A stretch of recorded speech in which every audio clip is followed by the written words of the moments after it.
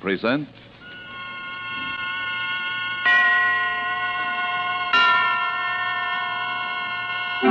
Suspense.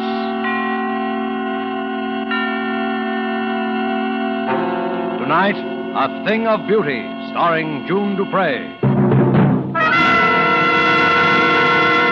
Suspense is presented for your enjoyment by Roma Wines. That's R-O-M-A, Roma Wines. Those excellent California wines that can add so much pleasantness to the way you live, to your happiness in entertaining guests, to your enjoyment of everyday meals. Yes, right now a glassful would be very pleasant as Roma Wines bring you Suspense. This is the Man in Black, here for the Roma Wine Company of Fresno, California. Tonight, in the absence of Ida Lupino, who was prevented from being with us because of illness, we are fortunate in being able to bring to you as star the actress whose performance in the RKO production, None But the Lonely Heart, has recently won her an award for one of the 10 best of the year, Miss June Dupree. Miss Dupree appears tonight in a drama of crime and passion and punishment, as unfolded in a narrative of a celebrated actress of yesteryear. And so with A Thing of Beauty, and with the performance of June Dupree as Madeleine Tremaine, we again hope to keep you in suspense.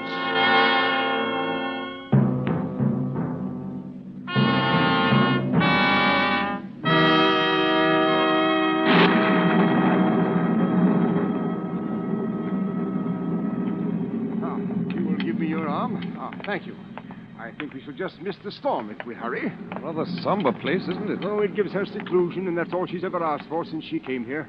That and what little spiritual comfort I've been able to give her. How long ago was that, sir? That you came here, I mean. 9 years ago in March. But it was long before that she left the stage. Oh, she was nearly 10 years in an institution. A mental disorder. Though it's not her mind that was ever sick, unless I'm mistaken. I do say she's a bit on the eccentric side. Oh, I don't believe in gossip. You'll be her spiritual advisor soon enough when I've retired. And I want you to meet her without prejudice. And one day I'll tell you what I know, which is little enough, and what I have reason to believe, which is more. Oh, it seems we'll just about escape a drenching. She lives completely alone? The one servant, that's all. Father Bentham. Oh, Suzette, this is my new curate, the Reverend Mr. Sedley. We are here to see Miss Tremaine. Well, does she know you are not alone? My good Suzette, I haven't any idea. But you might let us in out of the rain while you so inform her if you will. But if...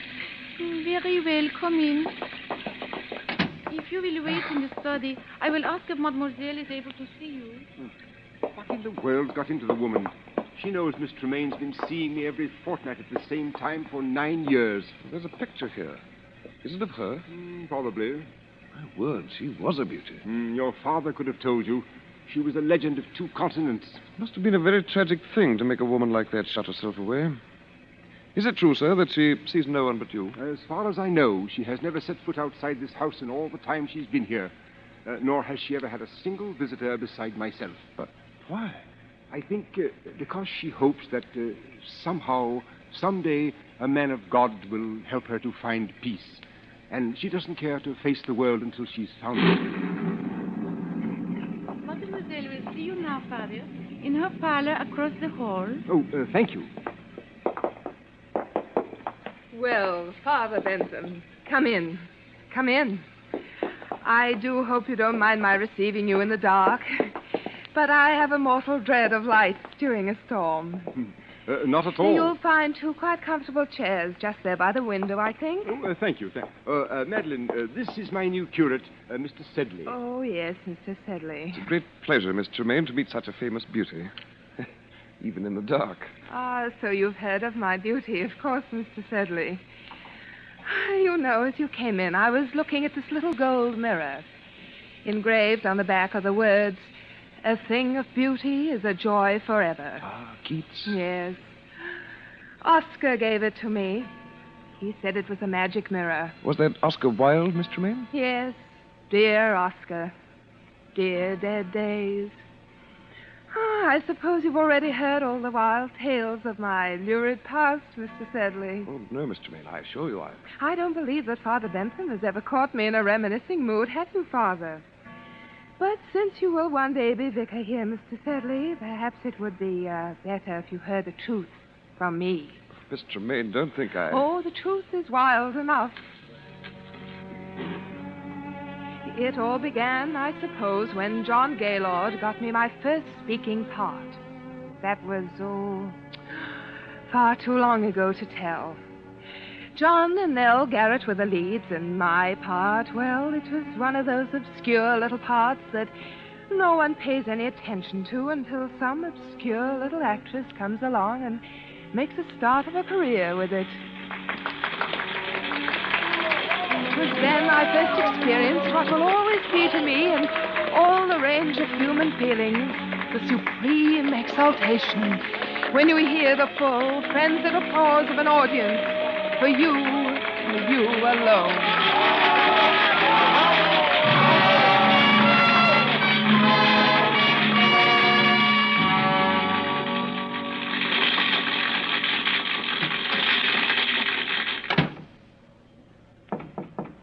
Yes? It's me. Oh, come in, John. Madam, you are marvelous. Simply marvelous. Oh, thank you, John. And such a little fool. The fool? I've told you to play the part down, but it's getting worse and worse. Tonight she's absolutely furious. She's going to make trouble for you, Madeline. Oh, trouble? What kind of trouble? You don't know Nellie Garrett. But I know my audience, don't I? Oh, Madeline, you're so young and foolish and so beautiful. Why, thank you, John. So terribly beautiful. Oh, John, now you're leading up to it again, aren't you? Madeline, this play isn't going to last forever. Even you can't keep it alive much longer. Why don't we make plans together now? We could have our own company. As the great John Gaylord and Mrs. Gaylord. Of course not. Why, in a couple of years, you'd be as famous in your own right as Nell Garrett herself. Perhaps I don't want to wait a couple of years. Besides, John, I don't love you. Do you love anyone? No, but when I marry, it will be, an up and coming... Some of you must know where she is. You're in for it now, Madeline.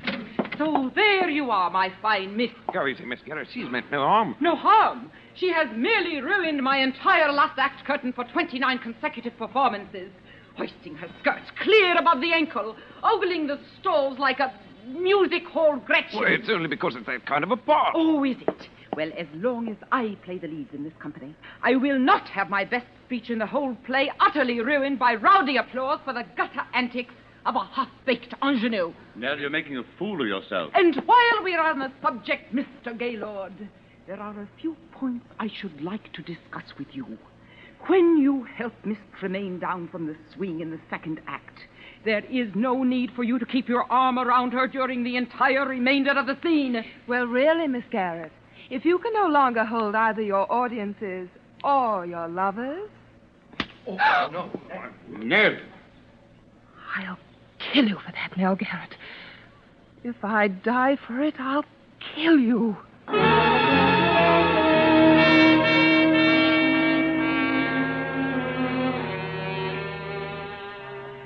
I left the theater and walked aimlessly out into the night, my eyes blinded with the tears. Young, oh yes, and foolish as I was, I believed my poor little heart was truly broken. For I knew that Nell Garrett could ruin me with every theater manager in London. And I knew she would. How long I wandered through those misty streets, or where, or even what I did, I shall never know. But just as dawn was breaking, I found myself, by some odd twist of fate, passing by the lodgings of John Gaylord. On a sudden impulse, I climbed the steps to his door. Madeline. Hello, John. Did anyone see you? See me? Come in. Where have you been? Just walking. Walking. Oh, good Lord. Alone? Yes. Why? Don't you know?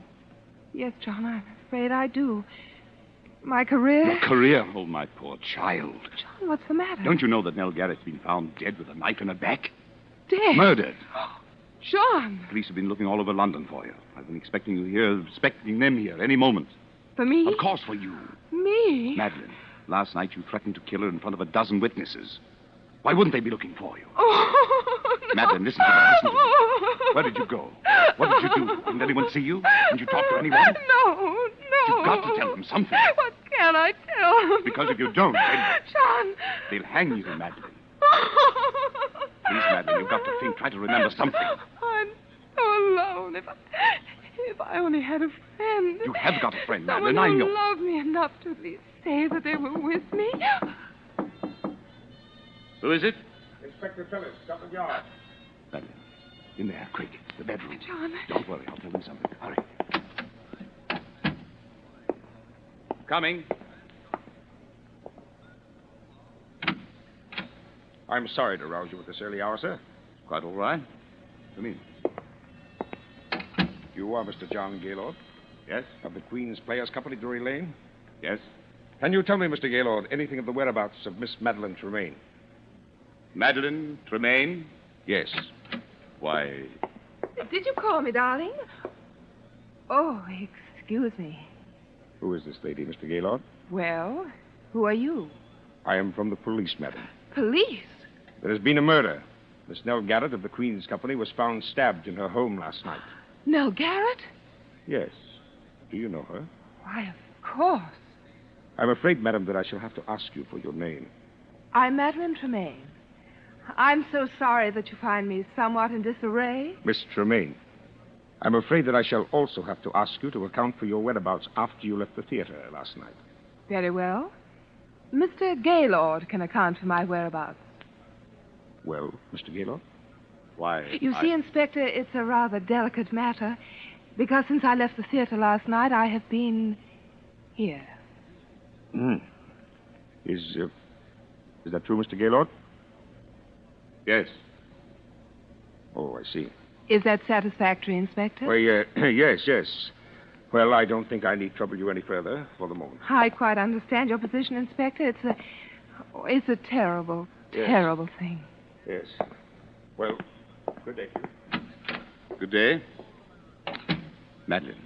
Yes, John? Madeline, you shouldn't have done it. They'll have the scandal all over every newspaper in the city. A scandal is better than a hanging, isn't it? But there must have been some other way. Now they'll tear you to shreds. They wouldn't have you in anything better than a music hall for the rest of your life. John, there won't be any scandal if... If what? John, it wasn't just my tip with Nell Garrett that sent me wandering through the fog last night. I was thinking about something much more serious. What do you mean? I was thinking about what you had said. What I had said. John, perhaps I don't really love you yet, but there's no one else. And you're the kindest, finest man I've ever known.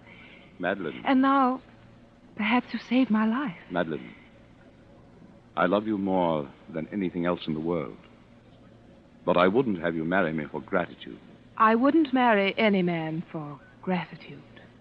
Madeline, if I were to tell you that I wasn't here last night either, that I couldn't explain my whereabouts, Oh, I see.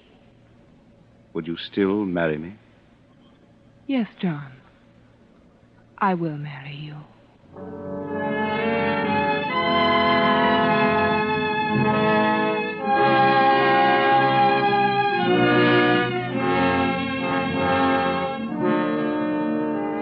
Tonight for Suspense, Roma Wines are bringing you as star Miss June Dupre, whom you have heard in the first act of A Thing of Beauty, a radio play by Robert L. Richards from a story by Elizabeth Heaston. Tonight's tale of Suspense.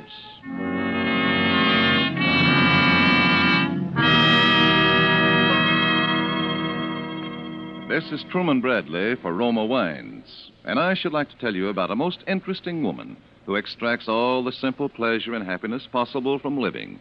She is Elsa Maxwell, international authority on hospitality. She offers you some friendly counsel. I'm always telling people to take it easy, as they say, to be moderate and natural and at ease. And so, obviously, I suggest the enjoyment of a glass of Roma California port after dinner or during the evening.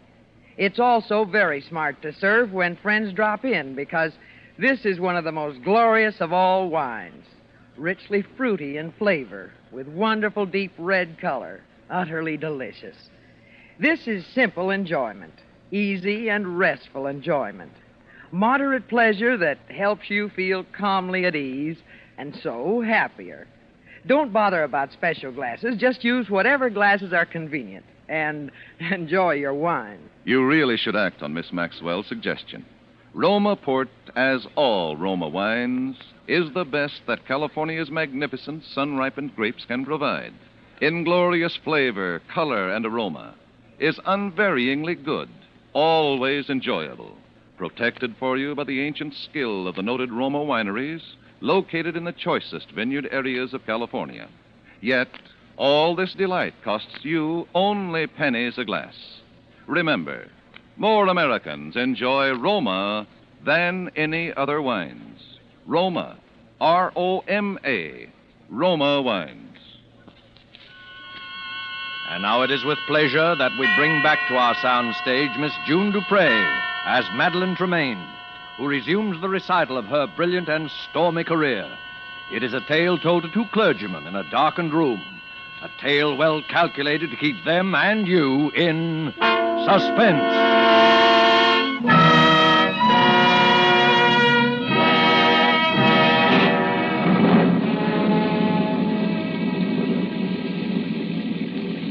Shall I continue, gentlemen? Oh, yes, please do, Miss Tremaine. It's completely absorbing. Indeed it is. Really? I hope you don't mind the lights turned off. It's the storm. I suppose perhaps I'm a sort of elemental creature, but I always love to sit here and have it dark when it's stormy outside. Not at all. Well, then, our marriage was a very happy one. Perhaps not entirely in the high tradition of grand passion, but a thoroughly comfortable, civilized relationship until something happened which is so often a tragic feature of wedded life between two stage personalities. For the first 2 seasons, John and I always played together. And then managers began to ask for me, alone. What could I do? I was young and just reaching the peak of my career. John was past his prime in popularity.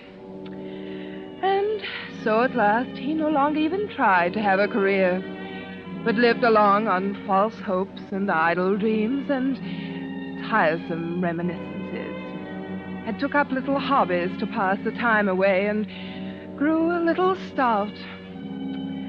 It was very difficult for both of us.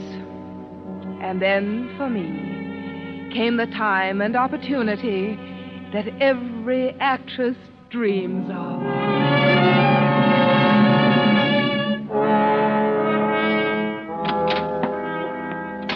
Ah, mademoiselle. Hello, Suzette.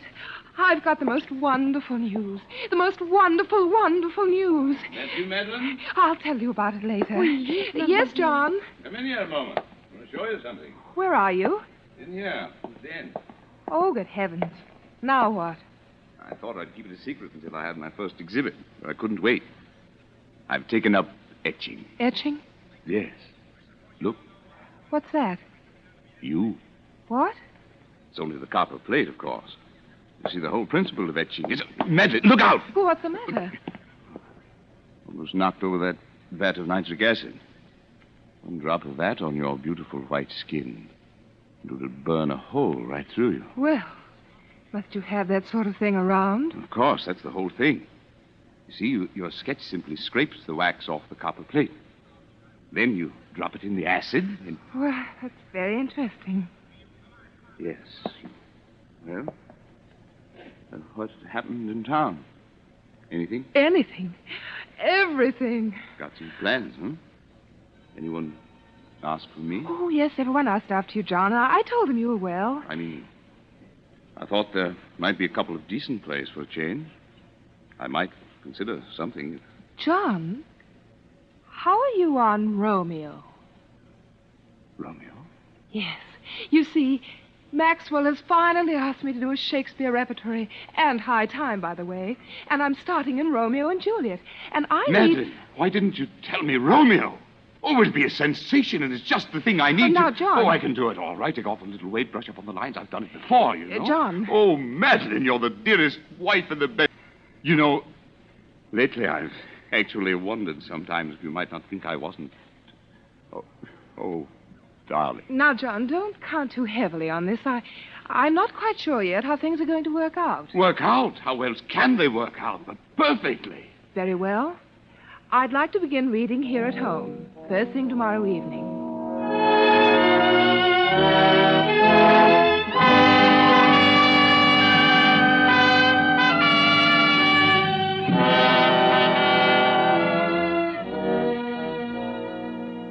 Now, shall we take it again from, yet I should kill thee with much cherishing. Yet I should kill thee with much cherishing. Good night. Good night. Parting is such sweet sorrow that I shall say good night till it be morrow. Sleep dwell upon thine eyes, peace in thy breast. John, you see, on those last lines, you should already be moving off stage. You don't want to make too much of them. After all, the scene really ends when Juliet leaves the balcony. But you can't just throw them away, Madeline. Those are famous lines. But, John, we mustn't think so much in terms of lines as of performance. Excuse me, mademoiselle. Yes, Suzette? Mr. Alexander Duncan is here. Oh, yes. Show him in. Yes, mademoiselle. Alec Duncan. What's that young ham coming around for? Well, John, I've been meaning to tell you... Hello, Madeline. Hello, Alec. You know my husband? Why, yes. How do you do, Mr. Tremaine? The name is Gaylord. Oh, yes, of course, Mr. Gaylord. Well, say, aren't I the luckiest fellow in the world? Are you? John. To be playing Romeo opposite Madeline Tremaine? Why, Madeline, when I got your cable, I could hardly believe it. I jumped on the boat without even packing. Is something wrong? John, I've been trying to tell you, but I didn't want to hurt your feelings. Well, if I've interrupted anything... It's all right, Alec. John, please don't make a scene. I had to have someone to rehearse with until Alec got here, and I knew you wouldn't be the slightest help to me if you thought... Oh, John, why must you make an issue of it? Madeline, I've always known you were a thoughtless, selfish woman.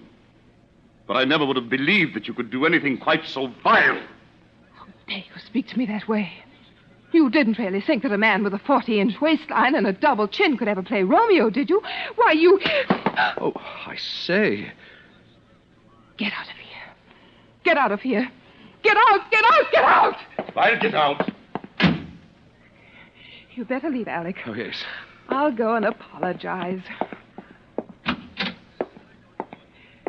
John, I want to talk Be to you. careful of that acid, Madeline. Acid?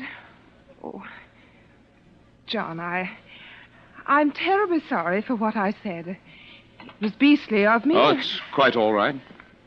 Oh, John, I knew you'd see it that way when you came to think. Because, you see, I am going to play Romeo. Oh, John, must we go through it all Madeline, again? I've forgiven. I've forgotten. A lot of things since we've been married.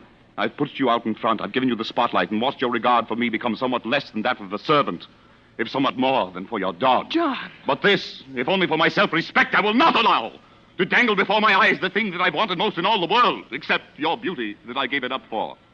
The thing I've been wanting so much I didn't dare admit it to myself. And then to have you snatch it away from me.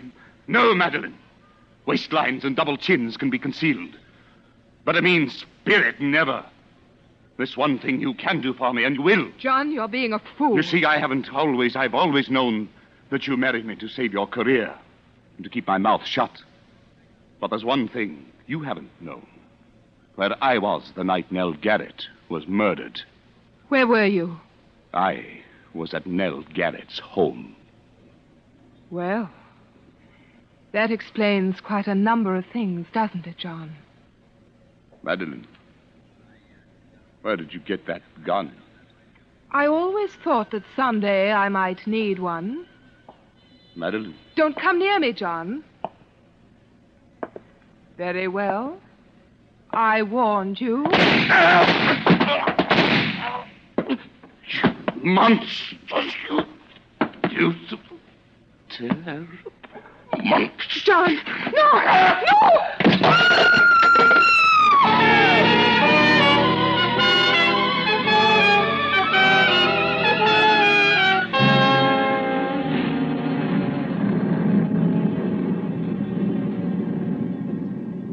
You see, as he sank to the floor, he hurled a bowl of acid at my face. It was a frightful thing. Of course, it was self-defense. I was never even brought to trial. particularly when I told that it was he who had killed Paul Nell Garrett.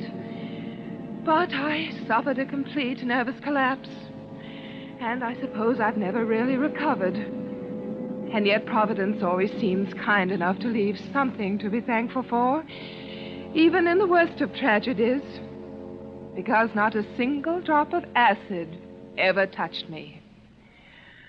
I suppose if it had, I should be horribly disfigured to this day. Have I bored you, Mr. Sedley? No. Oh, no, Miss Tremaine. Well, Madeline, the storm is almost over. I think we'd best push on. Must you?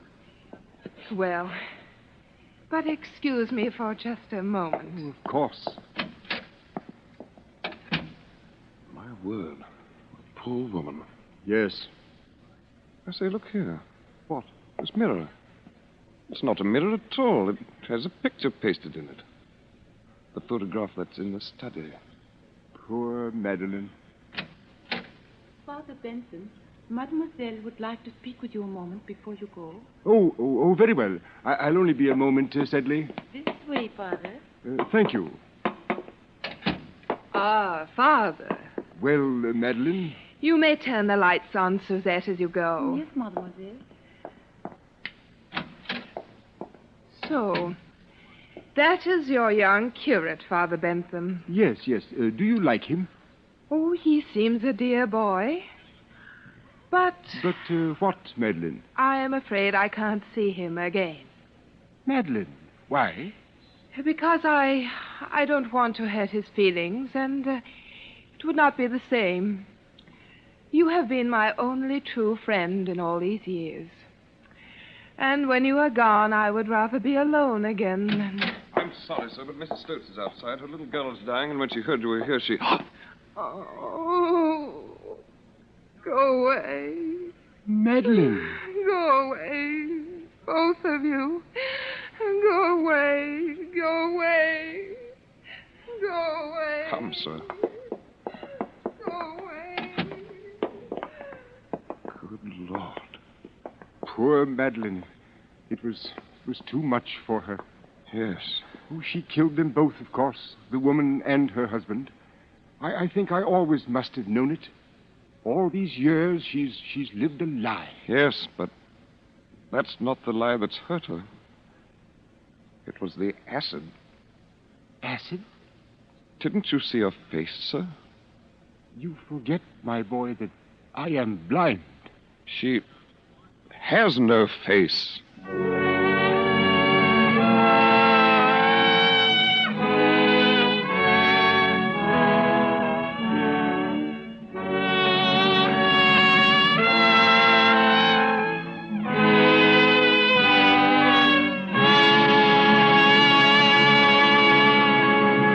And so closes A Thing of Beauty, starring June Dupre, tonight's tale of Suspense. Suspense is produced, edited, and directed by William Spear. Probably no woman alive has been hostess to so many famous and distinguished people as Miss Elsa Maxwell.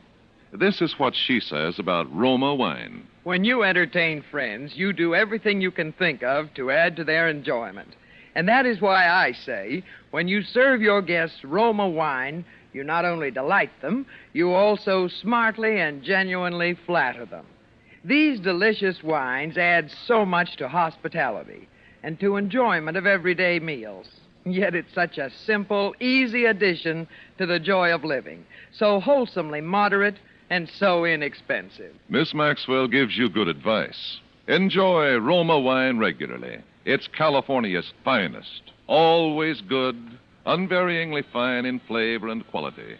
Remember, more Americans enjoy Roma than any other wines. Roma, R-O-M-A, Roma wines. Next Thursday, same time, Mr. Keenan Wynn will be your star of Suspense. Presented by Roma Wines, R-O-M-A, made in California for enjoyment throughout the world. This is CBS, the Columbia Broadcasting System.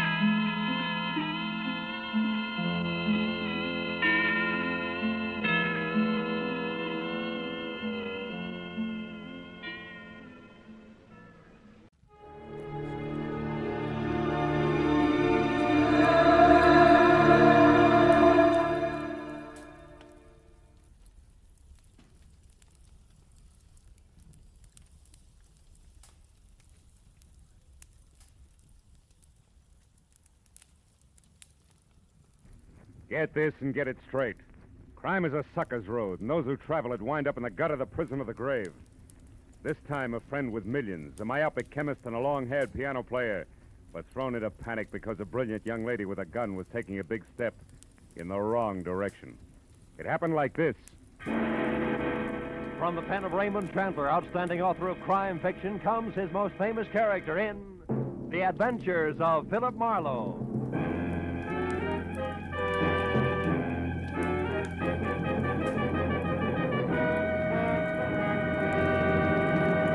Now, with Gerald Moore, starred as Philip Marlowe, we bring you tonight's exciting story, The Big Step.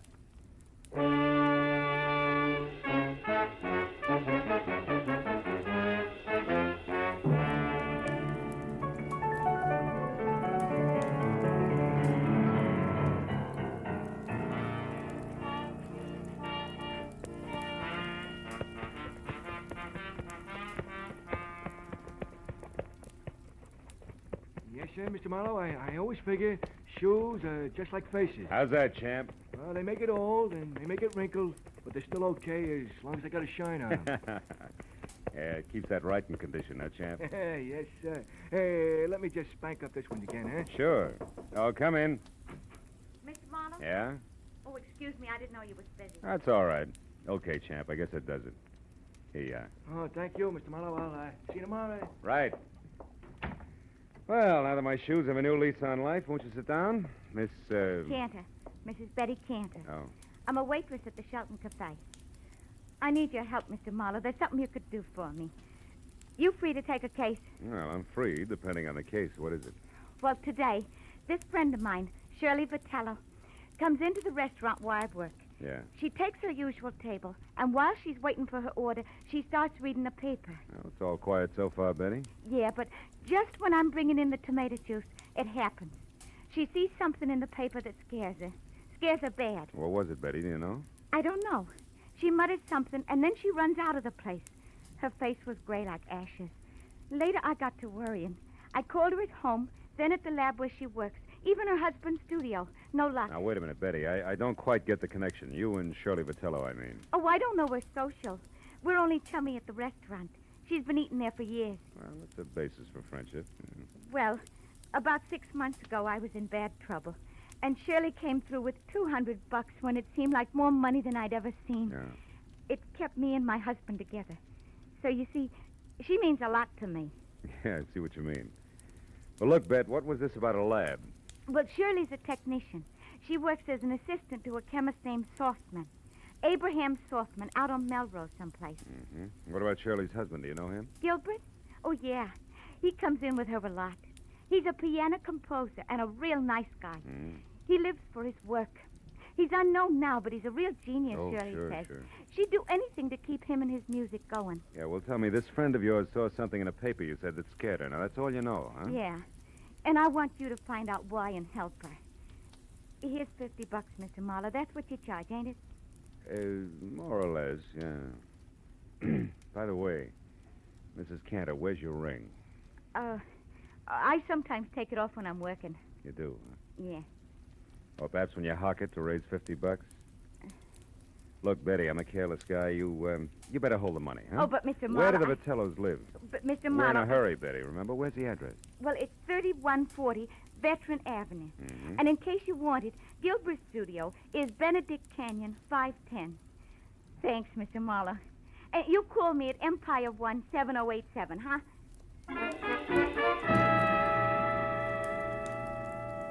When Betty Cantor was gone, I got in my car and drove out to Veteran Avenue.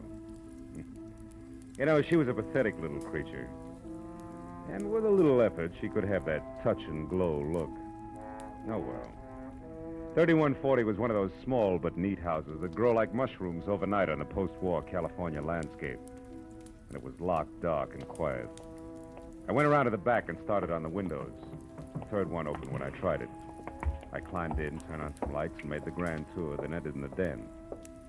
The only indication that anyone had been there all day was a current issue of the L.A. Star crumpled in the wastebasket. I pulled it out and started through it. On page 5, I found the hole where a 2-column story had been clipped out. And then somebody was at the front door. I started toward it, but changed my mind at the sound of the key in the lock. And instead moved back into the den and watched. A head that belonged on a gopher wearing a battered fedora and inch-thick glasses above a fur-collared coat peeked in. Gave the place a myopic once-over and headed straight for the den. So I stepped out where he could see me. I have never seen you before. What are you doing here? You tell me first, Pop. I'm bigger than you are. I'm Dr. Abraham Softman. Softman? Oh, the chemist Shirley Vitello works for. Is that why you have a key? Yes, she leaves unfinished. She leaves work here for me to pick up. It's a convenience for both of us. But now you can also explain, maybe? Well, a friend thinks your assistant's in trouble. I'm trying to find out. The name's Marlowe. Aha. I suspected now I'm right. What? Shirley came to the laboratory late from lunch today and very much upset. She left again soon, right in the middle of our most important crimson test. Your what? Our crimson test. Oh, yes. Without one word to me, she left. Never does this happen before. In all the 5 years, she has been my loyal right hand.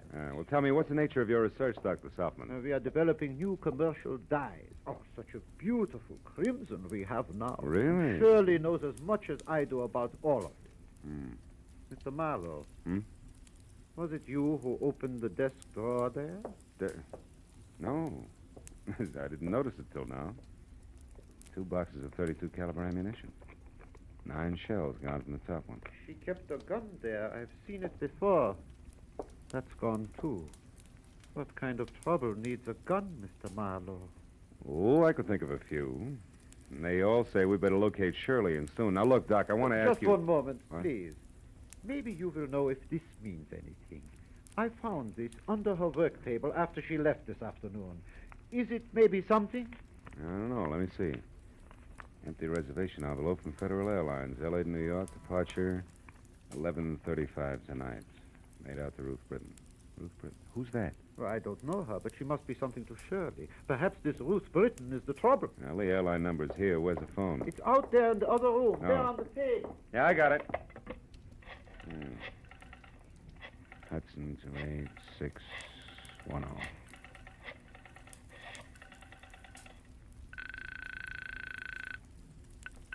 Good evening, Federal Airlines. Agent Frederick Stowe speaking. Frederick, do you have a Ruth Britton listed on your 11:35 flight to New York? Oh, just one moment now, sir. I'll check. Oh, no.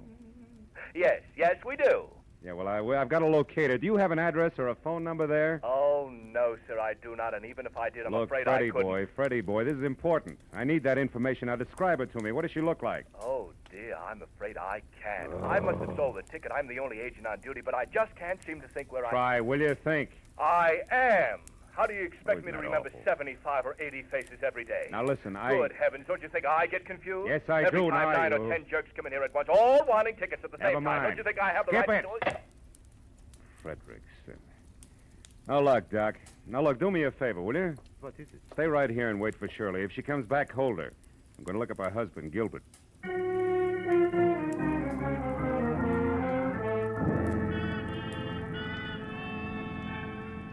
The first stop was a newsstand. I bought an L.A. Star, turned to page 5, and found that the missing story was on a man identified only as Denneker, who'd been hit by a taxi on Temple Street at 8 a.m.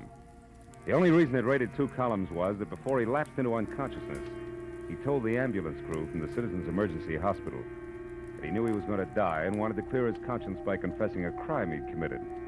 It ended with police standing by. I drove on into Benedict Canyon, wondering what kind of a bridge it was going to take to span the gap between a female chemist and a downtown traffic accident. I was still wondering when I got the number 510. All I could see of Gilbert Vitello's studio over the brush around it was something pseudo-Spanish that had been stuck onto a piece of vertical real estate by an optimist in the early 20s. The path had been opened from the driveway to the house, and as I walked to the door, the piano music from inside got louder, but not better.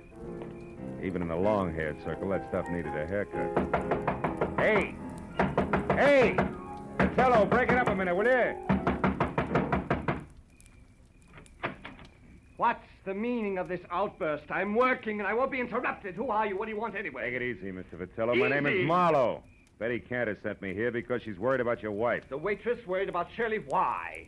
Well, she's in some kind of trouble. Have you seen her tonight? No, not since this morning, but that's not unusual. I often work late. My music is very demanding. Now, what gives that waitress the idea that Shirley's in trouble? Your wife's reaction to a newspaper story. It scared the wits out of her. About a taxi hitting a man named Denica mean anything to you? Denick, Shirley worked with a fellow by that name once, I believe, but why would that story frighten her? Well, I was hoping you'd tell me. Do you have a gun? A little .32 pistol that's at home. Why? It's gone. See here, what's this all about? Tell me the truth and be quick about it. Oh, shut up. Answer my question. All right. My wife was shocked by that item on Denica. She isn't at home, she isn't at Softman's lab, and hasn't been all afternoon. And what's more, she's got a gun.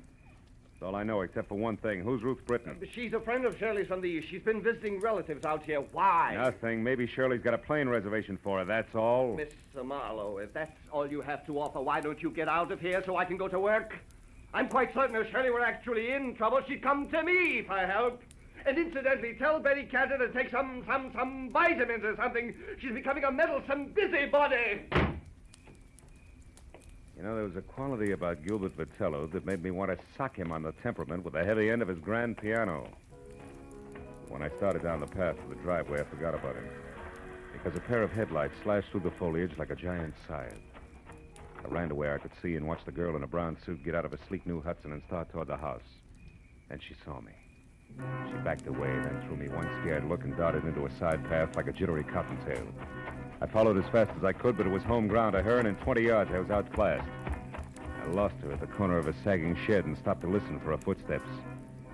I heard something else, but not in time to duck. Oh!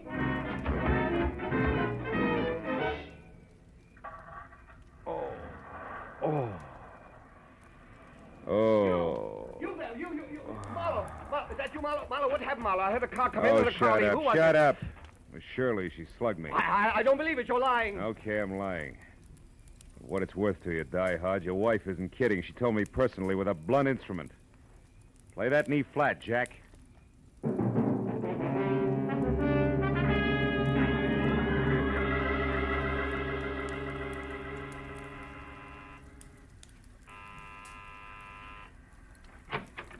Mr. Marlowe, did you get something? Lumps. Oh, look at... How about you, Dr. Softman? No, nothing. Come in. Yeah. No one has come here. You found out something? Ever hear of a guy named Denica, Doc? Me hear of Morris Denica? 5 times in the past 3 years, Morris Denica in Chicago has beaten me by introducing a new dye substance or a new process just days ahead of me. 5 times this happened. He's a dye chemist, too, huh? A brilliant one. I admire him. But why do you ask Listen, this me? is beginning to fit like a rubber glove. Denica's in a hospital right here in L.A.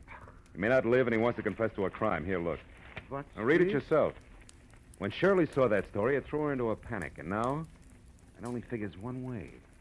Your assistant has been selling your new developments to Denica before you released them. No, it is not true. Shirley would not do this thing, not to me. Okay, Doc, we'll see. Now, look, why don't you go back to your lab and wait? I'm going to the hospital now and do some more fast addition. If it comes right, just don't forget you're a scientist, will you? Oh, I would not forget. Now, you remember something, Mr. Marlowe. 2 plus 2 does not always make 4, especially when you are adding up human halves.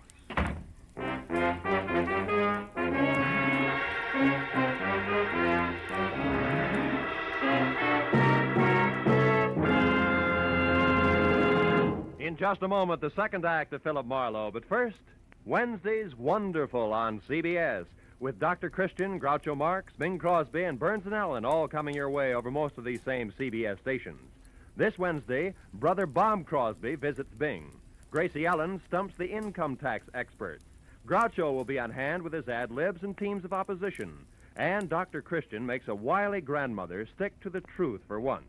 So be listening this Wednesday, won't you? Now, with our star, Gerald Moore, we return to the second act of Philip Marlowe and tonight's story, The Big Step.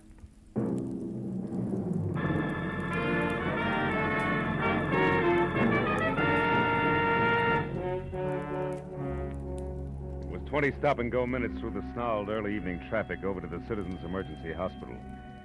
All the way, I kept hoping that Denica's confession wasn't going to have anything to do with Shirley Vitello. But when I was there, standing next to Detective Lieutenant Matthews and filling him in to date, I racked that hope up under wishful thinking. Morris Denica had already come, too. Yeah, Marlowe, about a half hour ago. He didn't say too much. How much? Only something about this woman you mentioned, this Shirley Vitello, and Yeah? the formula for some kind of a bleaching agent. Then he went out again. Hey, look, this Vitello girl who currently adds up to something very... What does she look like? Oh, blonde, about 5'4", maybe 30. Wearing a dark brown suit, no hat? That's right. She been around? Yeah, I spotted her here in the hall about 45 minutes ago. Claimed she was a reporter, but she didn't make any small talk with the other news hands. I got a little suspicious.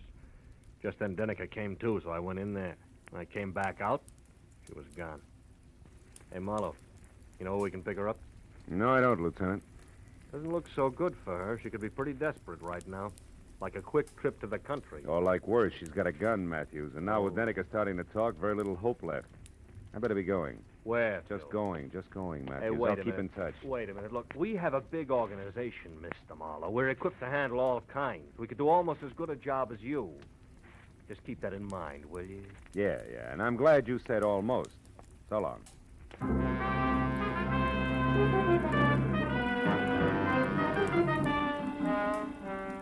I got back into my car and pointed it toward the Vitello place on Veteran Avenue again. Because I didn't know where else I could possibly pick up Shirley's trail. I felt like an uncomfortable emptiness was in the pit of my stomach. You know, like the guy who stands on a street corner and watches an ambulance intern scrape up a traffic victim. He knows he didn't have anything to do with it, but that knowledge doesn't make him feel any better.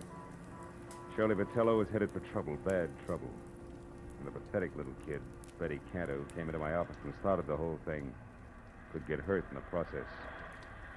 Well, I parked in front of the place, which from inside, a desk lamp showed a circle of light the size and color of a lemon lifesaver, and the front door was open inches, as though somebody had left in a big hurry.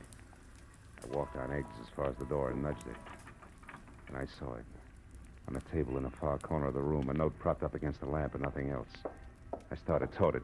Don't move. I'm behind you, and I've got a gun. Oh, fine. 32 caliber out of the desk drawer, no doubt. No doubt.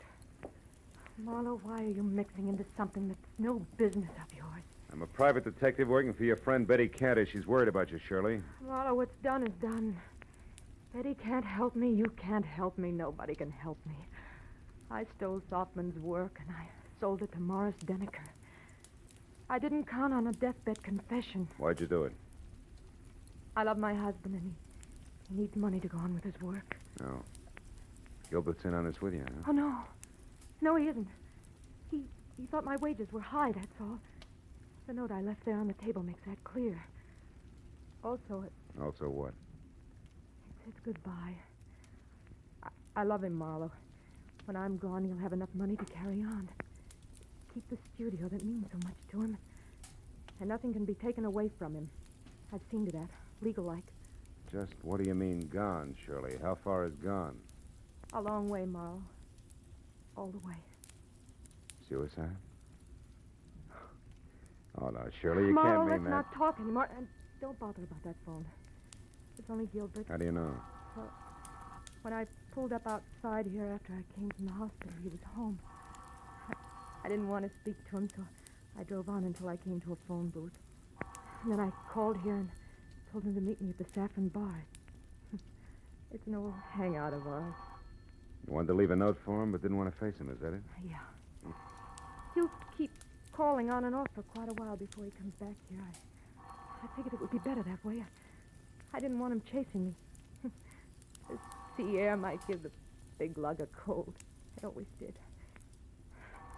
Well, Marlowe, it looks like it's about time to put you away for safekeeping. I don't think so, Shirley. I think a phone is about... No! Next time, Marlowe, it'll be more than a vase, but just as fragile. No. The closet's cedar lined and strong. It should hold you long enough. Get in, Marlowe. Go on. Okay. And it is, baby. But first, What? the step you're about to take, Shirley, Yeah, I listen... know all about it. It's a big step, isn't it, Marlowe? We'll save your breath. I wouldn't be any happier in prison or running away, believe me. Not a bit happier. So long, Marlowe.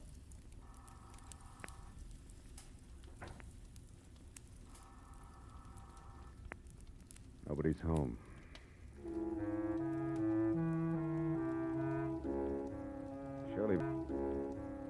Shirley Vitello was mixed up about a lot of things in life, but that doesn't include closets, because the one she put me in was strong. The lining she called cedar must have been hand-me-down armor plate from a retired battle wagon.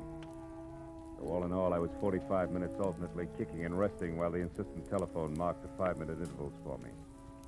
But finally, it was the wood around the lock that gave way. I was out. Hello? Hello, sir. Who's this? Marlowe, Vitello, and save your questions till you hear what I have to say. Marlowe, where's my wife? She was supposed to meet me here at the Saffron Barn. I said She's not... save it. Now listen. Your wife's out to kill herself. No, Marlowe, no! Yes, tell me, did you two have a favorite spot out near the ocean? I don't see what I that don't care whether you see or not. Did you or didn't you? Yes, the Redondo fishing pier below Santa Monica. Good. Now keep listening, Vitello, and do as I say. Come straight home. But, Marlowe, it surely... Do as I say, Vitello. I'm back here and sit tight with fingers crossed. I worry about the pier. Goodbye. Second connection was broken. I picked up the phone again, dialed 116, got through to police emergency operator, and from there to Matthews, who was still at the Citizens Hospital. I told him to pick me up in a squad car and get ready for a fast 10-mile drive to the Redondo fishing pier, where Shirley Vitello was going to kill herself. Then I got outside and waited the 4 longest minutes of my life, until finally Matthews screeched up to a halt. When I piled in, we took off, siren wide open.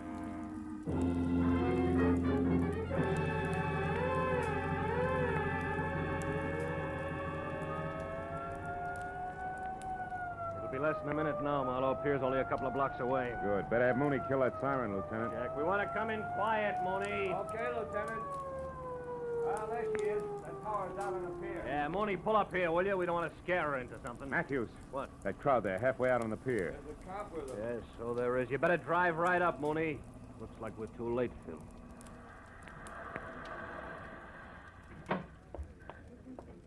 We were too late.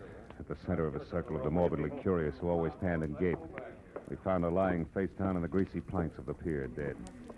She'd shot herself through the heart, and the gun, the same 32 she'd used on me, was lying next to her. 2 bullets gone. I explained the extra shot to Matthews. Uh-huh. Okay, 1 bullet fired up at her place and the other one here. Well, I hope you're satisfied, Marlowe. What do you mean, satisfied? I mean single-handed. You had to leave the cops out of it, didn't you? You had to go up to Veteran Avenue all by your lonesome, didn't you? Now, you wait a minute, Matthews. I was only trying to... nuts. Hey, Mooney, where's the nearest phone? Over there, Lieutenant, across the street, the Triple Eagle Cafe. The patrolman here's already called an ambulance. All right, tell him she can be moved. Come on, Marlowe. I want to turn in a first report on this. Mooney, pick us up at the cafe. Right, Lieutenant. Okay, boss. Okay, let's see. The Shirley Vitello was stealing formulas for those dyes from her boss and selling them to this Morris Denneker. Yeah. All was rosy until Denneker walked out in front of a taxi early this morning. That put him close to death and in a mood to talk. Also put Shirley Vitello on the spot. Hey, is that the place you want to phone from? Yeah. Look, one thing more, Marlowe. The girl's motive all the way through. She loved her husband. He loved his work. Yeah? Her, too? Yeah, after his work. So since he didn't make any dough, she stole to keep him going and close to her. There's the phone, Phil. Come on, will you? I may need you to fill in the blanks for me. Marlowe, I said I heard you. The phone can wait, Lieutenant. Come on over here. What? I want to talk to that piano player. Piano player? What about? The tricky way he has of playing Blue Skies. What? Yeah. Hey, Bud, that's all right. You got a mean left hand there. Yeah, I open in Carnegie Hall next week. Don't miss me. I'll try not to. It's just terrific what you do with that tune, you know? My own particular arrangement. Nobody else's, huh? Oh, nobody. I've been working on this arrangement for a week. That's all I wanted to know. Hey, Marlowe, what are you getting at? The phone, I've heard enough. Where'd you say it was, Matthews? Over there, at the left of the bar. But Phil, what time is it, Lieutenant? 5 after 12. Marlowe, what is it? A switch, Matthews. A switch? Yeah, one that'll knock your badge off. Will you get a load of this? Now listen. Good evening, Federal Airwaves. Agent Frederick Stoll. Listen, speaking. Frederick, I'm the party who called before about the reservations for Ruth Britton on the 11:35 for New York. Oh, yes, I remember you. I'll probably... Never mind. It's police business, Freddie. Did the plane leave on schedule? Of course it did. But Miss Britton didn't make it, and she didn't bother to call and cancel her reservation. Thanks. I've heard enough. So far, so good, Matthews. Yeah, which means what? The Saffron Bar in Hollywood. Which means what? Shirley Vitello didn't commit suicide, Matthews. She was murdered.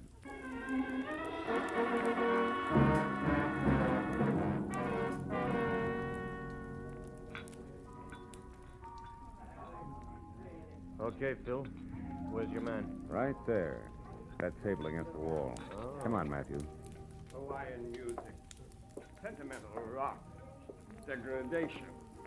Abomination. Oh, I don't think it's as bad as all that, Gilbert, old boy. Marlowe, you a cop, the most insensitive of all people. What would you know about music? Just for the record, he's not a cop. My question still stands. What do you know about music? As a matter of fact, not much. But you know, I'm fascinated by what they're doing with instruments these days. Really? Mm-hmm. What are they doing that might fascinate you? Well, for example, take that picture where the score is done by only one instrument, a zither. What's more, it doesn't sound like a zither. To a trained ear, a zither is a zither. You mean you can't make one instrument sound like another? Well, for example, a guitar like a piano?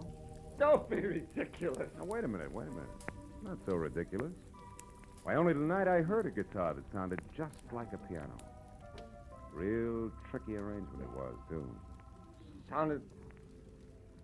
You're joking. Oh, no. Oh, you must have heard it, too. It was while we were talking on the telephone. The telephone? I talked to you? Sure you did. You remember? You said you were calling from here, the Saffron Bar, but the conversation was being scored by the pianist at the Triple Eagle Cafe at Redondo Beach. A real tricky arrangement in more ways than one. I didn't mean it. I didn't really want to. All right, what's the rest of it, Phil? He didn't want to quit his work and spend the rest of his life hiding in some forgotten corner of the globe. Which was her plan? Yeah. As I figure it, once Shirley knew she was finished, she decided they should both run for it. He was in on what she was doing all along. And the suicide note?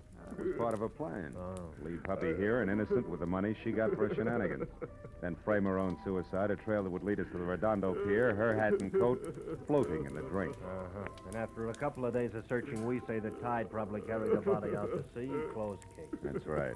In the meantime, she's flown to New York as Ruth Britton and is heading on from there. Hubby here to join her at a later date. Yeah, fine. Only hubby double-crossed her and shot her so he can sit tight with the money right here. That's it, Matthews. Please, give me another chance. Oh, shut up. Wipe them dry, Matthews, and take them away.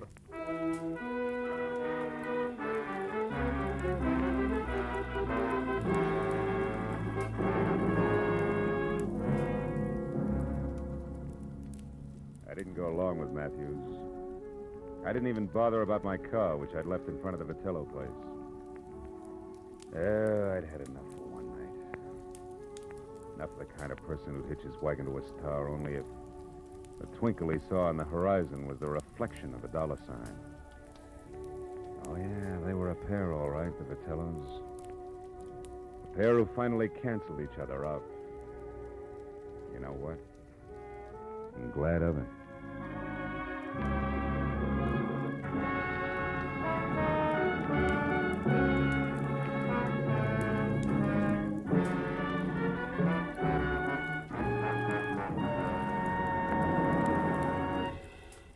The Adventures of Philip Marlowe, bringing you Raymond Chandler's most famous character, star Gerald Moore, are produced and directed by Norman MacDonald and are written for radio by Robert Mitchell and Gene Levitt. Featured in the cast were Gene Bates, Paul Dubov, Vivi Janis, Edgar Barrier, and Peter Leeds. Detective Lieutenant Matthews is played by Larry Dobkin. The special music is composed and conducted by Richard Orant. Be sure and be with us again next week when Philip Marlowe says... This time I tangled with a mad Scotchman, a phony English lord, and a beautiful blonde corpse in a freight house. All because of a butler who walked on his knuckles.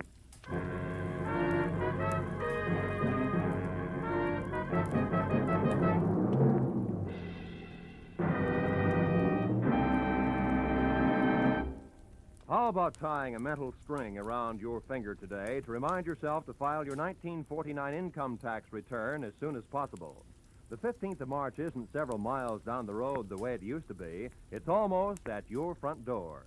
And you'd certainly get a scare if you came home one evening to find it sitting right smack in your living room saying smugly, "Well, you forgot to file your income tax return. What now, little man?"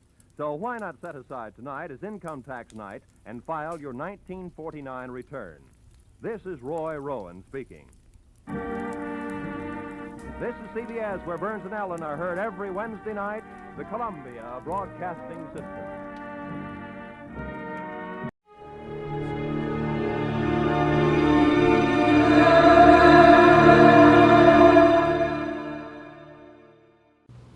here is another in NBC's great parade of new shows.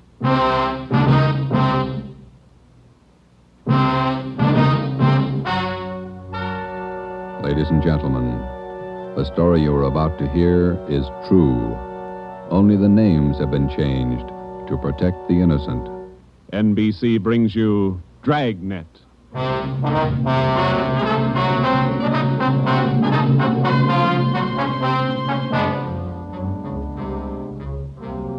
You're a detective sergeant. You're assigned to burglary detail. A sudden wave of jewel thefts is sweeping the city. In 16 days, 16 burglaries have been committed, one each night. They bear the same trademark. Thousands of dollars of jewels are missing. The thief is a master at his trade. Your job, get him. Dragnet, the documented drama of an actual crime, investigated and solved by the men who unrelentingly stand watch on the security of your home, your family, and your life. For the next 30 minutes, in cooperation with the Los Angeles Police Department, you will travel step by step on the side of the law through an actual case transcribed from official police files. From beginning to end, from crime to punishment, Dragnet is the story of your police force in action.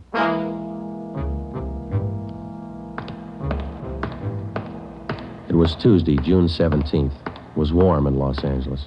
We were working the day watch out of burglary. My partner's Ben Romero. The boss is Ed Backstrand, chief of detectives. My name's Friday.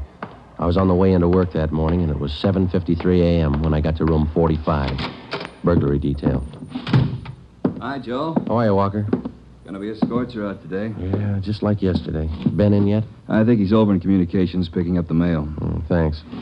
You guys been busy? Yeah, kind of. Jewel thefts. Anything big? No big hauls, but he's consistent. 16 nights in a row. Same guy? Think so. Same M.O. Yeah, everybody's got troubles. Gotta check some records. See you later, Joe. Okay, Willie. Burglary Friday. Yeah. Okay, Mike, soon as Ben gets back. He's picking up the mail. Right, bye. Hi, Joe. Hi, Ben. Hannon just called. Chief wants to see us. Take a look at these first. What do you got, overnight reports? Yeah, here, these two. Yeah. 2 of them. 3 diamond rings, 1 sapphire, 1 necklace, jade. Big haul. Look at the other one. Lady's watch, diamond band, emerald bracelet, tourmaline brooch. What's tourmaline, Ben? I don't know. Must be valuable. It's gone.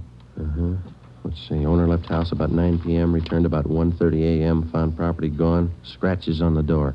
Probably using the cellophane method. Hasn't missed yet. 2 in 1 night. Well, he's picking up his pace. Must have a bag full of loot somewhere, whoever it is. You get the description sheets from pawn shop detail? Yeah, got them right here. You take half of them. Let's see what luck we got this morning. Yeah, Nothing so far. Me neither. Let's see. I'll get it, Joe. Burglar Romero. Hi, Ben.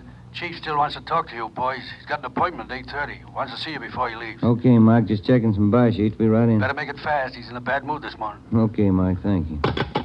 Backstrand again? Yeah, he's in a bad mood. Come on.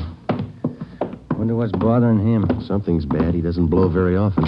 Chief of Detective's Office, Hannon. Go ahead in, boys. He's waiting. Thank you, Mike. All right, ma'am. I'll connect you. Friday, Romero, sit down. Wait till I get the phone. Backstrand.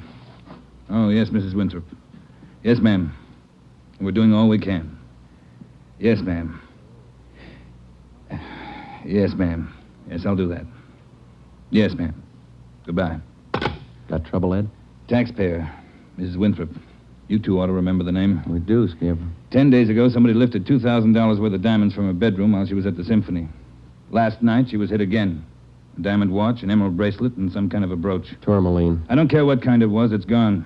What's the pitch? We just read a report a couple of minutes ago, Skipper. Could be a tie-in with those other 16 jobs. 16 jobs in 16 days. You haven't got a lead on the thief yet? Nothing shows up. No prints, nothing. What about the pawn shops? Nobody's tried to soak any hot stuff as far as we know. We double-checked the detail. We got every hock shop in town on the alert. Whoever it is, they've got to try to pawn the stuff sometime. Unless they're going to give diamond rings for Christmas presents. And they haven't tried the pawn shops yet, Skipper. We're sure of that. Look, 16 burglaries in 16 days. Jewels and watches. Good ones. Well, it's got to stop. It's got to stop soon, you understand? We'll stay right on top of it, Ed. We're doing all we can. For 2 weeks, I've had half a dozen women calling me every day. Society women. Some of them figure they should get extra treatment. They're only DR numbers to us, Skipper. They all get the same attention. I'll try and explain that to some of them. They think you're in on the racket. Maybe you boys would like to take these calls some morning. No thanks, Ed. All right, then, let's get some action. Keep the pawn shop operators on their toes and get after every known fence in town. That's all. I've got an appointment. All right, Ed. Check you later. Holding a call for you, Ben. Oh, thank you. Hello. Oh, hi, Max. What? Well, hold it. Be right down. First break, Joe. What do you got? Necklace and a watch. Both of them on the stolen property list. Where? Henry's pawn shop. 5th and Main. 6 minutes later, at 8:25 a.m., Ben and I drove up in front of Henry's Square Deal Pawn Shop. Quick cash, no red tape, watches bought and sold. The proprietor was Max Murphy, an old friend of Ben's. Well, pal, of all days, it had to happen yesterday. Took the day off and went fishing up at Big Bear. I left my nephew in charge, Harry. A real knothead, that kid. How do you mean, Max? Joe, if I told him once, I told him 101. Whatever you do, whatever they come in with to Hawk, check it with the list. Check it with the stolen property list. What does he do? He forgot. He forgot. Oh, a real knothead, that boy. How old is he, Max? 32. A real knothead. I checked the slips from yesterday. Then I checked the stolen property list. There it is. Hot stuff. When did the stuff come in, Max, do you know? About 4 o'clock yesterday afternoon. Can we look at it? Oh, sure. Back here behind the counter. There it is. Did you check out the serial numbers on the watch yet, Max? When I found out, yes. They match to a T. All right, let's see. Yeah. Description on this necklace matches, too. Let's have a look at your buy book, huh, Max? Yes, sir, Joe. Here you are. There's a deal right there. Here? Yeah, that's him. That's how he gave his name. Walter Tracy, 132.5 Blackstone Court, Los Angeles. Let me check the book for the description, Max. Oh, sure. Yeah, here. Mm-hmm. Okay, Max, thanks. We'll be checking with you later. Sure, Joe. Anytime. Sorry. All right, Max. See you later. You fellas take it easy. Right.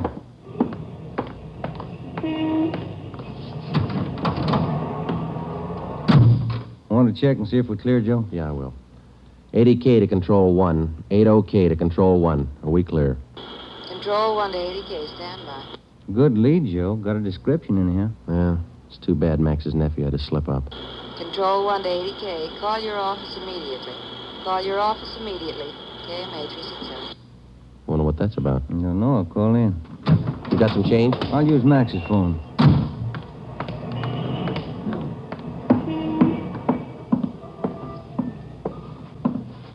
Use your phone a minute, Max.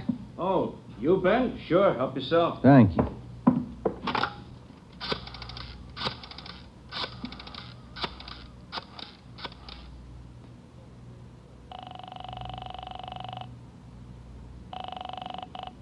City Hall. 2524. 2524.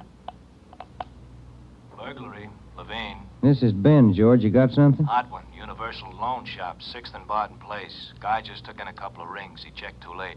What you mean? He checked the form after the guy left. It was signed Walter Tracy.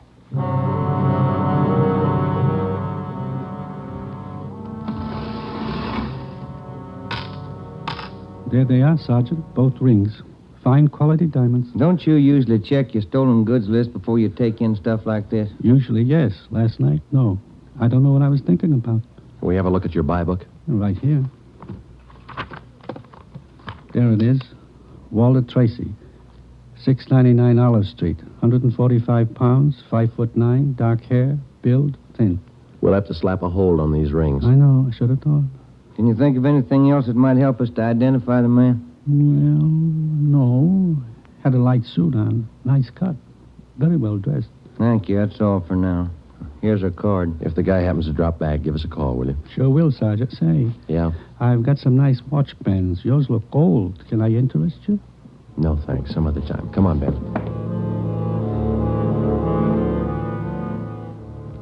That afternoon and the following morning, despite our alert and our warnings, 2 more pawn shops called in with reports of stolen watches taken in. We checked them out.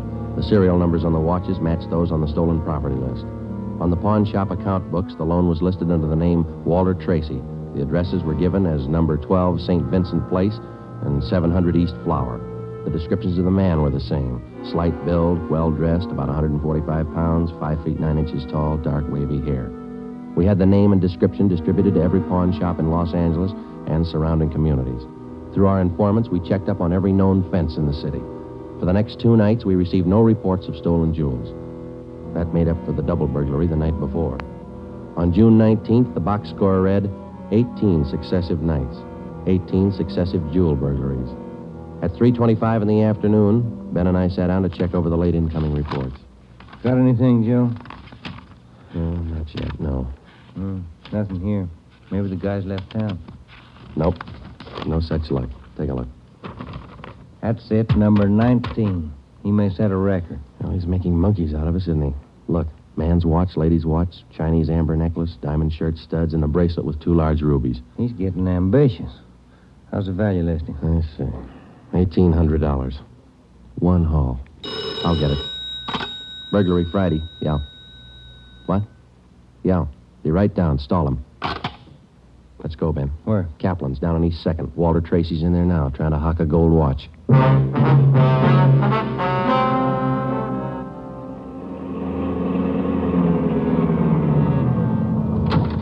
Ben, cover the door. I'll go and look like I'm shopping around. Right, but watch your step. We don't know this guy. Yeah, stay close to the door, huh? I'm sorry, that's the best we can do on the watch. Look, Mac, this is gold. 21 jewels. Well, that's the best I can do. Drop dead. Well, it's the best I can do. Don't get sore. Yeah, sure. See you later. That's him, Sergeant. Walter Tracy. I stalled him as long as I could. All right, I'll check back with you later. Did you spot the guy that just came out? Yeah, I went up straight. Let's follow him. Hustle it. You spot him, Ben? Straight ahead, about 15 yards. He's crossing the street. Yeah, let's get up a little closer. We'll lose him, sure, if the light changes. Come on, run for it. What's the traffic like? That was close. You might have spotted us as going faster. Come on, Joe, run. Yeah. Don't lose him. This crowd's not helping. Hey, wait a minute. I bet you're a cop. You're chasing somebody. All right, let go of my arm, mister. Let go. Well, you don't have to get tough. Lousy cops think they own the street. I'm going to write the mayor's office. Come on, Joe. He's running for it. Yeah, I see him. Watch the signal up ahead. Hurry, Joe. Almost up to him. Into the parking lot. Hey, you! Stop! Look out, Joe. A gun. Yeah, I see him. Get away. All right, smart guy. It's a nice job. Yeah. He's too fast for an honest man. Let's take him in. When we got back to headquarters, Walter Tracy was under technical arrest. We took him directly to the interrogation room. We searched him thoroughly. We had him take everything out of his pockets and put it on the table. Then we had him take all the money he had in his wallet, count it out, and hold it in his hand. What is all this routine? That's all the money you have on you? $47.17, right? Yeah. Okay, keep it in your hand. Ben, shake him down. All right, Tracy. Take off your coat, shirt, tie, and your shoes and socks. What kind of a pitch is this? I'm no hood. Take them off. Two-bit cops. You're not pinning anything on me. I don't care what you do. Sleeves, pockets, lining. Nothing in the coat, Joe. Get his shirt. Take it light with the threads, huh? Costs money. How about the trousers, Ben? Let's see. Cuffs, pockets. No. Let me get the belt. Zipper on the inside of the belt? No, it's clean. Shoes are okay. All right, Tracy, let's see the soles of your feet. I hope you don't mind. They're dirty. Why don't you take a shower? Let's see. All right, Joe, nothing. Put your toes back on. Yeah, thanks. All right, you. What's your name? Huh? I said, what's your name? You telling jokes? Walter Tracy, you know that. Your real name. How old are you, Tracy? 27. Where do you live? No place. Just got in town a couple of days ago. Where are you from? Salina, Kansas. Where you been sleeping the last 2 nights? The park, Pershing Square. Clothes don't show it. Pretty natty. I had 'em pressed. Where? Down by the square. I don't remember. You ever been arrested before? No. Where'd you get this gun, Tracy, the one you pulled on us? I didn't know who you were. Could have been a couple of hoods. You kind of look like it. Where'd you get the gun? I won it in a crap game coming out on the train. Where'd you get the watch?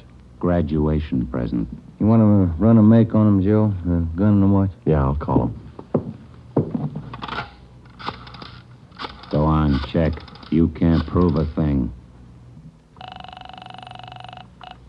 Pawn shop records, Gilmore. Gil, is Friday. Can you give me a make on a watch? Sure, Joe, go ahead. Time Master, yellow gold, man's wristwatch. Okay. Case number 716F23. Right. Movement number B351708. Got it. Okay. Now give me a make on this gun, huh? 32 S&W automatic. Serial number 579461. Okay. Call me back? Right. What's your station number? 2572. I'll ring you, Joe. Thanks. Having fun? What'd you do with all those jewels you stole? When do I get out of here? I don't think you're going to get out. You got nothing on me. How tall are you, Tracy? Get your tape measure. 5'9". How much you weigh?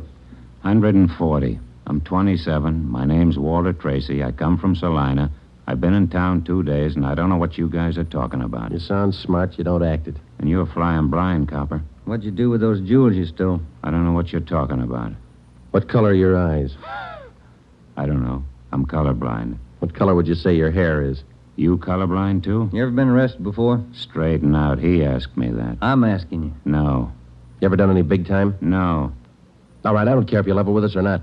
We're going to make you on those prowl jobs, all 19 of them. Sure. You guys are smart. You got in Los Angeles 2 days ago, is that right? Yeah. You don't know anything about any jewel thefts. That's what I said. And how come your name and your handwriting's on the account books in 4 pawn shops in Los Angeles? It's not mine.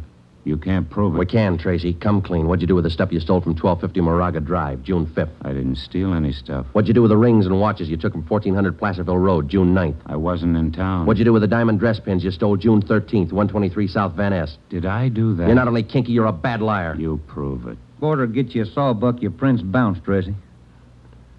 Our handwriting man's gone to work on those signatures of yours. You haven't got a chance. Now, come on. Where'd you hide this stuff? You can't prove a thing. Where'd you say you've been sleeping the last 2 nights? In the park, Pershing Square. You want a map? Clothes sure look nice. I said I had them pressed. But you can't remember where. No, I can't remember where. That a crime? Friday talking. Joe, this is Gilmore. Here's the stuff you asked for. Let's have it, Gil. No make on the watch, no make on the gun. Okay, Gil. Thanks a lot. Yeah. You're in up to your neck. You said that, didn't you? You're gonna talk, Tracy. Kind of tired. All right, we'll let you sleep on it. Come on, Ben. Let's book him. Right. I'll get your jobs, coppers. Sure. Come on. We took Walter Tracy to the county jail and had him booked on suspicion of burglary. He was still sullen. We knew we had the guilty man. Now we had to prove it. As it often happens, the victims never see the burglar. They only know he's been there. They can't identify him, but they can identify their property. Our job was to find the property. When we did, we'd have Walter Tracy. And the 19 victims would have their property returned. But Tracy wasn't talking, and we knew he'd never talk unless he thought it might help him. We took the problem to Ed Backstrand. Smart punk, Skipper, but he's done time before. How do you know? Tried him out last night when we brought him in. He talks like it and he acts like it. But he won't cop out. Are you sure? He won't talk in 100 years. He knows he's got us in a spot. Well, one thing's sure. We're not going to send him up without finding the loot first. He's planted the stuff somewhere in this city. We've got to find it. Ben and I have got an idea, Ed. It's not going to be easy, but it might work. What is it? Tracy tried to soak some of the stolen property at 4 separate pawn shops in the downtown area. Yeah? At each one of those 4 pawn shops, he gave a local address. Now, we're sure he must have a room or an apartment someplace in town. All right. Where? That's where guesswork comes in, Skipper. Every one of those addresses he gave falls within a certain area. How big an area? Oh, you got that street diagram, Joe? Yeah. Here it is, Ed. From Figueroa here to San Pedro, and from Pico down to 1st Street. The area's about 12 blocks wide, 14 blocks long. That's a lot of territory. How are you going to cover it? On foot. We'll take Tracy with us. Plenty of legwork. You sure it's the answer? We got to find the stuff, and it's the only way we can figure it. Hotels, apartments, rooming houses. There must be hundreds of places he could stay in that territory. It'll take a couple of weeks. Yeah, on foot it will. All right. It's tough, but it's your idea. Go to it.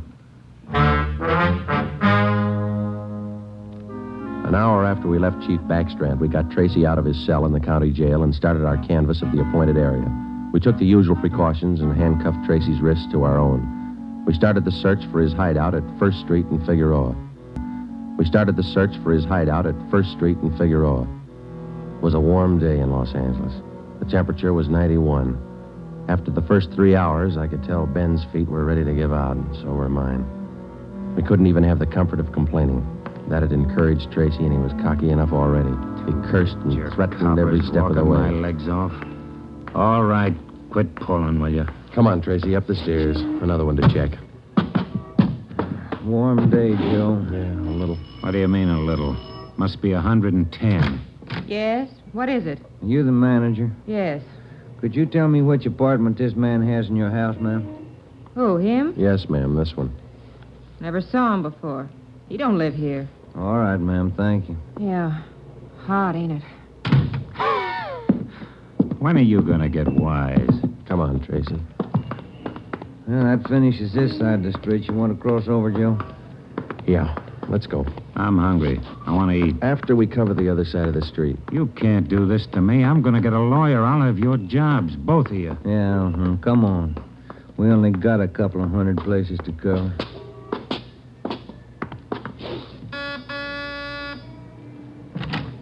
Hi, gents. What can I do for you? You the manager? I run the place, yeah. Which room does this man have in your place? Him? You made a mistake. He doesn't live here. All right, thanks. My feet are killing me. Wait till I get a lawyer. I'll burn both of you dumb cops. What do you think you're doing anyway? Making a guy... All that day and the day after that and the day after that, Ben and I, with Tracy handcuffed to our wrists, canvassed the designated areas, from hotel to hotel, from rooming house to rooming house, and the apartments, too. Every day our feet ached a little more, our pace slowed down, Tracy got more irritable, and the weather got hotter. The second day, it reached a high of 92. The third day, 94. The fourth day, 94. Police regulations say plainclothes officers must wear a coat and necktie on the street at all times. We wore our coats and neckties. The search continued into the fifth day. Our pace got even slower. Ben and I started to lose heart. After a while, we forgot our object was to recover the stolen jewels. All we wanted was to find Tracy's hideout. We knew we were right. We knew Tracy was our man. It was a point of pride. Whether your feet hurt or not, you don't give in to a thief. Yes? What do you want? You the landlady here? I am. Which apartment does this man have in the building? Well, none of them. He's not one of my tenants. Thank you, ma'am. Come on, Tracy. By the sixth day, all three of us had special pads in our shoes. Our feet ached worse than ever. Tracy let us know about his every 3 minutes. By late afternoon of the sixth day, we'd covered more than half of the designated area. The temperature was 95. You guys gonna go on forever? I'm sweating like a horse. I'm getting tired of your moaning. That looks like the manager behind the desk. Yes, sir? You the manager? Yes, sir. What can I do for you? Can you tell us which room this man has in the hotel? Him? Mm-hmm. He doesn't live here. Hey, you fellas look awfully warm. Like to cool off in the lobby? We're air-conditioned. No, thanks. I'm hungry. When do we eat? You're always hungry. You got the biggest mouth on a cop I ever saw. Oh, all right, man. Yeah. I'm hungry. I want to eat. Now. Wait till I give this story to the papers. Mistreating innocent guys. They'll break you. All right. Come on, up the stairs. I'm going to get a lawyer tonight. I'll show you. Yes? Why, Mr. Baker, where have you been? We questioned the landlady, a Miss Elizabeth Hunter. She told us that Baker, alias Tracy, had rented an apartment from her about 2 months before. That's all the information she could give us. Tracy clammed up. He would admit nothing. We asked Miss Hunter to accompany us as a witness. We took the elevator up to Tracy's apartment on the 6th floor. Miss Hunter, Tracy, Ben, and I. Down this way. Here. Do you want me to open it? Please, Miss Hunter. What? There's a girl. Walter? What is it, Walter? I told you to get out of town if I didn't come back. I didn't want to leave. I didn't want to leave without you. I thought you slept in the park. Take a jump. Where's the stuff hidden? All right, Ben, handcuff him to a chair. The girl behind him. We'll find the stuff ourselves. All right, Tracy.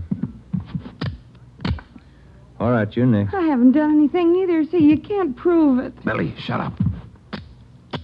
That's better. No talking between you two. If there is, we'll separate you. All right, Ben, you take the living room here.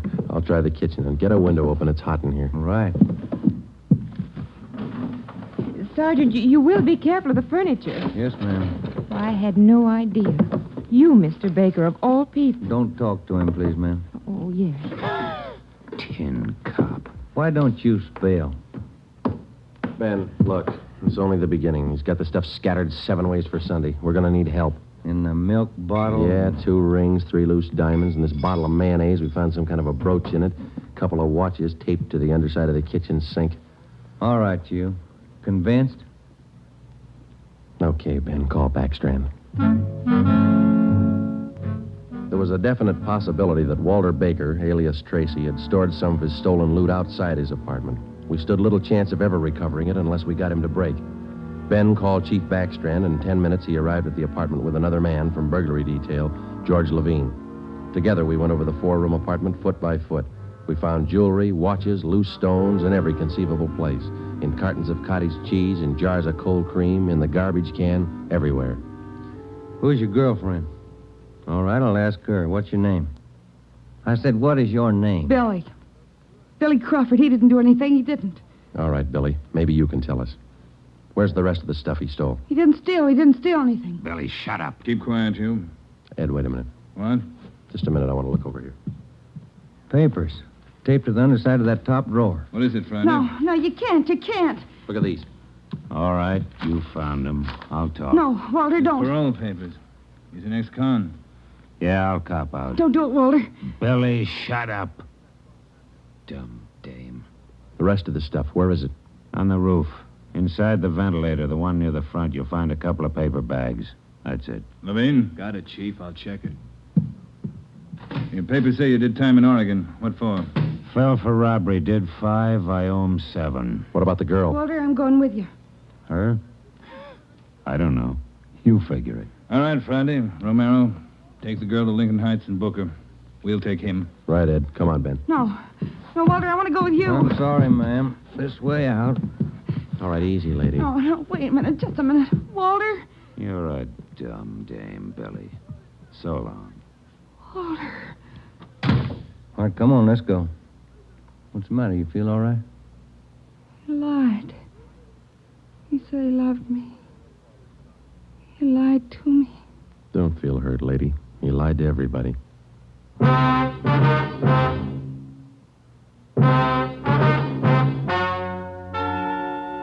The story you have just heard is true. Only the names were changed to protect the innocent. Walter Baker, alias Walter Tracy, was tried and convicted on 3 counts of first-degree burglary and received the maximum sentence prescribed by law. He is now serving out his term in the state penitentiary. A hold has been placed on him by the state of Oregon, where he will serve out 7 years for violation of parole. Billy Crawford, Baker's accomplice, was tried and convicted of receiving stolen property and is now serving time in the state penitentiary for women.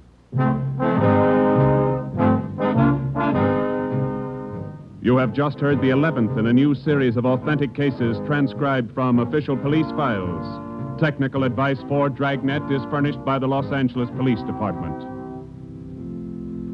Tonight's program is dedicated to Warden Clarence A. Larkin of Folsom Prison, Sacramento, who, on the evening of September 24th, 1937, gave his life so that yours might be more secure.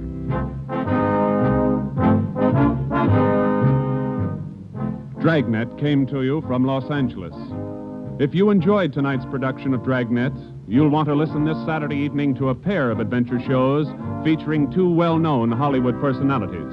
You'll enjoy Brian Donlevy, star of Dangerous Assignment. Also on Saturday's schedule is Richard Diamond, private detective, as played by the screen's romantic tough guy, Dick Powell. Listen to both of these exciting programs this Saturday over most of these same NBC stations. This is NBC, the national broadcasting company.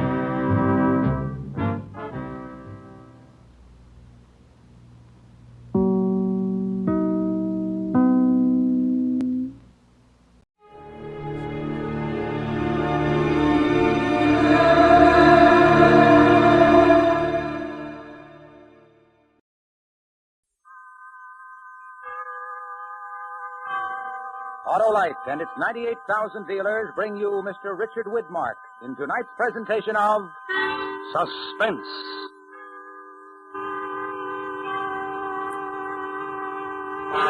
Tonight, as Suspense begins its 11th year on the air, Autolite presents the dramatic recreation of an exciting historical event, A Message to Garcia. Our star, Mr. Richard Widmark.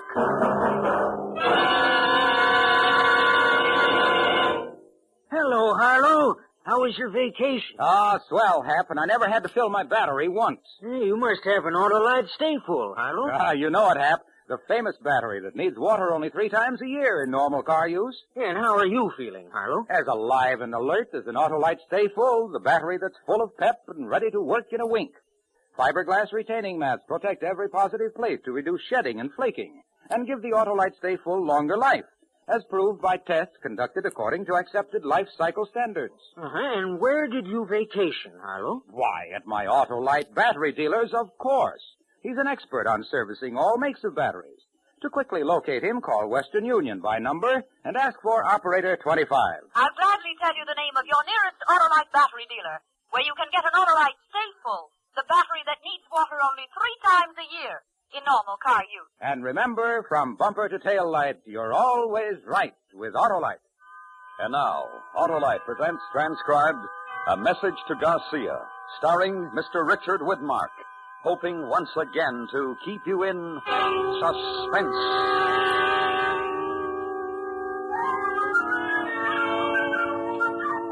In 1898, down Havana way, the battleship Maine in the harbor did lay. One February night there was a terrible boom. 260 sailor boys met their doom. The Spaniards said, we are not to blame. The Americans cried, remember the Maine. The insults flew very thick and fast, till obviously the peace couldn't last. On the island of Jamaica were some brave Cuban men, so Lieutenant Andrew Rowan was sent to see them. Once upon a time, long ago, Lieutenant Andrew Rowan went to see them.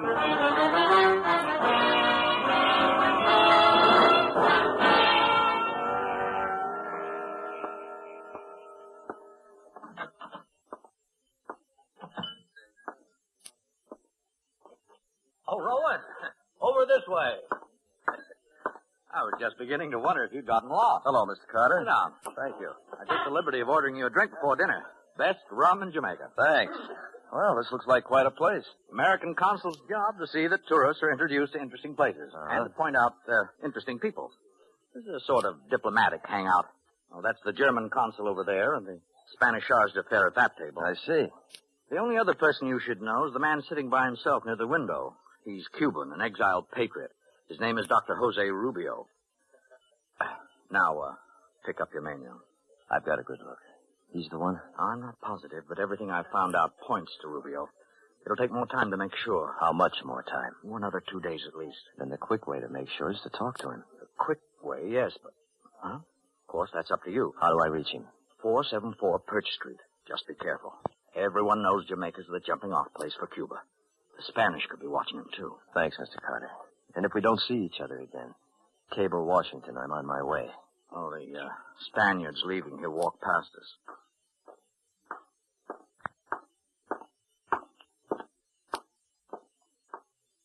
I guess he liked his dinner. He looked quite satisfied. Maybe he's had good news. He's usually a poker face. Anyway, I hope he gets heartburn.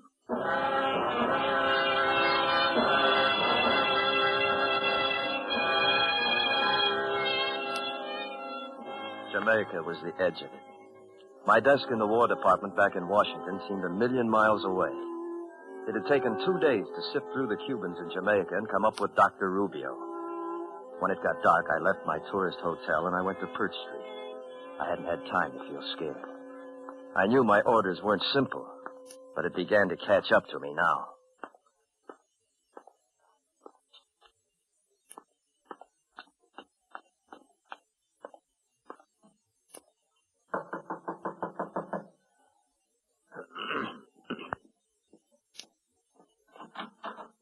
Yes? Dr. Jose Rubio? Yes? My name is Rowan, sir. American? Yes, sir. May I speak to you privately? Won't you come in? I hope you will pardon this clutter of papers about the room. My work habits are not the tidiest. You're alone? Can we be overheard? Overheard? No. Good. These are my credentials. Andrew Rowan, Lieutenant, United States Infantry. I've been sent here to contact you. I have information that you work for the freedom of Cuba, that you maintain certain relations with the Cuban guerrilla forces fighting the Spanish.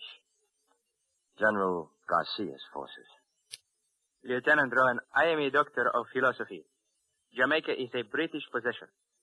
The British frown on such activities. Yes, I understand, sir, but this is urgent. Is there a way a man could be sent to Cuba? To General Garcia? If such a thing were possible, why would it be so urgent?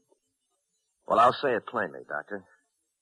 We've got to know the strength of the Spanish, what supplies General Garcia needs, and if he'll cooperate with an American army of invasion. Invasion? Yes, sir. A declaration of war between the United States and Spain is very close. When? A week, 10 days. The information General Garcia has will govern the whole strategy of our Army and Navy.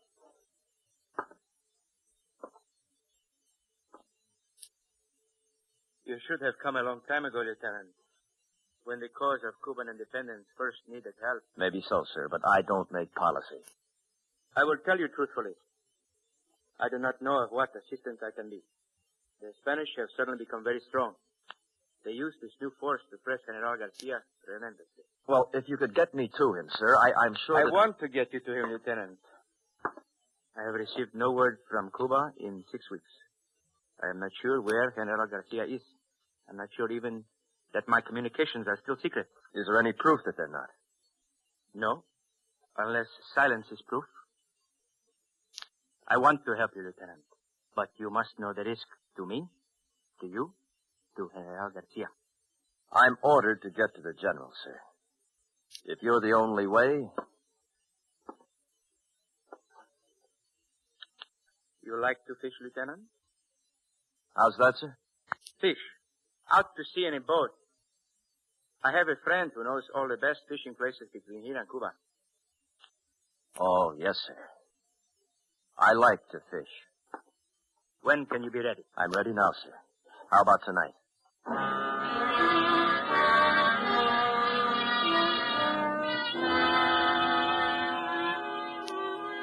It takes 36 hours for a fishing boat to cross to Cuba. I burned my identification papers and we left the house. The night was warm. There was a moon and the streets were empty. We walked toward the waterfront and Dr. Rubio told me all he could. The place you will land is called Gran Rincon. Just into the jungle is a house. Perhaps I make difficulties in my own mind, but since I have no word... The Spanish know this place? That is the reasonable assumption, I'm afraid. Well, back in Washington, they told me it wouldn't be easy. 6 weeks ago, it would have been a simple matter. The insurrectors held this part of the coast. Garcia would have been easy to reach. Where are the lines now? The hills, the jungle, to the east is all I can tell you. At Gran Rincon. The people there will know... If there is word from the General. Only one thing you can be sure of. Where the guns are firing, that is where you will find Jalisco Garcia. Where the guns are firing. We go this way now, across the plaza. Right.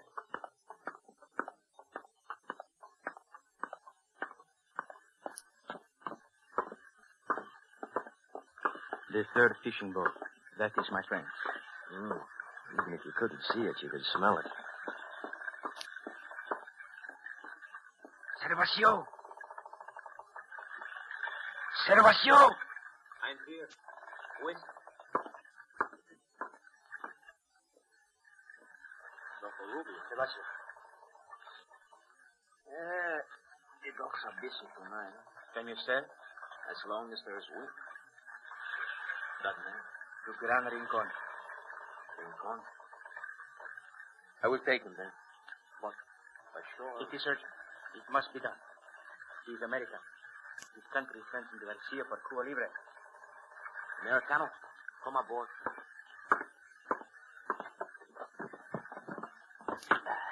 Thanks. Goodbye, Lieutenant. And success.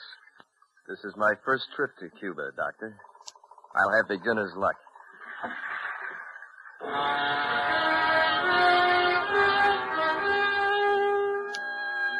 Gervasio hoisted the big shingle sail. It caught the wind easily, an ordinary fisherman on an ordinary sea. But I remembered what Carter had said. Everyone knows Jamaica's the jumping-off place. And there was a moon. The dock dropped behind us, and Rubio's white suit faded into the dark. I felt the boat take the main swell of the ocean. And then something caught my eye. There's not much of comfort on this boat. What do you look at? That light at the edge of town, the way it blinks. Huh? The shimmer of the air. I watched it.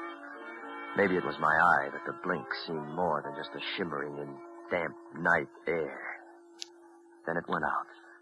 And somewhere behind us. Gervasio, you hear it? A steam launch. Supply boat for one of the plantations. You sleep. I will sail. I stretched out on a pile of fish nets and I listened. The sound disappeared in the night. And we were alone on an empty sea.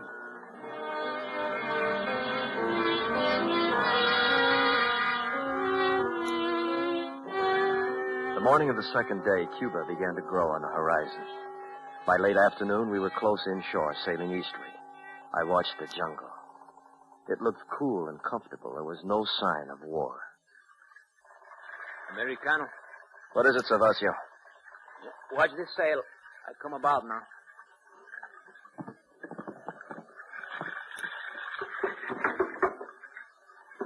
You're in Cuba, Americano. Thanks, Gervasio. Aha, it feels good. There's a path that leads into the jungle. I see it. Then I leave you quickly. Spanish patrol boats hide in the coast. Thanks. It is all for one, Americano. Cuba Libre. Our eyes held for a moment, then I pushed the boat away from the dock. She caught the wind and curved outward.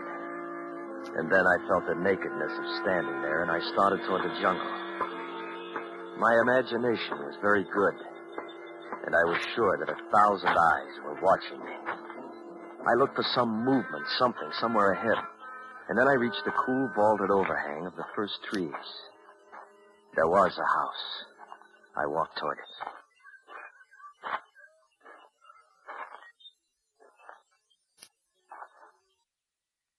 Hello?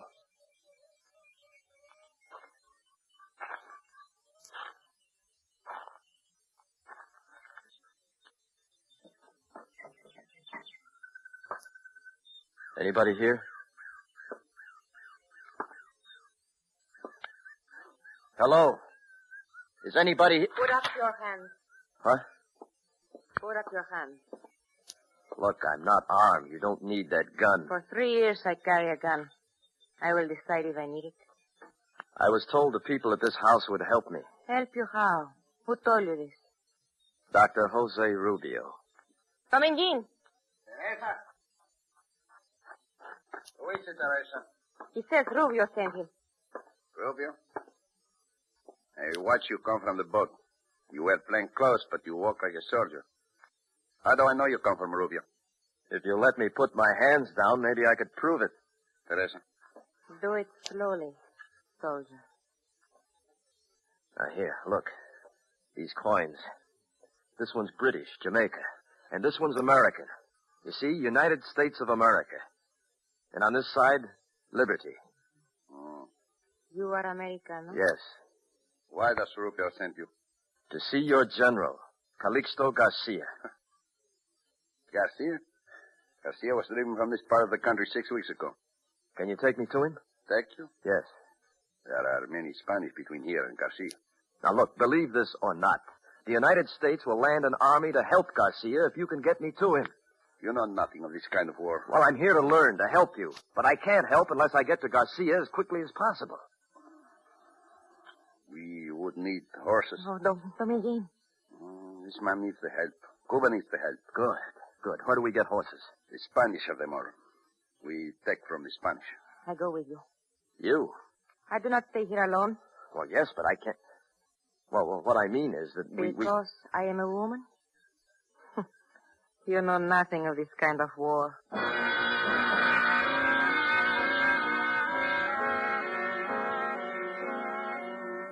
The sun was almost down when we left, and the jungle had filled with shadows. I walked between them. Dominguez in front, Teresa behind. Dominguez carried a machete. He hacked at the jungle in front of us expertly. If we were going in any definite direction, I couldn't tell. Americano, do you have a name? My name is Rowan. And like Garcia, you are the general of this army of yours? No, the general sent me. I'm a lieutenant. Teniente, I was a capitan. Well, where'll we find these horses? The jungle ends soon. There is a valley. The Spanish have a remote of cavalry mounts. Wait. Look, this guy behind us. Fire. They're burning the house. Who is it? Spanish. You are not so secret, Americano. They know you are here.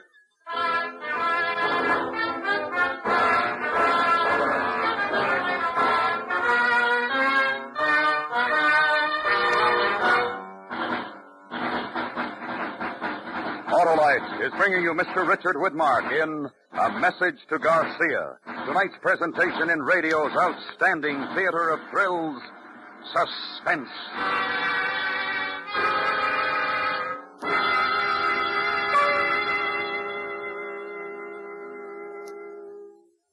Well, Harlow, I guess everybody needs a vacation. Not the Autolite Stay Full battery, Hap. That energetic instigator gives quick, dependable starts day in and day out in heat and cold, and needs water only 3 times a year in normal car use. And the Autolite Stay Full leads a long life and a happy one, eh, Harlow? Yes, sir, Hap. Fiberglass retaining mats protect every positive plate to reduce shedding and flaking, and give that Autolite Stay Full longer life, as proved by tests conducted according to accepted life cycle standards. Best battery money can buy, right, Harlow? Right, Hap. So, friends, visit your nearest Autolite battery dealer and have him test your battery. If you need a new battery, be sure you get an Autolite Stay Full. The battery that says right on the case, needs water only 3 times a year in normal car use.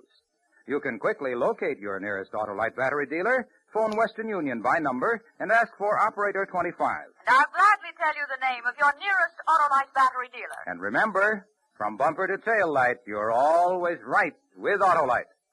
And now, Autolite brings back to our Hollywood soundstage Mr. Richard Widmark in Elliot Lewis's production of A Message to Garcia, a dramatic recreation well calculated to keep you in suspense.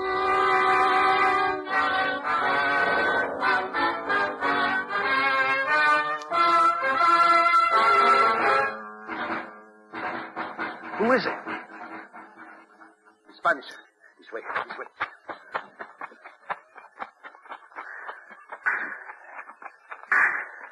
Here. Stop the arrest. Teresa? I'm all right. We tried here before. They won't find us.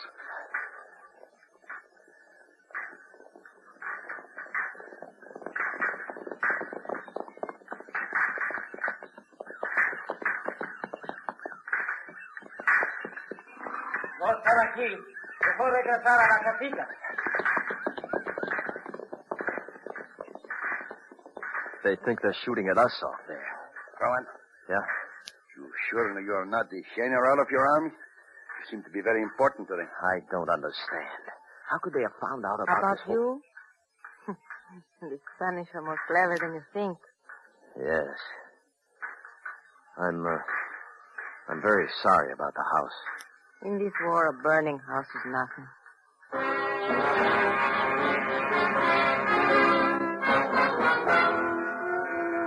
We waited there as the sun set. It was the first contact with Spanish war. They knew I was in Cuba. They were looking for me, and they were strong. What safety there was would be in the night. Finally, the shadows combined into a velvet black curtain. Dominguez listened to the sounds in the jungle and said it was safe to go. We left the jungle in another mile and came out in the valley. Then we walked along a dirt road until Dominguez stopped. There was the smell of horses in the damp night air. I knew this just through those trees. Teresa, wait for us here. Sí. Give me the gun, Teresa. No gun. There are only a few guns. If it is necessary, I use the machete. She'll be all right? Teresa? She can take care of herself.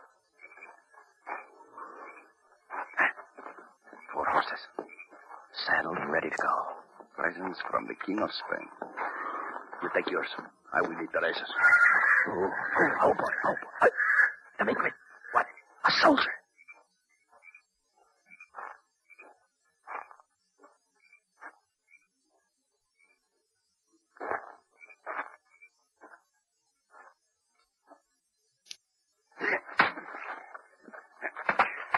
Here. Let me drag him out of the way. Right.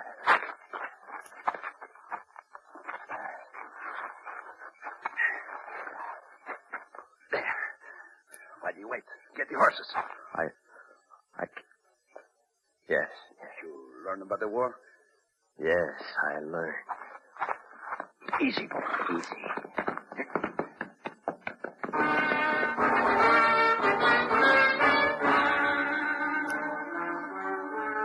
We rode for 3 nights through burned cane fields, jungle, and the tall Cuban grass. Garcia had done a lot of retreating in 6 weeks. Then on the 4th morning, just before daybreak, Dr. Rubio's words came back to me. Where the guns are firing, that's where you'll find Calixto Garcia. I cannot see where they are shooting. Just so long as it isn't in this direction. To enter Bayamo, we must cross the field. No more jungle to hide us. Is Garcia there in the town? I think so, yes. Then we've got to go.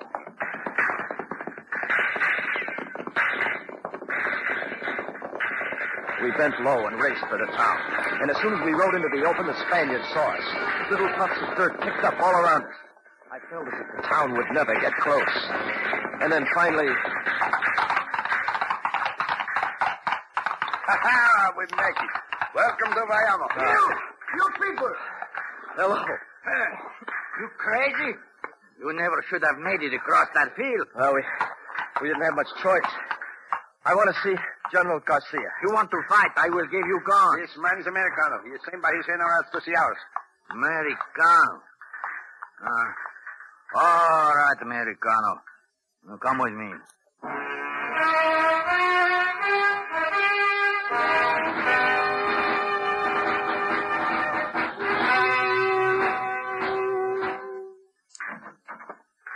That is the situation. What are you waiting for, Mendoza? Send your men to the front position.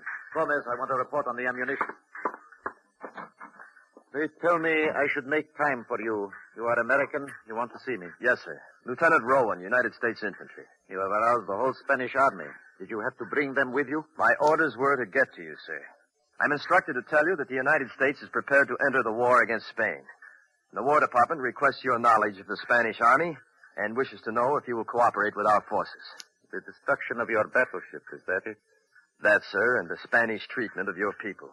When will this war be declared? It might be already declared.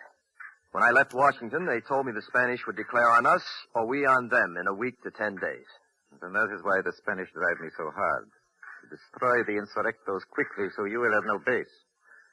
I will need supplies before your army gets here. Guns, ammunition, food. I need them quickly. They'll be sent to you, sir. The guns, Lieutenant. What kind will you send? Our standard guns, sir. Then I will show you something. Can they compare with this? Mauser.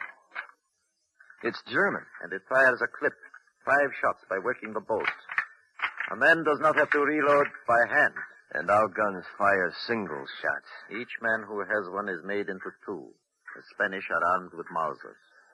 But we don't have anything like it. Then send me your automatic guns, the Colt, the Gatling, and make many more. Tell your generals they come to no simple war. Yes, sir. I see. May I take this with me? Take it, and get to your generals quickly. General Sanchez? General? I want you to escort Lieutenant Rowan as quickly as possible to the north. See that he leaves the shores of Cuba safely. Si, General Garcia. I trust you are the forefront of your army, Lieutenant. For Cuba Libre.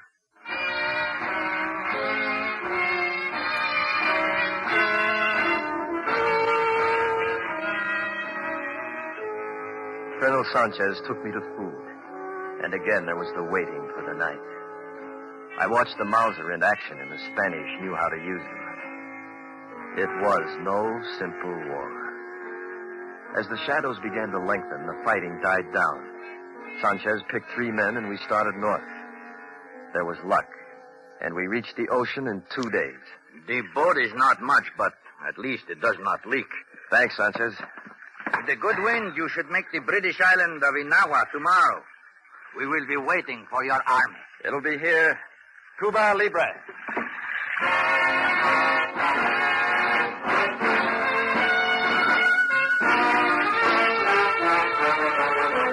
The winds were fair as he sailed all night. The sea was friendly to the Cuban flight. He reached Inahoa safe and sound, and was soon on another boat homeward bound. The generals were told what he had to say, and it all brought the victory of Cuba Libre.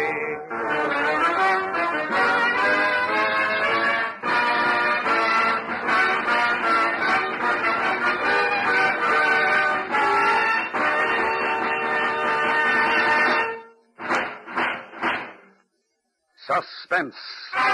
Presented by Autolite. Tonight's star, Richard Widmark, will return in just a moment. This is Harlow Wilcox speaking for Autolite, the world's largest independent manufacturer of automotive electrical equipment. In 28 plants from coast to coast, Autolite makes over 400 products for cars, trucks, tractors, planes, boats, and industry. These products include batteries, such as the famous Autolite Stay Full, ignition-engineered Autolite spark plugs, both standard and resistor types, Autolite starting motors, generators, coils, distributors, voltage regulators, wire and battery cable, and Autolite original service parts for all Autolite electrical systems. Autolite is proud to serve the greatest names in the industry. So, from bumper to tail light, you're always right with Autolite.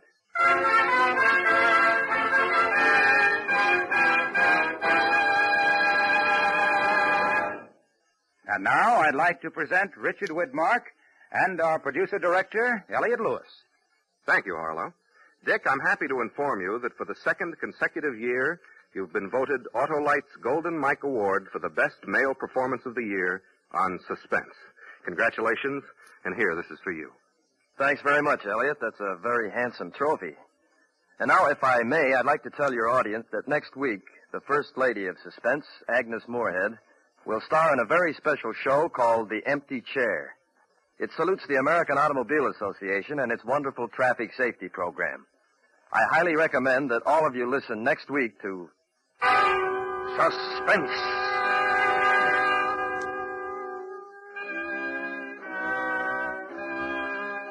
Suspense is produced and directed by Elliot Lewis, with music composed by Rennie Garrigank and conducted by Lud Gluskin. Portions of this program were transcribed. A Message to Garcia was adapted for Suspense by Richard Chandley. Featured in tonight's cast were Anthony Barrett, Joseph Kearns, Lillian Baeff, Jack Crucian, Ted DeCorsia, and Edgar Barrier. Our singer was Ernest Newton. Richard Widmark appeared through the courtesy of 20th Century Fox, producers of the Technicolor production The Robe in CinemaScope. No special glasses needed. World premiere in New York, September 16th, in Los Angeles on the 24th. And remember, next week, Miss Agnes Moorehead in The Empty Chair. This is the CBS Radio Network.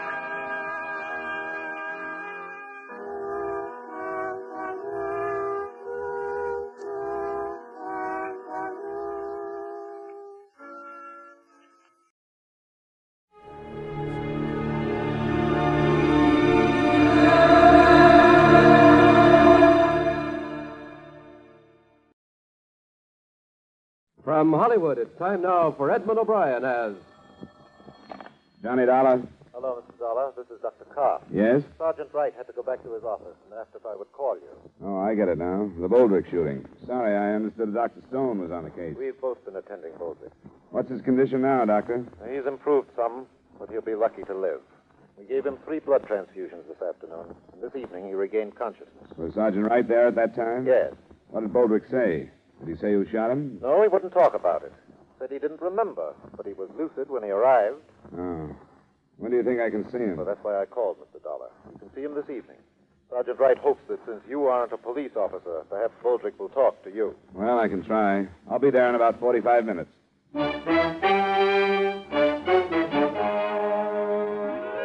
Edmund O'Brien in a transcribed adventure of the man with the action-packed expense account, America's fabulous freelance insurance investigator. Yours truly, Johnny Dollar.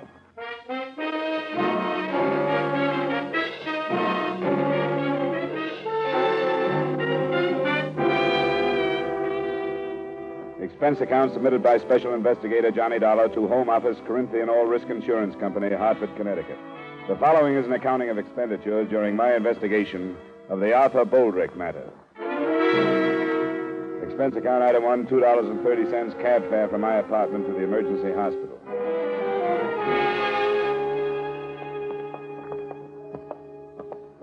I wouldn't stay with him too long, Dollar. All right, Just Doctor. a few minutes. You'll be able to tell when he tires.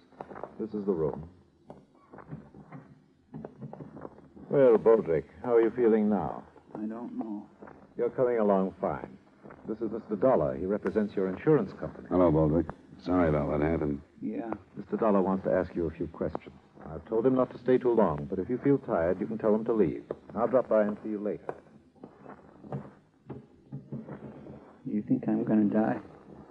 Is that why you're here? Oh, of course not. Doctor told me you were out of danger. I've just got some routine questions to ask you. You say it was a man that shot you? Yeah. Somebody I never saw before, that I can remember. But I don't know what happened. You remember where you were when you were shot? It was in the backyard near the garage. I was right by the garage door, and this guy come around from the alley, and What did he say to you? he was after the car keys. I had them in my hand. He made a grab for me. He said, "Give me those keys," or something like that. And I give him a push, and that's when he shot me. After then, I didn't even know he had a gun. You didn't see it when he asked for the keys? No, if I'd have saw it, he could have had the keys. I don't fight no man with a gun. What did he look like? Oh, that's one of the things I don't remember too good. It happened so fast. He was wearing like overalls or something. What color? Oh, blue. It seems like only faded. Could have been shirt and pants, too. It was awful fast. There he was, and then it happened. What else about him? That's about all. I think he was sort of dark, but I don't think I'd even know him for sure if I saw him again. Maybe I would. Maybe you'll remember more if you try. I will. I figure this guy, whoever he was in trouble or something, and he just needed a car in a hurry. But he didn't take the keys. Well, I figured he lost his nerve. Wilma come running out when she heard the noise. Will Wheeler from next door. This guy was gone when they got to me. Well, I won't bother you any longer, Boldrick. You will help find this man if you'll think about it as much as you can and try to remember what he looked like. Don't worry, I will. Hey, mister, do you think they'll let my wife come to see me tonight? I'd sure like to see her. I don't know. But I'll ask Dr. Carr on the way out. I'll see you later, Boulder.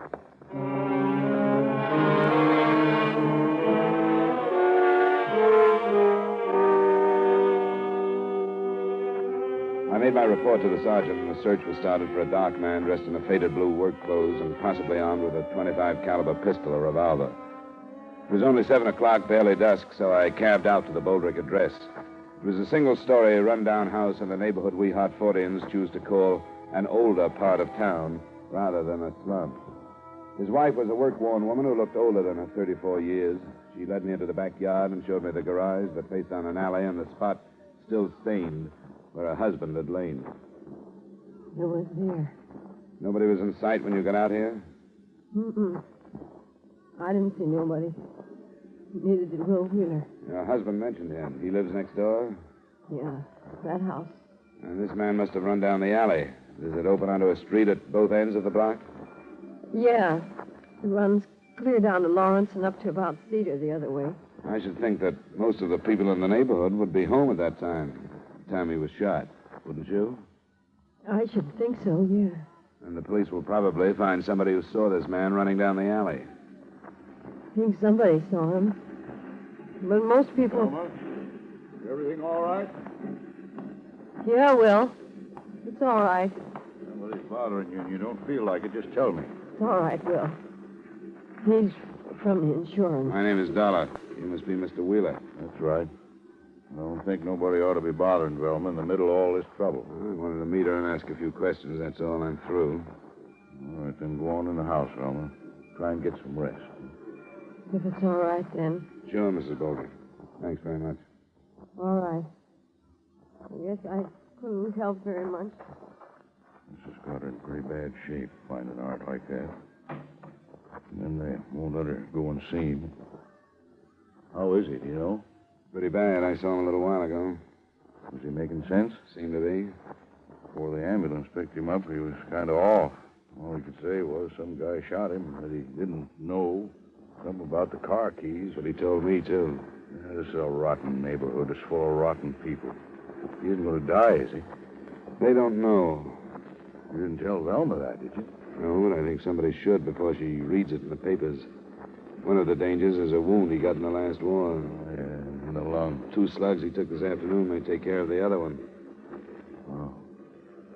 I didn't think it was as bad as that. I guess I'd better tell her. I've been a friend of Art's for a long time. Well, I'll see you later, Mr. Dollar.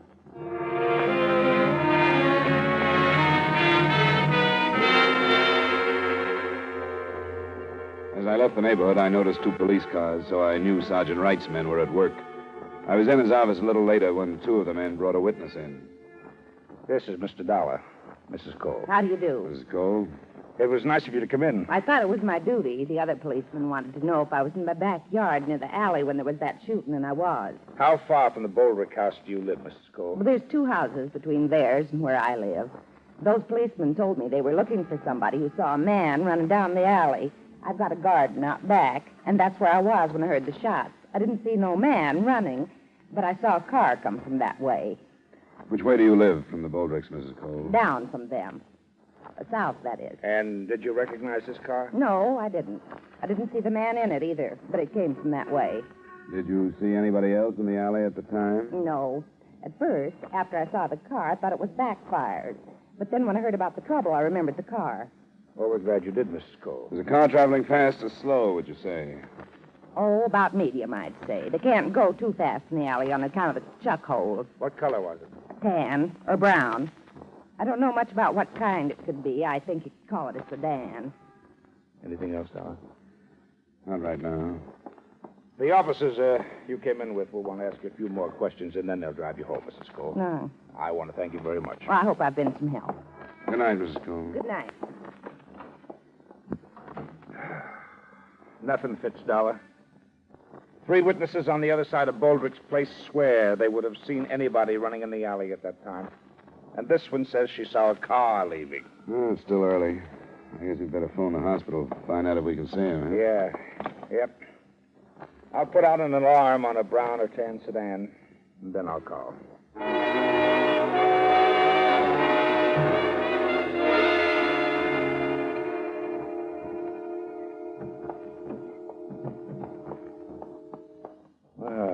Hello, Boldrick. How you feeling now? Not so good. How come they tell me I'm not strong enough to see my wife, and then they let you guys come in?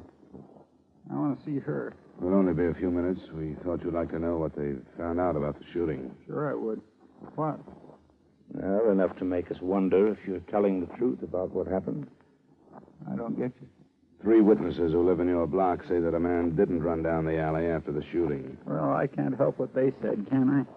But another witness said she saw a car drive away.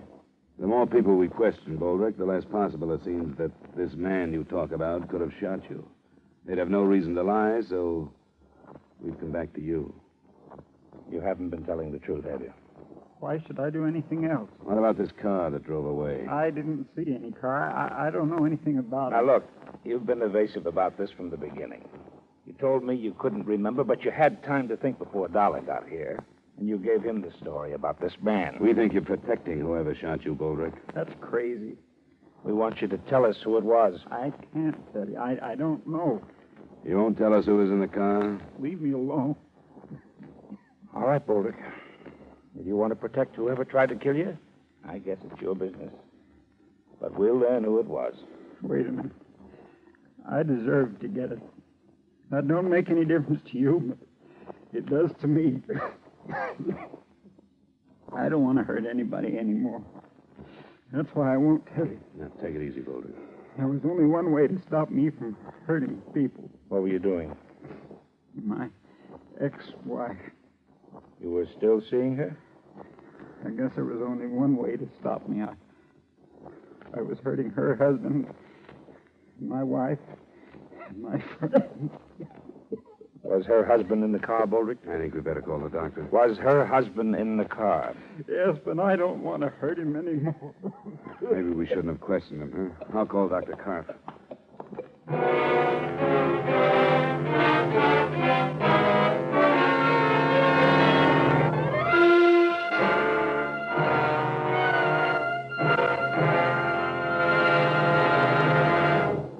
We will return you to the second act of yours truly, Johnny Dollar, in just a moment. Johnny Dollar's listening fans will want to make a special note of Johnny's time change, beginning this coming Wednesday, June 20th, over most of these same CBS stations. Follow yours truly, Johnny Dollar, on his San Francisco search for a missing medico, a puzzling case Johnny calls the Malcolm Wish matter. Enjoy it when you hear yours truly, Johnny Dollar, moving to Wednesday nights on CBS, starting on the 20th, next Wednesday. And now with our star, Edmund O'Brien, we return you to the second act of yours truly, Johnny Dollar.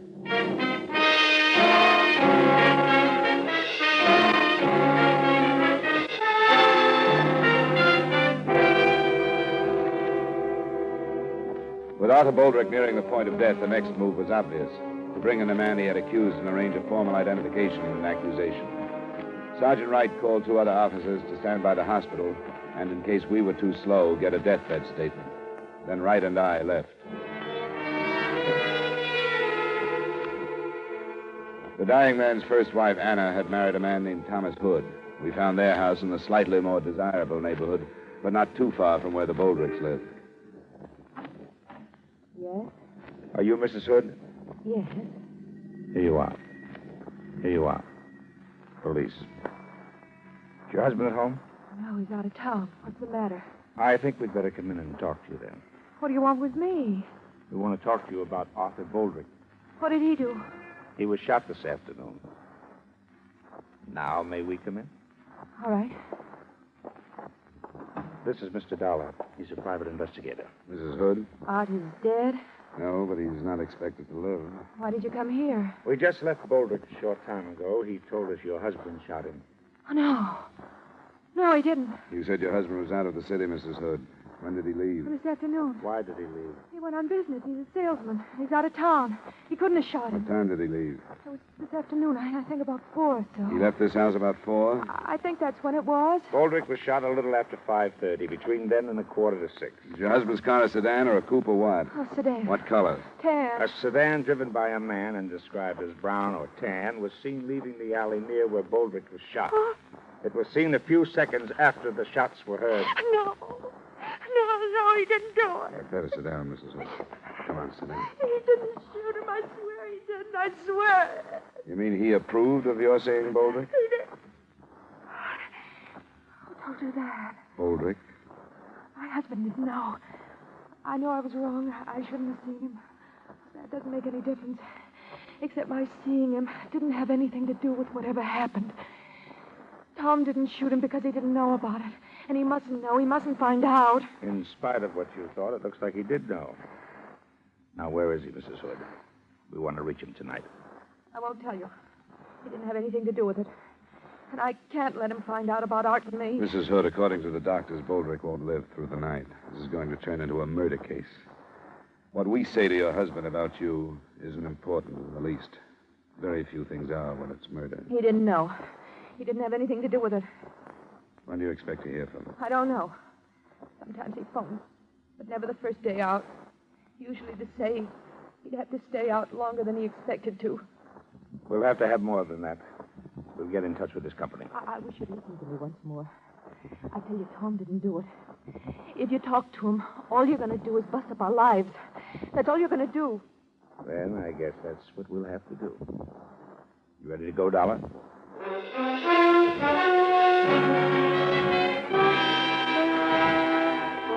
By the time we got back to the hospital, Arthur Boldrick was dead. He had made a deathbed statement and again had named Thomas Hood as the man who had shot him. While Sergeant Wright went to work on locating him, I stopped by the Boldrick house. It was the next-door neighbor, Will Wheeler. I got a lot of drinks down there, and she finally went to sleep. I don't know what kind of shape she'd be in if you woke her up. I won't bother her then. Her husband died about an hour ago. Oh. I sort of knew, I guess, after I talked to you this afternoon. Poor old Art. Sure going to miss him. He had a lot of faults. Everybody knew about those, I guess, but there were a lot of good things about him, too. Hardly anybody knew about them. Was there any more on the guy that killed him? He changed his story. He finally told us Tom Hood had shot him. Tom Hood? Anna's husband? Yeah. Well, I don't get it. What? Well, he's holding to one story and then changing it. The first one didn't hold up. The police could find plenty of people who would have seen a man running away, but nobody that did. But a woman saw a car that checked with the one Hood drives. I guess you knew about Boldrick and his ex-wife. Yeah, I still don't see why he told the first story and then changed it. I don't either. He said he deserved to get shot, that he'd hurt a lot of people, and there was no other way to stop him. He said he didn't want to hurt Hood anymore. And that's why he didn't say it was him. That's what I mean about the bad side of him and the good side. Did his wife know about Anna? I'm not sure. Cinch, I never talked to her. Oh, you think he told that first story to keep her from finding out? It could be. The police will call her in the morning. When she hears about it, tell her there are some insurance papers for her to sign, will you? I'll leave them now.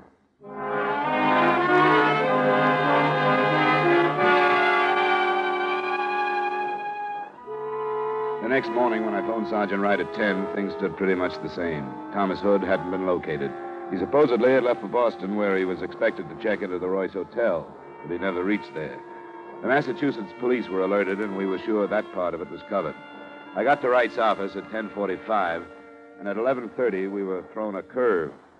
My name is Mandel. I read in the paper this morning about the shooting out north yesterday. Well? My friend said I was a fool for coming in to see you, but I work on radio repairs, and I delivered a set to some people in the next block that afternoon. What time did you deliver it, Mr. Mandel? About 5:30, a little after. I read how some woman saw a tan sedan going down that alley, and you were looking for it. Well, I'm pretty sure that was mine. You drove through the alley? Yeah, I did. You're sure of the time? You can ask the people who own the set. Their name is Olster in the next block. And you followed the alley through the next block? Yes, I did. The same way that dame said. Did you hear the shots? No, but I think I know why. That alley is bumpy, and I got a few loose bolts in that car. It's pretty noisy. But the car that dame spotted was mine. I'm sure of that. Well, thanks, Mr. Mandel. That's very interesting information. It was interesting, especially in the face of Boldrick's deathbed statement. As far as we could see, Mr. Mandel had no reason to lie. Sergeant Wright and I went back over everything we had. When we'd finished, there were only a few points from which to start the investigation again.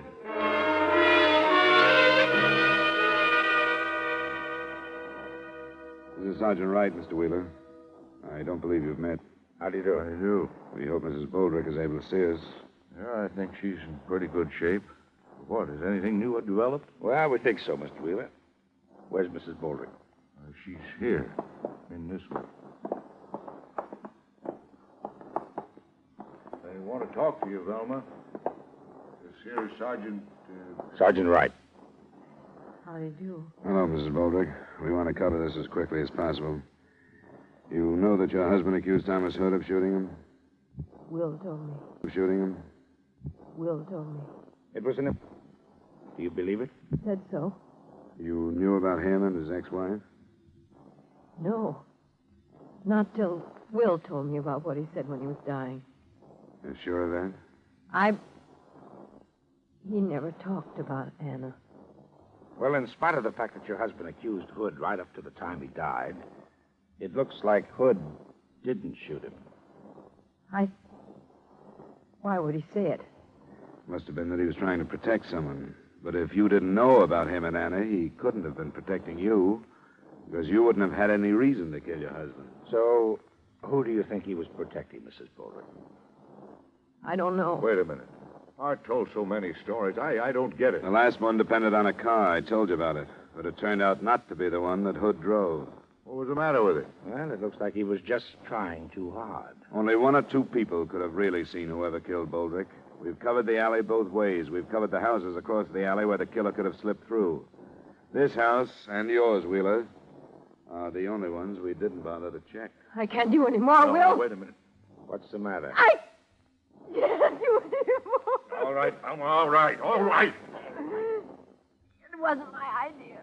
I went as far as I could. It was his idea. Was it you he was protecting, Mrs. Boldrick? It wasn't her fault. I mean, anyone would have done it. He's over too far. Because of that. Because of Anna.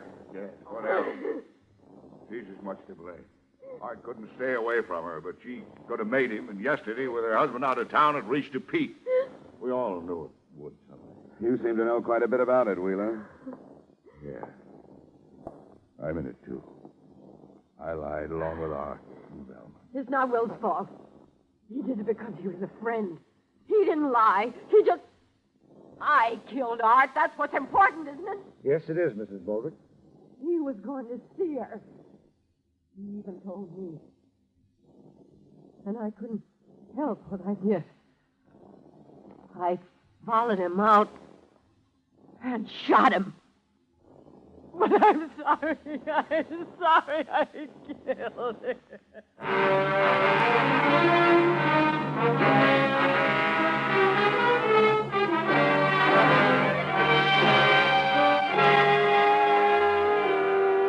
Expense account item 2, miscellaneous, $75. Expense account total, $77.30. Remarks?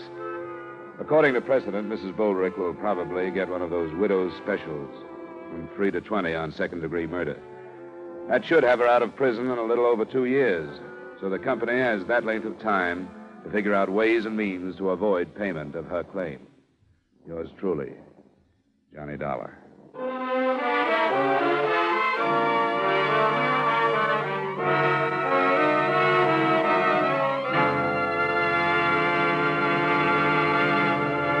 Beginning next week, yours truly, Johnny Dollar, will be heard on Wednesday at 9 o'clock Eastern Daylight Saving Time.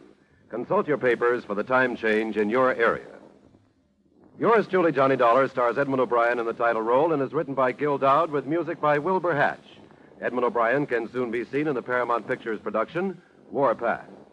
Featured in tonight's cast were Edgar Barrier, Parley Bear, Jeanette Nolan, John McIntyre, Wally Mayer, Virginia Gregg, Gene Bates, and Harry Lang. Yours truly, Johnny Dollar, is transcribed in Hollywood by Jaime Del Valle. This is Dick Cutting inviting you to join us next Wednesday at 9 o'clock Eastern Daylight Saving Time when Edmund O'Brien returns as yours truly, Johnny Dollar.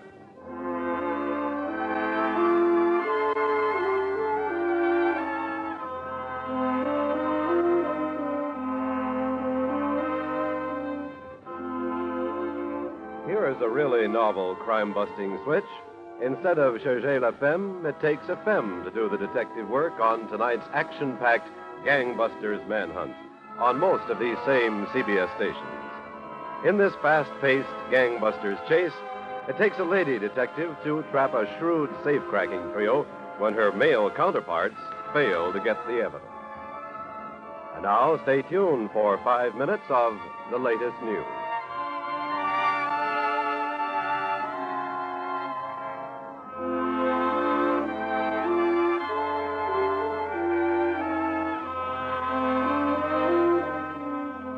This is CBS, the Columbia Broadcasting System.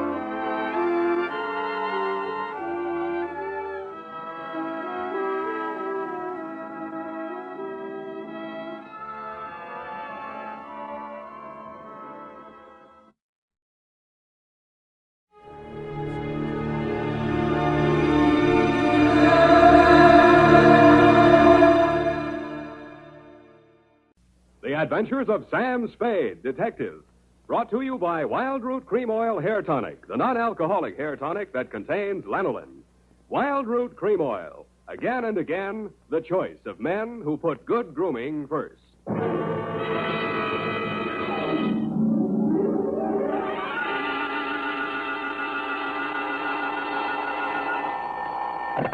Sam Spade Detective Agency. Hello, sweetheart. It's only me. Oh, Sam. Why so modest? Women, Effie. Age cannot weather nor customs stale their infinite variety. Huh? Against their incalculable wiles, mere man is a leaf in the wind. Oh, Sam, do you really... Oh. Who was she and how windy was it? Cyclonic, Effie. We had to close every window in the house. But If you will just contain your natural feminine curiosity for a few moments, I'll be right down to dictate my report on the bow window caper.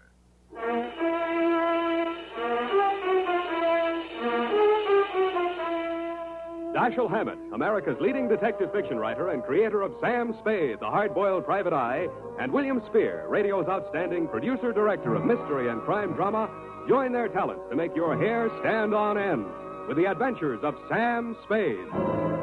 Presented by the makers of Wild Root Cream Oil for the hair.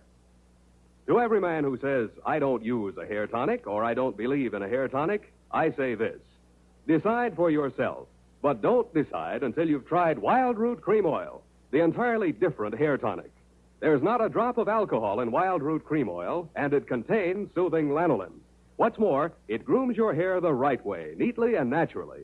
So get the big economy-size bottle and the handy new tube at your drug or toilet goods counter. Wild Root Cream Oil Hair Tonic. Again and again, the choice of men who put good grooming first.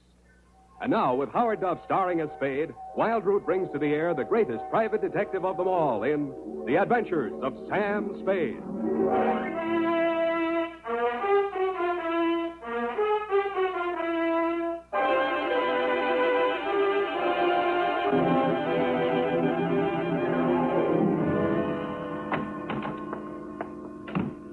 Sam, what's a bow window?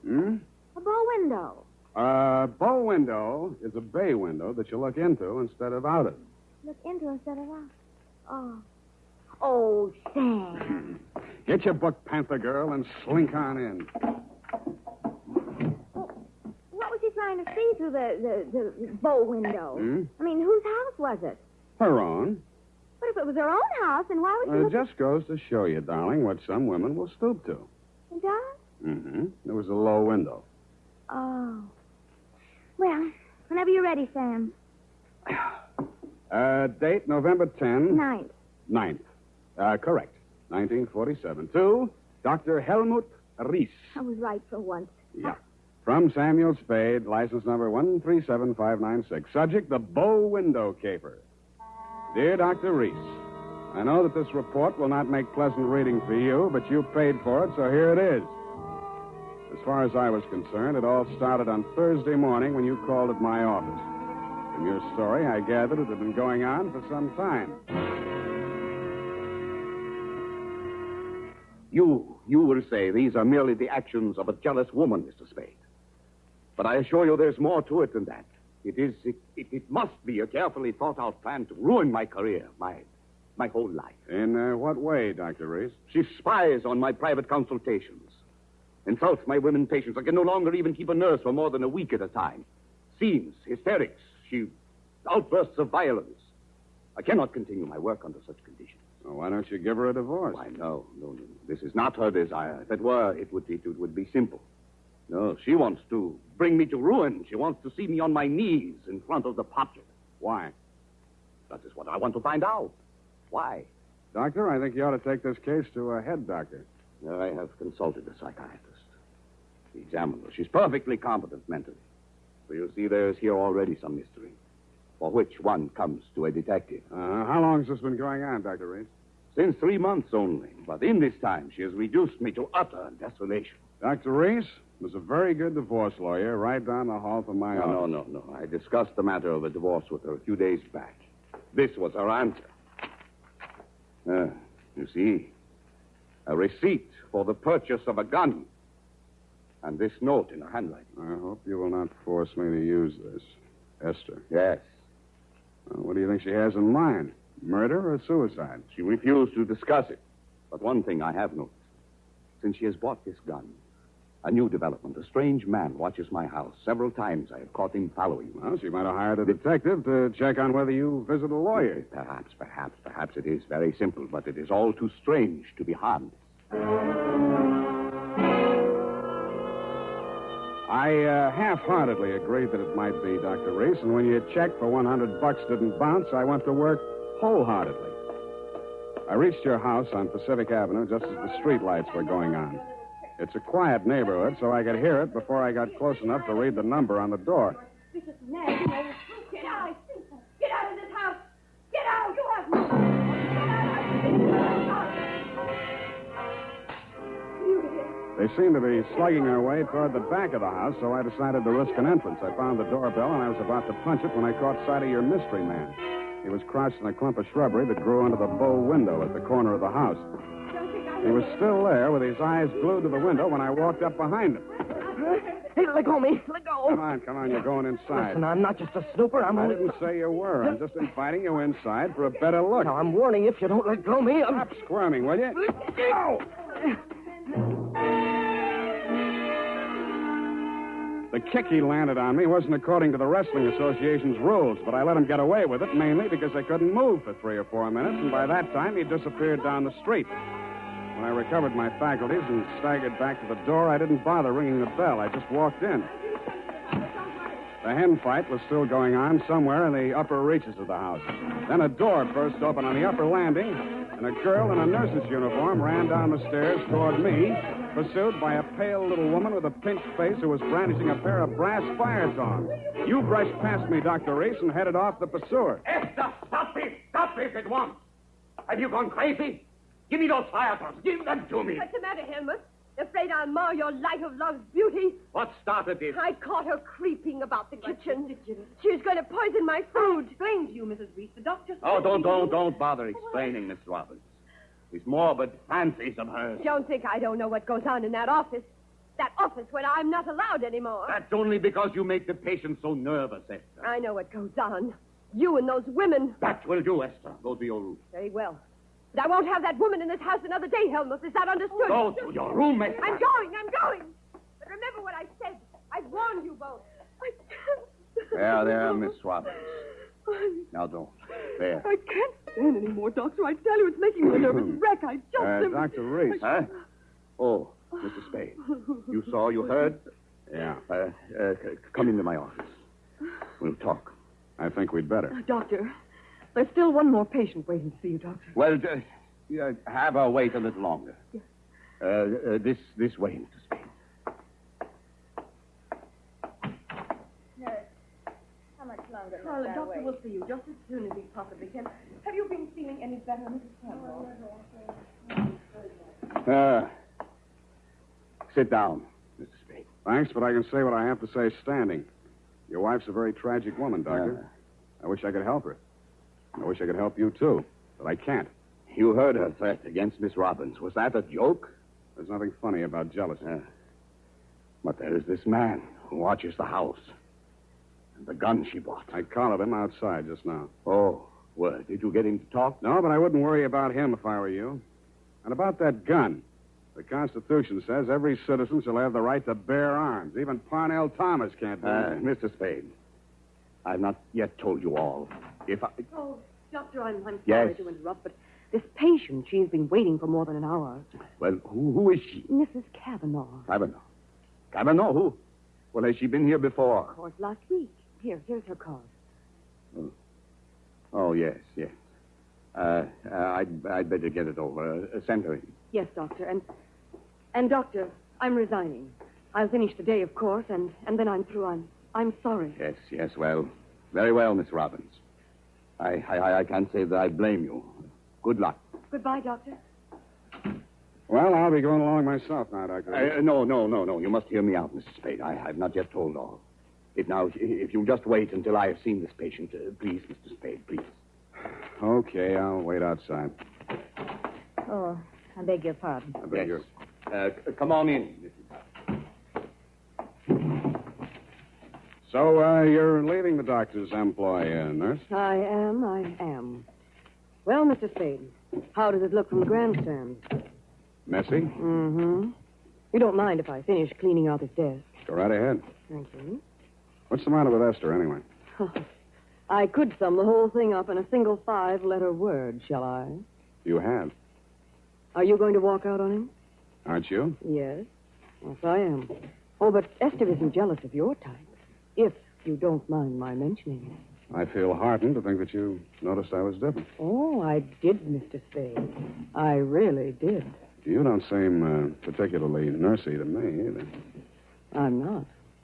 My, you have a fast pulse, Mr. Spade. Yes, I've been feeling very weak the last few minutes. I need care. Oh, you know, You don't eat enough apples, Mr. Spade. Well, I guess I finished. Oh, there's that old compact. I wonder... Mr. Spade, will you tell the doctor I've left and thank him for me again? Aren't you going to see him before you go? No, I'm not. He'd only begged me to stay, and it's simply out of the question. Oh, the poor guy. I just don't know what I'd do if I were in his place. For you, Mr. Spade.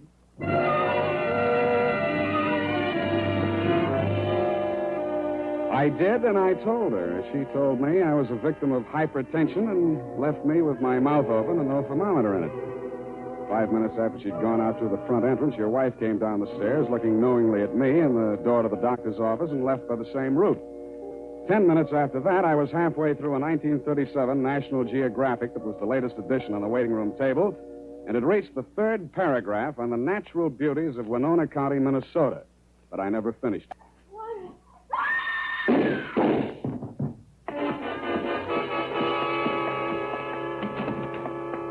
The first thing I saw when I entered the room was Mrs. Cavanaugh, your patient.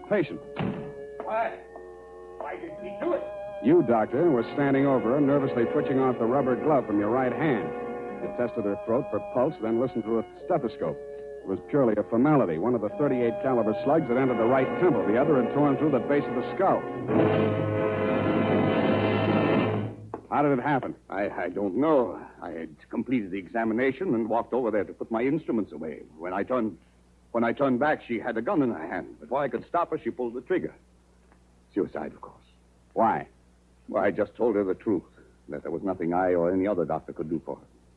But she had perhaps a month, perhaps less. She had suffered great pain, of course, for some time. Uh-huh. You saw her shoot herself, you say? Yes.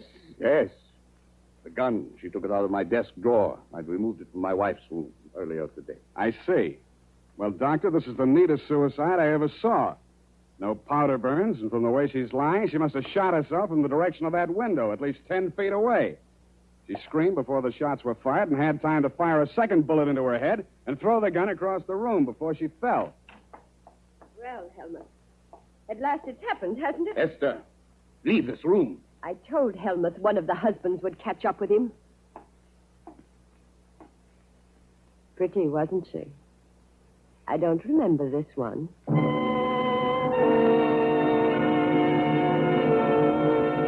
The expression on your face might have been horror or fear or both, Dr. Reese. But your wife was smiling. When my eyes left her face, I noticed a leaf clinging to the hem of her coat. It might have come from the shrub that grew up against the house. And her shoes were splotched with mud that could have and probably did come from the cultivated flower bed just outside the bow window.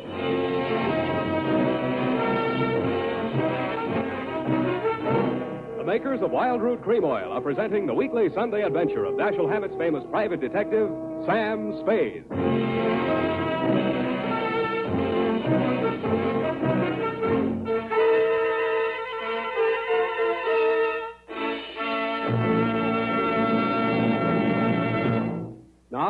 Now, here's important news on good grooming. Better than 4 out of 5 users of Wild Root Cream Oil say they prefer Wild Root Cream Oil to all other hair tonics. Here is new and even more conclusive evidence that Wild Root Cream Oil is again and again the choice of men who put good grooming first. So if you want the well-groomed look that helps you get ahead socially and on the job, listen. Recently, thousands of people from coast to coast who bought Wild Root Cream Oil for the first time were asked, how does Wild Root Cream Oil compare with the hair tonic you previously used? The results were amazing. Better than 4 out of 5 who replied said they preferred Wild Root Cream Oil. And no wonder. It gives you the advantages that men consider most important. Wild Root Cream Oil grooms your hair neatly and naturally, relieves annoying dryness, and removes loose dandruff. What's more, non-alcoholic Wild Root Cream Oil is the only leading hair tonic that contains soothing lanolin. That's like the oil of your skin. So ask for Wild Root Cream Oil. Again and again, the choice of men who put good grooming first.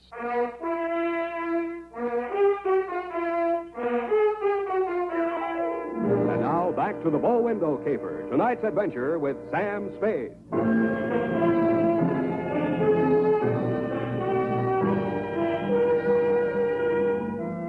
Obviously, there were 2 equally good suspects in the Cavanaugh murder. Either your wife had killed her in a jealous rage, or you'd killed her with your wife's gun to frame her for the murder. I decided to let the police worry it out and went home to bed. The morning headlines were a bit of a surprise. Nurse sought in shooting of mystery woman. Item. The cops had found Celeste Robbins' fingerprints all over the murder gun. And item. Mrs. Cavanaugh, the murdered woman, had given a vacant lot as her address, and her body was lying unclaimed at the morgue. I decided to pay her a visit.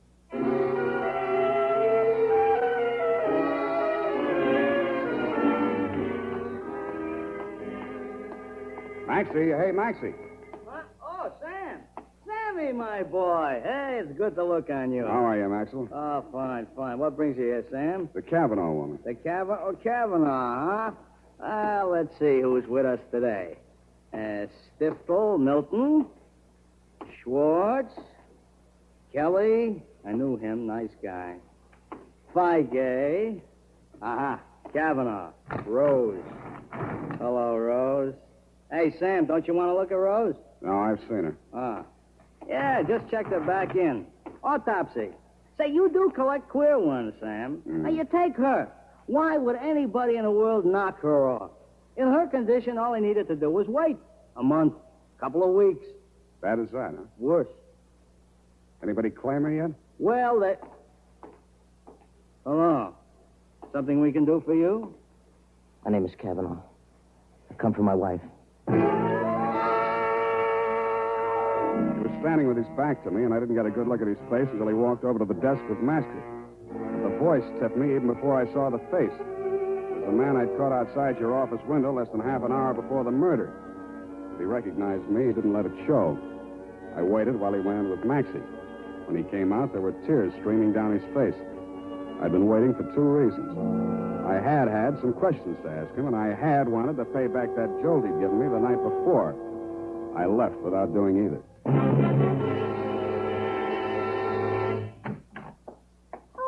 Hello, Sam. Oh, sweetheart, any calls? Lieutenant Dundee of Homicide, Yeah. Dr. Reese, Mm-hmm. and there's a girl waiting inside. Wouldn't give any names. So you let her wait in my private office. Well, I don't think you'll mind when you've seen her.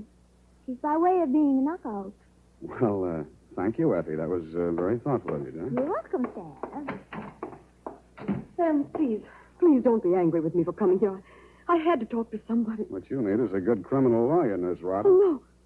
Oh, no. Do you think I killed that woman? How did your prints get on that gun? Now, don't tell me she threatened you with it and you grabbed it out of her hand. No, I didn't. I did nothing at all. Take it easy, Nurse. Take it easy. Would you like a drink or something? No, of course. Thank you anyway. I'll be all right. Well, she came in from shopping 3 days ago. Just as nice as pie. And she came creeping around. You know how she is. And she said, I bought something today. It's lovely. And with that, she hauled this gun out of her handbag. And so, to humor her, I took it and I looked at it. That was foolish. It certainly was foolish. Well, nickel-plated, ideal surface for fingerprints. And I remember she was wearing gloves. Struck me as peculiar at the time, but I'm so stupid. I didn't think of it until just now. Everything's a little peculiar about this caper. A woman who was dying anyway gets shot. Nobody even seems to know who she was. Doesn't make sense. No, it doesn't make much sense. What should I do, Sam? Give myself up? I think you should. Yes, I thought you'd say that. All right, phone the police. You got a lot of courage. Sure you don't want to drink? No, thank you. I'll be all right. I'll be all right. Homicide. Dundee. Dundee, Sam Spade. I got the Robbins girl here in my office. She wants to check in. Oh? Well, tell her to forget it, Sam. Reese's wife just made a full confession.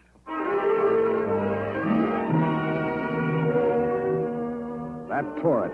In my anxiety to see how you were bearing up under the shock, Doctor, I blew $1.50 of your money on a taxi all the way out to your address on Pacific Avenue. To my astonishment, you were wearing a look of real distress. I don't understand it, Mr. Spade. This confessing, it's not like her. It's all too strange to be harmless. Dr. Reese, I'd like to talk to you alone. Do you mind, Mr. Spade? Go right ahead.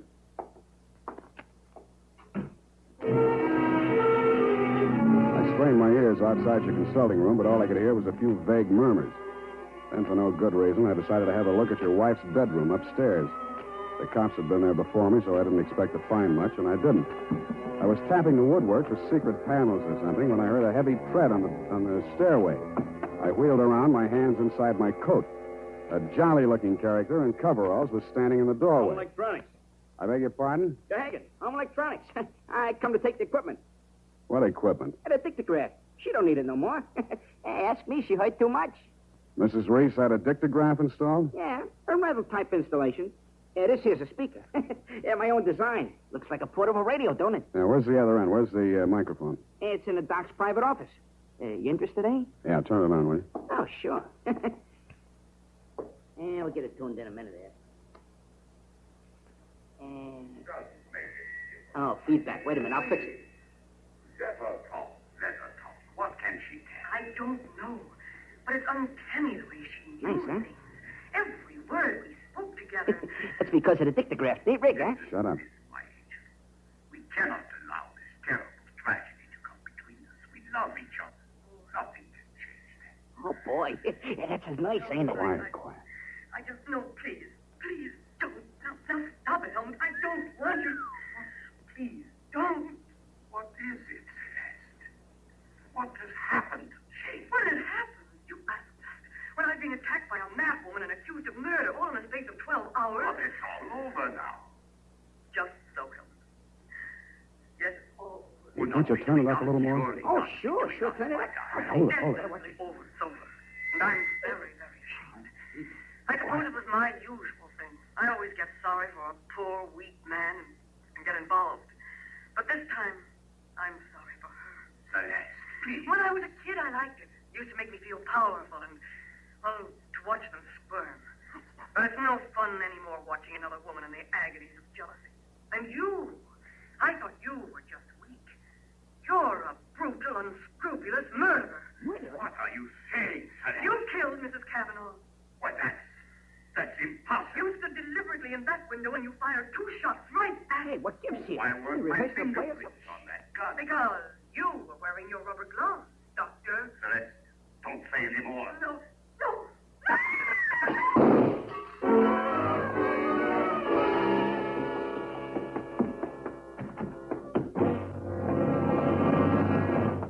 Here, help me. Help me get his shirt off, Mr. Spade. He's been shot. Who shot him, you? Through the window, the same man, the one who watched the house. Hold this tourniquet tight, please. Nothing. A flesh wound. His aim was bad. Yeah, too bad. Cavanaugh, you still out there? You got nothing to worry about. He's still alive. I missed him. Give me a hand. Come on. That's it. I missed him. That was lucky. You're taking the rap for your wife's murder, too, if you're a better shot. He did it. He killed my wife. I was at the window. I saw him. What I don't understand is why his wife confessed. She loves him, Mr. Cavanaugh. You should understand that. I guess that's what happens to love when it gets crossed up. Why didn't you tell the police what you saw? They'd have hung it on me. She was a stranger to everyone else. I'd been quarreling with her, suspicious, acting like a maniac. She never told me. She must have been going to one doctor after another, trying to find one that would give her one ray of hope. In pain all the time, still, and never letting on. Never. Even after that first visit she made to Reese's office, I didn't tumble. I thought she was meeting him on the sly. And I followed her both times. That last time I carried a gun. I might have killed her if what I suspected had been true. I'm very sorry, Mr. Cavanaugh. I didn't realize. You're pretty late with your regrets, Doctor. I don't quite figure either. Maybe the prison psychiatrist can. Sunday homicide. Dundee, tear up Mrs. Reese's confession. Come on over and get the doctor. Dr. Reese? Yeah. By the way, he accidentally shot himself in the arm. Isn't that right, Doctor? What? Oh, yes. Accident. Why didn't she tell me? Why didn't she tell me? I don't know, Cavanaugh. Women, sometimes they make too much sense, or we don't make enough, or maybe we're all crazy.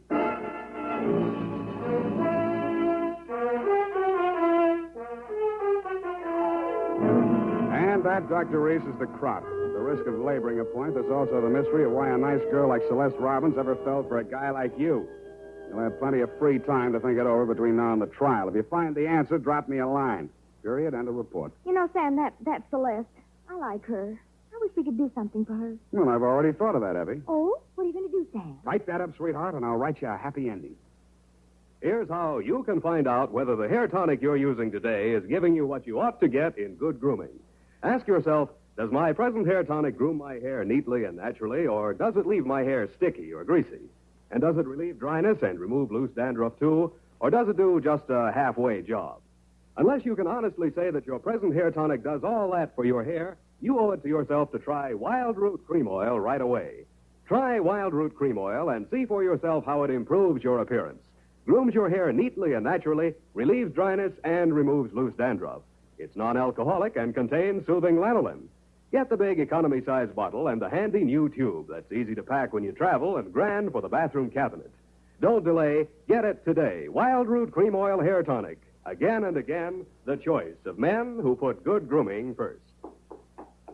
Oh, here's the report, Sam. Do you want to read it over? I do not. File it under F, for forget. About that poor Celeste, Sam. Oh, yeah. Well, I made a date with Celeste to take her dancing tomorrow night. She needs cheering up, you know. Well, what for? Well, you said she needed help. Well, that isn't exactly the kind of help I had in mind. Oh. I don't see why it's necessary Effie, to take you... we must each of us give a particular kind of help each of us is particularly equipped to give. Very well. She used to make over men just to get the other women jealous. That she did. Aren't other women silly to allow themselves to get jealous when they know just what she's up to? Idiotic. Just idiotic. Sure thing. And go home, Effie. I'm a lousy dancer. Oh, very well. Have fun, Sam. Good night, Sam. Good night, sweetheart.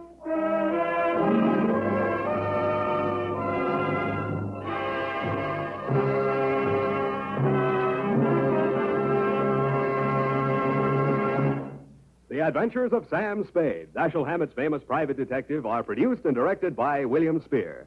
Sam Spade is played by Howard Duff. Lorene Tuttle is Effie. The Adventures of Sam Spade are written for radio by Bob Tallman and Gil Dowd, with musical direction by Lud Gluskin. This is Dick Joy, reminding you that next Sunday, author Dashiell Hammett and producer William Spear join forces for another adventure with Sam Spade, brought to you by Wild Root Cream Oil. Again and again, the choice of men who put good grooming first.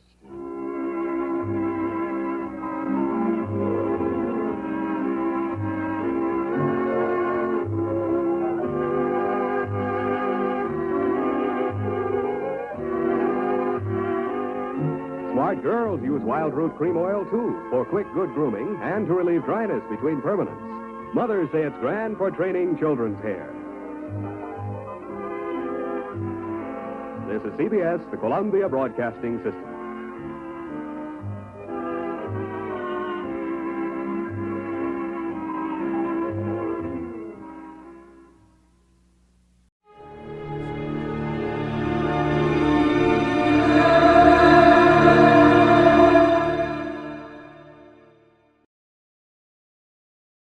From Hollywood, it's time now for Edmund O'Brien as Johnny Dollar? The insurance investigator that's working on the Byron Hayes killing? That's right. Who's this? I got a few things to say about the shooting. I can't say them to the police, but if you level with me, maybe I can say them to you. All right. But I've got to be sure of you, too. Who are you, and how'd you find out about me? One of the papers mentioned that you'd come to New York. I guess you've read about me, too. I'm what they call the chief suspect, object of a widespread search. Roy Corona? That's right. Now, do you want to talk to me? Sure, Roy. Anytime you say. I thought so. I'm going to give the phone to a friend that's with me. He'll tell you where to go and what to do so he can pick you up.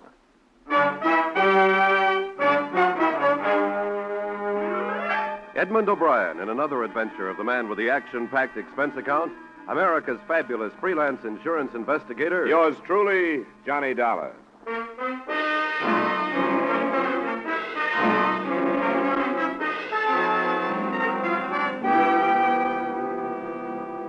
Expense account submitted by Special Investigator Johnny Dollar to Home Office, Corinthian All Risk Insurance Company. The following is an accounting of expenditures during my investigation of the Byron Hayes matter. Expense account item 1, $12, transportation from Hartford to New York. There wasn't much to be done that first day. The police had their theory on who had killed Hayes, and I hadn't had time to form mine. And then that evening, I received a phone call from a man who called himself Roy Corona, the basis of the police theory.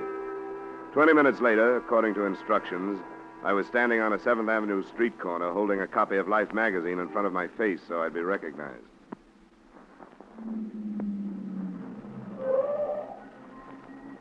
Hey, you. Yeah? What's your name? I'm your man, all right, Dollar. Come on.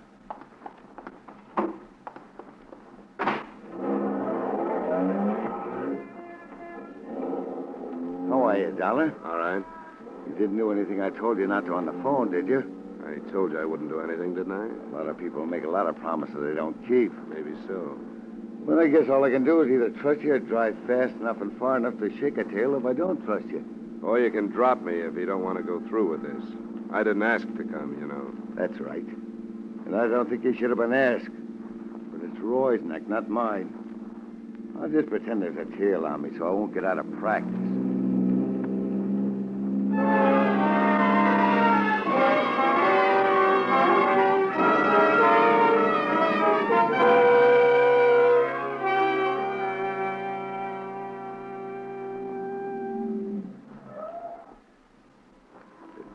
Next to the poultry store there. Thanks for the ride. It's on the ground floor, second door back.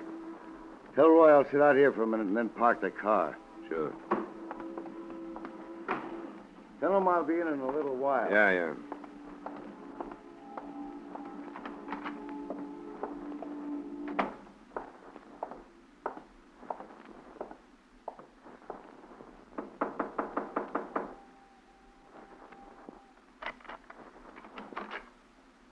Roy? Yeah. My friend stay outside? Yeah, he said he was going to park the car. I'm not so sure I did the right thing calling you, but I guess they couldn't make things worse by doing it. I guess not, Roy. They want you real bad. Sure they do, because I'm a natural. Once you've been in prison, you're a natural for anything. There's more to it than that, isn't there? According to the papers, yeah, but not really. I didn't kill this Hayes guy. I didn't even know him. The police don't seem to think that's important. They figure that a guy who spends 2 years in a prison comes out to find his girl mixed up with a lot of men. It's going to get knocked off balance. Yeah, I guess that part of it's true. It did hit me pretty hard, but not hard enough to make me kill anybody. They think it did. Hayes was one of the men you lost your girl to, so they figure you wouldn't have to know him to kill him. That you were waiting outside her apartment when Hayes came out, you blasted him. Sure, they got it all worked out. The only thing wrong with it is that it ain't true. They don't care about that, but I do. If you can prove they're wrong, you got nothing to worry about, have you? My proof that I was someplace else is a couple of ex-convicts like myself. Statements from guys like that are broken down before they even make them. Isn't that right? I guess there could be better alibis. Why did you bring me here, Roy? Try out your alibi on me or to tell me who killed Byron Hayes? I don't know who killed him. But it would help if you believed that the proof I was someplace else would stand up. If you have something else to back it up, let's assume that I do believe it. It's something the police won't find out. Rita was blackmailing Hayes. How do you know that? I heard him. Right after I came out, when I was having a bad time over Rita. I was in the hallway one night, and I saw him go into her apartment. I listened at the door, and I heard him talking about it. That would make it pretty careless, wouldn't it? Oh, it was him that was talking so I could hear. He told her he couldn't afford to pay her anymore, but it had to stop. It wouldn't do you any good to make this up, Roy. I know that. And if she was taking him, she must be taking the others. A cop wouldn't get the truth out of anybody, but you might be able to check it if they'll trust you. All right. I'll look into it. What about the police? You gonna tell them? That I got it from you? Yeah. They'd either toss me into a cell or laugh me out of town if I did. Unless you'd like to stick around and back me up. I don't think I will. I gave it to you, and by the time my friend gets you back to your hotel, I'll be out of here and hold up someplace else. Sure, Roy. I thought you would.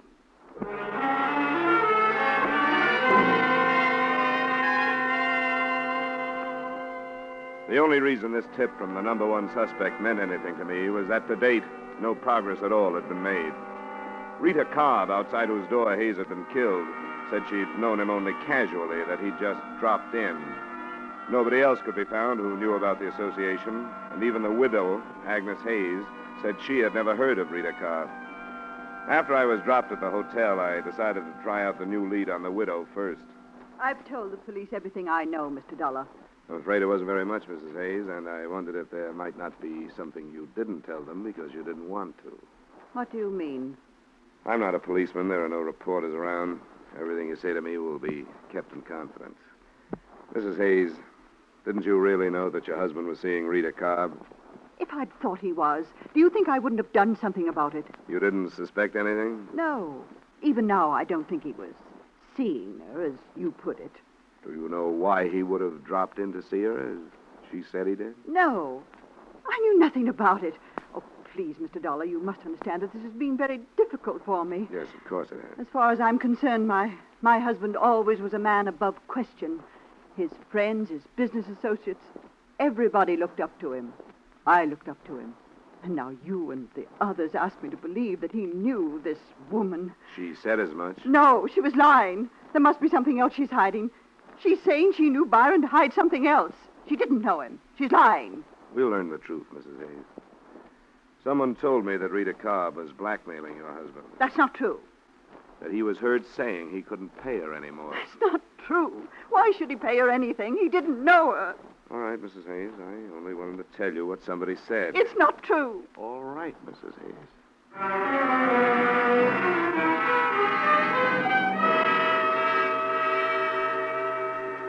I thought a little more of Roy Corona's lead after I got the widow's reaction. Nobody can deny so vehemently and not be doubted. I wondered how the beautiful blonde in the case would take the bait.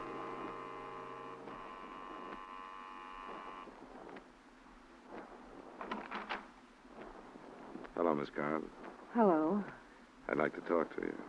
Why? I told you and the police everything I know. That's what Mrs. Hayes told me just a little while ago. I think I'd better come in. No. You have no right to do I this. suppose not, but you have no right to hold back information from the police either. I haven't held anything back. I want to be sure of that. So far, the police and I have been working completely blind. Nobody has known anything. Hayes is shot to death right outside your apartment, and nobody has the faintest idea why. Do you think I'm enjoying it? Do you think I like seeing my face plastered all over the papers, labeled the mystery woman? Don't you think I'd like to see this cleared up? Would you like to see it come out that Hayes was more than a casual acquaintance of yours? I met him once or twice, that's all. Why did you say that? How many other casual acquaintances do you have? I don't understand. What about a man named Donald Smith? How did you find out about him? That's not the point. I refuse to have the names of my friends dragged into this. It wouldn't do any good. Wouldn't do anything but hurt them. Arnold Smith is about the same kind of man Hayes was. Married, past middle age, good-sized bank account. Don't drag him into this. Please. How about your friend Earl Fisher? Married, past middle age, good-sized bank account. What did you learn about him? I've learned about 2 or 3 more of you men. The police know? Not yet. You're going to tell them? I may have to. I wish you wouldn't. I didn't mention them because I didn't think there was any reason to. None of them had anything to do with Byron. How did you know that? Why, because none of them knew about him. Because he was such a casual friend? No. I lied about that. But not to hide anything from the police. And why? I don't know. I was afraid to tell about him. I can see why. There are a lot of things that aren't being told about this. But it'll come out if everybody in town has to be dragged into it. Now think that over, Rita, in case you feel like coming clean.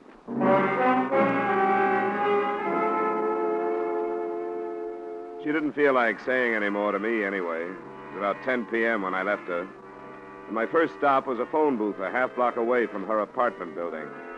I dialed a number and got what I'd expected, a busy signal. It was nothing definite, but I would have staked my expense account total on the hunch that she was warning somebody. To bear me out, the phone was ringing in my hotel room when I got there. Johnny Dollar. This is Earl Fisher, Mr. Dollar. Earl Fisher? Yes. You mentioned my name to Rita Carr a short time ago. Yeah? I had a feeling I should have talked to someone before this. That's right, you should have.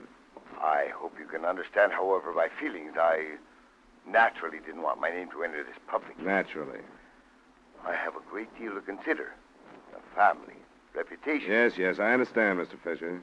But I feel that I have to talk to you. Did you tell Rita Carr that you were going to? Hardly.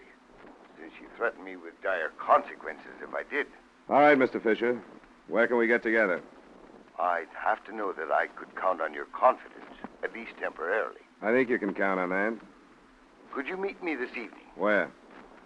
Do you know Ricky's Club on Lexington near 80th? I can find it. Then shall I see you there in 30 minutes? The bartender will point me out to you. I'll be there, Mr. Fisher. Thanks for calling.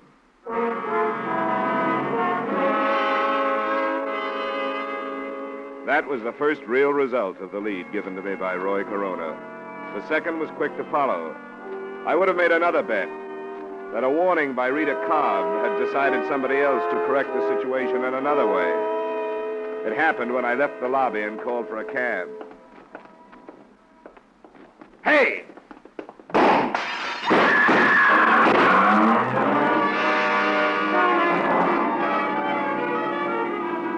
shots came from a car, double parked. First, I saw the pistol come out of the window. Then I dropped, and from a prone position, I heard the rest. And I remember lying there. I didn't wonder so much about who was shooting at me then. I wondered how many people in the city of Greater New York wanted to see me and my information out of the way.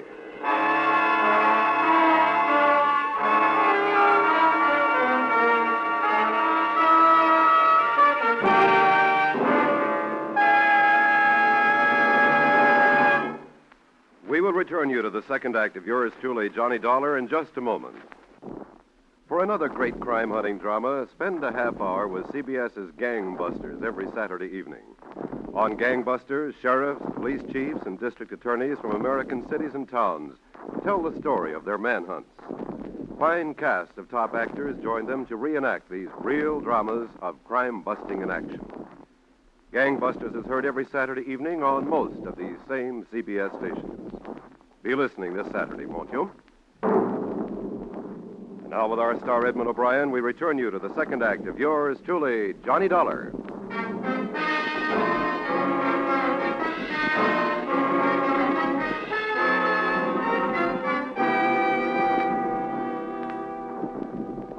I didn't want to talk to the police right then, but I didn't have a chance not to. A patrolman was on the scene almost before I could get up off the sidewalk. And 25 minutes later, I was in my room with the sergeant of detectives I'd met earlier in the case. What's going on, Dollar? Who's out after you? I think I was mistaken for somebody else. Now, you know better than that. I've got witnesses that for 10 minutes a car was double parked in front of this hotel. And that time, 4 or 5 men came out of that lobby. But the minute you step out, they open fire. Now, that doesn't sound like a mistake, does it? It still could be. Are you holding out anything, Dollar? I don't know who shot at me, if that's what you mean. That's only part of what I mean. I don't want anybody killed working on one of my cases. Now, what have you dug up? If you don't give it to me, I'm going to put you under wraps for your own good. Okay, Mayor. Oh, then you do have something. Well, I didn't think much of it at first. It was a lead on Rita Cobb. What kind of a lead? On what might really have gone on between her and Hayes. Where'd it come from? I took it to the widow first. She still denied knowing her husband was acquainted with the Cobb woman, but she may have realized that by admitting it, she'd be giving herself a motive. That's not new. No, but the possibility of blackmail is. And she could have known about that, too. Blackmail? Where'd that come from? I can't tell you, but I think it's worth something. I have a list of names. Men who might be on the same spot that Hayes was. Got it written down? Yeah, right here. Where'd you get this, Dollar? Names, addresses, and occupations. Sorry, I can't tell you that. You're going to refuse to answer police questions? Just that one. I'm not trying to hog your case, Sergeant Middleton, or trying to be hard to get along with. But you've got to understand. You must have given your word to an informer somewhere along the line. All right, we'll let it pass for now. Thanks. And I guess you understand, too, that you're probably holding the names of some potential suicides if you break this publicly right now. What about a potential killer? Do these men know you're onto them? I'm not sure how many. I tossed a couple of names at Rita, generalized the rest. Then one of them phoned me. When I was leaving the hotel, I was on my way to meet him. He probably baited you out onto the sidewalk. It could be. I couldn't tell where he was phoning from. Maybe right downstairs. Which one was he? This one, Earl Fisher. Married, family, fairly big gun on the stock exchange. Motive enough to make a try on you? No proof that he fired the shots, but I'd pick up Rita Cobb as a material witness or something. Somebody might think of putting her out of the way if they haven't already. No, not if they know you have their names. Well, I guess you're right. But I'll pick her up anyway. Let me get on the phone. Just try a check on Earl Fisher.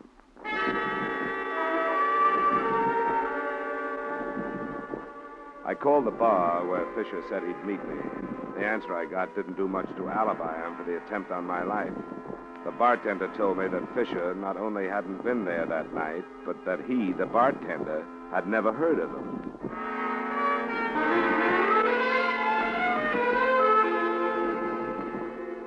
While Sergeant Middleton went out to pick up Rita Cobb, I hopped a cab, went back to the Hayes address to try the widow again. Is it absolutely necessary, Mr. Dolar? I'm so distraught. I'm afraid it is necessary, Mrs. Hayes. A number of things have happened since I left you. Very well. I hope you won't stay long. I'll try not to. Would you like to sit down? Yes, I think we'd better. All right. Come in here. I hope you'll forgive the appearance of the apartment. I haven't had the servant in. Might have been better if you had, rather than staying here alone. I couldn't face her. I don't know how I'll be able to face anybody ever. We've been not what you'd call prominent people, but certainly quite acceptable. And then to have Byron killed in that sordid place under these circumstances. What circumstances, Mrs. Hayes? That girl. No one will ever really believe that Byron didn't know her, no matter what the truth is. I think you know what the truth is, but you've had reason to deny it. Now, what reason? What are you trying to save? Save? What is there to save now? I can't think of anything except what's left of your pride, Mrs. Hayes, if you'll excuse my saying so. You're a cruel young man. I don't like to be, but sometimes it's worse to be too kind. You've taken advantage of the police and me by holding back the truth for purely selfish reasons. Mr. Dolar. You're less interested in seeing a husband's death cleared up than you are in what your neighbors will think of you when the truth does come out. And it has come out. Mr. Dolar. And you're in danger of having to answer impeding the investigation of the death of your own husband. Now, what will your neighbors think of that? Mr. Dolar, what are you saying? What do you mean? Rita Cobb admitted to me that your husband was more than a casual friend. She's lying. Another acceptable husband admitted to me that she was blackmailing him. There are others. So it's only logical to assume that she was blackmailing your husband. That's not true. How do you know? It can't be true. The state will spend a year looking into Mr. Hayes' money transactions if they have to. And there's something else. I'm convinced that you knew about it. I was convinced by the way you reacted when I told you earlier tonight. I'm so confused. When I told the police how you acted, their first thought was that possibly you'd killed your husband. Oh. Your motive would be that you knew about Rita Cobb, so naturally you wouldn't want to admit it. Oh, don't think that. They can't, my own husband, no matter what he did. Police minds go that way when people don't cooperate with them. I was wrong. I thought it didn't make any difference. I thought nothing did but difference. I thought nothing did but Byron's death. You knew about Miss Cobb, didn't you? Miss Cobb. Yes, I knew about her. Why didn't you tell us? Don't know. And you knew about the blackmail. Yes. Oh, I know why I didn't tell you. I've been trying to spare myself, as you said, but for far worse reasons. I'm responsible for Byron's death. How, Mrs. Hayes? Because I was a righteous wife. It wasn't enough that I found out about her and her blackmail, but I wasn't big enough to forgive him or even think calmly. If I had been, it would have ended. Then there would have been no reason to consent to blackmail. You learned just recently, then? Yes. I made him go to this woman. I made him go and tell her that he was through and that he was going to report her to the police. That's why he was killed. I sent him, and I was afraid to admit my responsibility. He was killed night before last. You must have learned that day. A man came here. He said Byron knew that woman. I didn't believe him. But when I faced Byron, then I knew. This man, did he give you his name? No. What did he look like? Was he dark? Not quite as tall as I am? Yes. Oh, please go. I've told you. I've told you. Now I want you to go.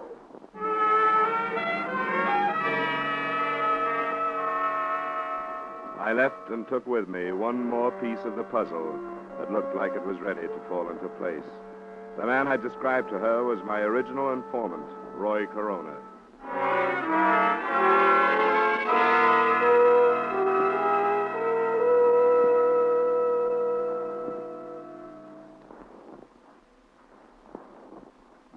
This is serious, Dollar. You shouldn't have met with Roy Corona without telling us about it. I don't think your best squad car could have tailed the guy that drove me, Sergeant. After I met him, he moved someplace else, so it probably doesn't make any difference. Then what do you think his game is? The way I see it, he was in love with Rita Carr. 2 years in prison, he comes out and finds her involved with these men. He did enough listening at doors to satisfy himself that she was blackmailing Hayes as far as I can go. He's hoping to frame her for it or whether talking. Well, you shouldn't have met him when doors coming up. There.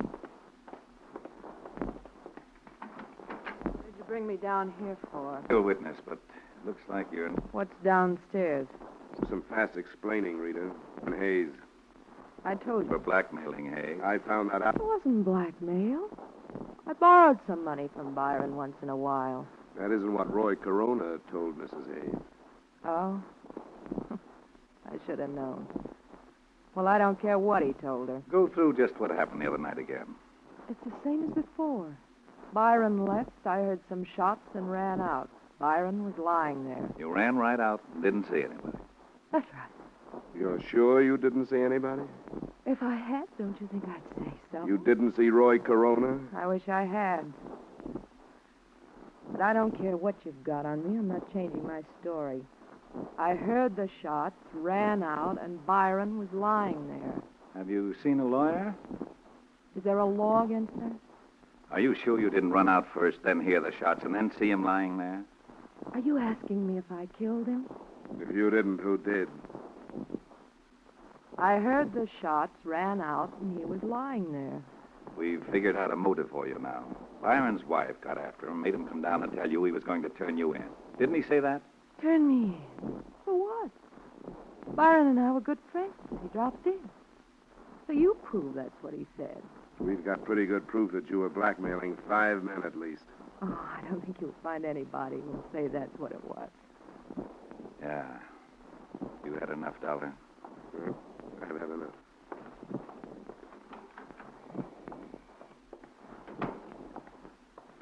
I'm going to see her charged with murder tomorrow. You've certainly got enough.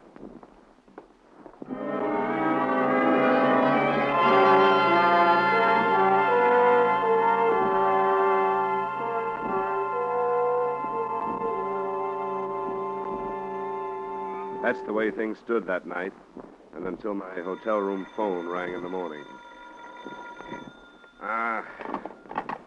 Johnny Dollar. Dollar, this is Roy Corona. Yeah, what do you want? I read in the morning paper they're charging Rita with murder. That's right. She didn't do it.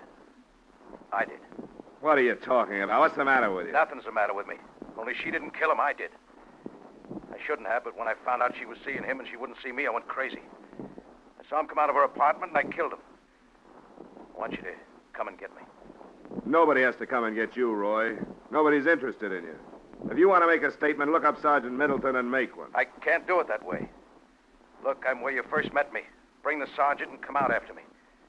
And do it fast before I change my mind. Hello? Hello? After working half the night, it bothered Sergeant Middleton even more than it did me. But it was something that we thought we should look into.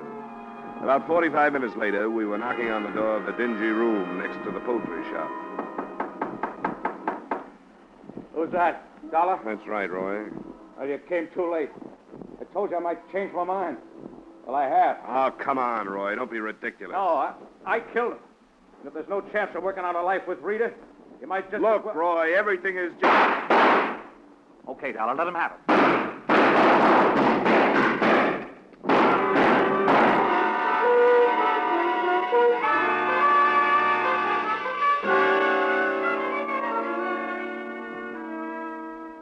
Roy Corona made a good try. As well he might have, since he went to Mrs. Hayes and started the whole thing. But his shots went wild, and the sergeants and mine did too. When we dragged him out, he was still telling the same story. He didn't stop trying to save her until he heard about the confession made by Rita Cobb after I'd left her, about her motive and about the murder gun that turned up in her apartment. Find enclosed his reaction to that. I'm sorry. I started it. I wanted to get her away from these men. I thought I could scare her away from the things she was doing. I That's why I went to Hayes' wife. I never thought it'd lead to this. And I'd take the rap for Rita if I could. Wanted to get her to come back to me. Now look.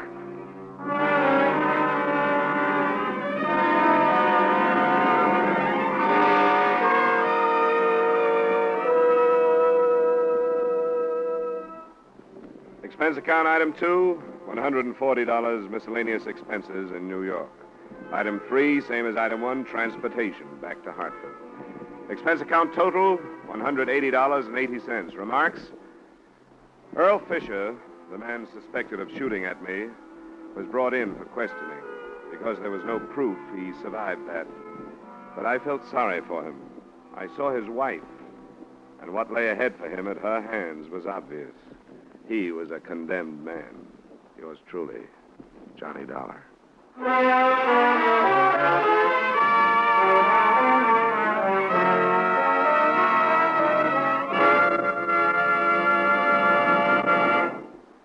Yours truly, Johnny Dollar, stars Edmund O'Brien in the title role and is written by Gil Dowd with music by Wilbur Hatch. Edmund O'Brien's latest picture is the Paramount Pictures production, The Redhead and the Cowboy. Featured in tonight's cast were Jim Nusser, Lee Patrick, Gene Bates, Ed Begley, and Jack Moyles. Yours truly, Johnny Dollar, is produced and directed by Jaime Del Valle.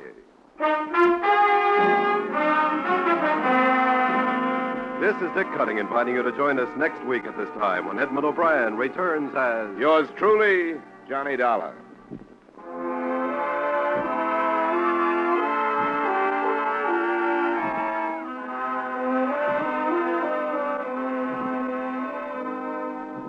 It's faster, it's funnier, it's got new life and a brand new punch because Jan Murray is taken over. It's CBS's Saturday night musical quiz, Sing It Again, an hour of mirth, melody, and money that's heard on most of these same CBS stations. Yes, Jan Murray is your new host. Alan Dale, Judy Lynn, the Riddlers, and Ray Block are your music makers. And there are still loads and loads of cash for identifying the new Phantom voice. Be sure to hear the new Sing It Again, starring Jan Murray, tonight on CBS. Stay tuned now for Von Monroe's Caravan, which follows immediately on most of these same stations.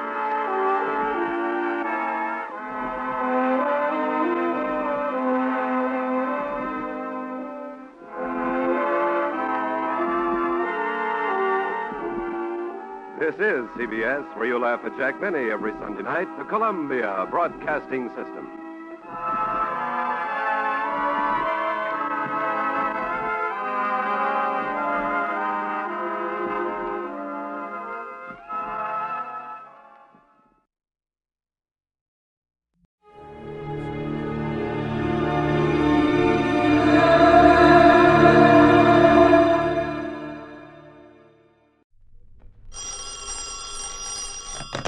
Johnny Dollar. So you've stayed on there in Miami? That's right. Good. And if I had any sense, I'd stick around in Florida the rest of the winter. Why not? Instead of going on back to the snow and cold of Connecticut. And who are you? This is Don. Don Boomhauer, Johnny. Don? Yes, sir. Right across the state from you here in Sarasota. Well, Don, it's nice to hear from you. How did you know I was down here? From Pat McCracken at Universal Adjustment Bureau. Uh-oh. So I told him I'd try to catch up with you before you head up on north again. I think I will. What? Yes, sir. Nor rain, nor sleet, nor snow, nor anything else shall keep this insurance investigator from heading home. Huh? What are you talking about? Getting away from here in one piece. What? Well, you're still holding down the office of Tri-State Life and Casualty, aren't you? Of course, and that's exactly why... Well, I love you dearly, Don. I've been paid a lot of nice fat commissions by that company of yours. Exactly, and it's because of that very But the last 2 or 3 cases I've handled for you have been so risky, so dangerous, and so darned unprofitable. Johnny! No, please, Don. Let me duck this one. But all I need is 5 minutes with you. 5 minutes? That's right. Well, what kind of a case could I possibly cover in 5 minutes? None at all that I know of. Well, then. Did I say anything about taking on a case? Well, no. But I'll tell you this. 5 minutes with me over here may very well keep me from getting involved in something pretty serious. Yeah, like what? Oh, like maybe spending a few years in a federal prison, something like that. Oh, now you're kidding. Am I? Well, aren't you? Come on now, Don. No. You come on. Over here to Sarasota. For just 5 minutes with you, huh? Yes, Johnny? Well, I still think you're kidding. No, Johnny. But okay, Don, I'll see you. I'm sure it's a gag. Has to be. And yet, coming from Don Boomhauer...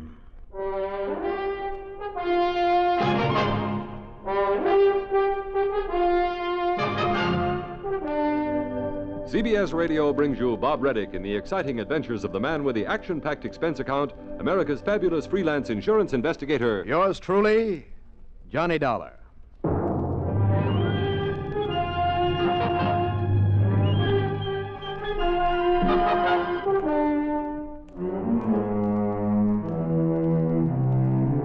Expense account submitted by Special Investigator Johnny Dollar to the Tri-State Life and Casualty Insurance Company office in Sarasota, Florida. Following is an account of expenses incurred during my investigation of the big date matter.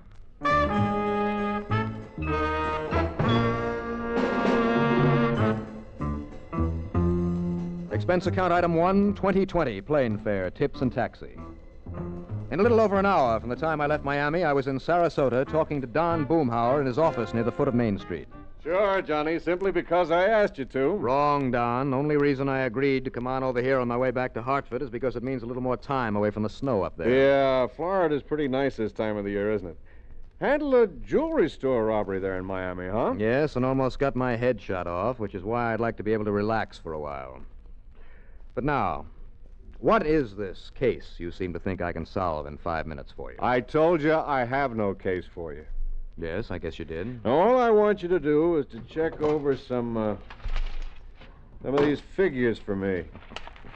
Don, you know the only kind of figures that I give a hang about. I know. The ones on pretty girls. Well, why not? After all, just because you're a staid old married man. Don't knock it, Johnny. How is Frances, by the way? Fine, just fine. You give her my best. Oh, do it yourself. I told her that if I could persuade you to come here at all, I was sure I could get you to stick around for a few days. How about it? We'll see. Now, about those figures you mentioned. Oh, yeah. Johnny, have you kept any account of the monies we've paid you this past year in commissions? I can tell you down to the last penny. Good, because if it agrees with these figures here, all you have to do is sign this statement, and the Bureau of Internal Revenue will quit threatening to send me up the river. So that's what the big emergency is. Yeah. Huh? One of my part-time clerks balled up some of the paid-out items a couple of months ago, and the tax man just wants proof that we actually gave you this money. So if this figure agrees with yours... And it does. Good. Well, then take this pen, affix your lawful legal signature, and try for once to make it legible. Sure. Under the desk, Johnny. Those shots are right outside on the street. Telling me? Move over so I... Hey. What? Shots, did you say? What's the matter with you? Can't you hear them? Well, just take a good look out there. Come on, let's go and see. Get our heads blown... Hey, what the dickens... Sure, it's that car out there with the pretty little blonde sitting in it, backfiring. Son of a gun, you're right. Yeah, but I guess we're not the only ones who thought they were shots. You mean that mob that's gathering? Yes. Looks like half the town has come to see what it's all about. Hey, I hope they don't lean against my plate glass window and break it in. Look at that crowd. Poor gal. Yeah, pretty too, isn't she? Yes, come on. I'll see if I can give her a hand. Come on, Don. Oh, why not? Now, I don't think I know her, Johnny. Well, that's too bad. But she might do anyway. Might do? For what? As a date for you. What else? A date? Sure. That wing ding that Francis and I are taking you to out at the yacht club on Bird Key tonight. Oh? Sure. She is kind of cute looking, isn't she? Uh-huh. Nice-looking car, too. Brand new. And after all, you're going to need some transportation. Well, come on. I'll see if I can find out what's wrong with that bus of hers. Sure, Johnny. You go right ahead. Okay, I will. And purely incidentally, find out if she has a nice evening dress she'd like to show off tonight. Sure, why not?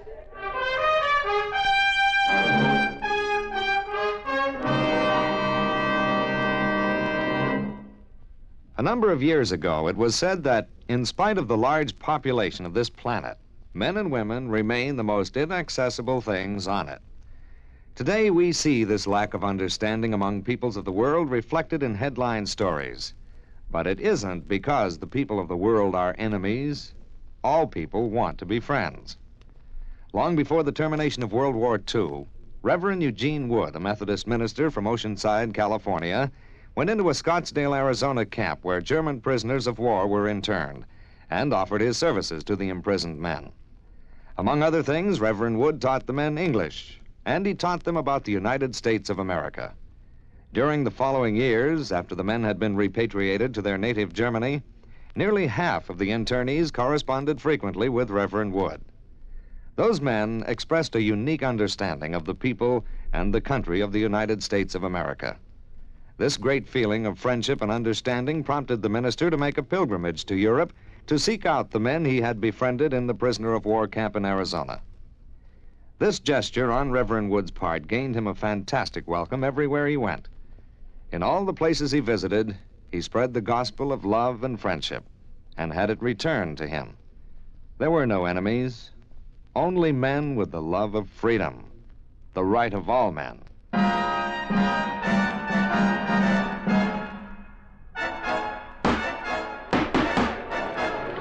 By the time I got outside the door of Don Boomhauer's office, it looked as though half the town was gathered there. By the time I got to the car where the cute little blonde gal was fighting the ignition switch to cut the engine, stop it from backfiring, 3/4 of the town was present, including the merchants and customers from all the stores and cafes and hotels there on Main Street. The folks had come to see the fun and, of course, offer all kinds of unhelpful suggestions. Well, don't just stand there, please. Can't you help me get this thing started?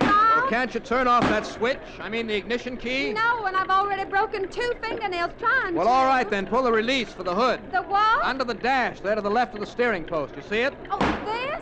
This little handle? That's it. Give it a pull so I can go around to the front and raise the hood. Oh, now what good'll that do? Oh, that awful noise. Well, if I get the hood open, I can pull a wire off the distributor and stop the engine. Distributor? What's the distributor? Just pull on that little handle. This one? That one. Go ahead, pull it. Okay, now if I can get the hood open, Excuse me. So, and I surely would appreciate it. All right, if here you now. could stop. Now, what the Sam Hill? Don't tell me this thing is stuck too. Hey, now, do you mind telling me what's the big idea around here? Officer. That's right. What do y'all think you're trying to do around here? What's the matter with you, anyhow? Now, look, help me get this hood open. It's stuck. You mean it isn't noisy enough for you as it is? All right.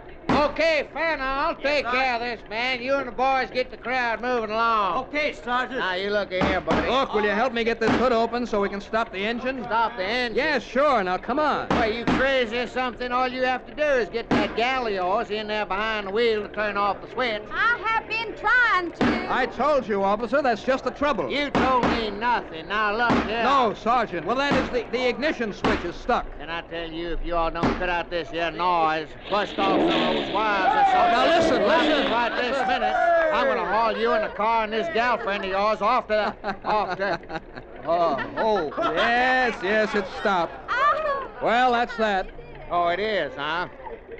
Young lady, you get this car out of here and over to some repair shop before this happens again. You hear me now? Oh, yes, sir. I certainly will. Oh, well, now, wait, miss. I don't know what you did to stop it from making that awful Oh, noise. nothing, absolutely nothing. And But now also, I'm terribly upset about it happening right here on the main street. Okay. Just get it out of here. Uh-huh. Vanna, clear this crowd off the street. Right, Sergeant. Awfully. Oh, my pleasure. And maybe I'd better go along with you to make sure it doesn't do it again, Oh, huh? no, it runs fine now, but thanks anyway. Hey, did I tell you to get this thing out of here? Yes, sir. Right away, officer. Oh, no, wait, please. Wait, nothing. You go on, miss. Yes, sir. Bye. Look, listen, I just want... Miss. The only thing you want to do is keep out of jail. Officer. The idea of letting that thing backfire out here on Main Street. What, do you think I had anything to do with it? If I had any sense, I'd lock you up right now. Oh, now, wait a minute, officer. Go on, get on your way. I don't know who you are, and the only way I'm going to find out is by putting your name on the blotter at headquarters for disturbing the peace. What? And I'm going to do just that unless you make yourself mighty scarce around here in a hurry. Now, go on. Oh, now, look here, will you? Don't bother me. Vanna, I Yes, guess you Sergeant. can all go on back to your regular beat again. Okay, Sergeant. All right, you men. Well, I guess Go back to that's your that. regular beats now. Scout O'Connor, we'll do this. Okay. Well, it doesn't look as though you did too well, Johnny. Well, I didn't really have a chance to talk to her. Yeah, that's too bad. Yes, it is. But she's a living doll, all right. Are you sure you don't know who she is, Don? No, sorry. But don't worry, Johnny. I'll round you up some kind of a date for the affair at the club. Now, let's see. Maybe Bill Hall knows somebody nicer. Foster Harm. What's the matter? Hmm? I said, what's the matter? Oh, Nothing. I was just thinking. Oh. And I'll bet she dances like a dream. I wonder what her name is. No, we'll never know, I'm afraid. Now, don't bank on that. But now, if you'll just sign this statement that you came over here to sign. Oh, sure. Here. Here, use this pen. All right. There you are. Legible, too. Now I'll call Frances and tell her that you're staying over with us. If only I'd noticed the license on her car. Then I'll see what charming, good-looking girl around this town is available. But I doubt if even the police And did. would like the famous Johnny Dollar for a date tonight. Obviously, that one cop didn't know her. Huh? Hardly dare to ask him anyway. Johnny. Which means that probably none of the other police who were there would be of any help either. What are you talking about? That girl, my date for tonight. Oh, now, Johnny, I was only kidding about her. Well, I'm not. But you don't even know her. I will. And chances are that if you should find her and proposition her for a date, you'd get your handsome face slapped. I'll risk it. Yeah? What if she turns out to be somebody's wife? No wedding ring. Oh, you did notice that. I noticed that, among other things. But how are you going to find her? Well, if she's still here in Sarasota, if she lives here... Oh, now, Johnny, this is all a little... Okay, go ahead and find her. How? Well, I have an idea. Yeah? What? May I borrow your car for a little while? Sure. Here. Yeah, help yourself. Okay. When do I see you again? Now, just give me a little time. All you want. Up until dinner time, when you'll have to pick me up here. Now what? Yes, I see. Stopping at that jewelry store across the street. Here comes another prowl car from the other end of the... Uh-oh, Johnny. Yeah, I see him. Same policeman you were arguing with a few minutes ago. Only why is he coming in here? I'm sure I don't know. Officer? All right now, Buster. What? Just put up your hand so I can slip these cuffs on you. Sorry, Mr. Boomhound. What are you talking about? You think I don't know now what you all were up to out there, you and that gal? What? Creating all that disturbance out in the street with that backfiring car. Now, officer... So as to draw the crowd so as your Confederate could have a clear field to rob that jewelry store across the street? Put out your hands, sir. Oh, now hold everything. That store was robbed while the mob was gathered around the car? Thanks to this man's diversionary tactics, somebody walked out with must have been $60,000 or $70,000 worth of watches and pins and rings and everything. So they called us up. I wrote the insurance on that store. Now, if you don't want to come along peaceful, mister... Oh, now, whoa, now. Yeah? Yes, officer, wait. What's that, Mr. Boomhound? Well, don't you know this man? This is Johnny Dollar. Johnny Dollar? That's right. Y'all mean that freelance insurer... Well, you mean the friend of the lieutenant that comes down here now and then to... This is Johnny Dollar? Here, officer. My credentials? I've known him for years, officer. He's Johnny Dollar, all right. Yeah, and these papers all look... Yeah, but if he was out there by that car... So, Don, you insured that store, huh? Does that mean I'm on expense account as of now? As of now. Yeah, well, now... Fine. And as long as I have the keys to your car... Well, I'll see you later. Yeah, now, you wait a minute, mister. Yeah? Unless I can get Lieutenant Phillips to identify you. Oh, he'll be glad to, I'm sure. Yeah, now, you all wait. You're the only suspect I got. Oh, no, you haven't.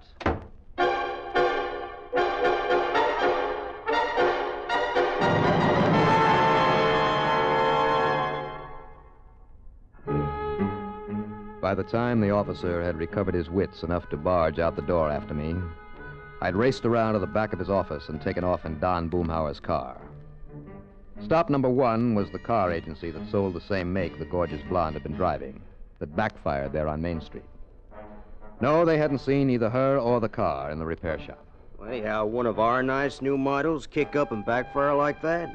No, sir. Then I made the rounds of every car agency in town. Nothing. All right, that clinched it for me. I mean, the reason for that car acting up as it had. But how to find it? If, that is, it was still in Sarasota. I drove aimlessly all over the place, hoping and praying that somehow I'd just happen to spot it. Yes, and hoping that Don Boomhauer had been able to explain things so the police wouldn't track me down and cramp my style. I racked my brain for some idea, some idea how to find that girl and her car. And I guess the strain on my so-called brain made me a little foolish, for I suddenly found that I'd driven way out of town, way out on Bee Ridge Road. I started ahead into a little side road on the edge of the swamp to turn around, and then... Well, don't tell me there isn't luck in solving these cases. Stalled there a couple of 100 yards up that dirt road was the car I'd been looking for. And standing beside it, waving for somebody to stop and help her, was the luscious little blonde. Well, thank goodness somebody came along to help me get this old car started. Well, hi there. Why, it's you. The nice man who tried to help me back in town. None other. Well, you're certainly my good Samaritan today. Now, what seems to be the trouble? I don't know. It just stopped. And neither one of...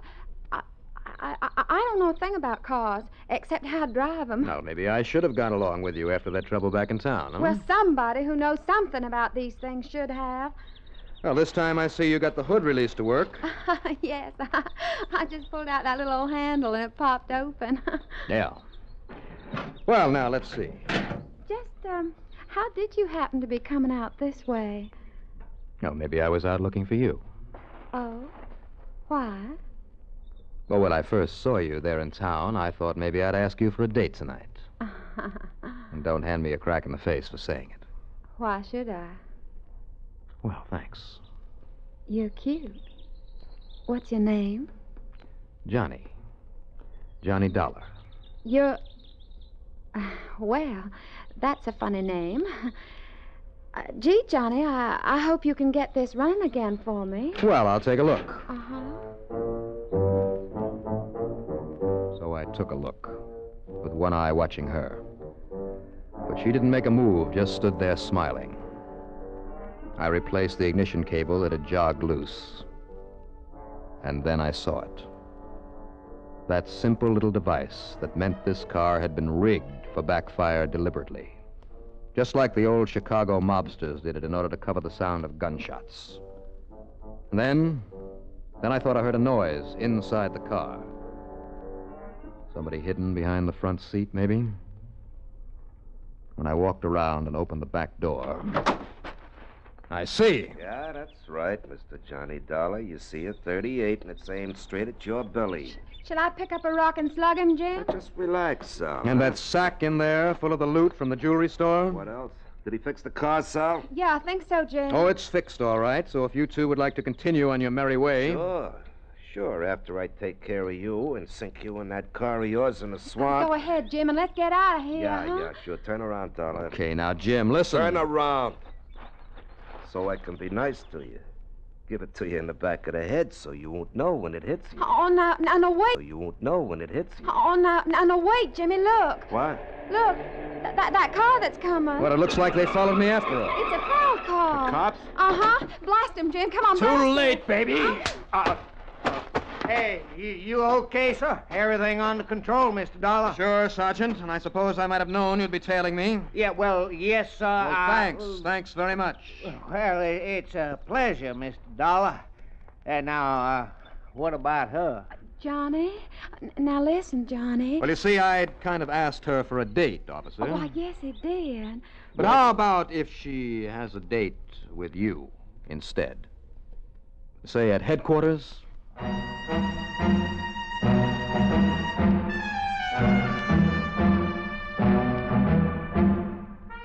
So, thanks to sheer luck and clean living, of course, I'll pick up a commission on the recovery of all that jewelry.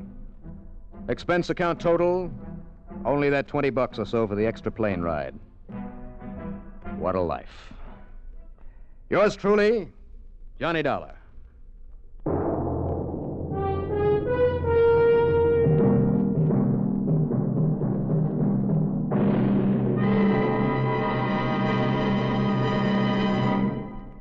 They say that clothes make the man. A smart-looking uniform can do even more. And oddly enough, military uniforms usually have been patterned after the civilian clothes of the day, with some pretty fancy additions, of course. The buckskin-clad rifleman soldier of 1775 was dressed the same as the frontier trapper. The naval seaman the same as the merchant sailor. It wasn't until the new American government was able to get enough money scraped together that uniforms started to get fancy. But the uniforms weren't really uniform. The infantry had one color combination, and the artillery had another. Even most regiments were dressed differently. Some uniforms were blue and white. Some were red and white. And others were red, white, and blue. Oh, yes, it looked like a pretty patriotic army. But each man also made an excellent target. It was more than 100 years before it was decided that all the frills and colors, plumes and gold braid would make a better dress uniform than fighting clothes. As battle tactics and weapons changed, so did the uniforms. Today, the American fighting man has a greater chance of survival in a uniform that blends with nature. And it's a uniform to be proud of for the great American heritage it represents.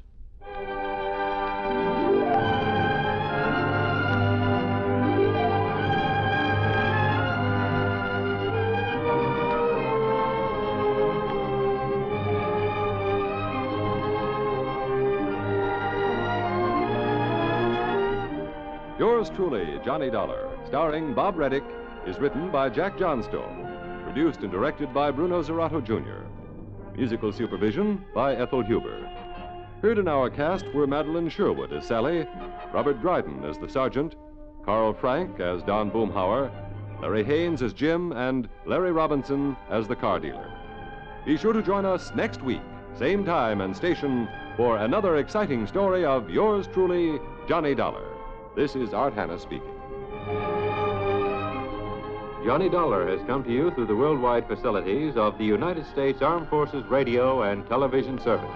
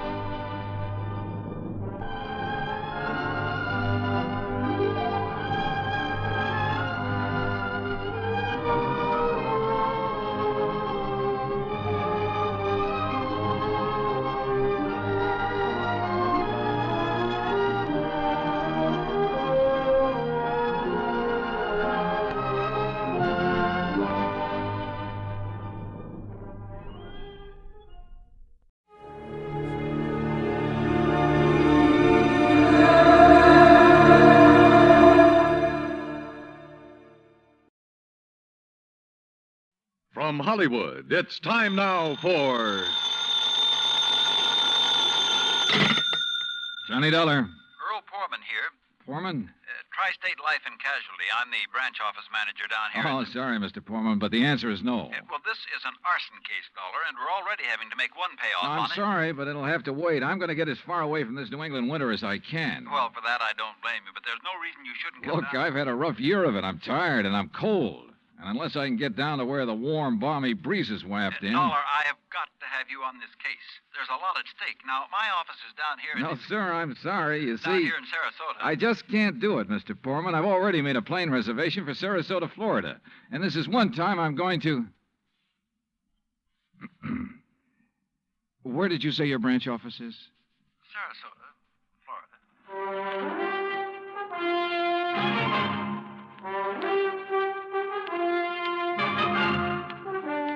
Bob Bailey in the exciting adventures of the man with the action-packed expense account. America's fabulous freelance insurance investigator. Yours truly, Johnny Dollar.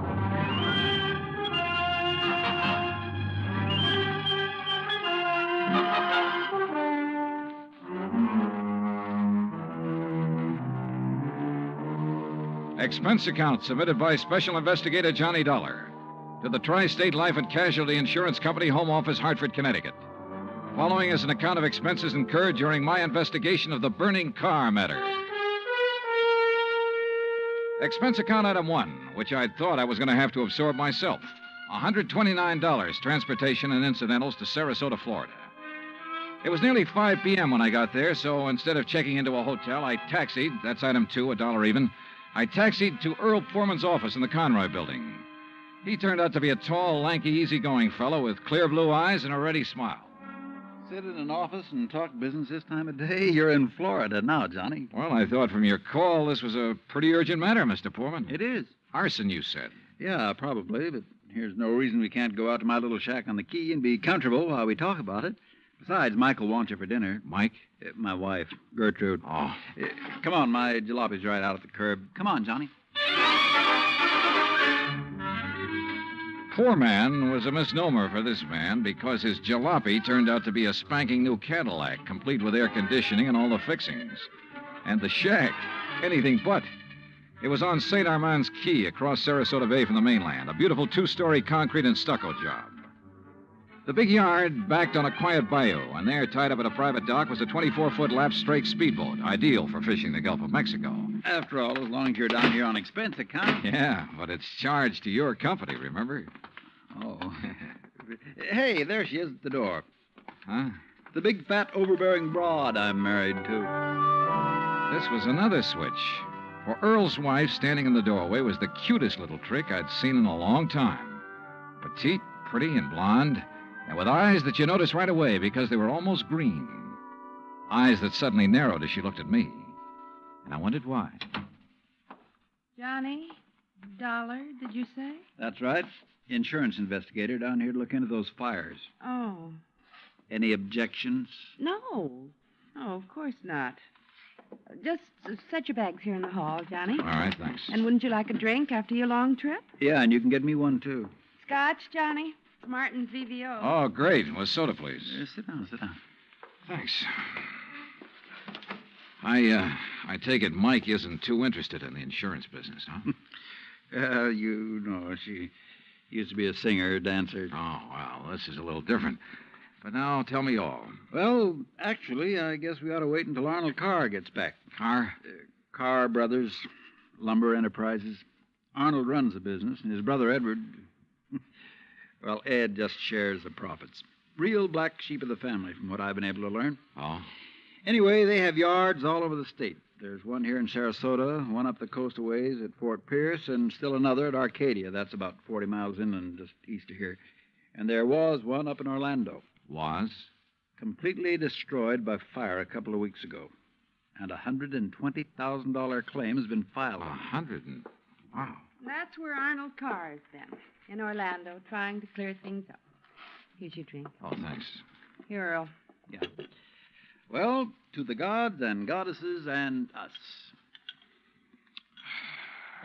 But shouldn't I be up in Orlando then? Arnold's on his way back here now. He lives here. He just went up there to arrange for clearing off and selling the property.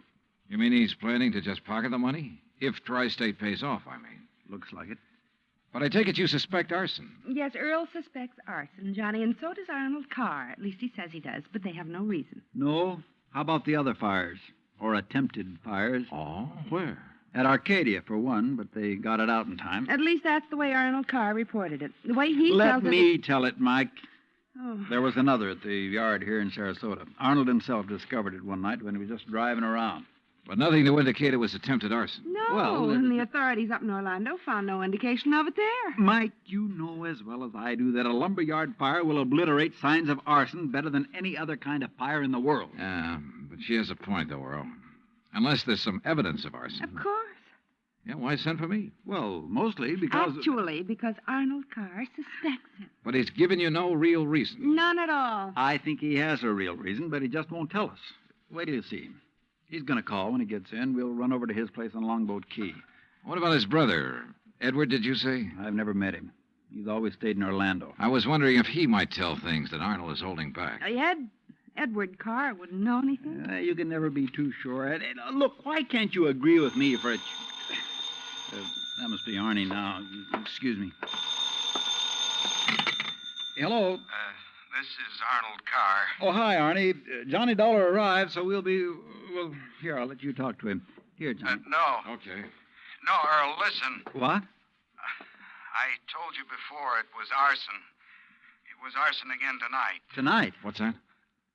Arcadia just went up in flames. The whole yard. Good Lord.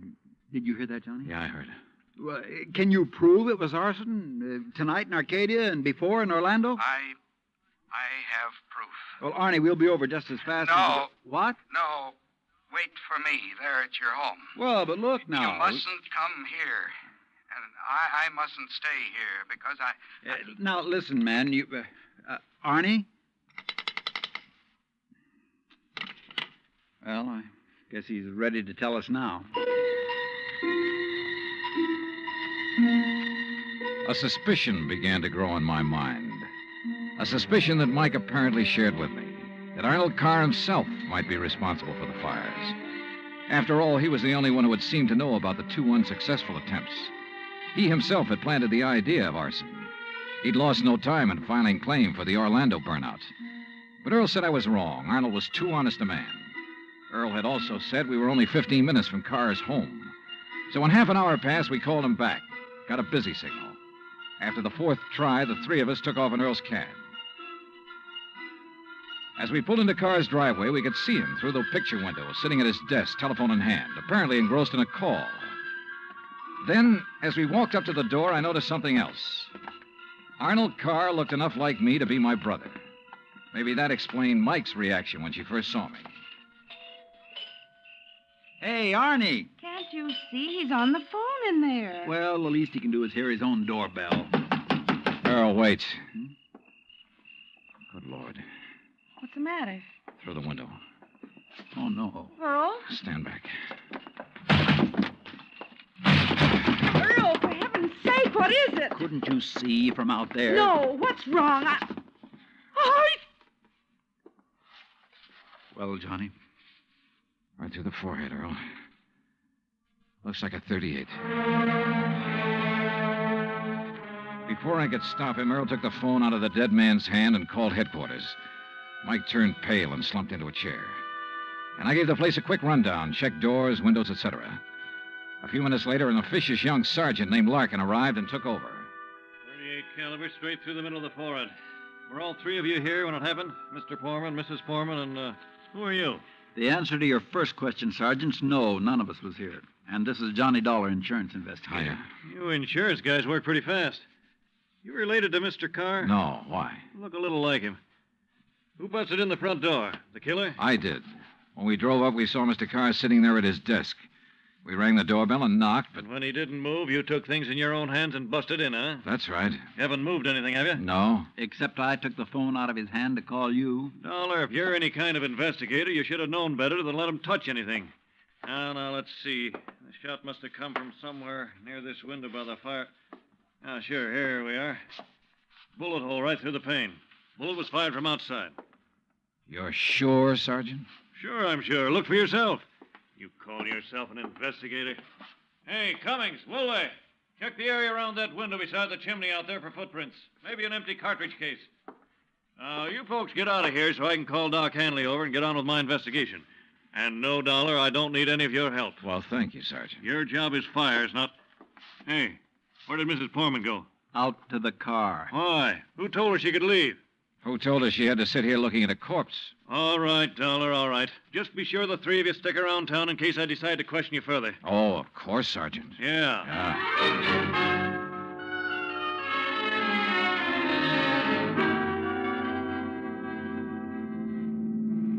Not shot by somebody standing outside? What do you mean, Johnny? Oh, I spotted that bullet hole in the window, too. So? I also noticed there were no particles of glass on the inside sill. But there were some on the outside. Yeah. The shot that made that hole was fired from inside that room to make it look as though it had come from outside. Then somebody was in there with Arnold Carr. Yeah. Either somebody he let in or who had normal access to the house. And he had to stop Arnold from talking about the fire in Arcadia. Hey, how much do you know about his brother, Edward? Nothing, really, outside of what Arnold told me. Was either of them married? Family of any sort? Arnie wasn't. but I... Arnold's death means Edward will own the business then. Well, yes. And he lives up in Orlando, scene of the first big fire. Yes, good heavens, Johnny, you don't think his own brother... Where can I rent a car? Take Mike's Chevy. It's in the carport at the house. But what are you going to do? Drive up to Orlando by way of Arcadia.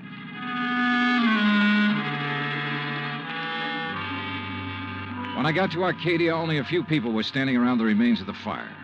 One hose company was still working on it, and a couple of police were poking about in the embers. Walking toward it, I almost stumbled over a little old man sitting alone in the darkness beside a palm tree, hunched over, his head in his hands, sobbing. He didn't even look up when I stopped beside him. It's like losing part of my own life, it is. You lost someone in the fire, sir? No, son. Only part of my life. I helped build up that yard. Me and Mr. Arnie. Arnold Carr. All along, he's been worried about it. And last week, when him and me smelled smoke and come over here and put out the barrel of trash that was smoldering, he knew. Knew what? That somebody was trying to burn him out? That's why he stopped by tonight on his way home. That's why we drove over here, him and me. And I brought my gun just in case. Yeah. Well, we got here too late. It was already blazing. And when he seen the automobile pulling away... What auto? Yes, Frank, he said to me. I knowed he was the one trying to burn me out, he said. Who, old-timer? Who do you mean? He didn't say. Then he called the fire department. That car that pulled away, what was it? Just a auto, big white Buick. But he tied it in with whoever set the fire. All he said was, I knowed he was the one. Do you know who it was he meant? Well, he told me even if I did know, I should never tell. Even the police. Well, who do you think it was? Break my word to Mr. Arnie? Never, son.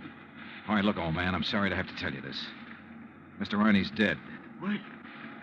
But he can't be. He was... You. Huh? Maybe you thought in the darkness I would know you. But I do know you. Oh, now, just a minute, old-timer. If Mr. Arnie's dead, it's because you killed him. What? Just like you set the fires. No, I'm not who you think I am. And I'll kill you. That's what I'll do. Put down that gun. I'll kill you.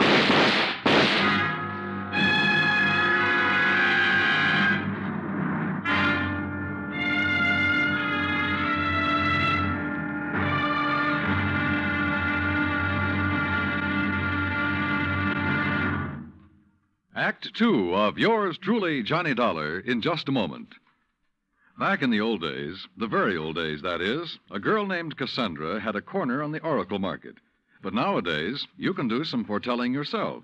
On Jukebox Jury, for example, you can help decide which of Tin Pan Alley's new recordings are destined for the hit brackets and which ones are likely to spiral all the way down to oblivion. Remember, Jukebox Jury is yours to hear on most of these same stations every Sunday. Now, Act Two of yours truly, Johnny Dollar, and the burning car matter.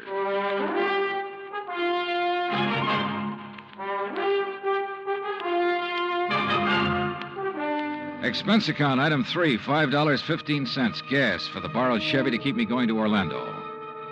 Either the old man's eyesight was bad or he was just a lousy shot. Either way, it was okay by me. I hated to slap him down, but there was no point hanging around Arcadia trying to explain things to the local authorities. So after making sure I hadn't really hurt him, I appropriated his gun and took off fast. He'd thought I was someone else. Even I had noticed a family-type resemblance to myself and Arnold Carr. Sergeant Larkin had asked me if I was related to him. And now the old man at the fire had apparently thought I was the one who...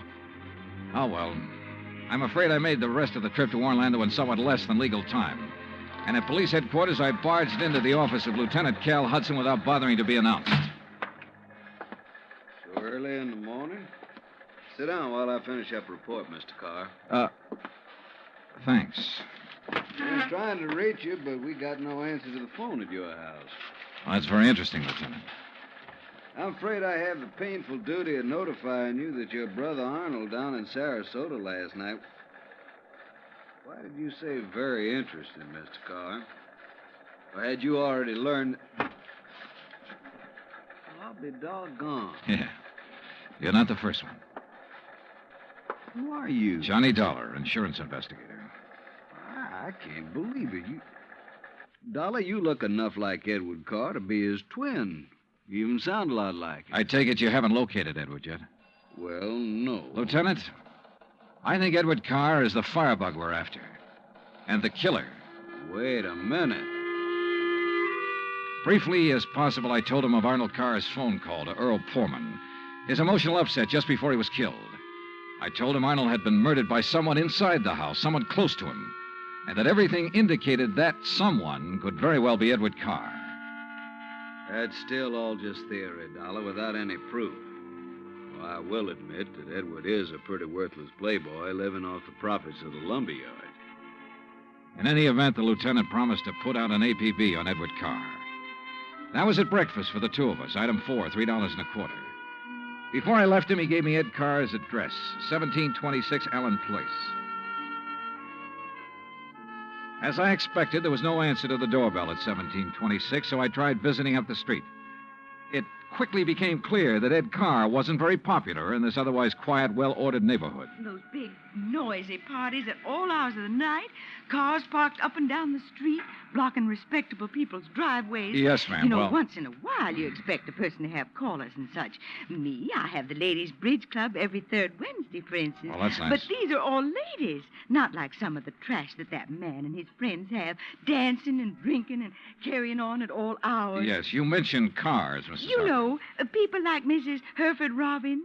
She's awfully nice. And Janet Osterworthy. Now, she's a widow. Well- And, you know, she could have her pick of anybody she liked, but does she ever look at another man? No, sir. And then there's Mrs. Harper, Yes. you mentioned cars. Do you know what kind Mr. Carr drove? Why, yes. It was a big white one. And the make? Well, no. My husband, when he was alive, always drove a Maxwell, and I guess that's the only kind I ever got to know by name. But Mr. Carr's is white. Only I guess that isn't much help to you, is it? All the white cars here in Florida, I mean. Look. Now, even that blonde hussy who's around him all the time drives a white car. Oh, I really shouldn't use a word like that, though, should I? But it fits. Wait a minute. What blonde, Mrs. Harper? Mr. Dollar, I don't pay any attention to people like that. Why, you'd think she owned that house of his. The way she keeps popping in and out all hours as if she belonged there. Mrs. Harper. And drives all the way up from Sarasota, too. Do you know who she is? I do not. I refuse to pay any attention to people like... And the way she dresses, too, like a newly rich chorus girl with all her fancy clothes and furs and things. How do you know she comes from Sarasota? By the license on her car, of course. Every city has its own number. You know that very well. And hers is 12WW something. And you don't know her name? Of course not. Flaunting all those expensive furs as though she bought and paid for them herself. And if there's anything I hate to see, it's a little shrimp loaded down with furs. Now, a tall person I like see. me... And Well, her thanks. Eyes, if there's anyone I don't trust, it's a person with green eyes. Why, Thank I you, tell Mrs. Harper. Her description of Carr's girlfriend stopped me in my tracks. That description could fit Mike Poorman to the letter. Petite, blonde, green eyes. Petite, blonde, green eyes. And she came from Sarasota. And then I remembered Mike's reaction when she first saw me. Her dismissal of Edward as a possible suspect. There was obvious friction between Earl and Mike, too. I figured it was just normal in a couple who'd been married for a while. But now... Item 5, $1.30 phone call from the nearest booth I could find to Earl Poorman at his office in Sarasota. No, she isn't, Johnny. Why? Well, do you know where Mike is? When I woke up this morning, I could hear her talking to her girlfriend, Betty, on the phone downstairs. Betty? Betty lives here in Sarasota. They used to be on the stage together, sister act, you know. Yeah, well, Well, then when I went down for breakfast, she was gone. Took my car, too. I had to come here to the office in a taxi. Yeah, well, okay, Earl. Thanks a lot. Hey, now, wait a minute. How are you doing? You found out anything I ought to know about this arson and murder business? No, Earl, nothing that you need to worry about. Liar. I sat down at a corner drugstore. That's item 5, 80 cents, over a sandwich and a Coke to try to think things out. But I'm afraid I didn't like anything that I thought. Finally, I drove over to Allen Place again. I parked a couple of blocks away and walked to 1726. I rang the front doorbell, knocked a couple of times. Then I slipped around to the back door, finagled a lock on it with a little celluloid pocket calendar, finally got it open. I left it open for the sake of a quick exit if such became necessary. But I guess that was a mistake. For a couple of minutes later, as I rounded the corner from the den into the living room, I felt the barrel of a gun poked into my back. Out of town, huh? Now, wait a minute. Don't move, Eddie boy. Trying to stall off pay me the $5,000 by saying you're going to be out of town, huh? Okay, so you think I'm Edward Carr? You kidding? Don't you know what happens when somebody tries to stall me? This. I don't know exactly how long I was out, but when I came to, it was dark. Except for the glow from a streetlight outside. And what roused me was the sound of footsteps, feminine steps, cautiously entering the back door. Then, briefly, silhouetted against a window, I saw a trim, petite figure that was all too familiar coming toward me. Then she saw me, too. Oh, darling, you're hurt. What happened? What do you think? Who did this? Who struck you? You don't know? Yes, of course. It was Tony. Because you didn't pay him soon enough for the Arcadia job. Here, Eddie, let me help you. No, just let me rest for a minute. I thought that was Tony I passed on the road in from Sarasota. Why'd you come over from Sarasota? To see you. I knew you'd be here. Oh, why? Why, so the police could surprise you with the news of your poor dear brother's death. But why did you come to the house? Because I hoped you'd come here, I guess. Eddie, you should have waited until I could raise the money to pay off Tony. You mean for killing Arnold, too? Of course. No. Are you trying to say you didn't kill Arnold? But I saw you from outside in the Buick. You'd swear to that, wouldn't you? I don't know what you...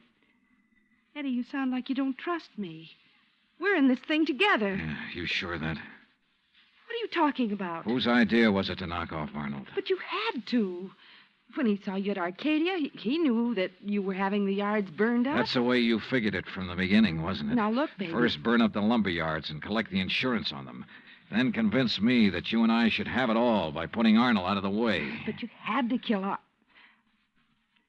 I don't understand you, Eddie. Yeah. And I wish I didn't understand you, Mike. Mike? Come on. Let's turn on the light. No. No, if somebody sees us. Eddie, you... Who are you? Are you kidding, Mike? Wait a minute. Who are you? You're that insurance investigator, Johnny Dollar, that Mike told me. Let me out here. Oh, no, you don't. You're staying right here. Mike Poorman's sister, aren't you? Well? Oh, sister. So we once did a sister act before she married that Poorman guy. Now, let me go. Not by a long shot. You may as well, Dollar. What? Eddie. Don't move, Dollar. Get his gun, Betty. Get it. Yeah, sure. Here, Ed. Good. Ed Carr, huh? That's right.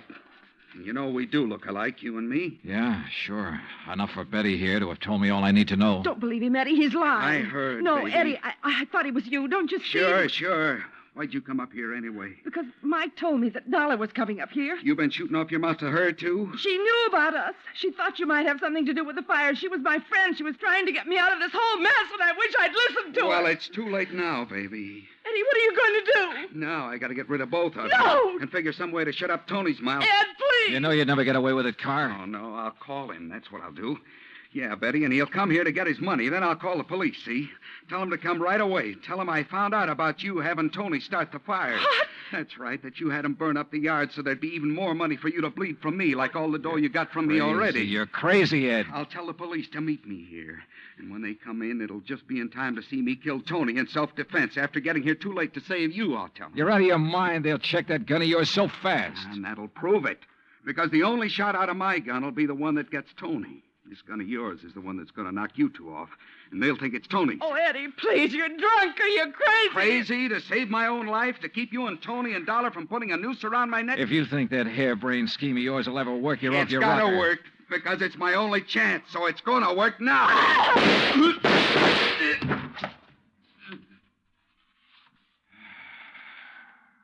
Thanks, Lieutenant. I'm afraid I was too late to save it, Johnny. Mm-hmm. Yeah. But Eddie Carr will live to face a jury. What brought you here, anyhow? I did, Johnny. Mike, stay there.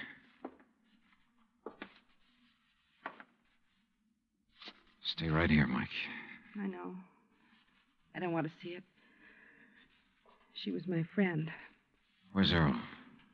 I came alone. When I talked to Betty this morning, I knew your suspicions about Ed were right because, you see, I knew Betty and Ed were going together. Earl didn't know. Yeah. Maybe you better call him.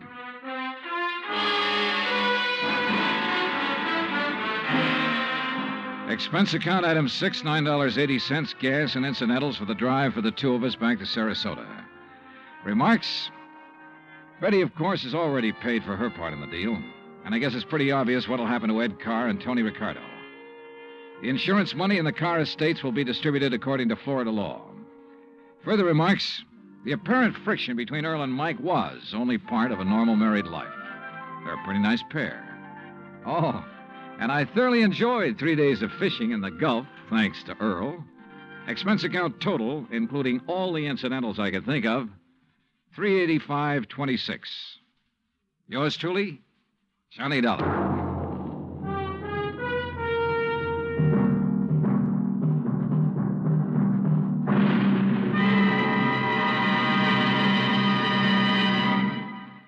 Our star will return in just a moment.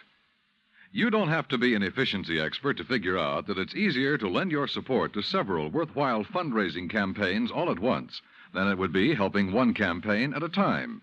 That kind of efficiency is yours to enjoy through the United Community Campaigns.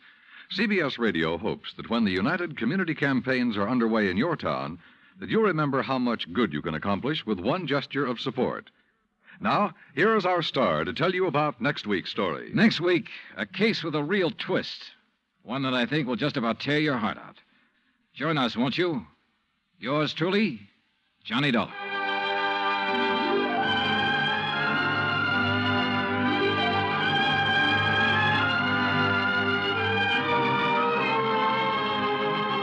Yours truly, Johnny Dollar, starring Bob Bailey, originates in Hollywood. It is produced and directed by Jack Johnstone, who also wrote tonight's story. Heard in our cast were Virginia Gregg, Harley Bear, Victor Perrin, Bob Bruce, Harry Bartell, Vivi Janis, Tony Barrett, and Junius Matthews. Musical supervision is by Amerigo Marino.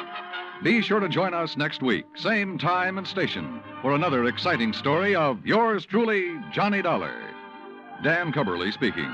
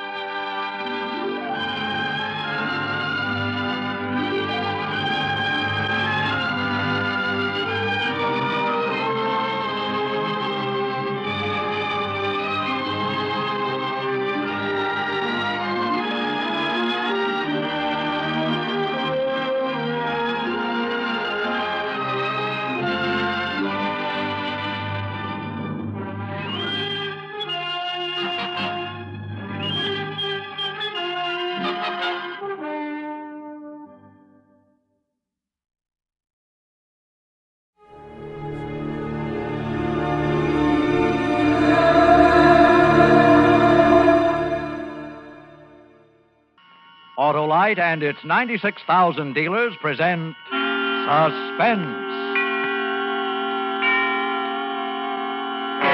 Tonight, Autolite brings you Mr. Edward G. Robinson in A Case of Nerves, a suspense play produced and edited by William Spear. Say, Hap, where'd you get that medal? Won it at the carnival last night, Harlow. Shot 10 clay pigeons out of 10. Well, that's real firing, Hap. Sure as an Autolite spark plug. Guess I qualify as an expert, eh, Wilcox? Well, Hap, the clay pigeon field is a bit limited. But take Autolite engineers. You see, they design and build Autolite spark plugs to work as a team with the coil, distributor, and all the other important parts of the ignition system. That means Autolite spark plugs are ignition engineered by experts, and they're world famous for quality and dependability. I guess that's why Autolite spark plugs are unexcelled in quick starting, smooth performance, and gas mileage. Right, and these same Autolite engineers developed the famous Autolite resistor spark plug, one of the greatest advances in spark plug design for automotive use in the past 20 years. So, friends, see your friendly Autolite spark plug dealer tomorrow. Have him replace worn-out spark plugs with ignition-engineered Autolite spark plugs. Whether you choose the resistor type or the regular type, you can't buy a better spark plug for your car because you're always right with Autolite. And now, with a case of nerves and the performance of Edward G. Robinson, Autolite hopes once again to keep you in suspense.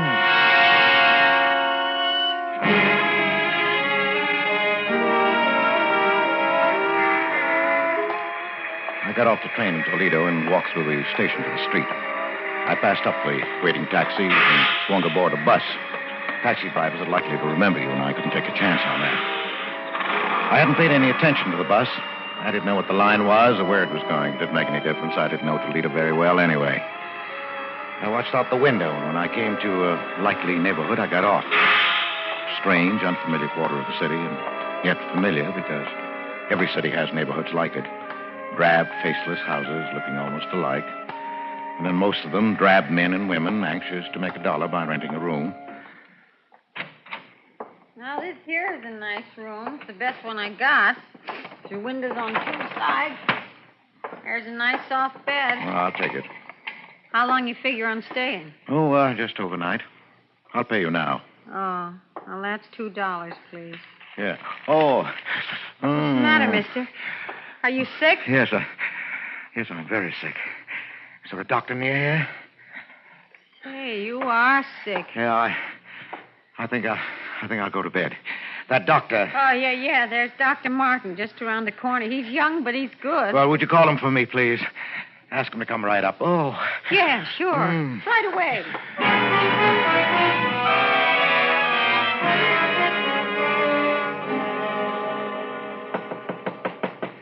Come in.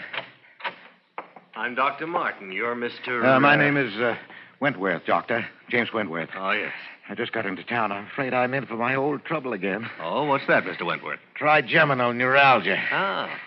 I had bad attacks before. Just where is the pain? Here and here. Oh, yes. Now, if you'll... No, don't touch it. It's like a red-hot iron, even the draft of air. I know. Really, you should have that nerve operated. Yes, I'm going to have it done when I get home. Oh, and where's that? Cleveland. Cleveland. I know a lot of men there. Who's your doctor? Dr. Fletcher. Lawrence Fletcher. No, Andrew. Andrew R. Fletcher.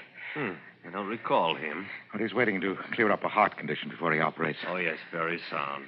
Now, how did this attack come on? Oh, the way they always do. I was shaving, and I touched a nerve with the razor. Oh, yes, the trigger point. It's very typical. Well, that doesn't help me when that nerve starts jumping. When will you be back in Cleveland? About 3 days. I'll give you a prescription. This is morphine, 1/4 grain. You've taken it before? Yes, that's the only thing that gives me any relief. Well, then I don't have to tell you about it. I'll drop this off at the drugstore and have them send it up. Well, thank you, Doctor. Tell him to hurry. And I'd better give you a shot right now. Huh? You know, Doctor, I think the pain isn't so bad now. I don't like to take more than I have to. Oh, well, if you're sure you can get along. Well, yes, I can make out all right. I'll hold the tablets until later.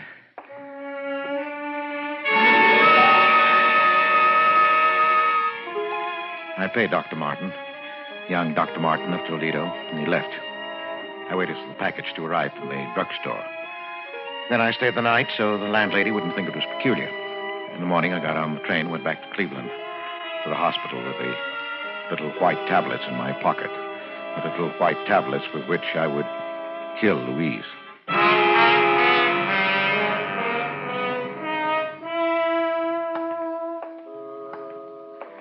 It had been so simple to deceive the young, impressionable doctor. So simple to counterfeit the symptoms that I'd seen Louise react to for 4 years now. It would keep her in bed for 4 years more. Great. For 20. I'd live with the tic douloureux, a painful nerve so long. Too long indeed. Dr. Bantua had to come every day now. The nurse had to be on hand day and night to combat Louise's attacks, to quiet the raging nerve with morphine. Yes, but not for long. In my pocket were the little white tablets that would bring her peace.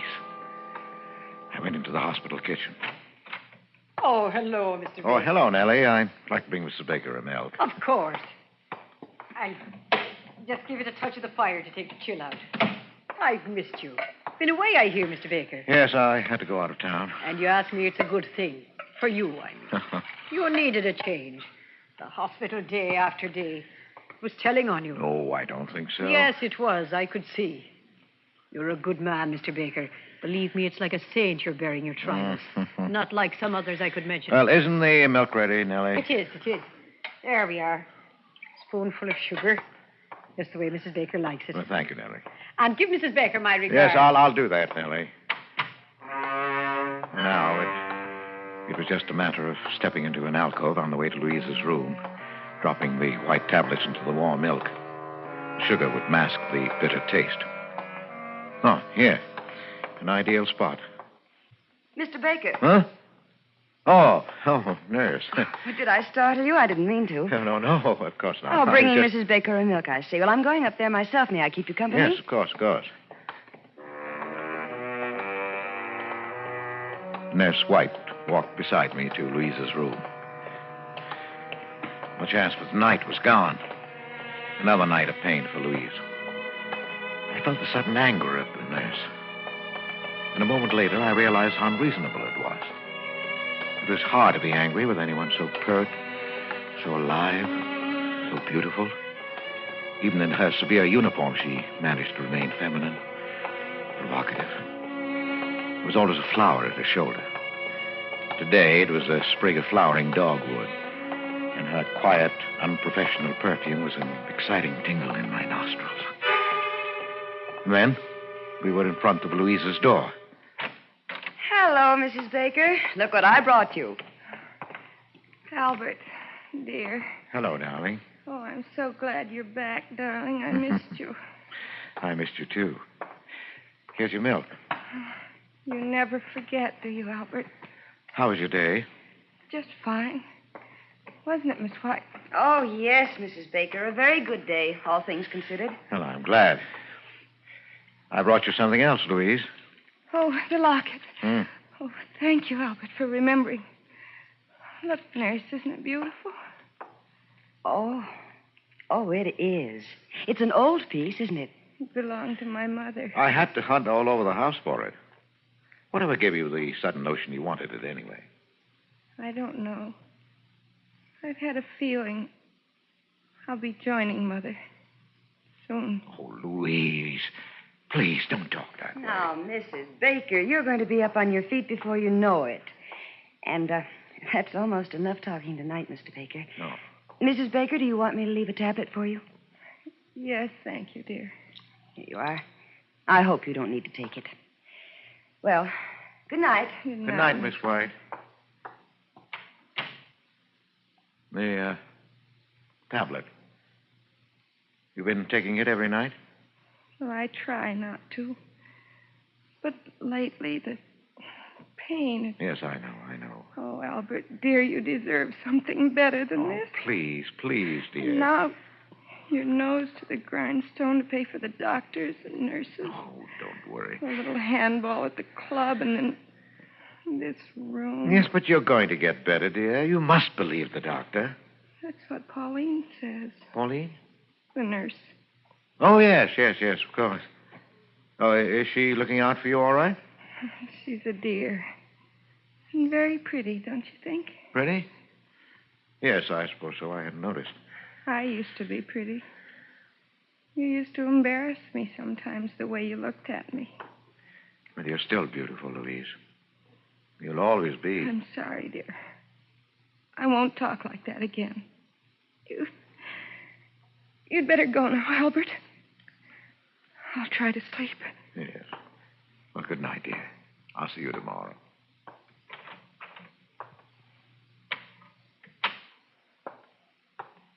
Mr. Baker. Oh.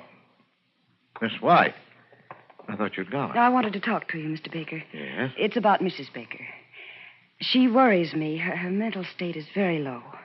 You heard how she talked about her mother, the locket. Yes, I heard. She needs something, I don't know what, to snap her out of this mood. I just thought I'd mention it to you. Yes, thanks. Oh, where are you going? To put the morphine away. You know, I don't see why Dr. Van Tour doesn't give her more of that stuff. She needs it.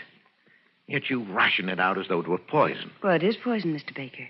That's why I'm particularly careful about Mrs. Baker. But you don't think she'd actually... Well, usually the ones who talk about it don't do it, Mr. Baker, so I wouldn't worry. Well, good night. Wait a minute. Yes? Miss White. Pauline, isn't it? Why, yes, I didn't think you knew. Well, would you mind, when we were alone, if I called you Pauline? I'd like it. Thanks. Well, you know, this is an awful thing to ask, but, well, you know, it's been pretty lonely for me. Oh, yes, I know. That is, I can guess. Well, would you let me take you to dinner this evening? Why, thank you, Mr. Baker. I'd love it. I'm off duty at 8. Well, I'll pick you up then. And, Pauline. Yes, Mr. Baker. My name's Albert. At 8, then. Albert.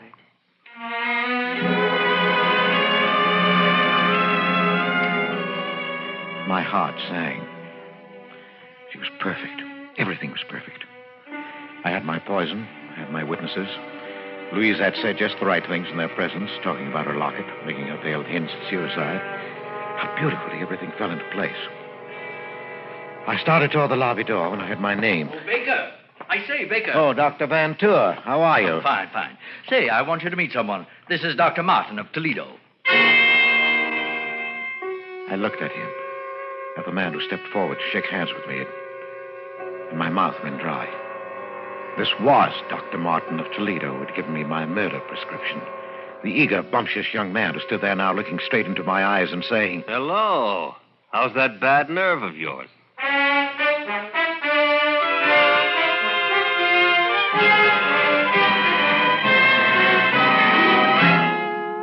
Autolite is bringing you Edward G. Robinson in A Case of Nerves, tonight's production in radio's outstanding theater of thrills, Suspense.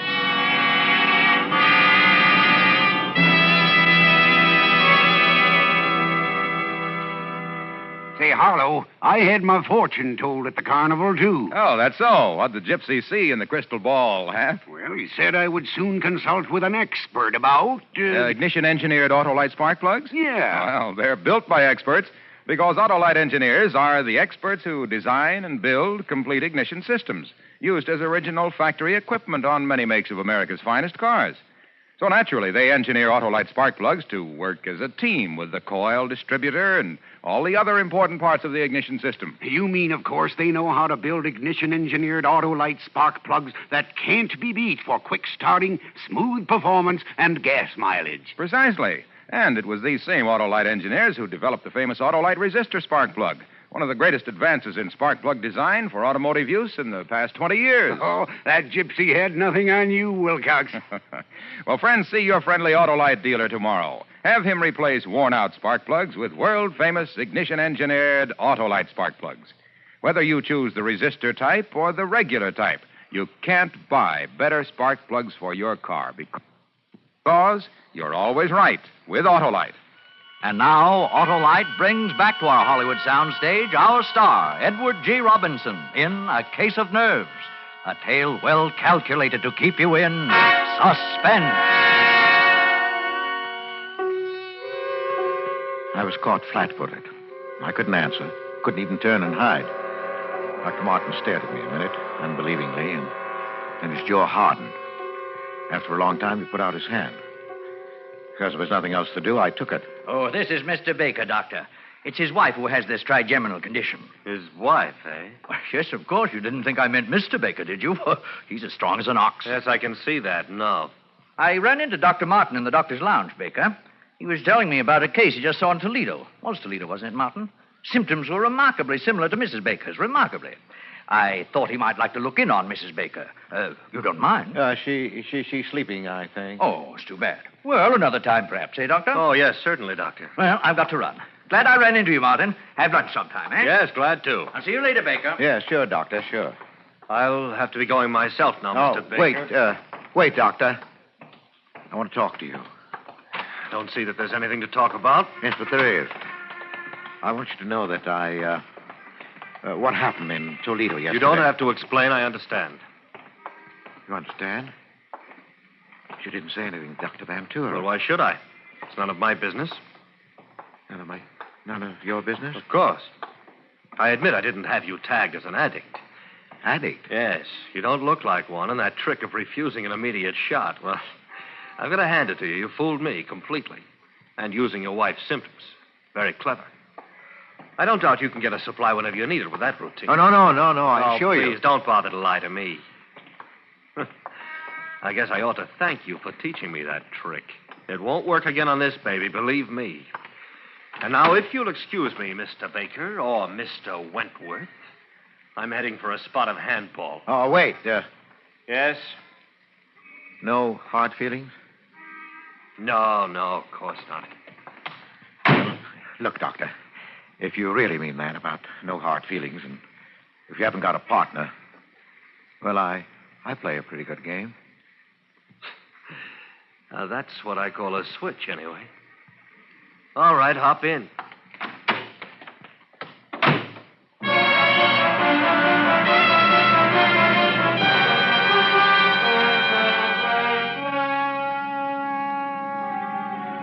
An addict. He took me for an addict, working on any dodge I could to get a supply of dope. Yes, but later, when he heard of Louise's death, he'd remember. I had no idea what I was going to do. I only knew that I couldn't let him go. He drove me over to the athletic club. He wasn't a member, but he held a courtesy card from a Toledo club, and he signed me in as his guest, laughing as James Wentworth. He was a fast man on the court, younger, too. I'd have had a hard time keeping up with him in any circumstances, but as it was, he beat me easily. I could think of only one thing, that he was dangerous. Dangerous, and I had to get rid of him somehow. It's a nice backhand you've got there, Baker.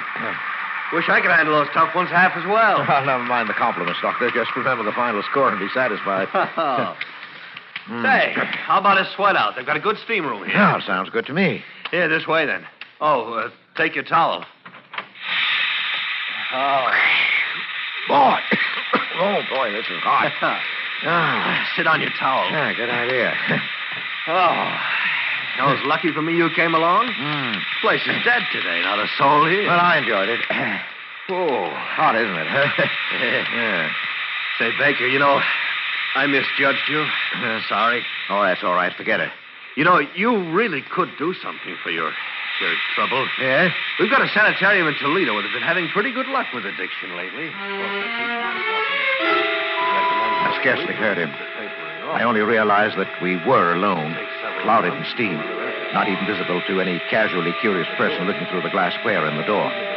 This was my chance. I'd never get another like it. Take nerve, of course. I picked up my towel. That. What are you doing? I'm sorry, Martin, but there's no other way.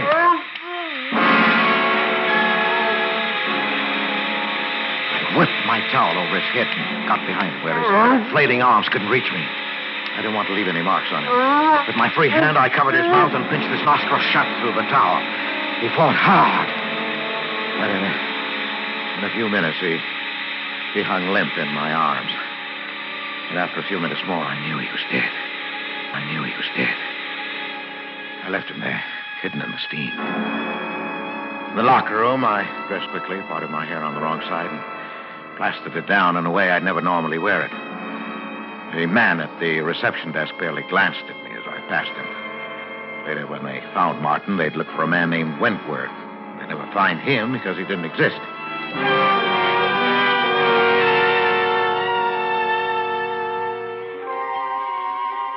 It wasn't even that close.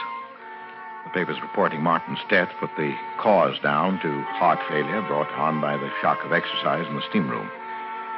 They didn't mention a companion. It wasn't important. Well, I waited anyway. A week. Waited and watched carefully. Because now not only Louisa's future was at stake, but my own and Pauline's. There's the nurse's quarters, darling. You better not come any nearer. Oh, Pauline, dearest. I know, darling, I know. Oh, you must let go now. I'm late already. No. Albert. No, yes, dear. I'm leaving the hospital. I'm taking a job in Chicago. You know what? Yes. This is hopeless. I can't stand it. Taking care of your wife, smiling at her, seeing the two of you together. But you can't do it. I couldn't live without you. Now that I found you... What do you think this is going to do to me? But I can't. When are you going? I'm giving notice tomorrow. Tomorrow? Oh, my darling. Goodbye. Pauline!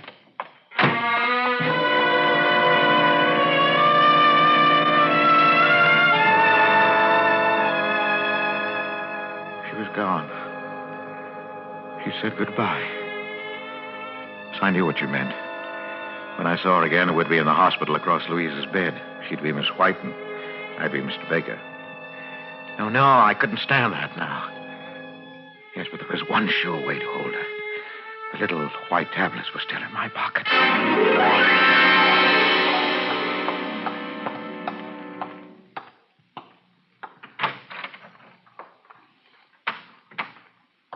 Louise, Albert, dear.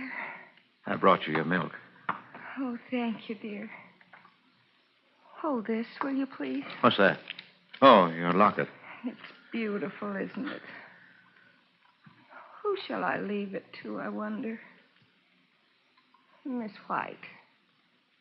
She's a sweet girl. Oh, Louise, now don't talk that way, Louise. You're not going I'd like her to have it.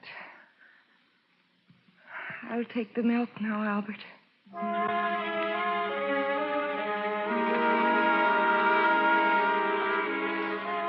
She drank it. I had to clench my jaws to keep from crying out. She smiled and held out the empty glass to me. And it was over. I went home and tossed sleeplessly, waiting for the inevitable. Hello? Yes? Yes? No, I'll be right over.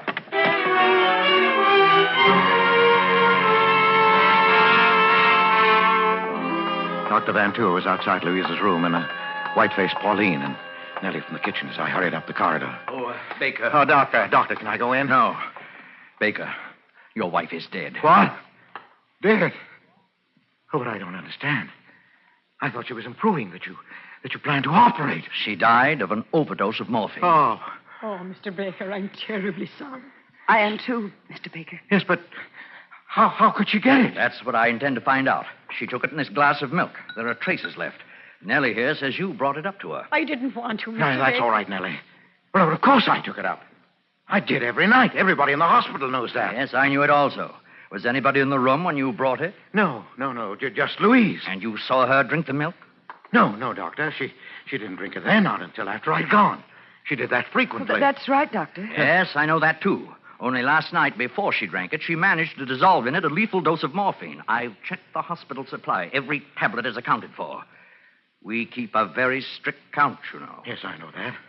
Have you anything to say, Baker? Well, I hardly know. I'm stunned. Doctor, what do you mean? Surely you're not accusing Mr. I'm Baker. not accusing anyone. That will be up to the police. Now, wait a minute, Doctor. You're making a mistake. It seems perfectly clear. Yes, but I didn't kill her. Oh, no? Then how did she die? Well, she took her own life. She'd hinted more than once. Miss White, you remember? Yes, Doctor. I spoke to Mr. Baker about it myself. You know she was very depressed. That's true, nurse, but the morphine, it must have come from the outside, or we'd have missed it. No, wait a minute. The tablet you left for her each night. Yes, I ordered that. Oh, what of it? Instead of taking it, she saved it. Well, she must have. It's the only way it could have happened. Well, that's it, Doctor. It must be. For the past week, she's been exhausted and drawn in the morning, yet the tablets were always gone. Well, if that's the case, nurse, how does it happen that you failed to find them? Well, she couldn't leave her bed. You bathed her and changed the linen every day. The locket. The locket? Yes. Yes, of course. You remember Miss White? She made such a point of asking me to bring you to her. And then the way she talked about joining her mother. Yes, I do. I do remember. She wanted you to have the locket, Pauline. It was her last wish. Now, where is it? I have it here. It's clutched in her hand. Let's...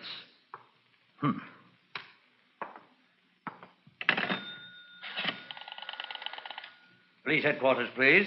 You have to notify them? Yes, I do. Police headquarters, give me homicide. Homicide? Yes, I'll wait. Are you out of your mind? I just got through explaining everything. Yes, you explained everything, including what still puzzled me. You see, Baker, you were right about this locket. Your wife did have a reason for wanting it. Look, I'll open it. You see, it's full. 1, 2, 3, 4, 5, 6, 7 quarter-grain morphine tablets that she saved at the cost of 7 nights of agony. And she would have taken them last night. Only you beat her to it.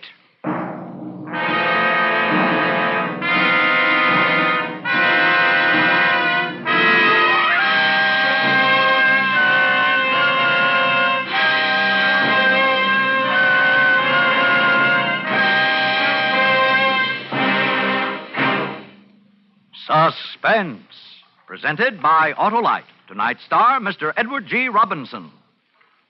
Say, Wilcox, do you know what else the gypsy saw in the crystal ball? Well, Hap, if it was a really big crystal ball, she might have been able to see more than 400 products made by Autolite for cars, trucks, planes, and boats in 28 plants coast to coast. These include complete electrical systems used as original equipment on many makes of America's finest cars. Generators, coils, distributors, voltage regulators, wire and cable, starting motors, electric windshield wipers.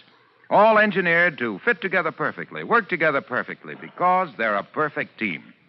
So, friends, if your Autolite-equipped car needs replacement parts, ask for and insist on Autolite original factory parts at your neighborhood service station, car dealer, garage, or repair shop.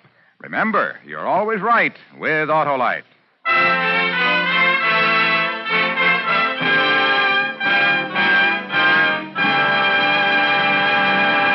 Next Thursday for Suspense, our star will be Charles Boyer. The play is called The Case of Henri Vibard. And it is, as we say, a tale well calculated to keep you in suspense.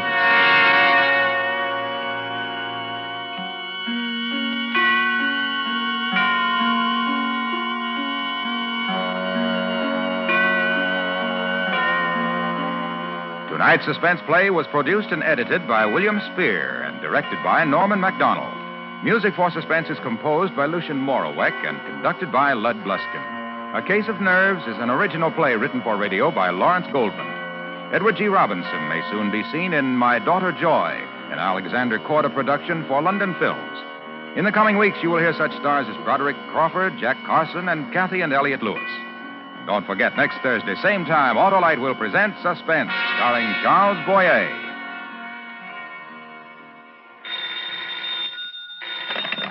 You can buy world-famous Autolite resistor or regular spark plugs, Autolite stay-full batteries, Autolite electrical parts at your neighborhood Autolite dealers.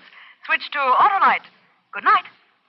Autolite, sponsor of Suspense, is proud to acknowledge receipt of the National Safety Council's Public Interest Award for exceptional contribution to highway safety. This is the second consecutive year that Suspense and its sponsors have been so honored. This is CBS, the Columbia Broadcasting System.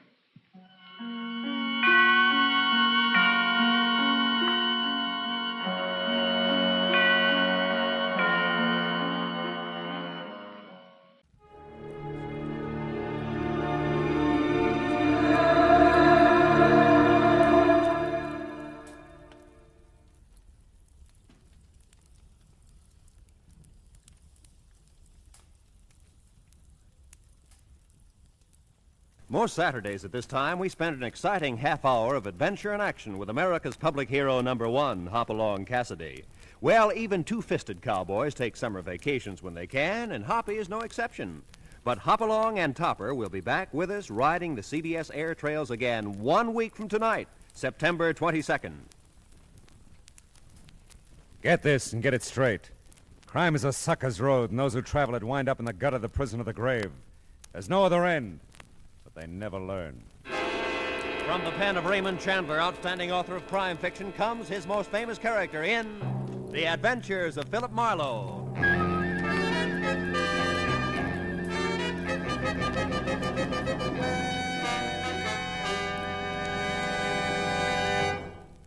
Now, with Gerald Moore, starred as Philip Marlowe, we bring you tonight's exciting story, The Sound and the Unsound.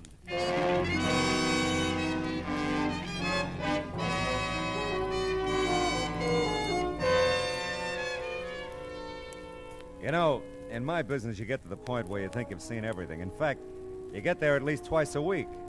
This time I was sure of it. It was 10 o'clock at night, and stretched across my apartment door was the settee that customarily covered the frayed carpet about 10 paces down the hall. And stretched across the settee was a sturdy female in her twilight years. She was sound asleep. Hey, lady. Hey, lady, come alive. Huh? Madam, you're sleeping in my doorway. Oh, evening, Mr. Marlowe. Well, I must have dozed off. What time is it? About 10. May I ask, what's the idea? Oh, 10 o'clock, you don't say. Yeah. Well, I wouldn't have slept, I don't suppose, except the light's bad in this hall. Not fit for reading, Mr. Marlowe. Yeah, well, I'll speak to the landlady. Now, Well, I guess I'd better put this settee back where it belongs. I hauled it up to your door so I wouldn't miss you. I can haul it back just fine. Yeah, I know, but you... There. Now then, you remember me, don't you, Mr. Marlowe? Lucille Bellows? Well, Letty Parmley's friend, remember? She introduced me to you one day in the supermarket. We all began to talk. Oh, sure. We had fun, didn't we? Oh, we sure did. Yeah. Oh, by the way, before I forget it, Homer's gone now, you know. Is he really? Mm-hmm. 4 months tomorrow. Thought you'd want to know. Oh, I want to know that, sure. Don't really suppose I'd have to bother you if he was still around, but since he isn't, I just came right to you the moment I couldn't stand it any longer. Yeah, well, I'm glad you did. Might as well go into my apartment and talk about it, huh? Well, now, that's mighty nice of you, but we'd save a lot of time if we'd just drive right over to the court now. That way you'd be there when it happens. Drive over to be there when it happens. I own that nice little bungalow court just off Fountain and Franklin, you know. Won't take us no time to get there if you've got a car. I've got a car. How did you get here? Walked. Do it every evening. Take a nice, brisk constitutional. Keeps an old lady like me in fighting trim. How much do you weigh, Mr. Marlowe? About 190. Why? Bet I can lift you.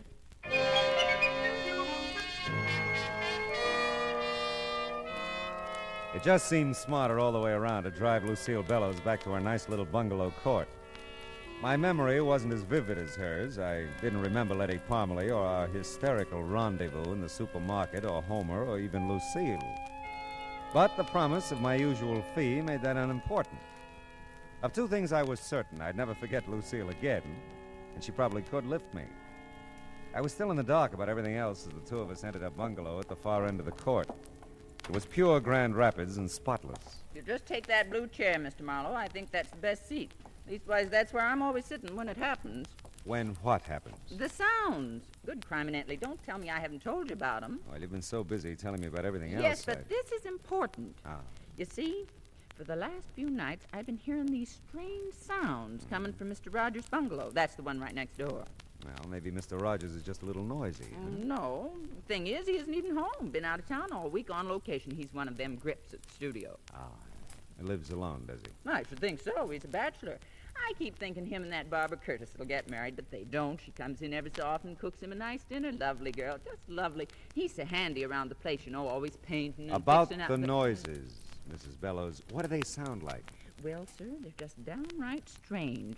Sort of a tapping sound. Thought it was the plumbing there at first. Homer used to be good at fixing the plumbing, and I thought about calling him to check it for Wait a me. minute, And then just a minute, please. Isn't Homer dead? Did I tell you that? Well, you said he was gone. Oh, well, perfectly logical if you thought so, Mr. Marlowe. Sometimes I tell folks he's dead and gone. Sometimes I tell them he's sicker than a horse and I got him in a sanitarium. But the plain, bald-faced truth is, Homer just up and walked out on me 4 months ago tomorrow. Oh, well, I'm sorry. Well, you know, sometimes I am, too. Most time I'm not, though. But don't think I don't realize I might be imagining these sounds, Mr. Marlowe. I'm getting along in years, and it's just as possible it can be... There she goes. What do you make of that? I don't know. Sounds like someone's tapping along the wall. You've got a passkey, I suppose? Sure, I'll wear it right around my neck. Good. Come on, let's go. By George, I wouldn't miss this for the world. You better give me the key. We don't know what we'll run into. Just put me out of your mind, Mr. Marlowe. I'm safe as here as anywhere. Okay, watch it, though. I think I saw a light in the back. I'm not sure. I'll get the light switch. All right. No one in the living room anyway. That you, Barbara?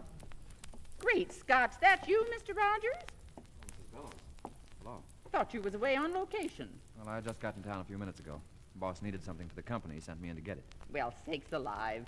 Well, I'm that embarrassed at barging in on you this way. Oh, this is Mr. Marlowe, Mr. Clinton Rogers. How do you do, Well, Marlowe? I don't blame you for looking confused the way you do, Mr. Rogers. I might just as well face up to it. For the last few nights, I've been hearing some pretty strange tapping sounds coming out of your place here. And I made up my mind I'd call my old friend Mr. Marlowe here to investigate them for me. Oh, I see. Say, you don't look too good, Mr. Rogers. Oh, I'm fine. Well, we've been working pretty hard. I'm just tired, that's all. Well, you see, we heard those tapping sounds a while ago, Mr. Rogers, and then a duller, heavier sound just before we came over. And I must say, we didn't hear you come home, Mr. Rogers. Well, I came in the back way. The sounds you heard, Mr. Marlowe, I must have made them. I guess I dropped my suitcases pretty hard. I'm tired, like I said. I hope it didn't bother you. Yeah, but what about the tapping along the wall? I can't imagine what that could have been. I didn't hear it. Mrs. Bellows? Why, Mr. Larry, what on earth? The door was open. I saw you in there. I must speak with you, Mrs. Bellows. Well, I simply must speak with you. Well, all right, Mr. Larry. We sure were just thinking of you, Mr. Rogers, when we blew in here unannounced, you know. Sure, I know, Mrs. Bellows, and thanks. Don't mention it. I'll be in my bungalow if you want me, Mr. Marlowe. That's fine, Mrs. Bellows. Well, do you think we ought to take a look around, Rogers?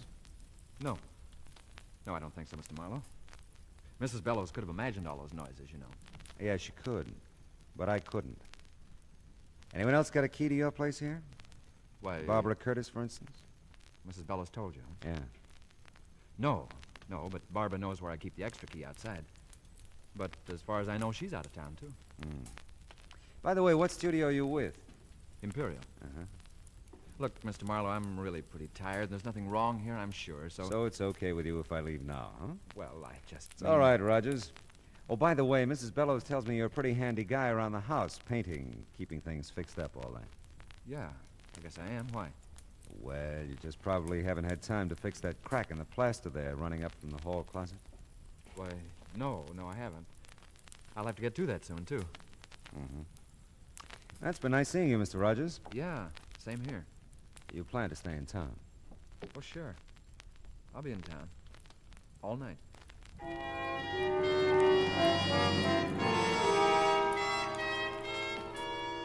There was something eating at Clinton, Rogers, something pressing, but he wasn't talking about it, not to me anyway. I knew one thing, he'd never seen that crack in the plaster until I pointed it out to him. It was on the wall next to Lucille Bellows' bungalow, and it was the kind of crack that could be made if someone tapped along the wall looking for something. So much for deduction. I went back to check in and out with Lucille. I'm just real sorry, Mr. Marlowe. Maybe it's all been over nothing at all. Well, Mr. Rogers will be home all night, so if you hear anything, just pound on his wall. Well, if he's going to be here, I'll feel better. I really will. Say, how about your friend who called you out of Mr. Rogers' bungalow a while back? Mr. Larry? Yeah. Well, now, he's a nice soul. Not the protective sort a woman usually sets her cap for, but Lord Almighty, I'm strong as an ox, you know. Yes, I know. Of course, I don't think he makes a dime. Mr. Larry's in women's hats, you know. No, but I could have guessed. Just why I'd hold out for a man who could support me, I couldn't tell you. Well, you look as though you've done all right by yourself. Well, I have, matter of fact. Got myself quite a little nest egg. Want me to show it to you? No, I'll take your word for it. Hey, wait a minute. You don't keep any amount of money here in the house, do you? Sure, keep it in the cigar box right up in the storage part of that hall closet there.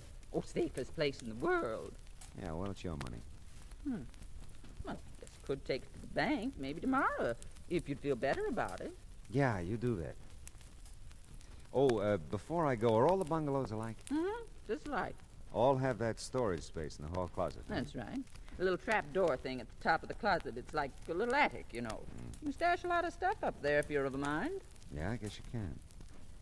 Well, I think I'll go now, Mrs. Bellows. Give me a call tomorrow, will you? Yes, sure will. And I'll have your pay for you then, if that's all right with you. Oh, sure. It's just fine. Good night, Mrs. Bellows. Good night, Mr. Marlowe, and a million thanks. Just a million. My pleasure, Mrs. Bellows.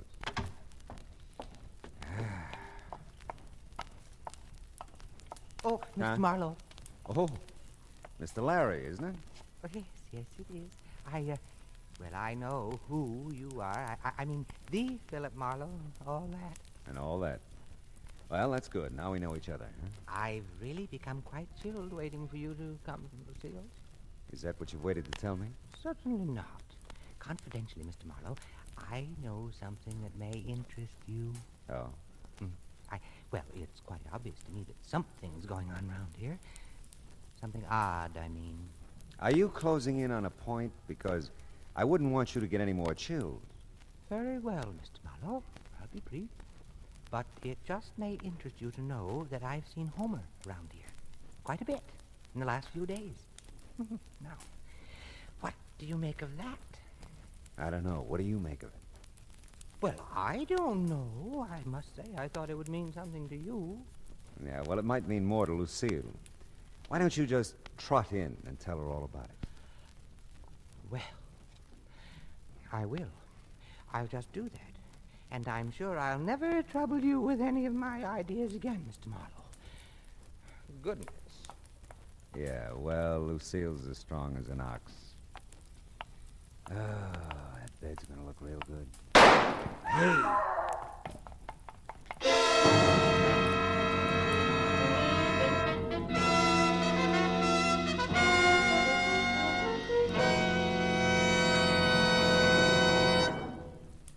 In just a moment, we'll return to the second act of Philip Marlowe. But first, CBS Radio puts out the welcome mat for three of its greatest stars tomorrow night. Jack Benny and his gang start the new season. My Friend Irma becomes a regular Sunday feature on CBS Radio, and Tony Martin will rejoin Joe Stafford on the Contented Hour. Be listening for Tony and Irma on most of these same stations, and Jack over them all. More than ever before, CBS Radio is the star's address. And now with our star, Gerald Moore, the second act of Philip Marlowe, and tonight's story, The Sound and the Unsound.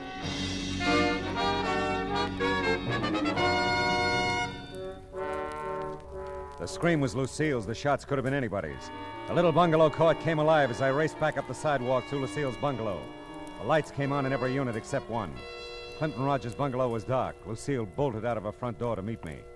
Oh, Mr. Marlowe, thank the good Lord you heard me. Where'd the shot come from? Mr. Rogers' bungalow. Here, take my key. Oh. I've got to tend to Mr. Larry. What's with him? Fainted dead away when he heard the shot. Oh. I'll come in as soon as Mr. Larry comes to. Okay.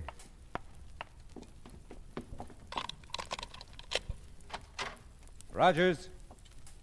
Rogers, where are you? Hey, Rogers! Here. Huh? In the kitchen. Hey, you really caught one, didn't you? Yeah. My shoulder burns like fury. Who was it, Rogers? Let's say I did it, huh? All right, what'd you do with the gun? Ate it, of course.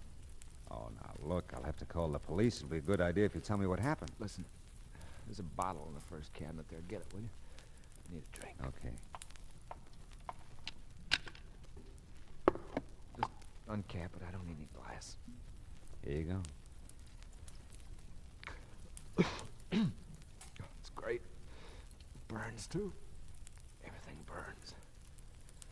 Here, have a drink. Thanks. Well, okay, Rogers, I gotta call him now. Yeah, okay. First, though, listen, will you call the studio? Yeah, I'll call him after we get you to a hospital. I'll tell him you had an accident. No, tell him I quit. Quit? Yeah. What, look... No, don't argue. Just tell him that. Okay, it's a promise. Now... And listen. Tell Barbara to... Tell Barbara to... Yeah, Rogers, tell Barbara what? Tell her to...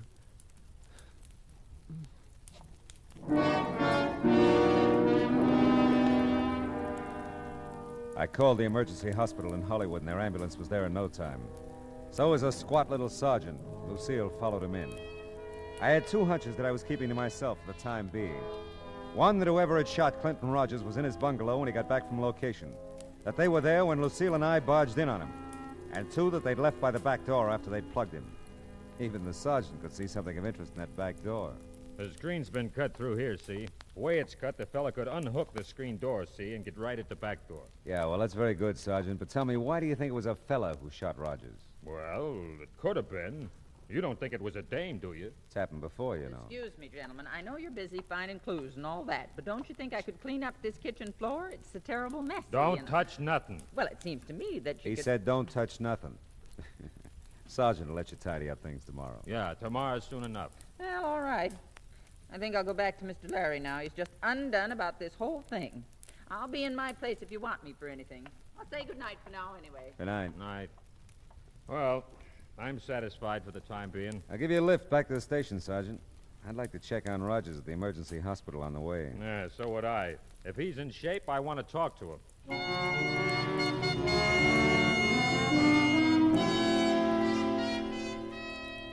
The news from the emergency hospital wasn't too good. They'd taken a slug out of Rogers' shoulder at 38. He'd lost a lot of blood and was still out.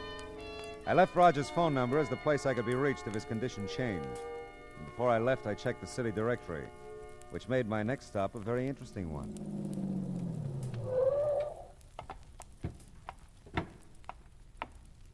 Hey, the studio's closed, mister. You can't get in at this time of night.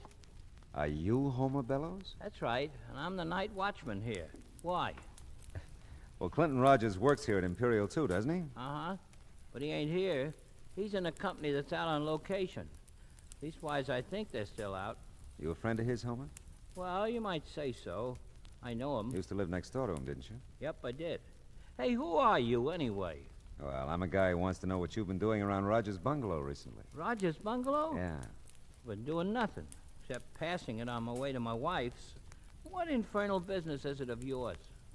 Well, none, really, but I'm a friend of your wife's, Homer, and Oh, you are you? Well, if you're such a friend of hers, why don't you ask her what I've been doing around there? Does she know? Does she know? I've been asking her for a divorce since you're so nosy. I want to marry me someone else. Oh, won't she give it to you? Oh, she's agreeable to the divorce, all right. Thing that's holding her up is a settlement. Oh, a settlement. Yep. You see, I lived with that one almost 40 years. I think that entitles me to a nice little wad of her money. Lucille, don't see it that way. Yeah, well, some women have next to no understanding about things like that. But my visit with Homer served its purpose. I went back to Rogers' bungalow in case the call should come from the emergency hospital. And this time I wanted a good look at that crack on the wall, in the storage compartment in the hall closet. I'd kept Lucille's passkey, and this time I didn't bother with the lights. I used the flashlight from my car because I was pretty sure whoever had shot Rogers hadn't found what they were looking for. I just opened the hall closet door when I'd heard it. Someone was unlocking the front door. I moved quickly behind a big chair in the living room. Just tiptoe, Bud. We've got to be quiet. Yeah. Well, what about lights? We'll try to make the flashlight do. Okay. But I still don't think there's much of an idea. Oh, I was afraid to come alone, Bud. And I've got to find it before Clint comes back. You could just take my word for it, you know. You wouldn't have to be here at all. I've told you. I can't believe what you've said. I've got to find out for myself. Maybe you'll be sorry if you find out. Maybe so. But at least I'll know then. That little storage place here in the closet is the only place I haven't looked. Do you think this will be enough light? Yeah. But how'll I get up there? I can't reach that door from here. Oh, well, wait. I'll get the stool from the kitchen. I'll get it. No, I've got the flashlight, Bud. Oh, good heavens, Bud. Here in the kitchen. It's blood. Yeah. Sure. Who's that? Hey, Don't reach for anything, Bud. You're covered. What's happened to Clint? Somebody shot him. Oh, no. He's not dead yet, Miss Curtis. You know my name? Yeah, he mentioned you. I'm Philip Marlowe. Mrs. Bellows called me in on this. Oh. Why don't you put the gun down, mister? I will when I find out a few things. Where is Clint? I want to go there. Police took him to the emergency hospital. Police? But... Yeah, they're going to call me here and tell me how he is. He was still out when I left a while ago. Come on, Bud. You've got to take me there. Why, yeah, Barbara, sure. Yeah, not yet, kids. Not till you two tell me what you came to find here tonight. And the other nights you've been here. Other nights? You said a while ago you'd looked every place but the hall closet. But I've never been here at night. Not without Clint. Don't talk to him, Barbara. You don't have to. I won't. Mr. Marlowe, you can't keep us here. I have to go to Clint. I have to be with him. I'll get that. And don't forget you're still covered, Buster. Yes? Marlowe? Yes, Sergeant. How's Rogers? He's over the hump, okay. They gave him a sedative a while ago. He's out like a light, but he's gonna be all right. I see. Did he say anything? Were you able to talk to him? I was able, but he wasn't. Sort of delirious, I guess. Mumbled something about Barbara. And then just after they gave him the shot, he said over and over, "Don't be a fool, Bud. Don't do it, Bud." He did, huh? Well, that's something. Is it? Sure is. Thanks, Sergeant. I'll call you back. What did they say about Clint? Well, it looks like we're looking for a murderer now. Oh, no. Take it easy, honey. We had one break, though. Clint! It'll interest you, Bud. Will it? The police know who shot him. Clint told them. Bud, what are you doing? Just protecting myself, Barbara. You want to use that gun now, Marlowe? I'm keeping her right here in front of me. Yeah, I see. I thought you'd have a 38, Bud. That kind of clinches it, doesn't it? Not yet, it doesn't. Bud, please, don't. Stand still and shut up. Drop your gun, Marlowe. Let her go, kid, and we'll talk about this. She won't get hurt unless you hurt her. Drop your gun. Bud, someone's coming. Mr. Marlowe. Look out, you two! Mr. Marlowe. Oh, my... Thanks for the souvenir, Bud. Oh, my goodness. Good work, Mr. Marlowe. Barbara, honey, are you all right? Yes, I'm all right, Mrs. Bell. How about that, Mr. Larry? Coming in when you did, you're nothing but a bloody hero. Oh, my. I feel so. Good Lord, there he goes again.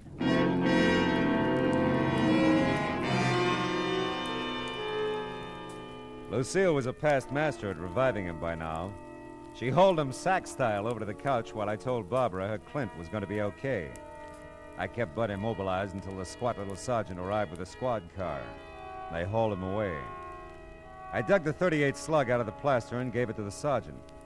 When the show was over, Mr. Larry obligingly snapped to. You feel like walking, Mr. Larry? I could carry you to your bungalow, you know. Oh, mercy, no, Lucille. I'll walk. If you'll just let me use your arm for support. You're just welcome to it, I'm sure. Can I help? Well, no thanks so much, Mr. Marlowe. We'll manage. You give Mr. Rogers my best, Barbara. I will. I'll be glad to. You know, Lucille, I'm beginning to see the value in the love and protection of a strong woman. How about that? She'd be good for him, too. Yeah. Now, look, honey, what's this all about? You've been looking for something, so has Bud, apparently. Clint got himself shot because of it. Now, what is it? Bud said it was money, that Clint had some hidden here in the house. Oh? I didn't believe it. Still, there was something between Clint and me. Something he wouldn't tell me. Whatever it was, it's kept us from getting married. What was Bud's story? Well, you see, Bud's known Clint a long time. He just came out here a couple of months ago from Ohio. Clint didn't seem to want us to get acquainted, Bud and me. It wasn't jealousy. It was something else I couldn't understand. Mm-hmm. Last week, Bud told me that Clint had robbed some store back east, that he'd been caught and served some time. But they'd never found the money, and that Clint somehow escaped from prison, came out here, and brought the money with him. Well, that could be. Clint caught Bud looking for something here tonight.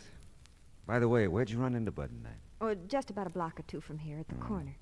I was driving home from a movie. Decided to come up here for one more look before Clint got home.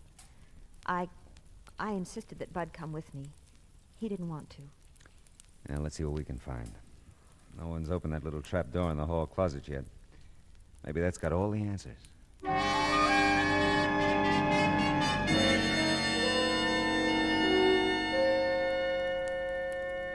Why, it's a strong box, isn't it? Yeah, it's not very heavy, though. There. Let's see now. No money at all. A couple of war bonds made out to Clinton Rogers and or Thomas Rogers. Clint said he didn't have any family. Hey, look. Here's an envelope with your name on it. Oh, for Barbara Curtis to be opened in case of my death. I don't know what to do. Well, don't look at me, honey. I can't decide for you. You will go with me when I tell him, though, won't you? Sure I will. Let's see. My darling, this newspaper clipping will tell you why I couldn't marry you. When you read it, you'll see why. I love you, Clint. I'm afraid to read the clipping, Mr. Marlowe. Let me see it. Not pretty, honey, but it isn't about Clint. But then who? It's about Thomas Rogers, who at the age of 16 murdered his father and mother. The story says he escaped from the Ohio Asylum for the Insane in June of this year. Officials think he may attempt to contact his brother Clinton in California. And Bud is... Yeah, it's his picture with the story. Oh, Clint, poor Clint. What a horrible, horrible thing for him to live with. Yeah. But, honey, Mr. Larry said it a little while ago. The love and protection of a strong woman. Clint has it, Mr. Marlowe. I've never been so strong or so protective, and I've never loved so much.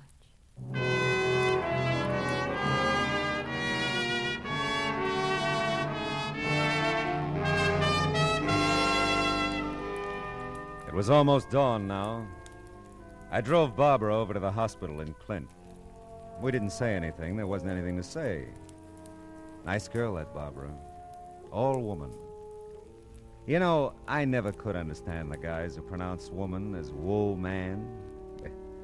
What would we be without 'em, huh? Oh, they have their faults, but what would they be without 'em? Yeah, truly it's been said. There's nothing like a dame. Wonder what Rita's doing tonight.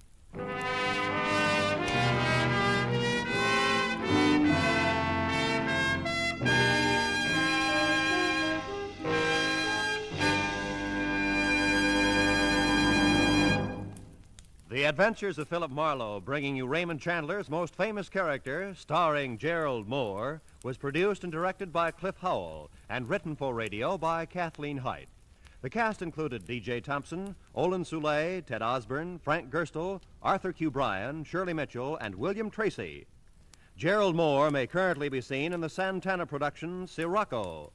The special music for Philip Marlowe is composed by Pierre Garrigank and conducted by Wilbur Hatch. Now, here again is the star of our show, Gerald Moore. Thanks, Roy. Ladies and gentlemen, boys and girls, tonight's broadcast concludes our current series of the adventures of Philip Marlowe. I understand it won't be very long until we meet again. So until we do, we won't say goodbye, but just so long. See you soon. I still wonder what Rita's doing tonight.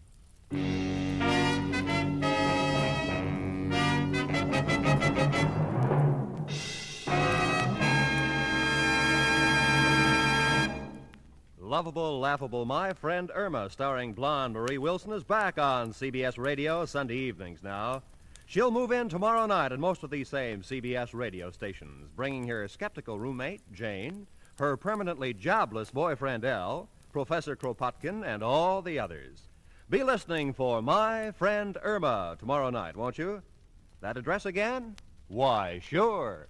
CBS, CBS, the star's address, where you always hear the best at CBS, CBS, the star's address, CBS. Stay tuned now for Gangbusters, which follows immediately over most of these same CBS stations. And remember, Steve Allen is here with songs for sale every Saturday on CBS Radio. Roy Rowan speaking. This is the CBS Radio Network.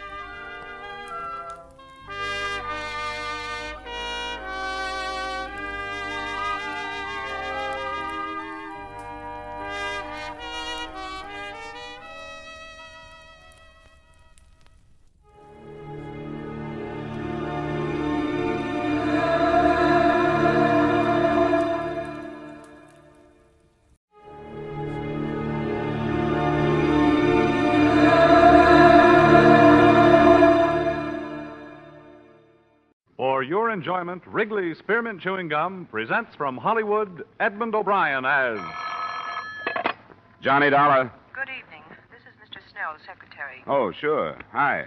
I was unable to reach Mr. Snell before he left for the West Coast, but he asked me to outline the case to you and hoped you'd follow him out there. It's quite serious. Oh? What is it? Our company has been carrying the policies on a line of pleasure boats for a West Coast sales agency, the Arrowcraft cruisers.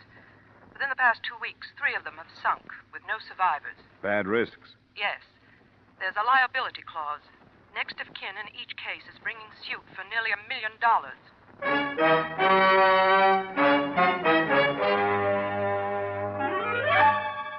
Edmund O'Brien, in another adventure of the man with the action-packed expense account.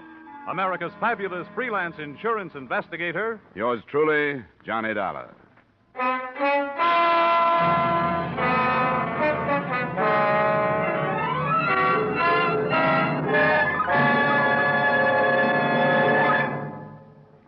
To make every day more enjoyable, treat yourself often to refreshing, delicious Wrigley Spearmint Chewing Gum.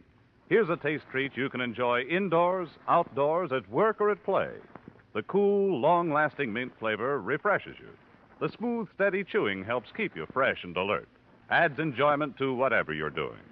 Wrigley Spearmint Chewing Gum. Healthful, refreshing, delicious.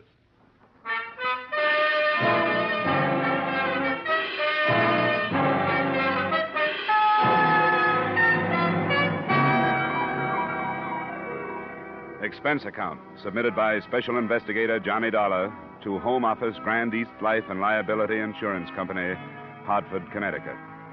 The following is an accounting of my expenditures during assignment to Millard Snell of your legal department on the investigation of the Arrowcraft matter.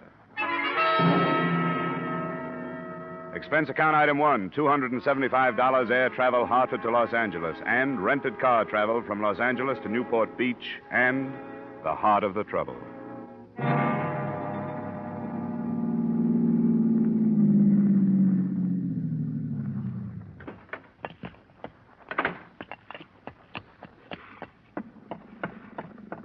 Snell? Millard Snell? Who is it? It's Dollar. Dollar? Hurry up. Get aboard. Now watch it. She's wet tonight. Hey, give me your arm. Come on. Thanks. Didn't think you were going to make it. You talked to your secretary? Yes, but that was yesterday from Chicago. Well, I didn't know where you were until I called her from the Los Angeles airport a couple of hours ago. Then when I got here, your hotel told me you just left to charter a boat. What's up? Myers, how long will it be? Robert should be here any minute, Mr. Snell. Couldn't leave without him. All right, if you can hurry him up anyway, do it. Come on in the cabin, Dollar. Out of this foul night air. Oh, this fog. I thought it was bad sometimes in Hartford. Another cruise has been reported, Dollar. An Arrowcraft? Yes. Reported by a private plane between here and Catalina Island. That's 30 miles offshore. The Coast Guard been notified? Yes, but candidly, I hope we see it before they do. Find out what we insured, if we can find it in this fog. Find it?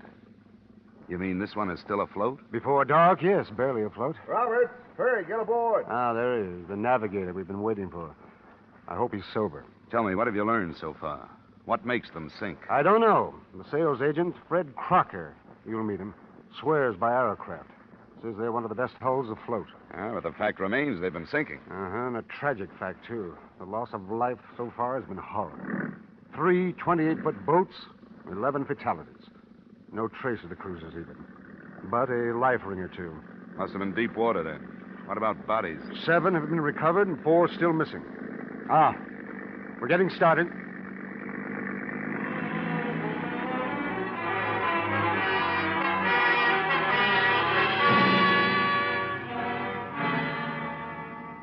It was 10 p.m. when we left the quiet resort village, and it was dawn when we saw in the fog what we had been unable to find during a whole night of searching.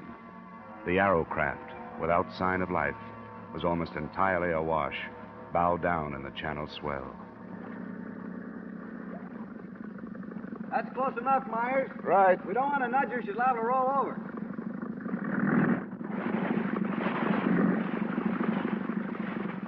Well, here we are, but there's nothing we can do about her. How she stays up is beyond me. Any chance of towing it in? Not in that shape. Give her any weight, she'll just take more water and go down. Can you put me aboard? If you want to go, I can put you there, but I don't know what your weight is going to do. She's ready to roll. What do you think, Roberts? Oh, we'll put him over the stern. That shouldn't upset her. We'd better get some of those clothes off, Dollar, while we swing around. All right. You think it's worth it? You're going aboard? Worth it? I'm not going for a night like that without having a look at it. Gives me the creeps. The thing awash like that. Looks dead. Yeah, too dead. Why isn't there anyone aboard? Why isn't somebody hanging onto the side? Okay, Dollar, we'll move into it now. I'm ready. Now get back there on the transom. That's it. Right there. I'll swing you right into it. Right.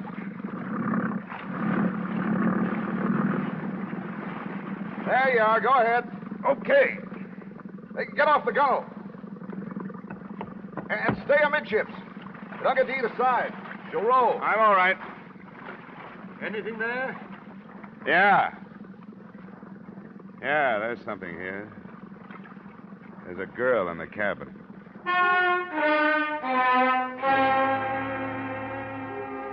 Her body floated face down in the flooded cabin, held in there by the narrowness of the passageway. After an unpleasant and ticklish 15 minutes, she was lifted aboard the other boat by 3 suddenly silent men. There was little else I could do on the derelict but memorize the name and address on the certificate of ownership. So I left it and followed the girl. Yeah, I didn't bargain for this, Dollar. It doesn't bother me to read about 11 of them, but this girl, why, she can't be over 18. Yeah, I noticed. You know, if it was a guy, it wouldn't hit so hard. But a kid like this, beautiful. Myers. Yes, sir? Have you radioed in about this? I waited to find out whether you want to stand by the boat or not. No. We'll start right back. Get word to the police. Ask them to meet us. I think it's a case for them. The boat's registered to a Chester McNeil, Newport Beach address. McNeil, Newport Beach address. McNeil, yes, all right.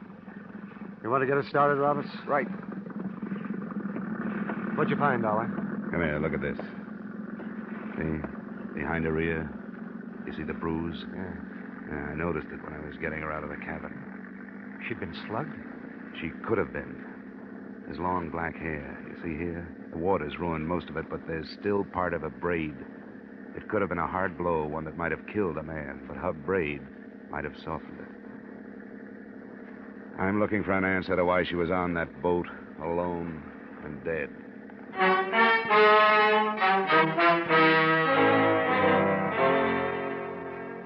It was an answer I never did actually find and prove, because in the final analysis, the death of this beautiful, dark-haired girl was no more important than any of the rest of them.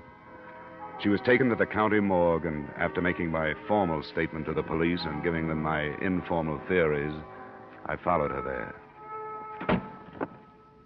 Now, I take it that the deceased is not a personal friend of yours. That's right, Dr. Sane. I'm an insurance investigator. I'm in Southern California because a number of people have died in the sinkings of some insured pleasure boats. Oh, yes, the Arrowcraft? Yes. And the death of this girl has become important to me. What's her name? Caruso, Antonia Caruso. She was identified by her mother. Antonia. Are you planning an autopsy? Why do you ask? I wonder if you noticed a bruise behind her right ear. Yes, I reported it. You're an observant fellow. Dr. Sane, you must have examined some of the other bodies from these sinkings. Were there any indications of violence on them? If there were, I was unable to discover them. The period of immersion in other cases, you must understand, was much longer than in the Caruso case. Water makes it difficult. Why do you ask? On the rest of the sinkings, the boats themselves have been blamed. But after today, it seems to me there's a possibility that something else has caused them, at least this one. The contusions? Yes. There were 2 other people on that boat, the owner, Chester McNeil, and his father. But the girl's body was the only one aboard. Why? I didn't know the particulars. I think the girl wore braids, Doctor. If she did, could she have survived a blow that would have killed the 2 men? Protection? Well, location of the wound would bear you out behind the ear. Could she have been knocked unconscious, been thrown overboard, and then recovered enough to get back on? Could this have happened to the girl? Are you suggesting homicide, Mr. Dollar? I'm not sure. Then I'm not sure why perfectly good boats start sinking without survivors, either. They have to make autopsy examination to determine the degree of concussion. Well, that's why I asked. Are you going to perform one? In the state of California, Mr. Dollar, except in cases of unquestionable criminal acts, autopsy is allowed upon only permission of the next of kin. Now, this contusion, well, it could have been sustained so many ways. Yes, I know. Matter of fact, arrangements have already been made to move the body to a private establishment. Oh. Could you give me her mother's address? Why, yes, I suppose so. But I'd be doing no more than saving you a search of the phone book.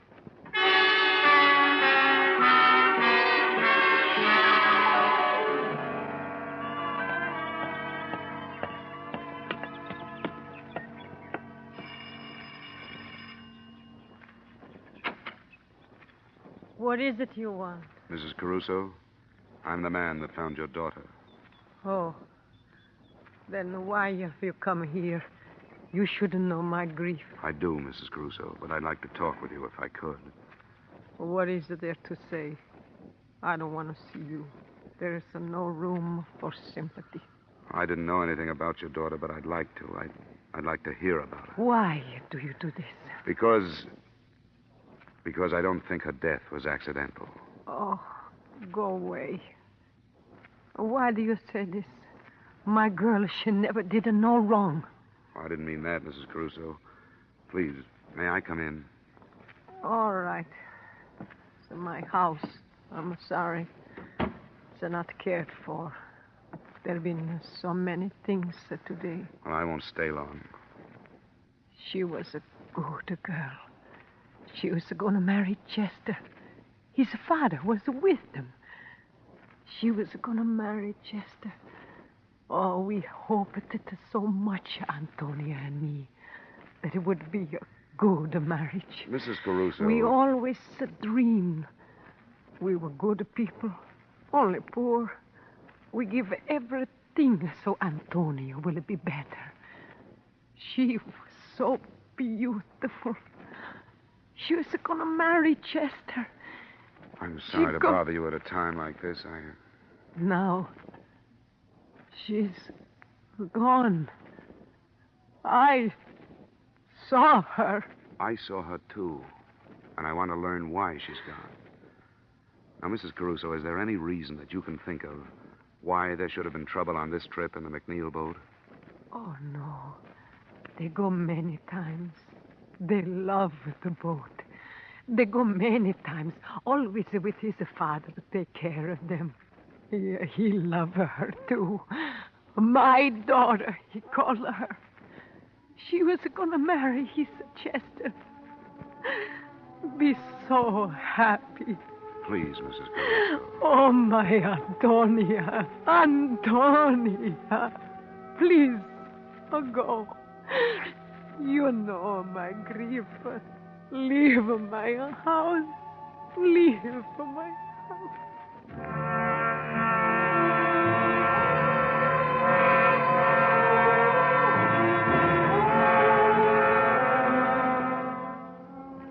I left her house and drove back to Millard Snell's hotel. It was 7 p.m., and I hoped we could get to Crocker, the West Coast agent for Arrowcraft, before the night was out. But I found Snell white-faced when I opened the door and too anxious to show me the front page of the evening paper. I didn't know where to find you, Dollar. For what? And you haven't heard. Fred Crocker, the Arrowcraft agent. He was killed this afternoon. How? It says traffic, hit-and-run victim. But I don't believe it. Look at this. Violence in another form preceded the tragedy, the story said.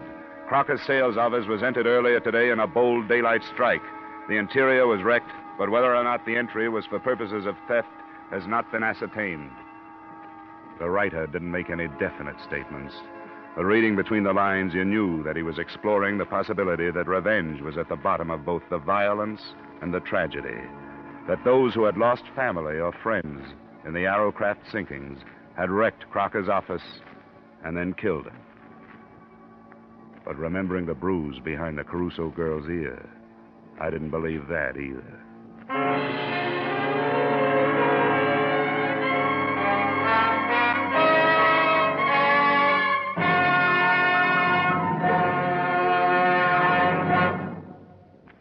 To make every day more enjoyable, treat yourself often to refreshing, delicious Wrigley's Spearmint Chewing Gum. The lively, full-bodied real mint flavor cools your mouth, moistens your throat, freshens your taste. And the chewing itself gives you a little lift, helps you keep going at your best.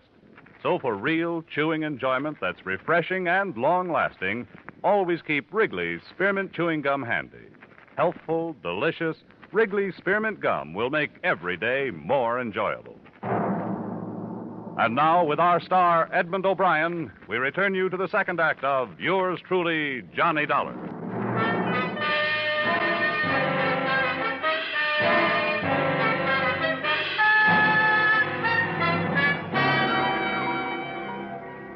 Snell and I drove out to what had been Crocker's sales office.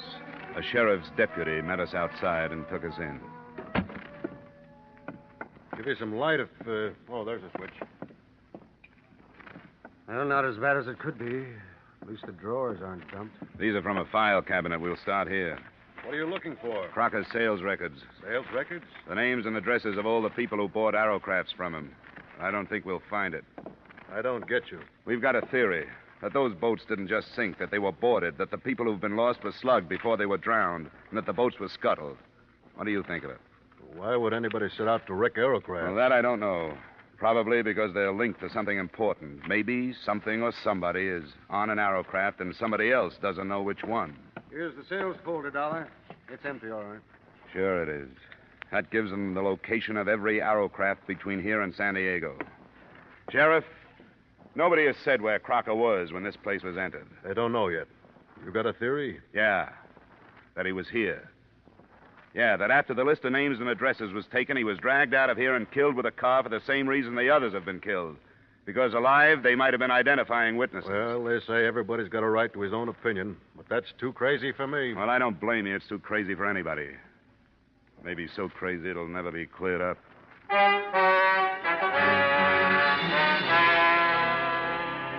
Expense account item 2, $112 cost of entertainment that same night for as many members of the press as I could get hold of. They listened to my theory, agreed that it was unbelievable, but worth printing on the grounds of sensationalism. The story made the morning editions, most of the papers slanting it towards warning the Arrowcraft owners listed in Crocker's stolen records. But it didn't look so unbelievable because it had a companion piece. A night watchman at one of the yacht clubs lay near death from gunshot wounds after apprehending a prowler aboard an Arrowcraft. The prowler was being held at the county jail. Who is this guy, Sergeant? Jerry LaBarber's the name he uses. We put a search on him last night. He's one of those things you call a known hoodlum because nobody's been able to pin much on him. Known to the police in Las Vegas, L.A., and San Diego, to name a few. Here he is. I hope you had better luck with him than we did. If you meant that, you'd leave me alone with him for the rest of the day. Sorry. Off the bunk, LaBarber. You got a visitor. On your feet. Stand up. Okay, hero, you got me up. What's the matter with you? What's missing, LaBarber? What? What's lost? What were you looking for on the Arrowcraft? Come on, who are you working for? I'm out of work. Why don't you save your breath? How many of the other killings were you mixed up in? What other killings? I get into a scrape with an eager night watchman, and now you talk about pinning other killings on me. What is this? Who are you working for? I'm out of work. You could do yourself some good, you know. I'm not complaining, am I? You were off to a pretty good start. Even if that watchman lives, you're going to be tried for assault with intent to kill. That's a long rap. You might make it shorter by using your head. Is that a promise? Don't make me laugh. You're a sucker, LaBarber. But this is a promise. I'm going to see you charged for Crocker's murder. Who's Crocker? And I'm going into the business of searching Arrowcrafts myself. Don't be stupid. Why not put the blame where it belongs? Blame for what? Okay, Sergeant, I've had enough. So have I. I wonder how long it takes to get that way. And for what? I could buy and sell you, you cheap tin star. Well, what do you think? He's covering for somebody, isn't he? Hank, you're right. You shouldn't have tipped your hand so much about searching the boats. Word's going to get out. Out of a jail cell? He called for a lawyer, one of the hot men from L.A. We can refuse him visitors, but not a private session with a criminal who happens to be his lawyer. Oh, I'd like to hear that one. You should. It's going to put a bigger bullseye on your back than that newspaper story did.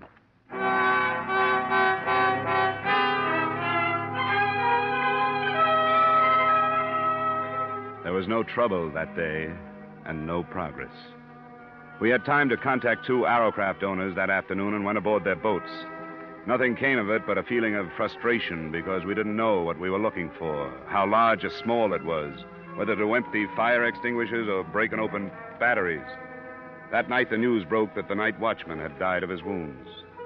Snell and I made an attempt at eating dinner and took a bottle of cognac to my room to see what it could do. The phone call came at 9:30. Hello? Hello? Well, this is Dollar speaking. Who's this? I'm in a phone booth, so don't bother trying to trace this call. It's about the boat trouble. All right. What about it? Not over the phone.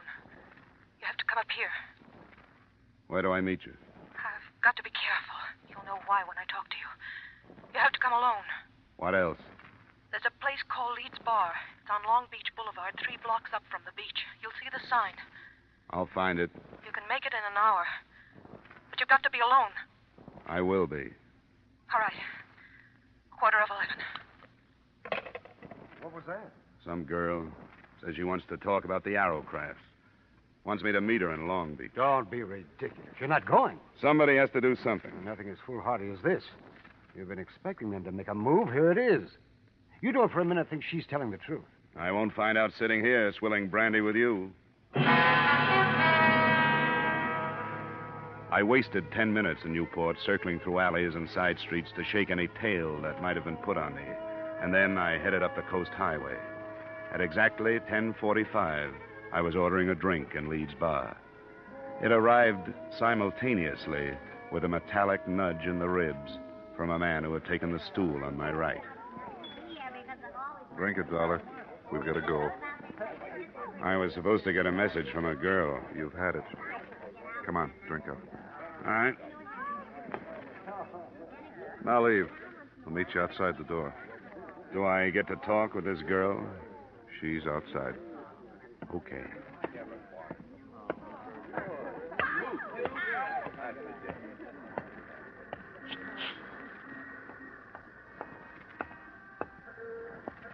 This way. Here's a car. No, you get in the front with her. I'll get in back. Where to now? Just a little way. You weren't followed? I made it a point not to be. Huh? You wanted to talk. Yeah, I do. I don't know what's going to happen to me, but I don't think I care anymore. It's been like I killed all those people who've died. Take it easy, honey. You mean their deaths are your fault? Sort of, yeah. I mean, I could have stopped it, but I was afraid to because one of his men would have killed me. And I thought he'd stop me for this. He? Who do you mean? Hey, watch what you're going. You better stop, Gwen. This is as good a place as any. Yeah.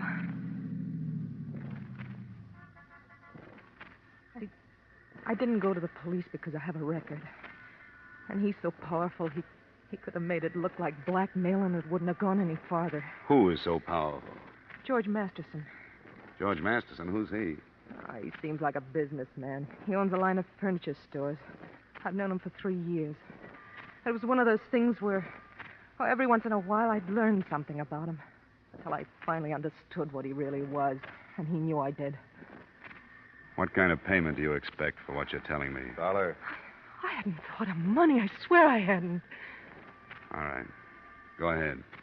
Masterson's as far outside the law as you can get. Narcotics, jewels and furs, aliens, Mexican gold, anything. He runs the West Coast for a combination that has headquarters in Italy. Who knows this? I do. And I wrote it all down. Ways to prove it. Like the names he uses for all his bank accounts to evade income tax. All of it.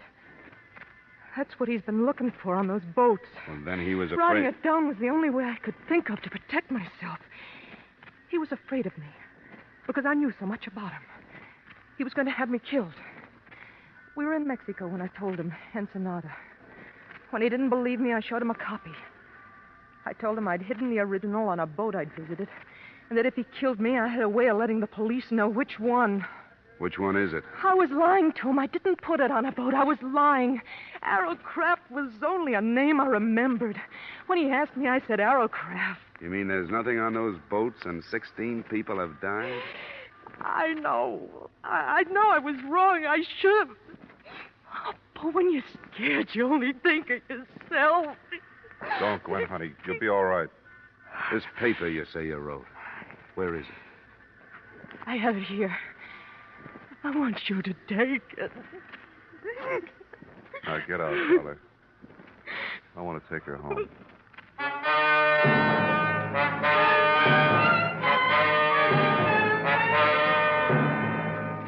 I didn't fully believe her until I had finished reading her denunciation of George Masterson after they'd left me.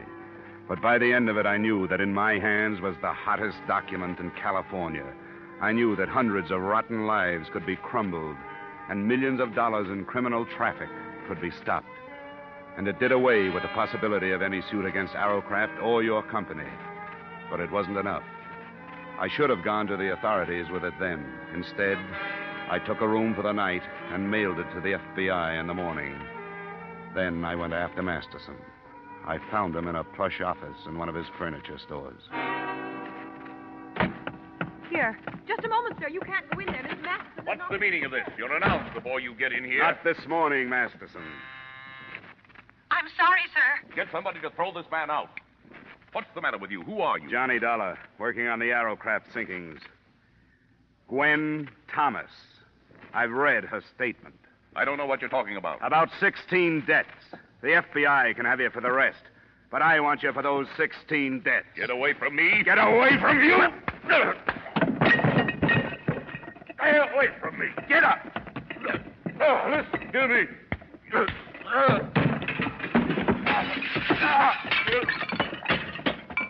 Come on, get up.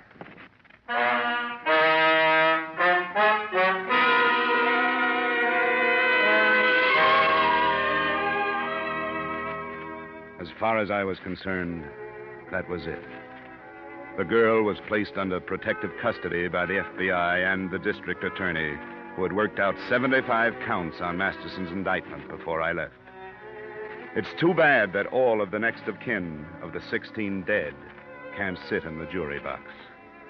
Expense account item 3, same as item 1.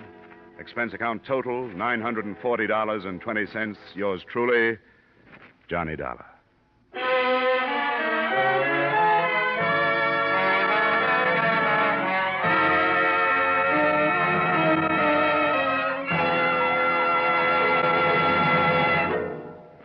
Remember, friends, to make every day more enjoyable, treat yourself often to refreshing, delicious Wrigley Spearmint Chewing Gum. There's lots of cooling, real mint flavor in every stick. And chewing Wrigley Spearmint helps keep you feeling fresh and alert. You feel better, work better, get more fun out of doing things. So indoors, outdoors, wherever you go, keep some healthful, refreshing Wrigley Spearmint Chewing Gum handy. To make every day more enjoyable, treat yourself often to delicious Wrigley's Spearmint Chewing Gum.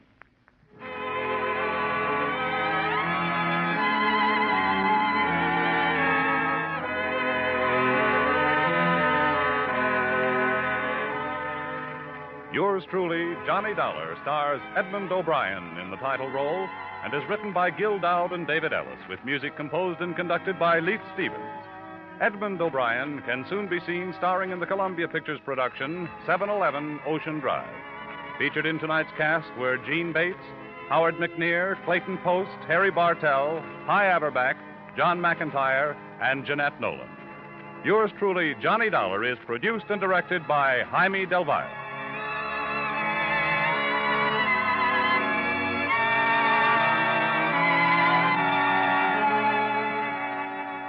The makers of Wrigley Spearmint Chewing Gum invite you to join us next week at this same time when, from Hollywood, Edmund O'Brien returns in another adventure of... Yours truly, Johnny Dollar.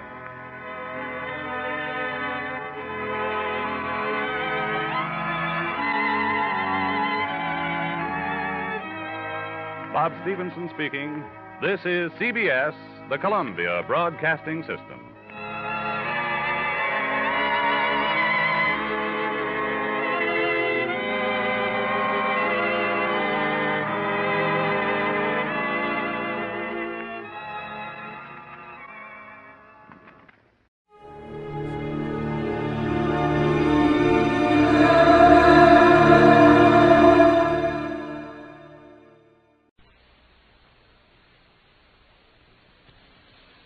Hair-raising adventures of Sam Spade, Detective, brought to you by the makers of Wild Root Cream Oil for the hair.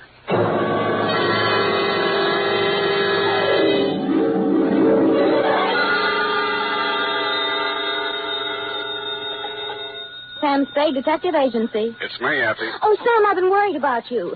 Sid Weiss was just on the phone, and he says digging up a corpse without a permit is against the law. It's all right, Effie. I just dug him up to say hello and put him back again. Oh, thanks. I'll be down in a couple of minutes to dictate my report, sweetheart. If I get lost on the way, you'll find me in City Hospital, the Psycho Ward, third straitjacket from the left.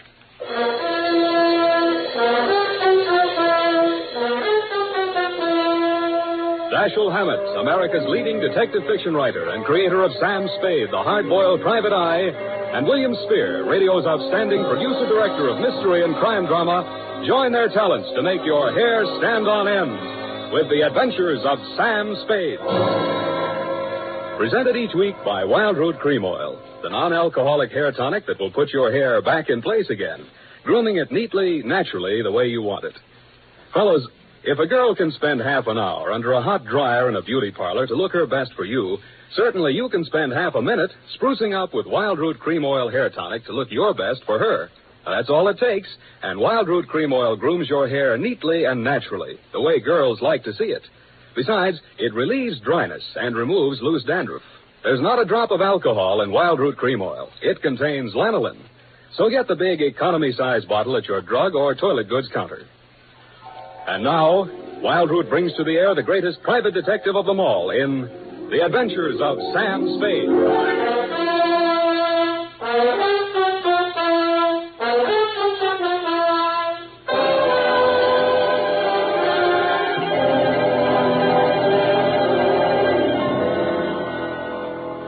Date, August 2nd, 1946. To Mrs. Gregory Denov. Subject, death of Dr. Denov. I was sitting in my office with nothing to think about except a horse named Corkscrew Jr. My secretary, Effie Perrine, came in and said there was someone outside. I didn't look up from the dope sheet, so she said it again. Someone outside, Sam. What's he look like? Blue double-breasted custom-made suit, Countess Mara tie, hand-tailored shirt, English shoes, hand-trimmed Van Dyke. Get me a blank check and send him in. Okay, Sam. Please come in. Mr. Spade will see you now, sir. Thank you. You are Mr. Spade, Sam Spade. What can I do for you? I'm Dr. Gregory Denov, a psychoanalyst. I need your help. Lie down, doctor, and tell me all about it. I see you might also be noted for your sense of humor as well as your discretion. Who told you I was discreet? A man named Nicolaitis. Well, you tell Nicolaitis I think he's cute, too. What else does he say about me? That I can trust you with $10,000. Oh. Is this Mr. Nicolaitis one of your patients? No, he isn't. As a matter of fact, he's gotten possession of some private records of mine. Well, it's rather involved. Nicolaitis is shaking you down, and he picked me as the middleman, is that it? This is not an ordinary case of blackmail. Blackmail is blackmail, even if you do it in Technicolor. Well, as you may know, a psychoanalyst keeps a faithful transcript, a detailed record of everything a patient says during consultation, no matter how intimate or shocking. Yeah? This man, Nicolaitis, has managed to gain possession of a copy of one of these case histories. The patient is a very celebrated person, and should this material be divulged, it may have very serious consequences for both my patient and for me. Doctor, your best bet's the San Francisco Police Department. No, that's out of the question. Then I'm afraid I can't help you. Why not? Nicolaitis said I'm a private detective. When I take on a client, I take on his troubles. My job is to protect him, not to stand by and see him milked. If you want to hire me on that basis, I'll listen. Oh, I'm so tired. I must trust somebody. What can you do for me, Mr. Spade? Write me out a check for $1,000. Got a pen? Yeah. All right. You see, Nicolaitis figures that if I'm getting a cut, I'll have to keep my mouth shut. I'll spend it all the same. Here you are. Thanks. Now, what was the last thing Nicolaitis told you? That he would pick up the $10,000 here and deliver to you this file in question. Can you reach him? Yes. Call him. Tell him you've seen me. Tell him I won't do that kind of business in my office. Tell him to come to your house. I'll be there. What if he refuses? He won't. Tell him I have the whole $10,000. What time?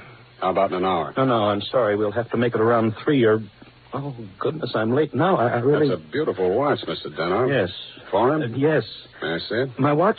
Why, really, Mr. Spade, I'm very late. I have so many things to do, and I have to be at the Majestic Theater well before the matinee starts at 2:30. How are you going to see me at 3 o'clock if you're going to the theater? Oh, I'm not going to stay for the performance. Well, Mr. Spade, till 3 o'clock then. Oh, my office is in my apartment. The address is here on my card. It's the penthouse. Penthouse, huh? Okay, doctor, I'll come formal. I'll wear the top to my bathing suit.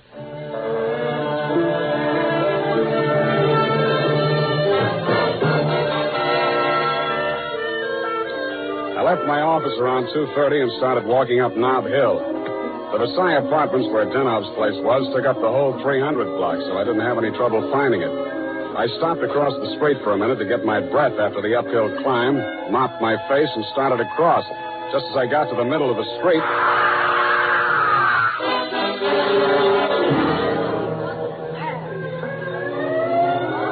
The crowd was packed in so close around I couldn't see who'd done the Brody, but I had a pretty good idea. The cops had the sidewalk roped off and guards posted at the building entrance. It took me maybe 20 minutes to elbow my way through and show my credentials. Sergeant Levine had the front door, so they let me in. Lieutenant Dundee of Homicide met me at the door of the penthouse. Hiya, Sam. What do you want? I want to see Dr. Denov. The doctor's dead. Dead? Yeah. He's my client. They can't do this to me. How? Hit a Brody out the window. What are you here for? To see his wife. Okay with you? Why not? She's inside. Thanks. Mrs. Danoff, please. With all due respect for your grief, I must have the keys to the cabinet where Gregory kept his confidential files. You realize that you wished me to take charge of his patients and that I am responsible. All this police and so on. We must get those files out of here as soon as possible. Yes? My name is Spade. I am Dr. Zoya.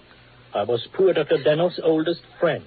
If there's anything I'd like to see you, Mrs. Denoff, alone. But you police have already asked her so many questions. You see, she's not in the... I'm not with the police. I'm a private detective. I was working for Dr. Denoff. A private detective? He was in trouble, you see. You see, Dr. Sawyer, the police won't believe me. Mr. Spade, you'll tell them. You'll tell them he didn't commit suicide. Well, Mrs. Dernov, I guess that takes care of everything here. It's clearly suicide. Oh, idiots. Blind, stupid idiots. Suicide. My husband, he treated suicides. He would never... No, please. It will be all right, my dear. I'm sorry. She's hysterical. If I had the time, I would... Tell them. Please, Mrs. Dano. The undertaker has been arranged for burial at 7 o'clock, Beit Israel Cemetery. Now, please, the key to Gregory's files. Here, take it and go. Go ahead, all of you. Okay, we'll call you now. Oh, I'm so sorry, gentlemen. This hysteria, a simple traumatic condition. If I only had the time. Who can I turn to? Who'll help me? You think it's pleasant? You think my husband would rest if they said I committed suicide? What shall I do? What shall I do? Oh, you... Dr. Zoya didn't have the time, neither have I. You think it's murder? Who do you think killed your husband? To name someone. That's a very serious charge, Mr. Spade. Goodbye, Mrs. Denoff. Constance Brent. You mean Constance Brent, the actress? Yes. Yes, she was his last patient this morning. She had threatened to kill him before. How do you know? My husband said so. To you?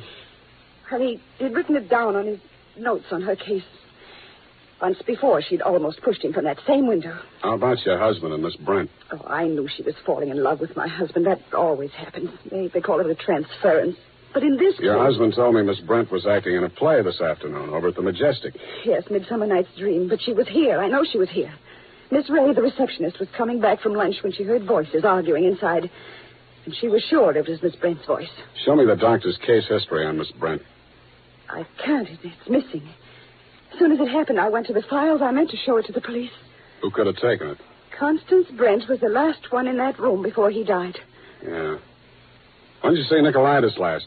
Nick, who? Skip it. Where can I reach you in case... For the next couple of hours, I'll be at the Majestic Theater. I want to see how good an actress this Constance Brent is.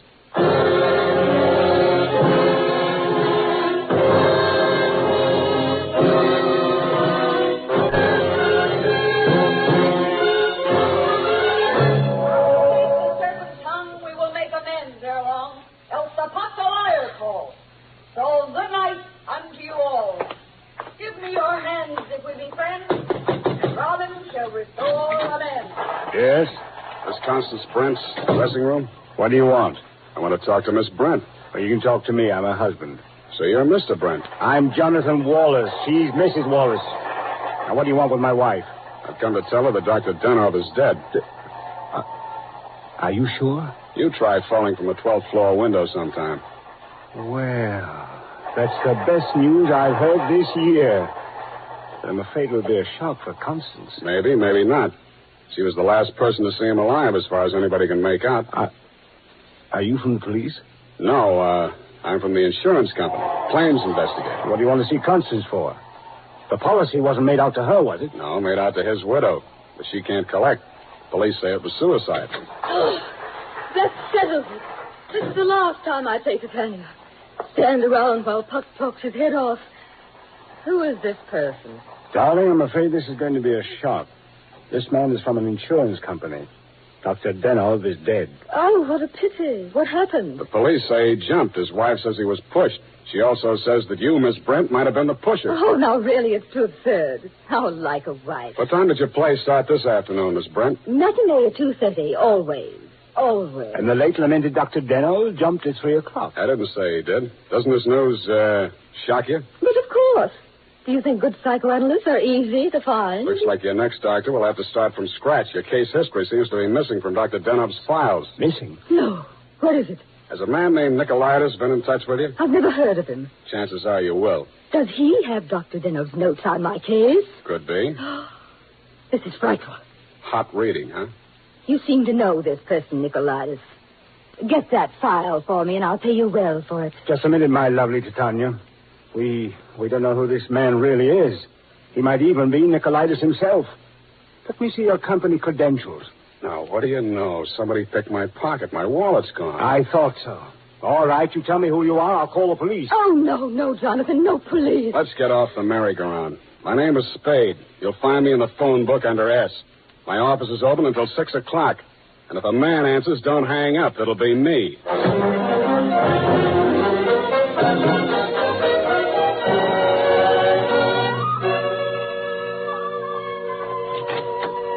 Hello, Effie. You found a Nicolaitis yet? Not one. I even tried spelling it backwards. Nobody ever heard of a man named Nicolaitis. I'm beginning to think there ain't no such person. Pardon me. Do I hear my name mentioned? I'm Nicolaitis. Sam, I still think you're right. Come all the way in, Mr. Nicolaitis. Sit down. Thank you. If you need me, Sam, just scream. What can I do for you? Oh, I've come for my money. What money? For the $10,000. You remember the $10,000? Refresh my memory. Oh, Dr. Denov, the gentleman who visited you this morning? Oh, that $10,000. Oh, you see, you remember now. Yeah, it all comes back to me now. You were supposed to deliver something for the money. Since Dr. Denov is dead, that is no longer important. You will give me the money, please, and I will not disturb your afternoon any further. Suppose I refuse? Oh, that would grieve me. In my grief, there is no telling what I might do. Dr. Denov's dead. There's nothing more you can do to hurt him. Oh, never would I attempt to hurt poor Dr. Denov, but in my sorrow, it would be so great if I should be forced to hurt the woman he lost. After all, as Titania says, these are the forgeries of jealousy. Titania, huh? Ah, yes. Midsummer Night's Dream. Act 1, Scene 18. I'm a little rusty on my Shakespeare. Oh, you are indeed, Mr. Spade. Titania doesn't appear until well into Act 2. She doesn't, huh? Yeah, that's right. Yeah. I guess she isn't on for 40 minutes or so. Yes, indeed, Mr. Spade, but I didn't come here to discuss drama. What else have you got to discuss? When Dr. Denov died, your market died with him. That is a very unprogressive view, Mr. Spade. There's always a gentleman named Jonathan Wallace. Why, you fiend. You don't mean you've sold to both of us. Mr. Spade, how can you have such a low opinion of me? I will prove my integrity. I will give you the material. You give me the money. Hand it over. In the Levant, Mr. Spade, we have a saying. He who goes too close to the bear soon loses his beard. I have left my beard at home. Okay, I'll meet you anywhere you say, anytime you say. Excellent. At 7 in your apartment? Won't that be walking into the bear's cave? In the Levant, Mr. Spade, we have a saying. Private dicks do not kill people in their own apartment.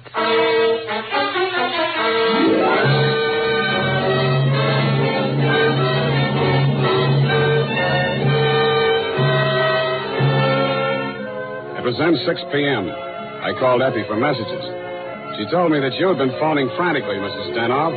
I still had maybe 30 minutes before Nicolaitis was due at my apartment, so I breezed on up to your place on the hill. We had a very interesting chat. Remember, Mrs. Denov? Looking back on it, that was probably the most interesting conversation we had. Funny, I can't remember much of anything you said, but it was so cozy there in your place. And what with your clock being about 20 minutes slow, it must have been something like 7:30 before I left you. I grabbed a cab and told the hacky to step on it. I hoped Nicolaitis was still waiting at my apartment. He was.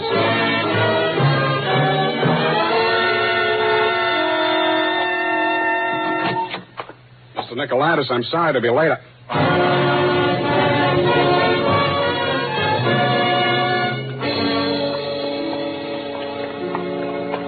He was lying on my bathroom floor. The little guy was looking just about as natty as when he'd been in my office, except that the beautiful silk scarf he'd been wearing was twisted into a tight noose around his neck. Mr. Nicolaitis was a very dead blackmailer.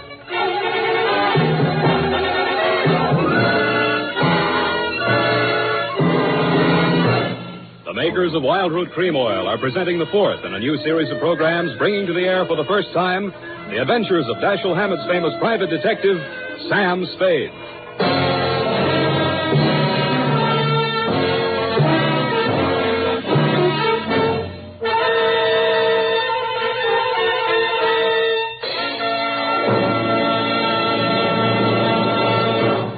Men, at the racetrack, the man who has something better than a mere hunch is said to have it straight from the horse.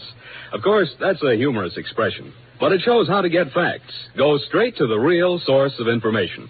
And that's why we went straight to hundreds of men in metropolitan New York to find out what men really want in a hair tonic. And their answers show that Wild Root Cream Oil has all 5 advantages chosen by this impartial consumer jury of men. 1, Wild Root Cream Oil grooms your hair neatly and naturally, never leaves it sticky or greasy. 2, Wild Root Cream Oil relieves annoying dryness. 3, it removes loose dandruff. 4, it's non-alcoholic. And 5, it contains soothing lanolin. Remember, no other leading hair tonic gives you all 5 of these important advantages. Is it any wonder that 4 out of 5 users in a nationwide test preferred Wild Root Cream Oil to all other hair tonics they'd tried? So next time you visit your barber, ask for Wild Root Cream Oil and get the big economy-size bottle of Wild Root Cream Oil at your drug or toilet goods counter. And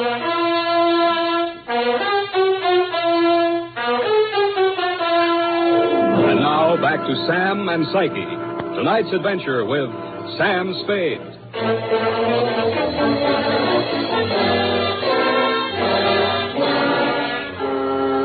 His eyes were open, and he seemed to be looking right at me as I bent over him. The finger marks in his throat were too blotchy to be of any use.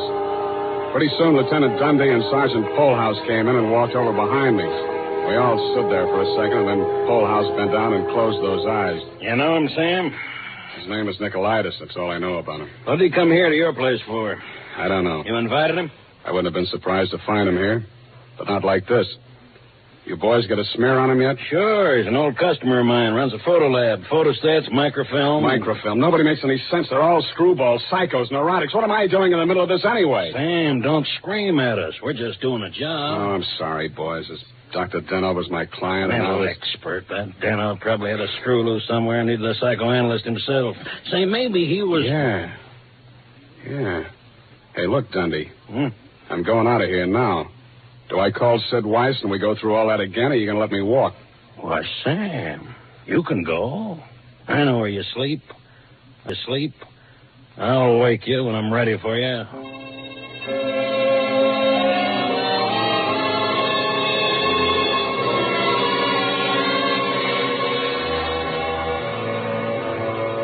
Well, Mr. Spade? I want some answers, Dr. Zoya, and you're the guy who can give them to me. I'm listening. Just let the questions flow into your mind and do not try to repress any of them. Speak instantly, whatever... Okay, question number 1, without thinking. Do you think Dr. Denov was a suicide? Well, I had not seen Dr. Denov for many years. He had been my student in Vienna. I was his analyst, in fact. That's all very interesting, Doctor, but my question... Yes. Did poor Dr. Denov commit suicide? I have reviewed all the material, manifest and hypothetical, and I came to the conclusion, no, it was quite impossible. You see, these paranoid and Okay, dramatic... question number 2. Was Dr. Denoff in love with Constance Brent? I suppose I can now answer that question. When I arrived in San Francisco, I found him in great distress.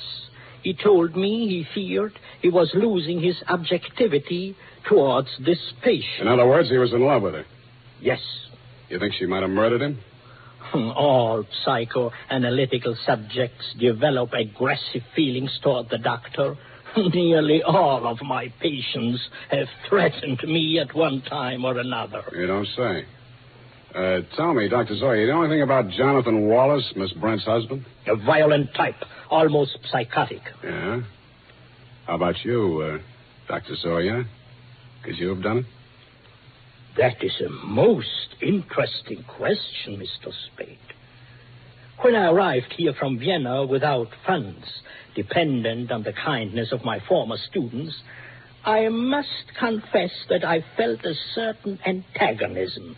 It disturbed me to realize that a man of my standing in the profession should be dependent on the goodwill of a younger and, I sincerely believe, less gifted man.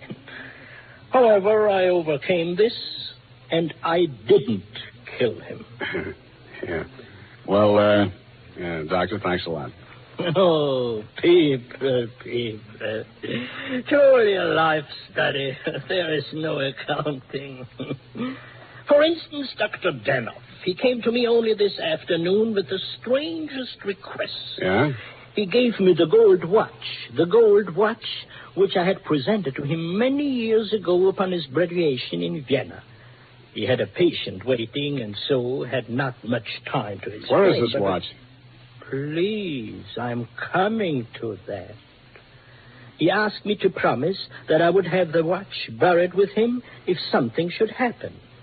That has been done. But Dr. Denoff just died at 3 o'clock.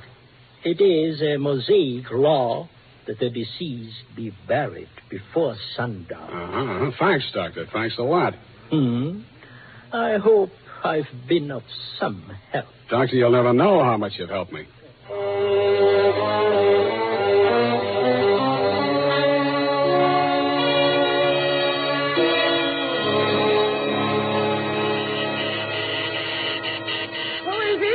Spade.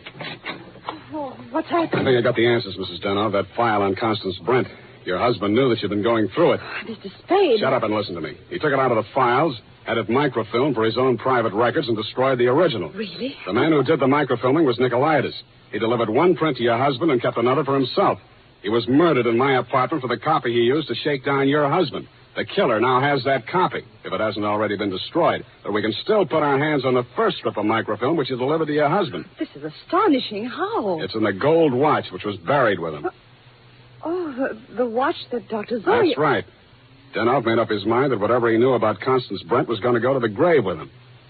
What are you doing tonight? Nothing. And we got a date, sweetheart, you and I. I'll be back toward the wee hours.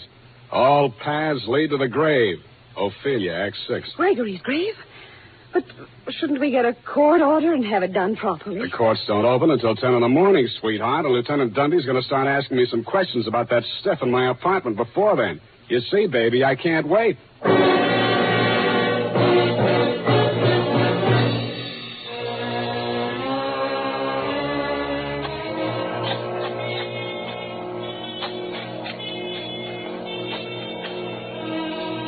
Mr. Spade, we shouldn't be doing this. If I'm wrong this time, it won't be wasted effort. I'll crawl into the grave myself and pull it in after me. Here. I struck it. Give me that crowbar, Mrs. Denoff, quick. Oh, dear. Oh, dear. Put that flashlight in here, sweetheart. You look the other way. Yeah, here it is. Look. What, Mr. Spade? What have you got? The watch. Here, put the flash on it while I open it. Here's my nail file. Pry off the back. Thanks. That does it. Here's the film. All right, Mr. Spade. Give me that film. Well, if it isn't the second gravedigger from Hamlet, Mr. Constance Brent. Stop clowning and hand it up to me. You better do as he says, Mr. Spade. We've both got guns. I was expecting that. It took you a long time to get here, Mr. Wallace. How did dear Constance make out as Lady Macbeth? Just give me that film. Stop being an idiot, Wallace. The cemetery is crawling with cops. Put that gun away before you drop it and break your foot. Come up out of that grave, Spade, or you'll stay there forever. Okay, Dundee. All right. Get those hands up, everybody. Go ahead, Dundee. Make the pinch. Okay. Sam Spade, I arrest you for body snatching, violation of graves under the Civil Code number... No, you fool. You're supposed to arrest Mrs. Gregory Denov and Jonathan Wallace for the murder of Gregory Denov and Pericles Nicolaitis. But I... Oh, yeah. No, you don't.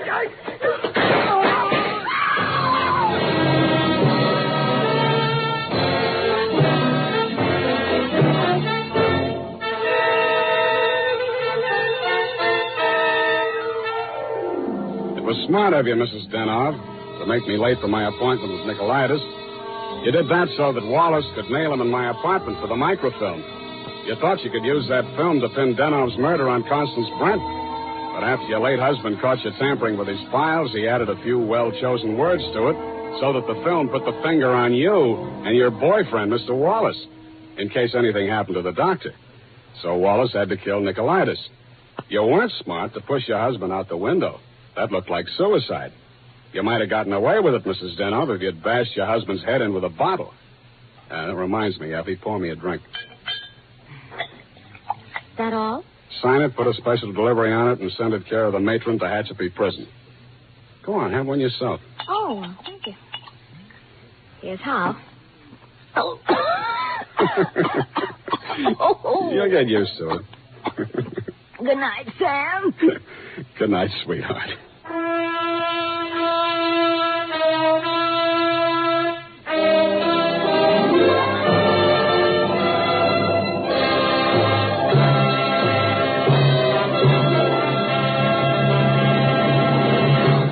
Wild Root Cream Oil presents The Adventures of Sam Spade, Dashiell Hammett's famous private detective, produced and directed by William Spear. Then, on these warm August days, the sun beats down on your hair, may leave it looking dry and brittle. That's why, now especially, you need Wild Root Cream Oil. This grand non-alcoholic hair tonic has just what it takes for summer grooming. It contains lanolin, the soothing oil that's so much like the oil of your skin. Wild Root Cream Oil keeps your hair neatly in place, gives it the handsome, successful look that helps you get ahead on the job. And Wild Root Cream Oil removes loose, ugly dandruff and actually relieves annoying dryness. So tonight, take the famous FN test. Check your scalp. Signs of dryness or loose dandruff tell you need Wild Root Cream Oil right away. Sam Spade is played by Howard Duff. Fred Essler was Dr. Zoya. Lorene Tuttle is Effie. Don't forget, next Friday, the three masters of the art of hair-raising, Dashiell Hammett, William Spear, and Wild Root Cream Oil, join forces to bring you another hair-raising adventure with Sam Spade. Smart girls use Wild Root Cream Oil, too, for quick, good grooming and to relieve dryness between permanents. Mothers say it's grand for training children's hair. Dick Joy speaking. This is ABC, the American Broadcasting Company.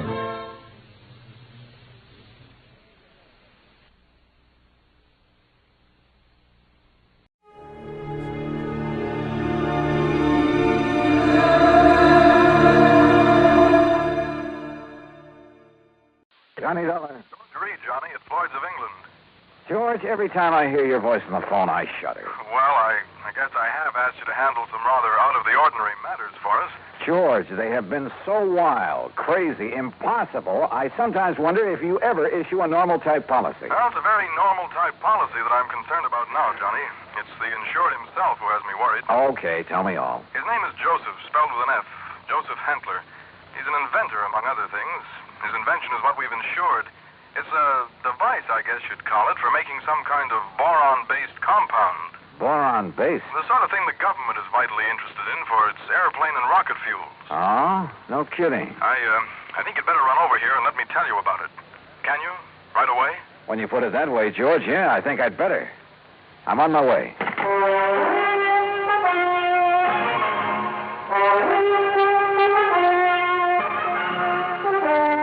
Bailey in the exciting adventures of the man with the action-packed expense account, America's fabulous freelance insurance investigator. Yours truly, Johnny Dolar. And now, Act One of yours truly, Johnny Dollar.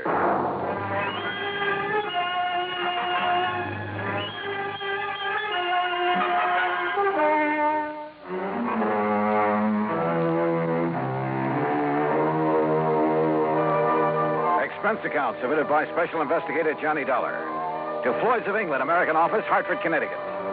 Following is an account of expenses incurred during my investigation of the Boron 112 matter.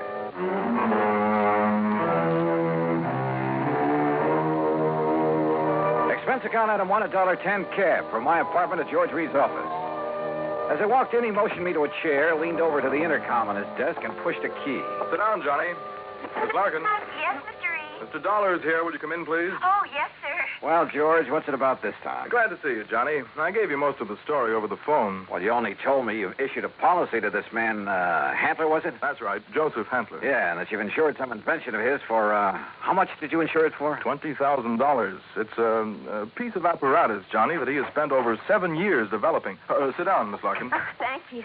Apparently, it's a very complicated something or other. I never did know much about such things.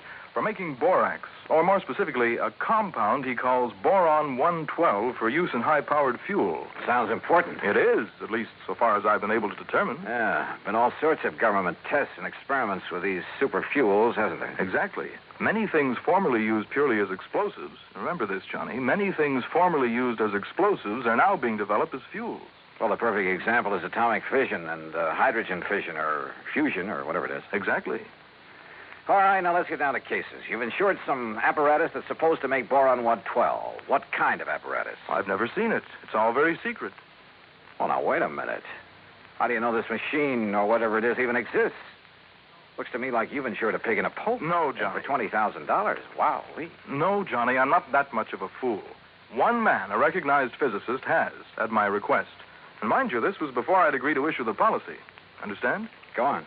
His name is Dr. Hugo von Brauer. Oh, I've heard of him. Yes. Well, Hantler permitted him to see enough to convince von Brauer that he has something mighty important there, that he's on the right track to, well, whatever it is he's out to accomplish. Okay. I'll take your word that you were right in issuing him the policy on it. But now what's happened? The thing blow up in his face or something? No, as I told you over the phone, it's the man himself I'm worried about, because of something I've just learned. Like what? Miss Larkin, this is Mr. Johnny Dollar. Now, will you please... Yeah, I know. Gee, Mr. Dollar, this is a real thrill. I've heard so much about you. Hi, Miss Larkin. Gee, won't you just call me Louise? Yeah, sure, Louise.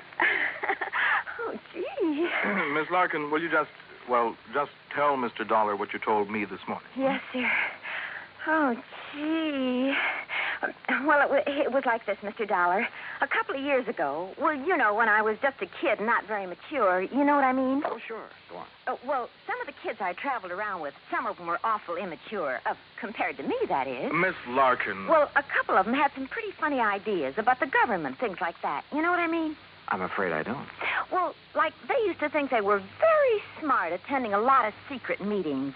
The kind the FBI likes to keep tabs on. Now, you know what I mean? Go on, Miss Larkin. Well, anyhow, this one night, we didn't take all their talk very serious, mind you, and that's the truth. We didn't think there was anything in it, just a lot of talk. Will you please get to the point? I am, Mr. Reed. Well, anyhow, Charlie and me, that was my boyfriend, Charlie White. At least one of my boyfriends. I always have a lot of them, you know what I mean? Yes. Well, go on, please. Well, Charlie and me, we said, sure, we'll attend one of your meetings. You know, just for laughs, you know what I mean? And what kind of a meeting was it? Oh, it was terrible. It was awful, Mr. Dollar. A bunch of people I never saw before making speeches. Yeah. Down with the government, start the revolution, you know, that sort of thing. Oh, we got out of there in a hurry, believe you me. I'm sure. And we were pretty lucky, too, because the police or the FBI or somebody came in after and busted the whole thing up. Hey, maybe you read about it. That's all very interesting, Louise, but just what... Yes, Miss Larkin, get to the point. All right. Well, just this morning, when I was filing the office copy of this insurance policy and I saw the name on it, oh, gee, Mr. Dollar, it hit me like a... Well, do you know what? What? That name, Joseph Hantler. Oh. It was the same as one of the fellas, an older guy that me and Charlie had seen at that meeting. Now, what do you think of that? $20,000 on a highly secret device. Yes. That might be to produce some kind of explosive. Exactly, instead of a simple fuel additive. Exactly the suspicion that came into my mind, Johnny. Of interest to the government, he had told me. But what government? We're jumping to an awfully big conclusion, George. Have you notified the FBI? I suppose I should, huh? Yeah. No, not yet. We may be all wrong about this. Oh, but Mr. Dollar... We may be all wrong about the man, his apparatus, his intentions, everything. Let me see what I can find out about him first. Now, whatever you say. But remember one thing, Johnny. Yeah? You may be dealing with far more than just this one man. So be careful. Be very careful. Oh, gee, you'd better, Mr. Dollar. You know what I mean? Act 2 of yours truly, Johnny Dollar, in a moment. Now, Act 2 of yours truly, Johnny Dollar, and the Boron 112 matter.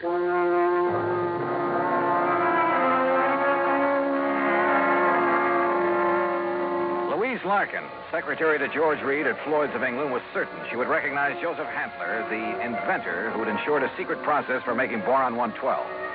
If, that is, he were the same Joseph Hantler she'd met at one time at a meeting of a subversive group. Expense account item 2, $50, deposit on a rental car. In it, Louise and I crossed the Connecticut River to East Hartford, went south to Hockenham on Route 2, then south and east on a seldom used gravel road that took us a few miles to the edge of a stream called the Salmon Branch. There in a little grove of trees, we found a windowless concrete block building, the so-called laboratory of Joseph Hantler. Gee, those directions Mr. Reed gave us were pretty good, weren't they? Yeah. Hantler certainly picked himself an isolated spot. Come on. Boy, this is exciting, isn't it? Now, just remember what I told you. If this is the man you met at that party line meeting, don't appear to recognize him. Just give me a slight nod to say yes or no. Yeah, but what if he recognizes me? Yeah, we'll cross that bridge when we get... Stop! Stop right where you are. Do you not see the signs on the fence? Keep out! Keep out! Yeah, Johnny, it's him. You're sure? Yeah, gee. Where did you hear me? I'd like to talk with you, Mr. Hantler. It is Dr. Hantler. Who are you? My name is Dolar, insurance investigator. And who is this woman? Just a friend of mine. So, what do you want with me? Well, I want to see the machine, the apparatus that Floyd's of England has insured for you. No, you may not. I'm engaged in highly secret work here. Work that is worthy only of my own great talents as a physicist, chemist, and inventor. Work for the government. Yeah? What government? What are you talking about? The United States government, of course. Suppose you let me see whatever contract you may have with them. I let you see nothing. I have no contract. Oh? And I do not have any patent on my converter. And why? Because either one would reveal the secret of this amazing device before I can turn it over to the government of this fine and glorious country. Yeah, sure. So that is also why I will not permit either you or anyone else to see inside of my laboratory. So leave. Immediately. Go, get out of here. Dr. Hantler, if you'll just let us... No. Do you understand me now? Mr. Dollar. Oh, hey, now, wait a minute. What's that thing for? You are trespassing on my private property. If I shoot you, I am within my rights. Now leave. Now! Do you hear me? Come on, Louise. Gee, yeah. And do not come back here. Do you hear me? Never! Same man, huh? Oh, he sure is. Gee, that gun he pulled on you, I was scared, you know what I mean? Yeah, I know what you mean. Well, what are you going to do, Mr. Dollar? You know something, Louise? I'm not sure. But I was sure by the time we get back to Hartford. I took Louise back to George Reed's office. George was out to lunch, but I stopped long enough to telephone an old friend of mine, Lee Houck, at the local office of the FBI. Asked him to meet me for a bite to eat. Sure, Johnny. How about the Hearthstone? Anywhere you say. 1 o'clock? I'll be there. Well. Yeah, I know what I'd do, Johnny. What, Louise? I'd tell the FBI. That's exact. Oh, well, we'll see. I know what Charlie would do, too. Charlie? My boyfriend, I told you, Charlie White. Oh, yeah. Well, I'd better be on my way. He'd go out there and he'd kill that crazy old man. Well, Johnny, he just hates those people who are conspired to overthrow the government. Hey, look, tell George when he gets back to the Ever office. since we got drugged into that awful meeting of those awful people, why, he hasn't even seen those guys that persuaded he and I to go there that night. Louise. He says if he ever does see any of them, boy, what he'll do to them. Yeah, I'm sure. Now, look, I got to keep a luncheon date. Tell George Reed when he comes back that I'll see him later, huh? Then I'll see you again, Johnny, huh? Hadn't you better answer that phone? Huh? Oh, yeah. Oh, goodbye, Johnny. See you. Floyd's of England. Oh, Charlie. Hey, Charlie, what do you think's happening? Who I've been talking to? My dream man. Item 3, 7:20, lunch for Lee Houck and myself. No, Johnny, you're off on the wrong tack. I'll bet on it. What do you mean by that, Lee? And Joseph Hantler is just an old crackpot who thinks the world has done him wrong by failing to recognize his fabulous talents as a chemist, physicist, engineer, inventor, anything else he's claimed to be. But if he was attending meetings of a subversive group... A meeting. We know all about that. A lot of innocent people have been sucked in on that sort of thing at one time or another. It doesn't mean that they belong or ever have. You can't blame me for being suspicious, though. Isn't George Reed your contact at Floyd's of England? Yeah. Okay. Even his kind of dumb little secretary, name's Louise Larkin. I know the girl. Even she was at one of those meetings before we cleaned him out of town. Not much gets by you boys. With one of her boyfriends, Charlie somebody or other. He's the kind you have to watch out for, Johnny. Young hothead. An easy recruit for a group like that, huh? More important, the kind who's liable to take the law into his own hands when it comes to fighting back at him. But you're sure old Hantler is harmless? Sure. He's an erratic old coot, liable to blow your head off if he thinks you're interfering with one of his crazy projects. Yeah, he'd probably rob a bank if he thought he could get away with it to further one of his crackpot inventions, and would feel entirely justified. But believe me, he'd have no part of subversive activity. Hey, you said crackpot inventions. George Reed tells me Dr. Hugo von Brauer okayed this present project. That's a real sad one, isn't it? Huh? Von Brauer, one of the best minds in the country. Until that breakdown last fall. You mean that he's no longer... Holy smoke. Well, sure, Johnny. If George sold him insurance on Von Brauer's okay, well... How does Handley keep going? Does he ever sell anything he develops? No, he probably lives off an old trust fund, something like that. Want me to check on it? No, wait till after I've seen him again. Somehow I've got to see that machine of his, see how badly the insurance company stands to get took. Yeah, Johnny. I think you better. Maybe he was right. Maybe the idea George Reed and I had cooked up, that the old scientist was working on some kind of bomb or explosive, was... Anyhow, my problem was to find out exactly what he was working on, what the company had blindly insured. So I drove out there again. To keep Hantler from barging out with his gun, I blew the horn a couple of times as I pulled up alongside the fence.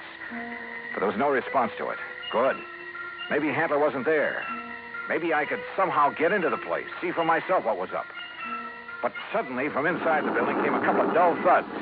And then the whole thing began to bulge at the seams, began to... Oh!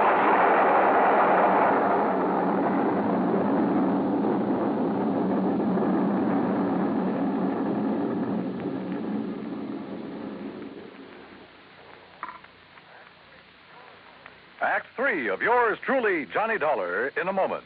3 of yours truly, Johnny Dollar, and the Boron 112 matter.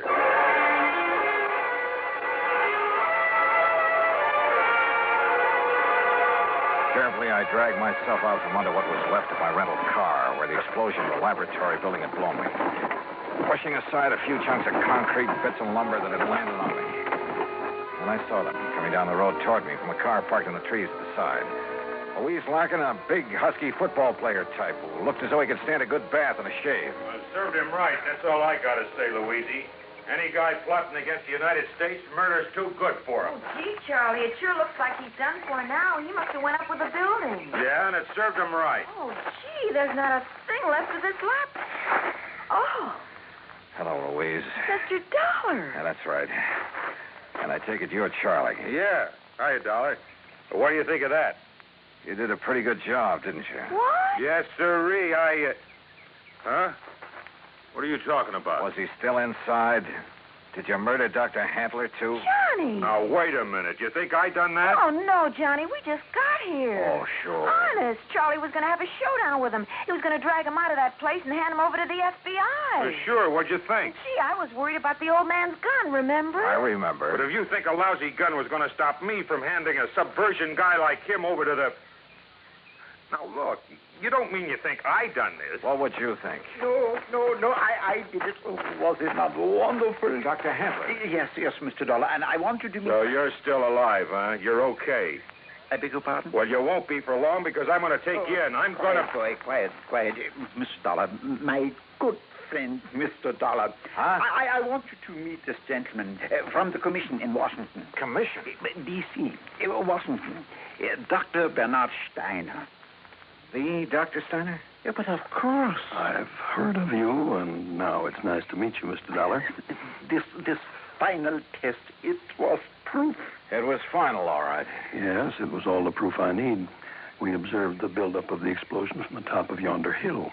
The proof of what? That Dr. Handler has finally come up with a controlled power source in his boron compound of inestimable value to the country's rocket program. So, I am a great man at last. Though why he calls it Boron 112, I'll never know. Well, because it was experiment number 112 with my wonderful converter process. What else? Hey, if you're from Washington, mister, I am, young man, and I assure you the government will take over Dr. Handler's process immediately. Well, I'll be doggone. I don't get this. Neither do I, honey. Well, what about the converter, as you call it? Did that go up with the building? Yeah, but of course. And now I can build for the government a big one. Big enough to serve this glorious country of ours. Yeah, sure. But you'll expect the insurance company to pay for the one you deliberately blew up. Me? Dr. Joseph Handler? No, never. I am a great man now. I am above such petty things. I tear up that policy. I do not want to have money because now I am a great man.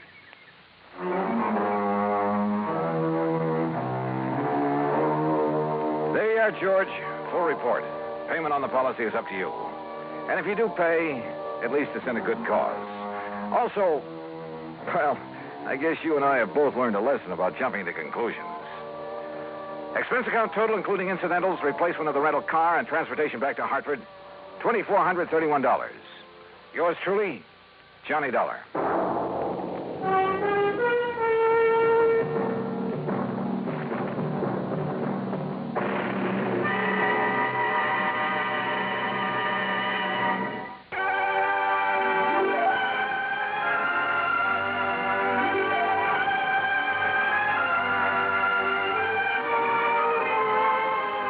Truly, Johnny Dollar, starring Bob Bailey, originates in Hollywood and is produced and directed by Jack Johnstone, who also wrote today's story.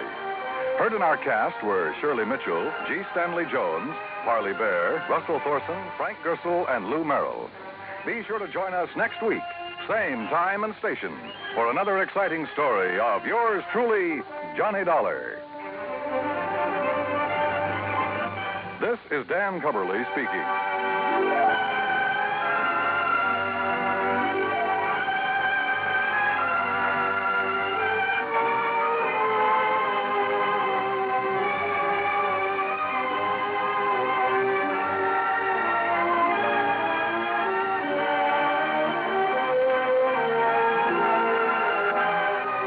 This is the United States Armed Forces Radio and Television Service.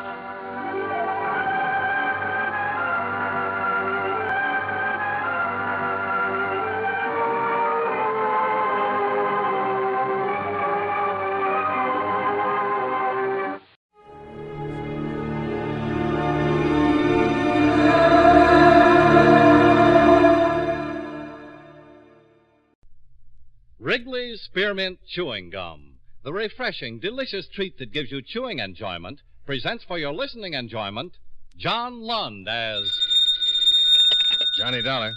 Handling Conrad, Johnny. Oh, how are you, Mr. Conrad? Fine. Are you employed? Not at the moment. How about catching the next plane for Los Angeles? All right. What is it? We insure a Mr. William McEdwards. His home burned down last night and he was killed in the fire. Who do I see? C.H. Anderson, Beverly Hills Chief of Police. All right, I'll call the airport and make a reservation.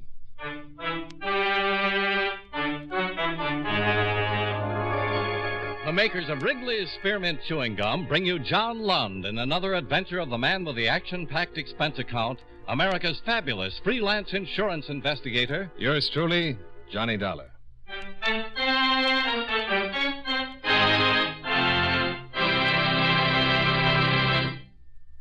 friends. The makers of Wrigley's Spearmint Chewing Gum present these weekly adventures of Johnny Dollar because they know that millions of you enjoy Johnny Dollar. That's true of Wrigley's Spearmint Chewing Gum, too. It's enjoyed by millions, day in and day out. People find that chewing on a smooth, delicious piece of Wrigley's Spearmint Gum somehow makes time pass more pleasantly. Whether you're working, driving, shopping, or just taking things easy, that good, tasty chewing gives you enjoyment and satisfaction. So always keep a package of Wrigley's Spearmint Chewing Gum handy. And whenever you want a refreshing, delicious treat, chew a stick. You'll like it. You really will.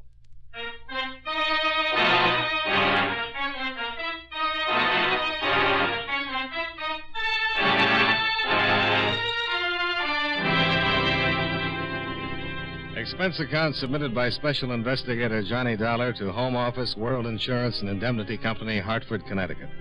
The following is an accounting of expenditures during my investigation of the Amita Buddha matter. Expense account item 1, $193.55. Plane fare and incidentals between Hartford and Los Angeles. I arrived at the Los Angeles airport the next morning, rented a car, and drove it to the hotel, where I registered and put in a call to Chief Anderson at the Beverly Hills Police Department. An hour later, we were sitting in his City Hall office. Lieutenant Hankins got the call at 7 minutes after 6 in the evening, placed by a neighbor. House was almost completely gutted by the time the fire department got it under control. Hankins found McEdwards' body in the bedroom. He'd been alone in the house? Yeah. His wife returned about an hour later, found her husband dead. Swell homecoming. How'd the fire start? We're not sure. Started in the bedroom. One thing's pretty certain. It wasn't an accident. What do you mean? The first cursory examination by the coroner's deputy indicated the victim had burned to death. This morning, we got another report. Further examination at the morgue showed McEdwards had been stabbed. What? Mm-hmm. Also hit over the head, severe skull fracture. So you think McEdwards was killed first and the fire started to cover the crime? Yeah. That's how I came into it. Ordinarily, Lieutenant Hankins would handle the whole thing. This murder angle is confidential, Dollar, until the coroner files an official report. Sure. Any suspects? No, not yet. Well, thank you, Chief Anderson. I think I'll go out and talk to the widow, if it's all right with you. Sure. But don't mention the murder angle. I won't. Where's she staying? With her mother in Encino.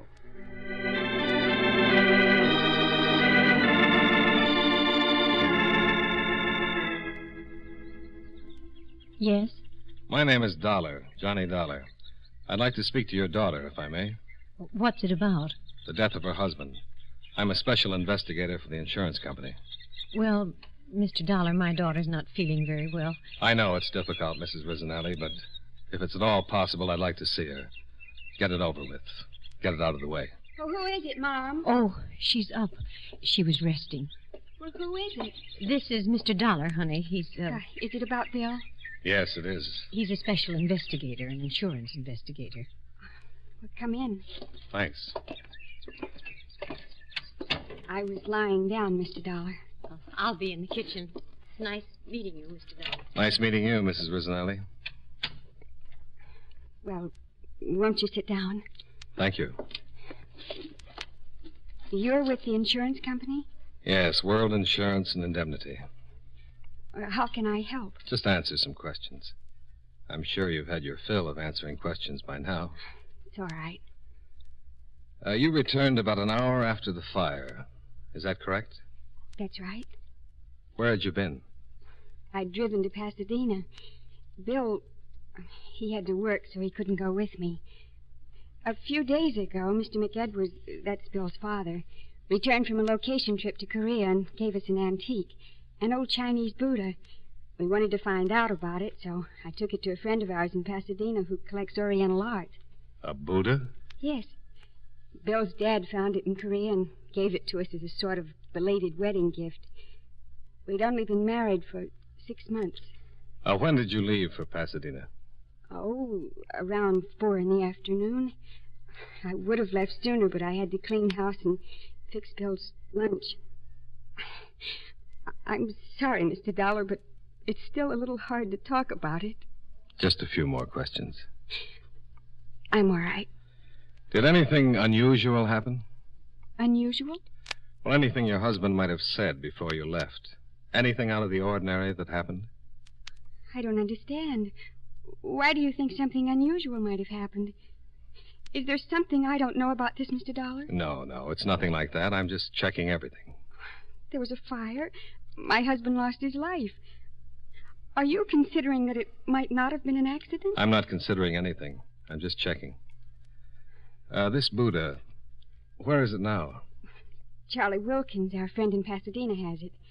He wasn't sure, but he thought that it might be very rare, and he asked me to leave it for a few days. Charles Wilkins. Yes. And your husband's father brought the Buddha back from Korea? Yes. Is Mr. McEdwards Sr. in the service? No, he's a production man for International Pictures. He was making a documentary film in Korea. I'd like to talk to him. I think he's at the studio now. He lives on Beverly Glen. Well, I'll try to reach him at the studio. Thank you very much for your time and patience. Certainly. Goodbye, Mr. Dollar.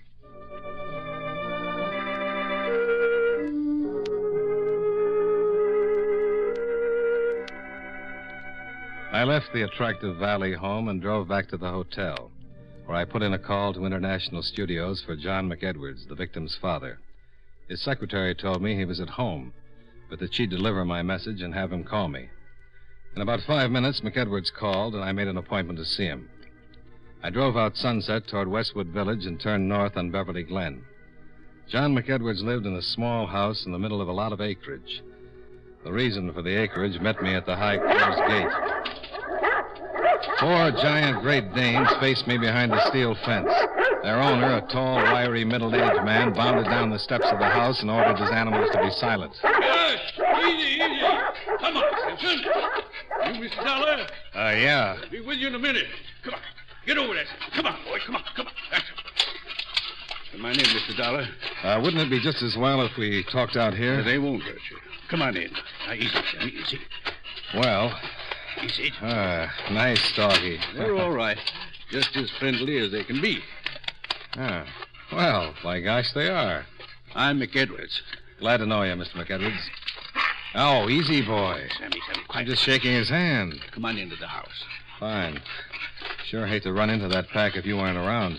They wouldn't do anything unless maybe you tried to break in the house or something.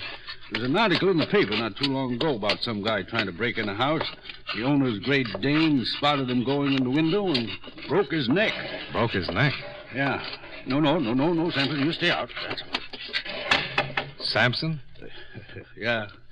Samson, Delilah, Cleopatra. I call her Patty.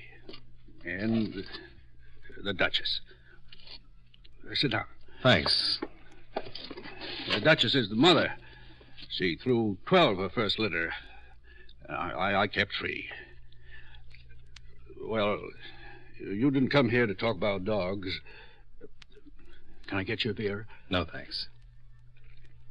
You want to talk about Bill? Yes. Wonderful boy. Terrible thing. I'm just trying to keep busy and not think about it. It's pretty tough. You raise a boy and see him through all these years. Yes, sir. What do you want to talk about? How long were you in Korea, Mr. McEdwards? About 3 months. I understand you brought back an old Buddha. Yeah. Why? I saw your daughter-in-law, she told me. How's she taking it? Pretty well, I'd say. Yeah, what a wonderful girl. Never thought Bill would get married, but he sure picked the right one when he did. Yeah. Tough, isn't it? Only been married 6 months. Tough on Pat. Tell me something about this Buddha. Well, it was funny how I found it. I was helping build a dam. We had to block up a small stream and get the water to rise for a shot we needed. I was digging up some rocks a few yards away from the road, and I uncovered the old Buddha. It was in a box. Nice, neat hole. Your daughter-in-law said she took it to Charles Wilkins, that he thought it was very rare. Yeah. Why are you so interested in the Buddha, Mr. Dollar? Oh, just a casual interest. My company sent me out to investigate the fire, and when your daughter-in-law mentioned the Buddha, I got interested. Your company insured my son's life. That's right. You didn't know Bill, did you? No. Nice boy. Easygoing. Never thought about insurance or things like that until he met Pat. Then he settled down. Best thing that ever happened to him. You sure you won't have a beer, Mr. Dollar? Oh, no, really. Thanks, it's the same. Those darn dogs. There must be someone at the gate. Oh, it's Pat. Hi. Hi. Oh, now get back. Go on. Shove him back. Hello, honey. Hi, Dad. Oh. Hello, Mr. Dollar. Hello? Mr. Dollar, I just had a visit from Police Chief Anderson. He came just after you left. That's why you asked me all those questions. He told you.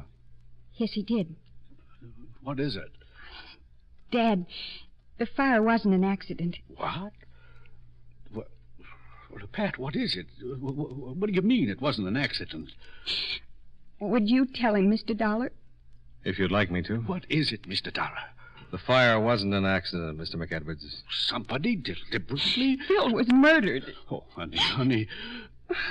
Mr. Dollar. Yeah. But why? Mr. Dollar, do you think it had something to do with that Buddha? I don't know, Mrs. McEdwards. I'm trying to find out.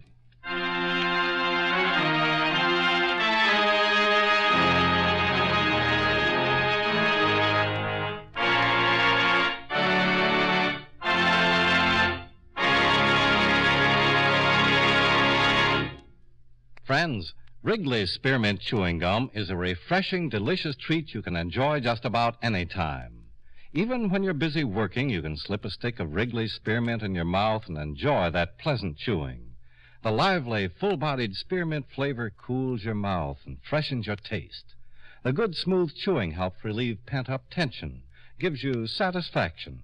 As a result, you seem to feel more relaxed and get more enjoyment out of what you're doing. So enjoy chewing Wrigley's Spearmint Gum while you work and at other times, too. Get a few packages next time you're at the store. That's Wrigley's Spearmint Chewing Gum. Healthful, refreshing, delicious. And now, with our star, John Lund, we bring you the second act of Yours Truly, Johnny Dollar.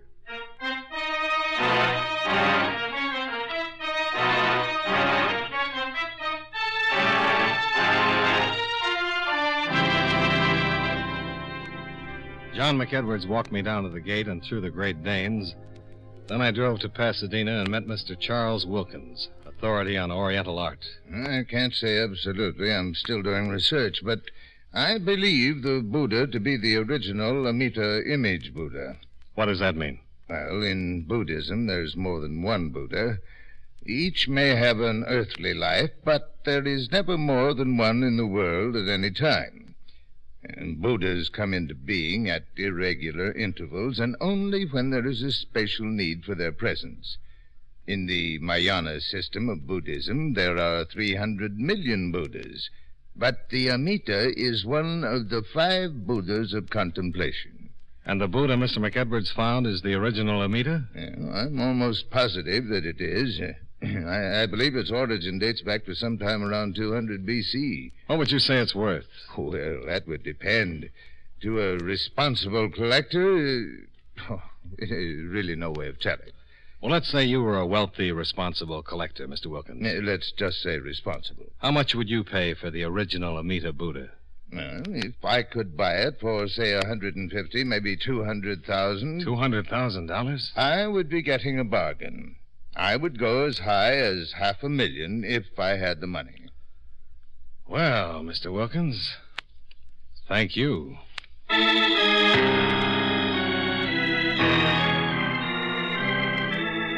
This thing is worth $500,000? That's what the man said. Well, now, that's what I call a motive. Yeah. If the Buddha is really an art treasure, then the U.S. Customs Office is going to be very interested. That's their affair. I'm interested in who killed Bill McEdwards. Well, I don't know where this will take us, but at least it's a lead, only the real one I've had so far. We questioned all of the victim's associates, and from what we could find out, he didn't have an enemy in the world. No love rivals, no discarded girlfriends, no money troubles, nothing. But he had the Buddha. Yeah.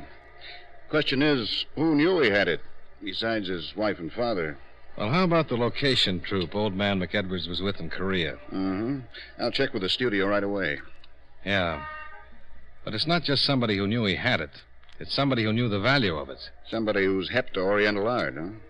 Maybe the guy who buried it. Why would anybody stash a prize like that in a hole in the ground? Well, for safekeeping, maybe. There's been a war in Korea. Yeah, thanks for telling me. But say it was the person who buried the thing. Why would he have to steal it? He could just step up and claim his property. If he was the rightful owner. But suppose he stole it in the first place. Yeah. Well, I like guessing games as well as the next one, but it's time I got to work. Where are you going to start? First, the motion picture company, then we'll check all incoming passengers from the Orient last week. Ships, planes, military personnel. That shouldn't take more than a month. You got any better ideas? At the moment, no. Then I want another talk with McEdwards Sr. I thought I'd run out and see him this afternoon. Yeah, do that. If you turn up anything, let me know. Sure. If I do.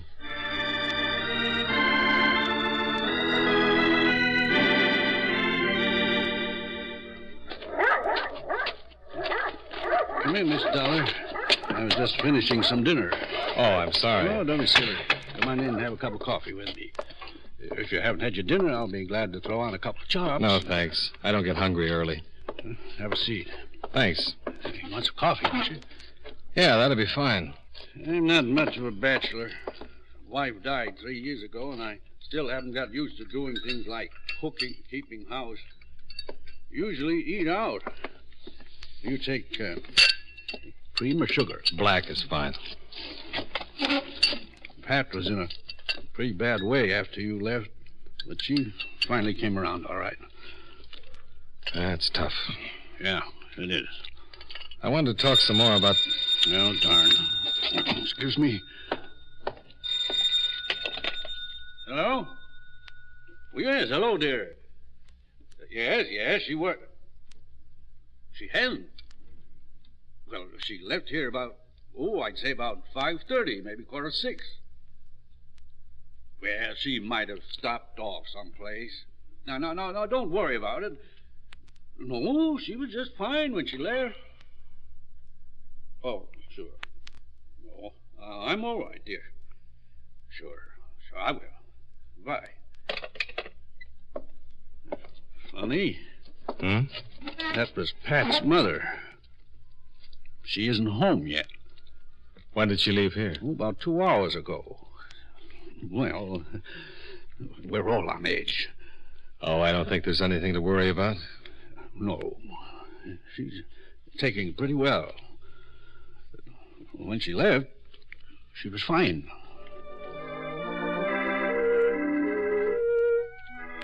I talked with Mr. McEdwards for about another hour.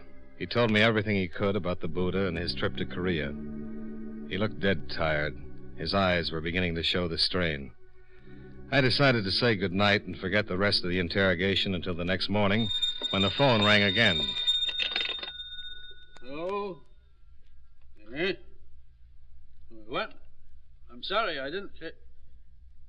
Yes, that's right. Yes. But wait. Hello.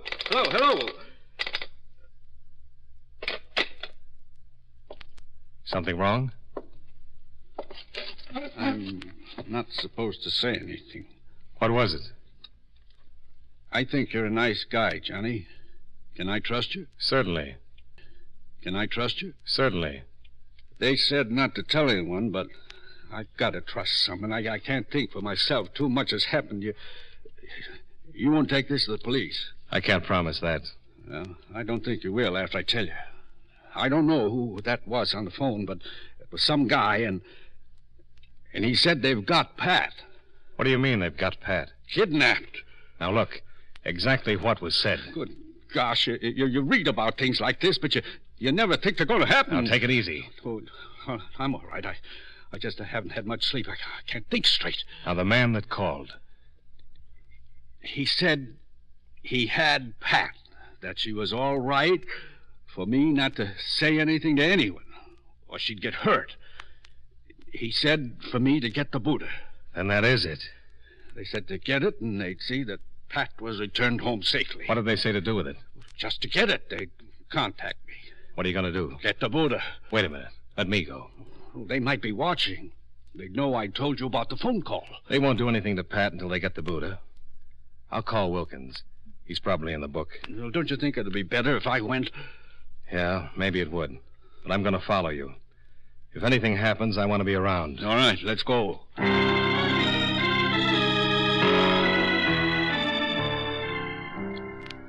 Wilkins turned over the Buddha while I waited outside his house, watching for anyone who might have followed. The drive back to McEdwards' home was uneventful. No single car stayed with us for any length of time from the freeway to Beverly Glen. While McEdwards opened the gates and drove his car into the garage, I parked in a secluded spot some 50 yards away from the house and walked back, where I met McEdwards at the foot of the front steps. You think we were followed? No, I don't think so. Well, I've got the Buddha. What do I do with it? Wait till you hear from them. They said they'd contact you. Yeah.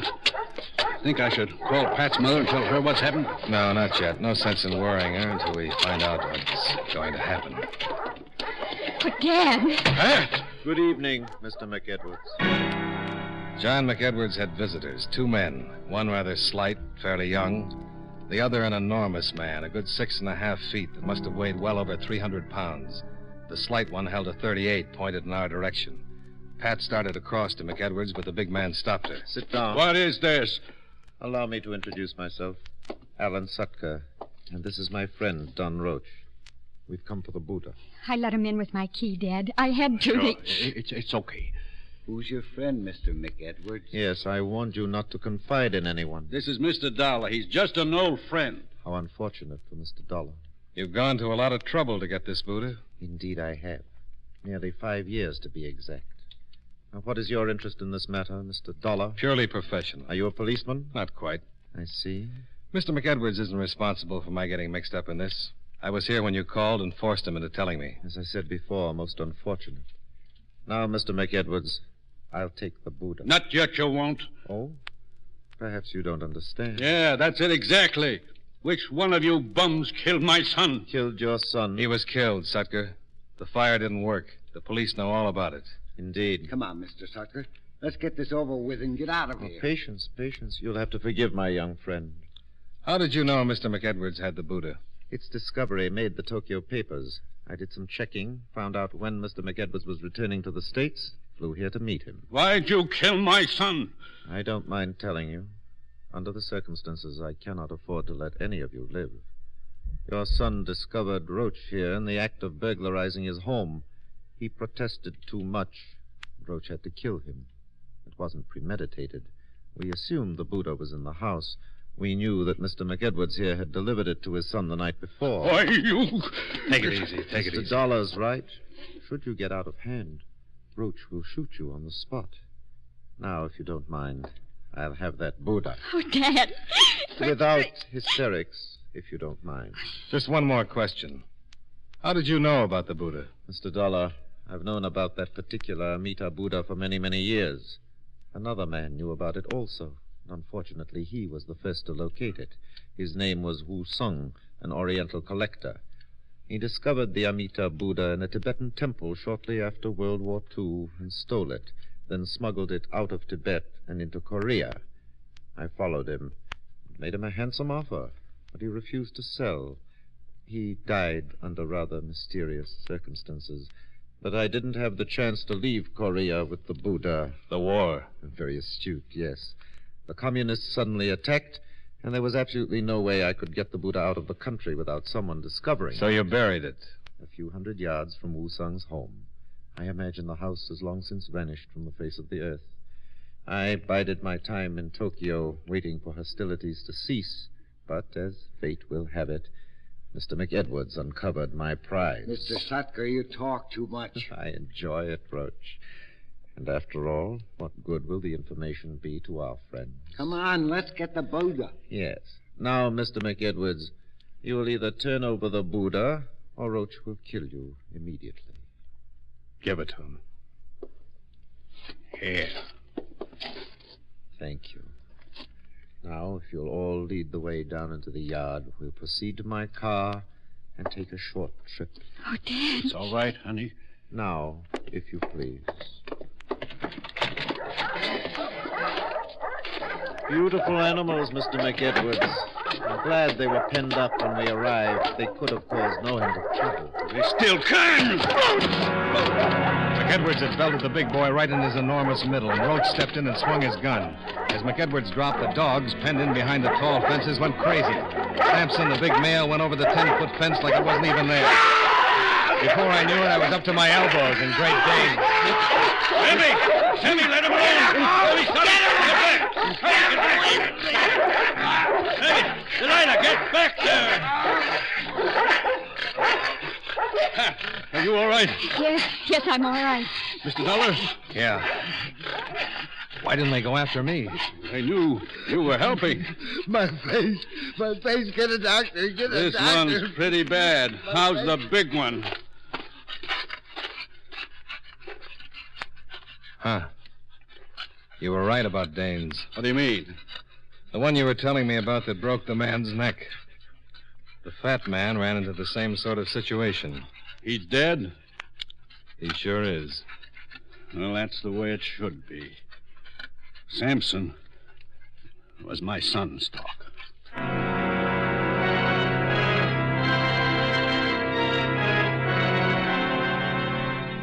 Expense account item 2, $33.85 hotel bill. Item 3 and 4, $299.75. Car rental, plane fare, and incidentals back to Hartford. Expense account total, $527.15. Yours truly, Johnny Dollar.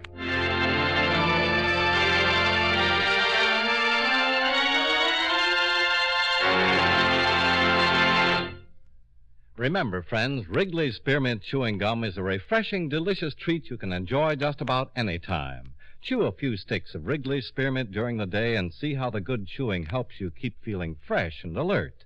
The lively, full-bodied flavor of Wrigley's Spearmint cools your mouth, freshens your taste, and sweetens your breath. The chewing itself gives you a nice little boost, helps you keep going at your best. Millions of people get real chewing enjoyment out of Wrigley's Spearmint Gum every day, and we know that you'll enjoy it, too. Get a few packages and always keep some handy. That's Wrigley's Spearmint Chewing Gum. Healthful, refreshing, delicious.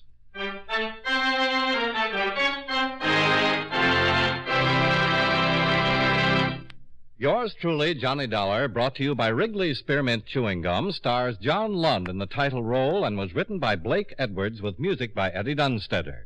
Featured in tonight's cast were James Nusser, John Stevenson, Jeanette Nolan, Sammy Hill, Bill James, Herb Butterfield, Robert Griffin, and Edgar Barrier. Yours truly, Johnny Dollar, is produced and directed by Jaime Del Valle. The makers of Wrigley's Spearmint Chewing Gum hope you enjoyed tonight's story of Johnny Dollar and that you're enjoying delicious Wrigley's Spearmint Gum every day. This is Charles Lyon, inviting you to join us again next week at this same time when, from Hollywood, John Lund returns as... Yours truly, Johnny Dollar.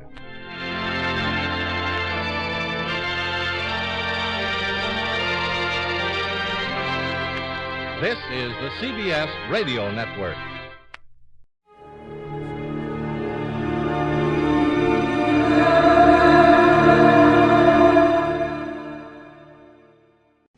Now, the Roma Wine Company of Fresno, California presents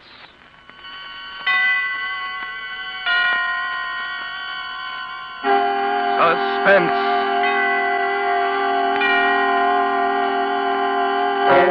Tonight, Roma Wines bring you Miss Nancy Kelly as star of A Week Ago Wednesday, a suspense play produced, edited, and directed for Roma Wines by William Spear. Suspense, radio's outstanding theater of thrills, is presented for your enjoyment by Roma Wines. That's R-O-M-A, Roma Wines. Those excellent California wines that can add so much pleasantness to the way you live, to your happiness in entertaining guests, to your enjoyment of everyday meals. Yes, right now a glassful would be very pleasant as Roma Wines bring you Nancy Kelly in a remarkable tale of suspense. Married in a blue suit that wrinkled too easily and shoes that were too tight when I walked. Just another girl. I got hungry when I didn't eat and tired when I didn't sleep.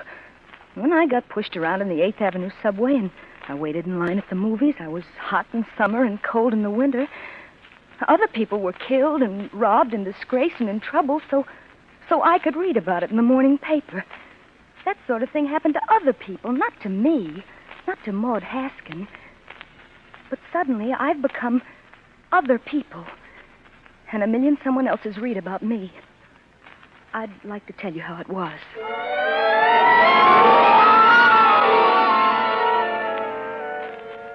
Harry and I had quarreled that Wednesday morning. I've tried to remember why, but I can't. I've tried to think, but... Well, I wasn't in any hurry to get home after work that day, that Wednesday. So I sat for a while on a bench in Central Park. The sky looked moody and had a dirty face. I watched evening happen quickly because it was going to rain. It started to come down, doing my crying for me. And I ran. I knew suddenly that I wanted to go home.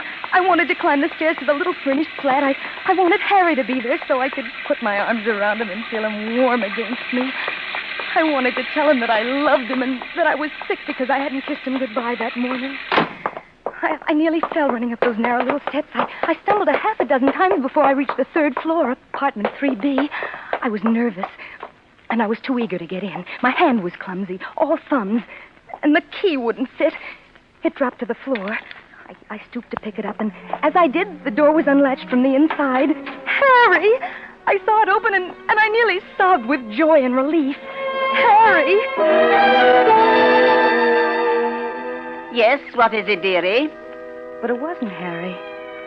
Not Harry looking anxious because I was late and worried because I was drenched with the rain. This was a stranger in our apartment. A small, dark woman with eyes like 2 shiny brown buttons and a pinched little face. Well? She was wearing a flowered apron, and in her hand she held a limp dish towel. I blinked at her stupidly. Well, what is it? I don't want to buy anything. I'm busy. I'm making supper. Oh, but you don't understand. I'm... Looking for somebody? What apartment did you want? This is 3B. 3B? Yeah. What apartment are you looking for? Oh, but I'm not. I won't be much help anyhow. Better ask down the hall. We only been living here a few days. Living here? Yes. What's the matter with you, dearie? Are you sick? Don't you feel well? Oh, no. No, I don't feel very well. And your clothes? Why, they're sopping wet. Oh, the rain. I got caught in the rain. What are you talking about? It isn't raining. Oh, but you're wrong. It is raining. Listen here, young woman. What kind of a game do you think you're playing? But are you sure? Well, I ran. I ran all the way because there was thunder and lightning. We had a storm a week ago, but it ain't rained like that since Wednesday. Wednesday? A week ago? Oh, no. No. Here, don't do that. You sit down there, dearie, and I'll get some water. Don't move now. And supper not ready and company coming over. I sat on the sofa. Harry and I had talked just last night about having the spring in the middle cushion fixed. Or had we? I ran my hand over the top, cautiously, afraid. And then I stopped as if I'd suddenly taken hold of a live wire. For my fingers curved over the lumpy roughness of a pillow with a broken spring. Here, drink this. Easy. Are you better now? Don't talk, just drink it. Easy. That's it, dearie. Thank you. Over the rim of the glass, she watched me. I sipped the water slowly while my eyes drank in the room. Well, there was that crack at the base of the lamp from the day Harry got his raise. He'd been swinging me around the room, around and around in circles until we were both dizzy and knocked the lamp over. And there was a little table near the window. And there was the rug with the worn spot in it, and the fireplace, and the mantel. But our wedding picture on it was missing. And in its place there was a cheap blue vase. There, better? Are you better now? Oh, much. Thank you. Want me to call a cab for you? Where do you live, dearie? Why, You were looking for someone when you come. Friends of yours? Huh? Oh, friends. Friends, yes. Yes, friends of mine. Harry and Maud Haskin. Haskin? But don't you read the papers? You mean you don't know? Know what? Why, about the murder, of course. We moved in a few days after it happened. My husband didn't like the idea, but an apartment's an apartment these days. Foolishness being squeamish about those things. But I said to him, Charlie, it's a vacancy. So what if there was a murder here? You don't mean nothing. Murder? Tell me. Tell me about it. Oh, he looked such a nice young man, too. At least in his pictures. Who? Who are you talking about? Harry Haskin, of course. Murder. Harry? Yes, with an ice pick. Horrible. Right in that kitchen. Don't bother me none, but my Charlie won't eat there. Ice pick? Murdered? Isn't it awful? And everybody says they seem so much in love. And she was so young, they say. What? Did you know them well? Oh, yes. Yes, very well. Must be a shock to you. Can't understand Is why... it in that paper? May I see it? Sure. Been full of nothing else for almost a week. She was right. Ice pick murderer awaits conviction. The headline screamed out at me. I closed my eyes for a minute to blot it out. Perhaps when I opened them again, the words would be gone. But they weren't. Big and bold as life or death, they mocked me. Ice pick murderer awaits conviction. And underneath, the little black letters pieced themselves together to form the words killer, bloody, motive. And then they jumped crazily on the page. Well, there was a picture of Harry. Harry, my husband. I tried to read under it, but I couldn't. Oh, maybe I shouldn't have let you see that. Better sit down again, dearie. No, let me alone. Oh, I'm all right. Let me alone. Sure. All right. After all, I didn't ask. Oh, I'm sorry. You've been very kind. Please, I'm better go.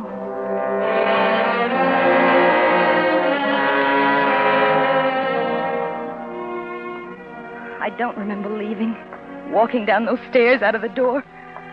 I just remember finding myself on the street again, half walking and half running, wanting to curl up on the pavement and let my head burst with the ache and the fright that was growing inside. Toot, toot, I'm a fireman. Watch out, I'm a fireman. Toot, toot. I was back in Central Park again. Toot, toot, I'm a From fireman. out of nowhere, a little boy on a scooter came tearing around the bend. He turned sharply to keep from running into me. I watched him lose his balance and try to regain it dizzily. I'm a fireman. Watch out, lady. Hey, lady, watch out. Watch out. He toppled over and fell in a pathetic little heap on the ground. His knee was bleeding. I ran over to pick him up. Oh, my knee. It hurt. Oh, my knee. Help me up, will you? I bent over him, my arms outstretched to lift him to his feet again. And then I remembered. I was dead. I'd been murdered by my husband almost a week ago. I was dead. Help me up, lady. Will you? I froze. This little boy, if it were true, and it was because I'd read it in the paper myself, if I were really dead, I knew I couldn't touch this child. I was afraid for him. So I ran again. Hey, lady! I ran faster and faster till I couldn't hear him anymore. Then it was later somehow, and really dark. And I was so tired.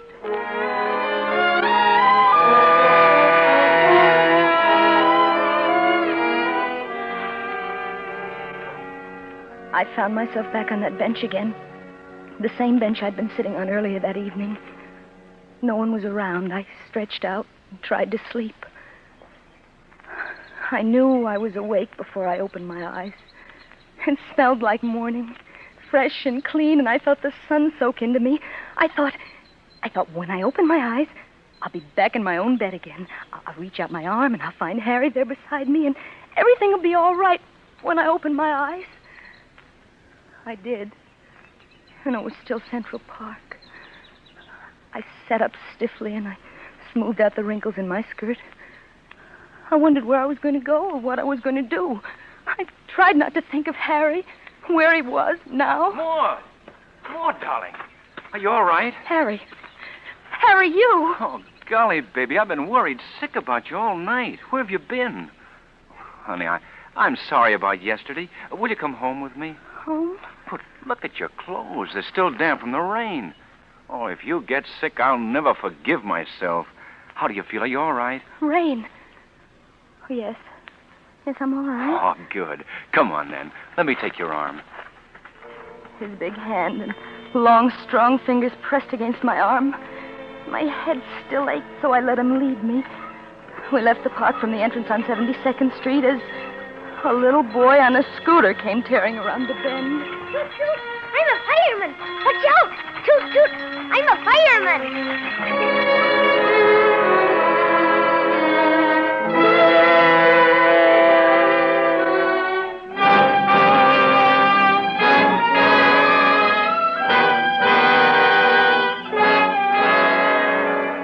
For Suspense, Roma Wines are bringing you as star Miss Nancy Kelly in A Week Ago Wednesday by Winifred Wolfe. Roma Wines' presentation tonight in radio's outstanding theater of thrills, Suspense.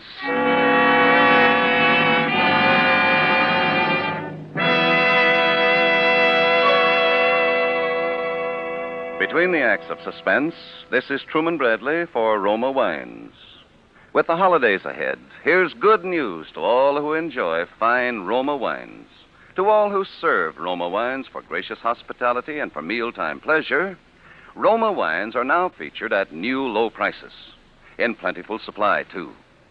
Roma California wines offer you full selections. Sherry, port, muscatel, or tokay for entertaining, Burgundy or Sauterne for mealtime enjoyment, and champagne to make any happy occasion unforgettable. Each of these fine Roma wines brings you taste luxury at new low prices. So be sure to have plenty of Roma wines on hand. Roma wines are grown from choicest grapes, unhurriedly perfected by age-old skill, bottled at Roma wineries in California's choicest vineyards. Remember, because of uniformly fine quality at low cost, more Americans enjoy Roma than any other wine. Roma wines make perfect gifts, too. So insist on Roma wines for good living and good giving. Roma wines offer you so much for so little. That's Roma, R-O-M-A, Roma wines. And now, Roma Wines bring back to our Hollywood soundstage Miss Nancy Kelly as Maud Haskin in A Week Ago Wednesday, a play well calculated to keep you in suspense.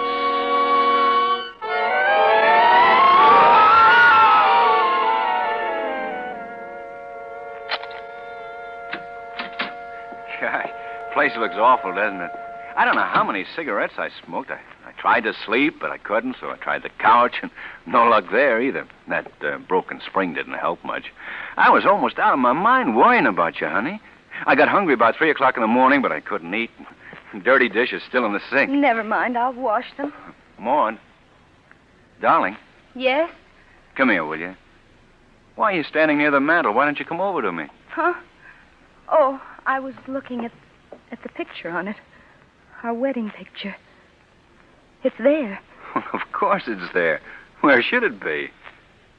Darling, put your arms around me so I'll know you're real, that you've come back. Where did you go? Where were you?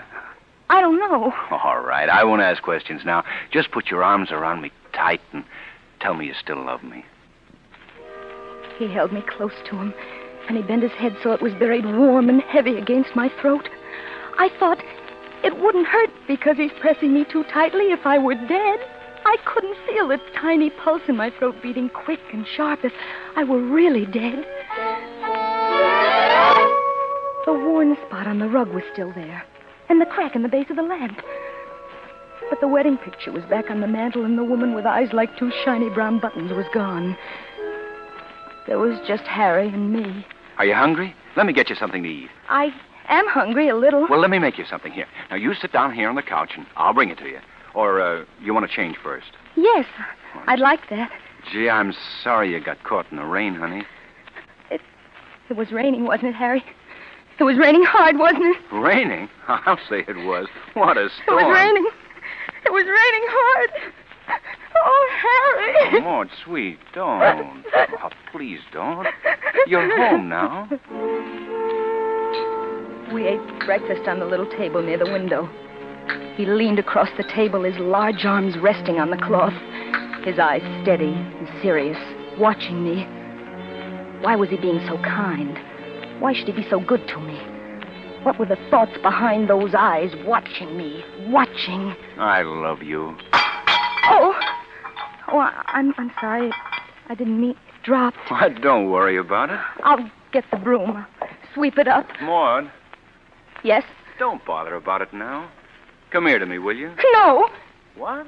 I mean, it's glass. I'd better sweep it up. I'll only be a minute. Okay.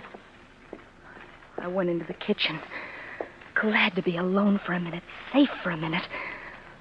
I knew with a dull, sick realization that I was afraid of my husband.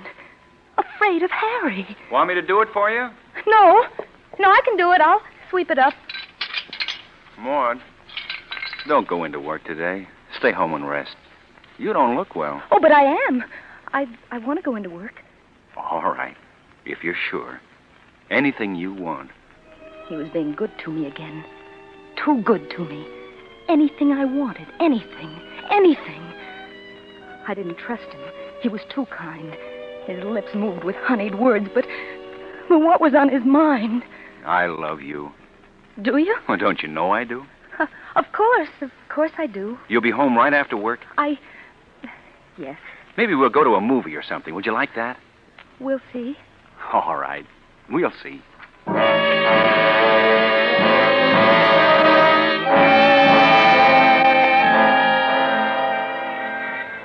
He walked me to the 8th Avenue subway like he always did. And when he kissed me goodbye, a slim tremor of fear went through me. See you tonight, darling.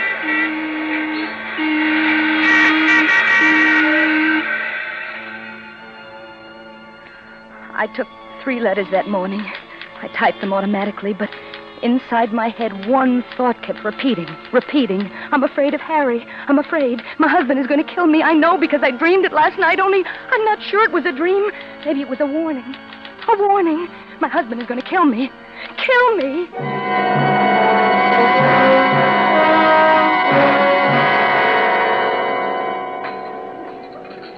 Fry 2, looking at the moon. Wheat down. What'll it be, lady? Ham on rye. Coffee. Coming. Ham on rye. The drugstore was full of hungry, busy people reading the daily paper. The paper that screamed the hurts and the pains and the troubles of other people. But not me. Not Maud Haskin. Well, there was nothing in it about a nice pick murder in Harry's picture. I began to feel a little foolish. Here you are, lady. Ham on rye. Jab on its way. I'd fallen asleep on a park bench, and I'd had a dream. That was all. Just a nightmare. Afraid? Afraid of Harry? Well, I'd let a silly dream play tricks with me. I wanted to push the minutes ahead so I could go home. Go home to Harry. I kept looking at the clock. 4:30, 4:35. I wanted to get home and tell him I was all right. I was all right now. 4:45, 4:50, 5 o'clock. This time I knew I wasn't dreaming. This time I could run fast all the way from the subway to 69th and down and home, and Harry would be there. Down 69th and up those brownstone steps I climbed 1 flight, 2 flights, out of breath, hurrying. One more. Excuse me, dearie. Do you know where I can find the landlady? It was that woman. The small, dark woman with eyes like 2 shiny brown... Do you know where I can... Shiny brown... Do you know where I can find the landlady? What? What did you say? You live here, dearie? Yes, I... Well, tell me then. Do you happen to know if there's any vacancies? Vacancies? No. I'm sure there aren't. Oh, me and my husband's been looking for weeks. What a job. Do you know if anybody's planning to move out, dearie? Soon, maybe? Say, where are you going? Say... Well, can you beat that? That woman in my dream, who'd been living in our apartment. What was she doing here? Maybe it had been more than a dream. Maybe I was thrown ahead into 7 tomorrows, to next Wednesday. Maybe by then she'd have our apartment, just like in my dream. And then I'd... Darling, that you? Yes, Harry. Got a kiss for me? Atta girl. You're home early. I hurried. Did you? So did I. I missed you terribly. Come on in. I got a surprise. What kind of a surprise? Never mind. Oh, Maud, don't ever go very far away again, will you?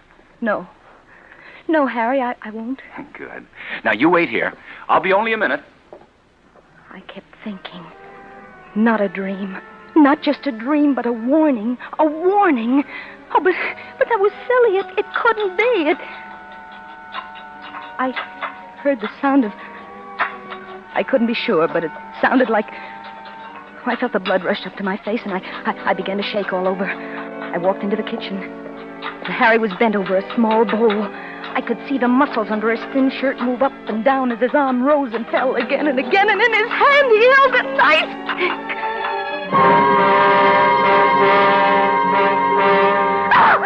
Maud!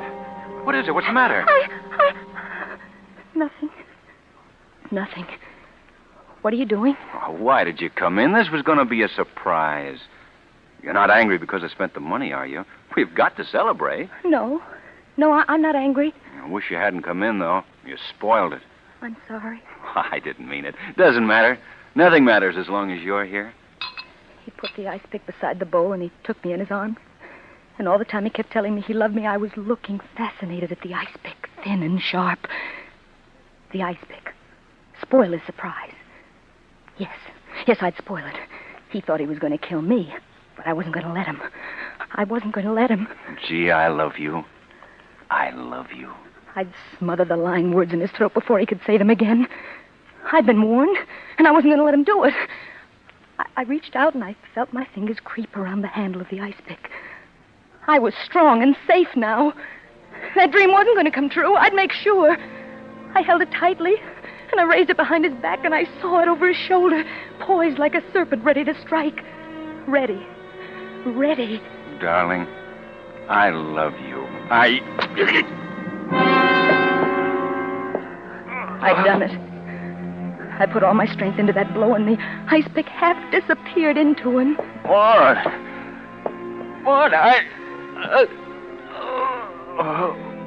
His arms, still around me, grew limp. I felt them slide heavily, big hands dragging at my body as he desperately tried to stay on his feet. His long fingers clutched at my belt, and he tore it from me. And then he fell, still holding it in his hand. He was still at my feet, a red circle of blood on his white shirt, and in that circle, the ice pick.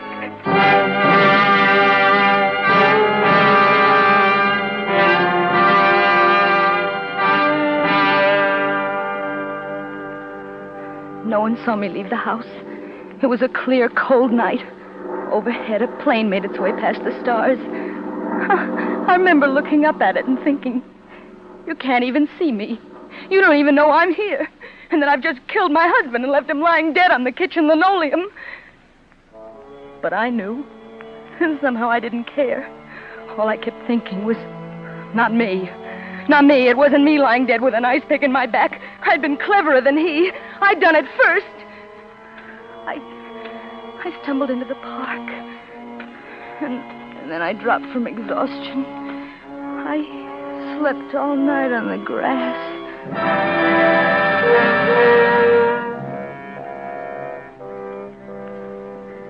In the morning, I remembered. But I was too sick to care. I was almost sorry I woke up. I didn't want ever to wake up. I started to walk again. I kept on walking until I couldn't go anymore. There was a bench. I sat down. Someone had been there before and left a newspaper. I picked it up and I read it. And then I knew. As big and bold as life or death, it mocked me.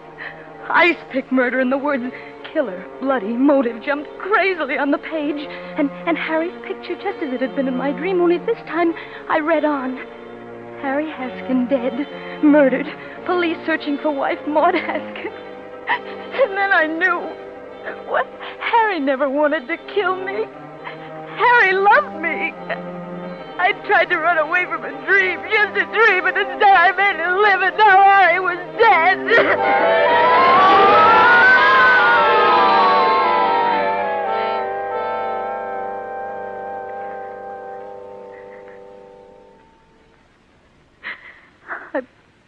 I wanted to tell you how it was, Father, because it's so hard to believe it happened to me.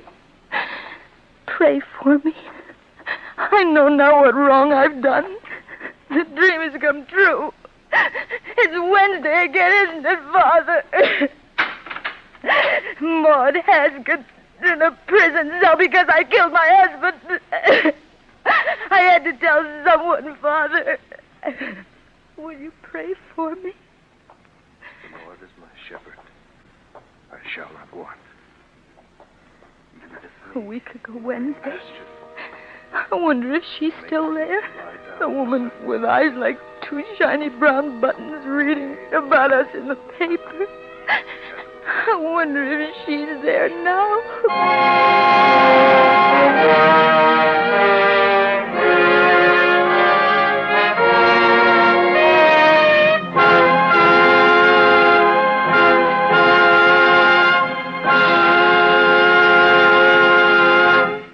Roma Wines have brought you Miss Nancy Kelly as star of A Week Ago Wednesday.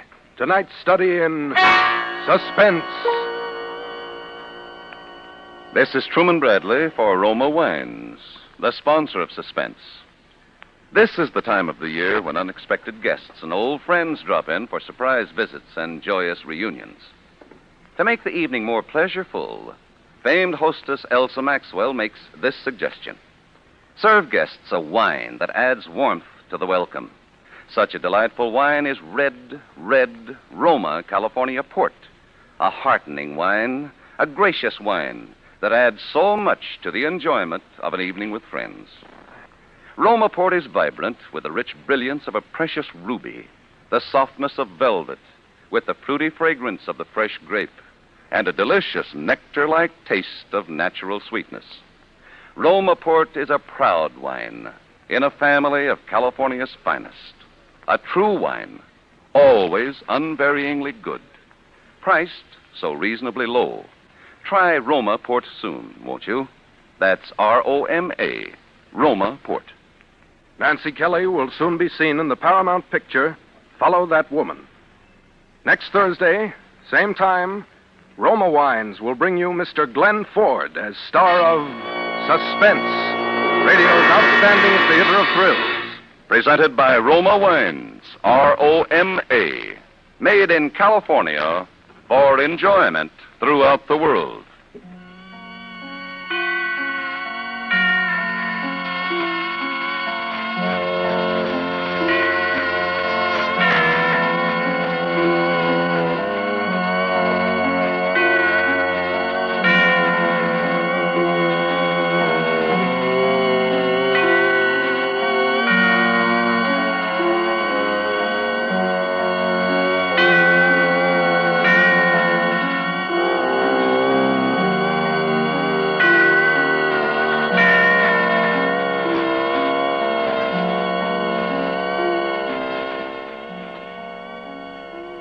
This is CBS, the Columbia Broadcasting System.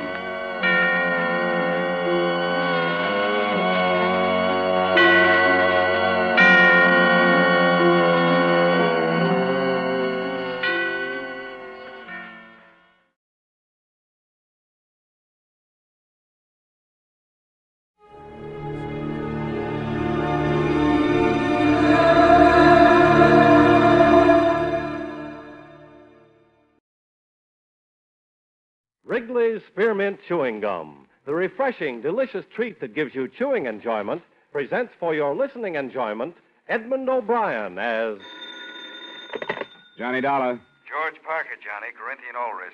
Sure, George. How are you? In need of an investigator. Can you take a case for us? I've been sitting here waiting for one. You've got it. Big policyholder on Cape Cod, Mrs. Thomas Harwell. She died from poison. That's rare these days. I'll be over in about 30 minutes. Listen to the rest of it.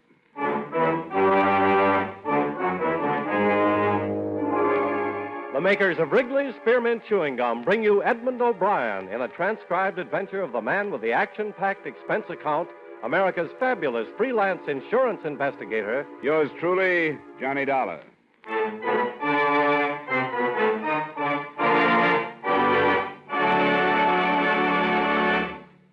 Wrigley's Spearmint Chewing Gum refreshes you. Wrigley's Spearmint Chewing Gum gives you real chewing enjoyment. Yes, for chewing enjoyment plus refreshment, it's Wrigley's Spearmint Chewing Gum. The lively, delicious flavor of Wrigley's Spearmint cools your mouth, helps keep your throat moist, and gives you a nice little lift. The good, smooth chewing of Wrigley's Spearmint helps keep you feeling fresh and alert, adds enjoyment to whatever you're doing. So for chewing enjoyment plus refreshment, treat yourself often to Wrigley's Spearmint Chewing Gum.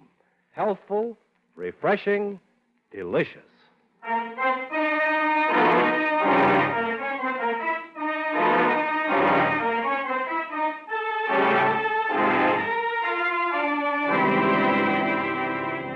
Expense account submitted by Special Investigator Johnny Dollar to Home Office, Corinthian All Risk Insurance Company, Hartford, Connecticut. The following is an accounting of expenditures during my investigation of the Amelia Harwell matter. Expense account item 1, $250, cab fare from my apartment to the Corinthian building and the office of George Parker.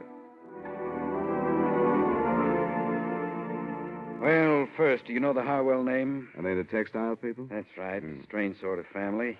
Fortune was built by the deceased father. She was his only child. He naturally had wanted a son to carry on the name and the business. So he trained her, Amelia. She took the man's place all her life. How old was she? Something over 70.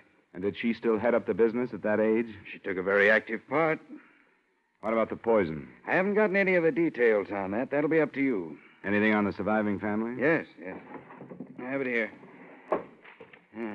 A husband, Thomas, a daughter, Maxine, and a son, Dexter. Here, you keep it. Got the ages and all. Thanks. From what I can gather, she was an extremely domineering woman. Ran her household like a factory. There must have been very little warmth toward her. Then, when you consider the fortune she's leaving and the insurance... How much did she carry? Too much. $150,000 for the family and over $200,000 with the corporation as beneficiary. That kind of money, you should have hired me earlier as a bodyguard. Expense account item 2, $40, car rental, and $22 fuel and incidentals between Hartford and the Harwell estate on the eastern shore of the Cape near South Wellfleet.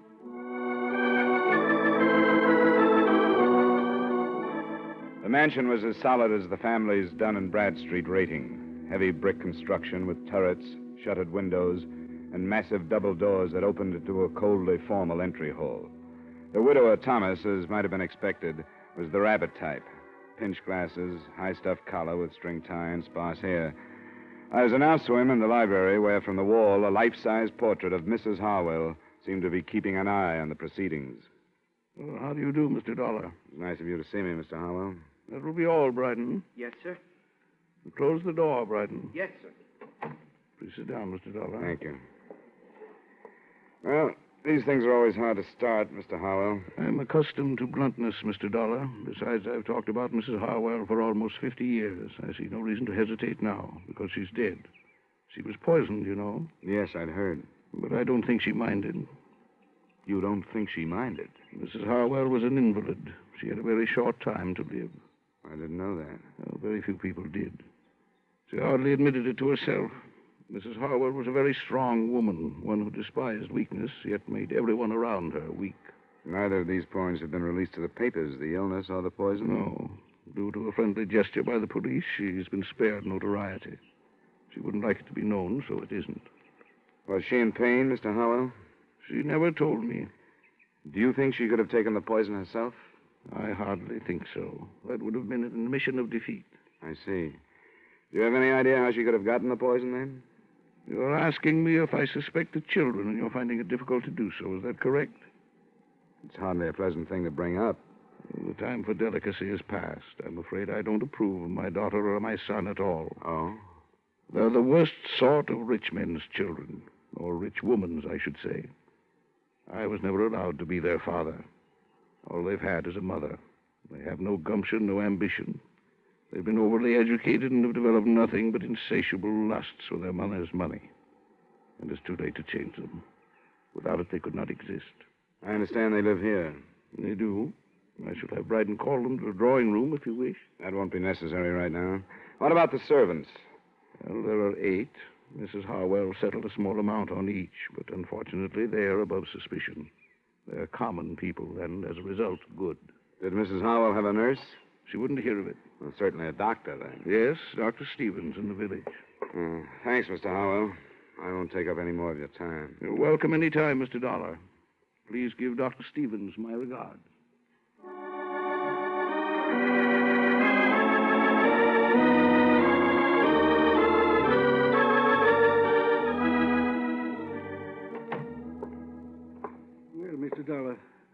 terrible case passes from my hands into yours. I wish you more success than I've had. Thanks, Doctor. Amelia was not only a hopeless cancer victim, but she was a stubborn old fool. I could have saved her life with surgery 3 years ago, but I made the mistake of advising her, and advice was something she could not accept. You've been friendly with them that long? I've tended them longer than that, but friendly is hardly the word. I brought each of their children into the world, but have yet to use the given names of any of them, in their presence, that is. Well, I'm glad to talk to somebody like you. I found talking to the old man a little rough. I'm used to survivors being sad about death or suspicious or something. I'm afraid that with Thomas, instead of a feeling of grief, it's something akin to passing from slavery into freedom. And the children, are they as worthless as he makes them out? I'd say so. Maxine, the oldest, is a bitter, frustrated old maid at 33. And Dexter, 32, is an alcoholic and has just entered into an unsuccessful marriage. Do you think either of them could have killed their mother? I'm in no position to accuse any of them, but there is the inheritance and your insurance. It's a fine household. How long would she have lived? It's hard to say. 2 months, possibly 3. The family know that? I've been honest with them. Then why kill for profit? I don't know. Could it have been a mercy killing? I've wondered. It doesn't sound like them. You take a risk like that, but it's a possibility. What kind of poison was it? I don't know. I've been asked to attend the inquest this afternoon. If you'd like to call me at home this evening, I'd be glad to tell you what I've learned. Thanks, Doctor, I will. So far, except for lining the family up and accusing them one by one, I can't seem to map out a move. What about this marriage you mentioned? Dexter's? I don't know much about it. The girl's name is Gretchen Nielsen. She owns a small photographic studio just down the street. Small business, huh? It's below Harwell standards, isn't it? That is probably the cause of the trouble. I don't doubt that Amelia wouldn't let her in the house.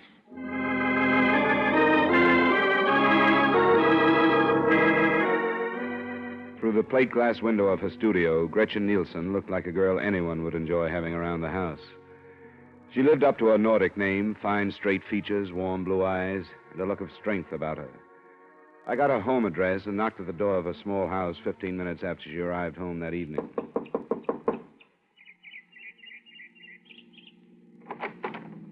Miss Nielsen? Yes? I guess I should have said Mrs. Harwell. My name is Dolar. I'm an insurance investigator working on the elder Mrs. Harwell's death. I'd like to talk with you. Well, I don't know anything about it. Why have you come here? Because I haven't found any place else to go. I'd rather not talk to you. Why not? There are things you don't want to say? All right. Come on in. I'm surprised I haven't been questioned before this.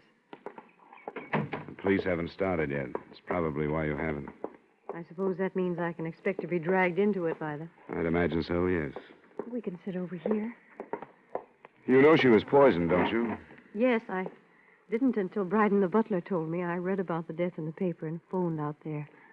Why aren't you living there with your husband? You have no right to ask me things like that, have you? You don't have to answer my questions, but it might be a good idea to get things out in the open. Why? Because there has to be a reason for Mrs. Harwell to die the way she did. Could your marriage to Dexter be behind it in some way? I don't see how. Wouldn't they let you and Dexter live together in the house? I didn't give them a chance to let me.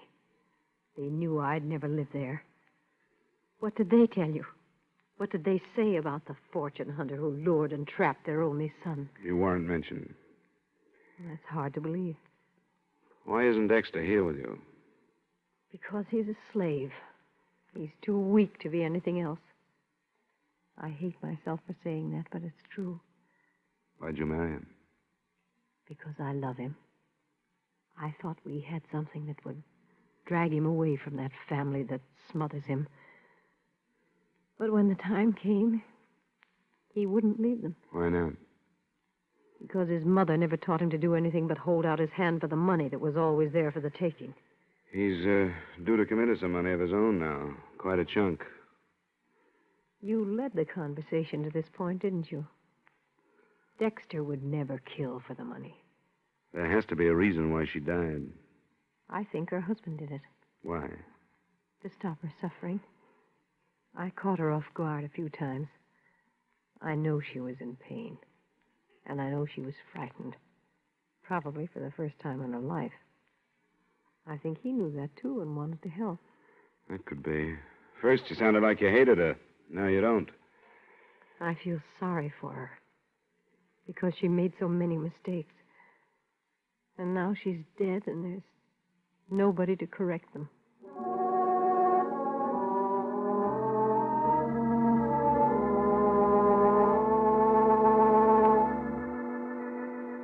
I didn't string out my meeting with Gretchen Harwell, née Nielsen. I left, went to my hotel, and at 7 phoned Dr. Stevens. His report on the inquest brought out, among other things that didn't seem important at the time, this point. The cause of death was a non-alkaloid poison, administered in suicide or by person or persons unknown. The poison was hardly the type to choose either for suicide or a mercy killing. With what I had, I went out back to the Harwell residence.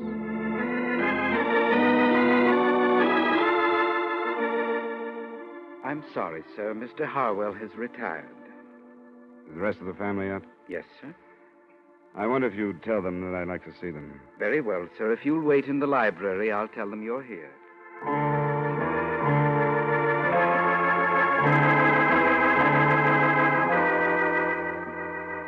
And this is my sister, Maxine. How do you do? How do you do?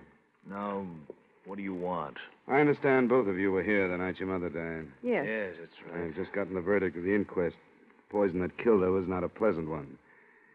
Did any of you hear any sound shortly before your mother was discovered dead? I didn't, and I found her. I went in to bid her good night. I didn't hear anything. I was in my room. Where's that? Just down the hall from Mother's. What's the meaning of this anyway? The point is that your mother would have cried out. The poison would have been... What's that? It's Father. He's in his room. Something's wrong. I'm going up to see. I went with them. We found Mr. Harwell in bed, clawing at his throat and staring at the ceiling. When I bent over him, he moved a hand towards a glass of water on the bedside table. I picked it up and smelled it. I'm no chemist, but I didn't need to be to know that he'd been poisoned.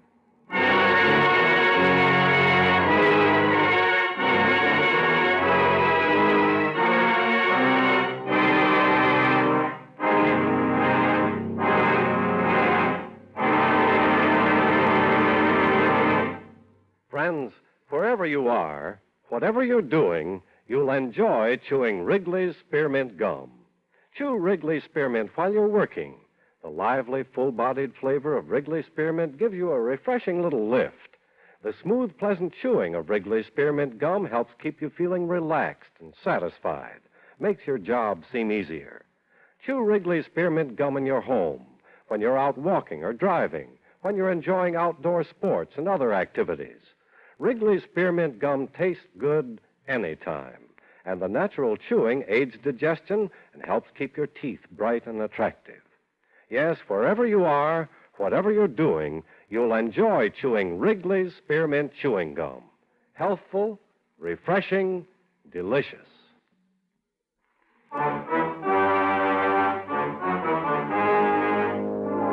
And now, with our star, Edmund O'Brien, we bring you the second act of yours truly, Johnny Dollar.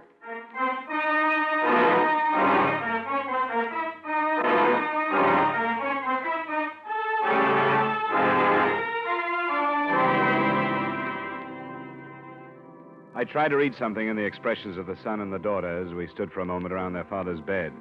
There wasn't much in them. No surprise, no fear, no satisfaction. Maxine looked a little embarrassed and left to phone Dr. Stevens. Dexter looked a little vague and said he thought he knew where a medical book was. And I was left alone with Thomas Harwell. I'm all right. I'm all right. Call them back, Mr. Dollar. I'm all right. I won't die. Of course you won't. I'm all right. How much water did you drink? Not very much. I was so thirsty, too. But I think I smelled it, and I only sipped. I felt a terrible burning in my throat. I could hardly breathe. Who would do this to me? I was hoping you could tell me, Mr. Harwell. We won't talk about it now. Dr. Stevens is coming out to have a look at you. I'm glad he's been called. He's my friend. Anything I can do for you in the meantime? No, thank you. I'm going to be all right. I'm not ready to follow Amelia. I'm not ready yet.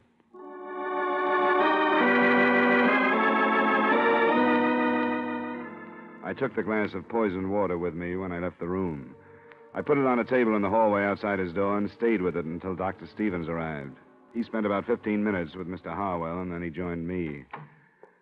He's all right. Where's the family? I sent him downstairs. Good. You said you had the glass? Yeah, here it is. Smell it. There must be enough poison in this to kill 100 people. He's a very fortunate man. Can you tell if it's the same stuff that killed his wife? I'd say yes. Canadine or some such. What did he say to you? Very little. I'm only his doctor, you know.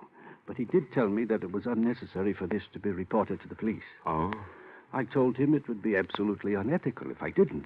It sounds to me as though he's trying to protect the children. I guess they're used to that. By the way, did you notice the marks on his throat? No. It looks as if somebody has tried to strangle him. Strange. I didn't notice. Would it be all right if I talked to him now? Oh, I think so. I gave him a very mild sedative, but it won't go to work for a while. Do you want me to wait? Not unless you think you should. He doesn't need me any longer, and if you'll stay here in case of another attempt... I will. I'll call you if anything develops. Fine. Good night, Mr. Dolar. Good night, Doctor. Yes? How are you feeling, Mr. Harwell? Oh, quite well, thank you. Quite well. I'm glad you came back, Mr. Dollar. I want to talk to you. I'm glad to hear that. I spoke to Dr. Stevens. About not reporting this to the police? Yes.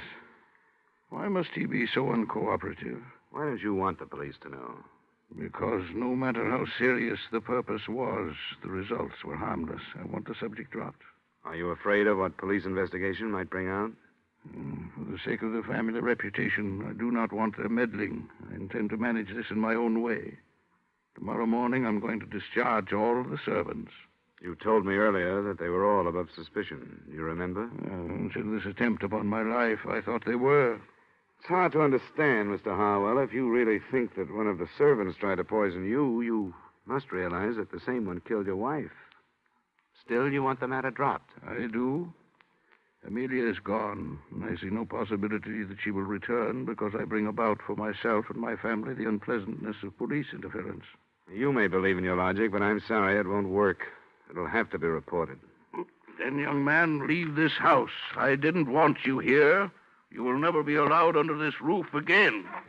All right, Mr. Harwell. Good night.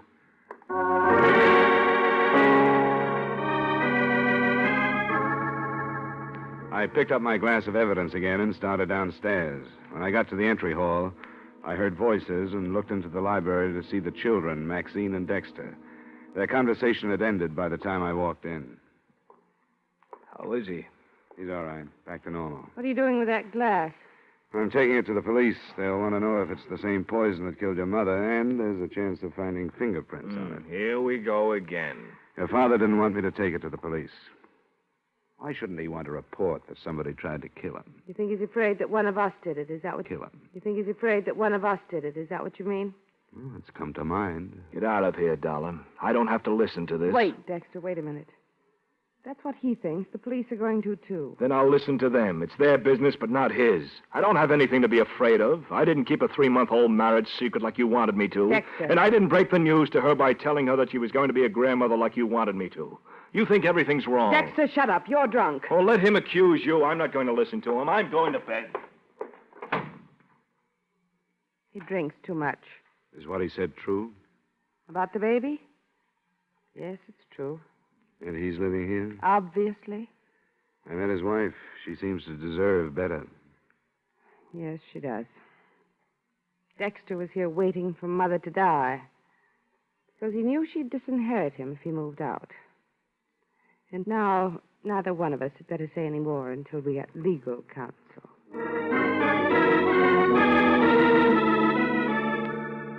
I took the poison to the police and made a statement. Then I went back to my hotel. 2 or 3 phone calls to Gretchen Harwell got no answer, so the next morning I found her at a studio before the day's work began. What are you doing here? I tried to reach you last night and couldn't. What do you want? Somebody tried to poison Mr. Harwell. Oh, he's all right. Yes, I phoned you a number of times last night, but there was no answer. I was out. I stayed with a girlfriend. And you left a few things unsaid the last time we talked. Didn't you? You found out about the baby, Yeah. and you've come to congratulate me. How nice. I've been simply swamped with congratulations. Please, this has to be straightened out, and everything that's held back makes it harder. What does the baby have to do with it? Well, it makes a motive stronger than ever for Dexter. He wouldn't kill his mother. I was told he'd be disinherited if he left the family manse because of the marriage you kept secret. Where did you hear that? Came out last night. He didn't kill his mother. How about trying to kill his father? No. He was trying to help us. The father? Doesn't sound quite right. I know it doesn't, but it's true. Dexter didn't even realize it, but I did, and I tried to explain it to him. Mr. Harwell had never done anything in his life, but he tried to help us. Why? Because when he married her, he must have had a personality. His mother didn't approve of Dexter and me, but I think his father did. You didn't keep it a secret from him? For a little while, until I insisted that we tell him. And he kept it from Amelia. Do you know why? Because she was the dictator. When she was sick, she was worse. She'd think Dexter had waited until she was helpless before marrying the girl he wanted to. But she found out and was poisoned before she could do anything like dropping Dexter from her will. I don't care. I don't care. I'll even say that Dexter did have reason to kill his mother. But he never would. And not his father. You aren't trying to protect him, are you? Of course I'm not. I don't care how much I love him. I wouldn't want him if he were a murderer.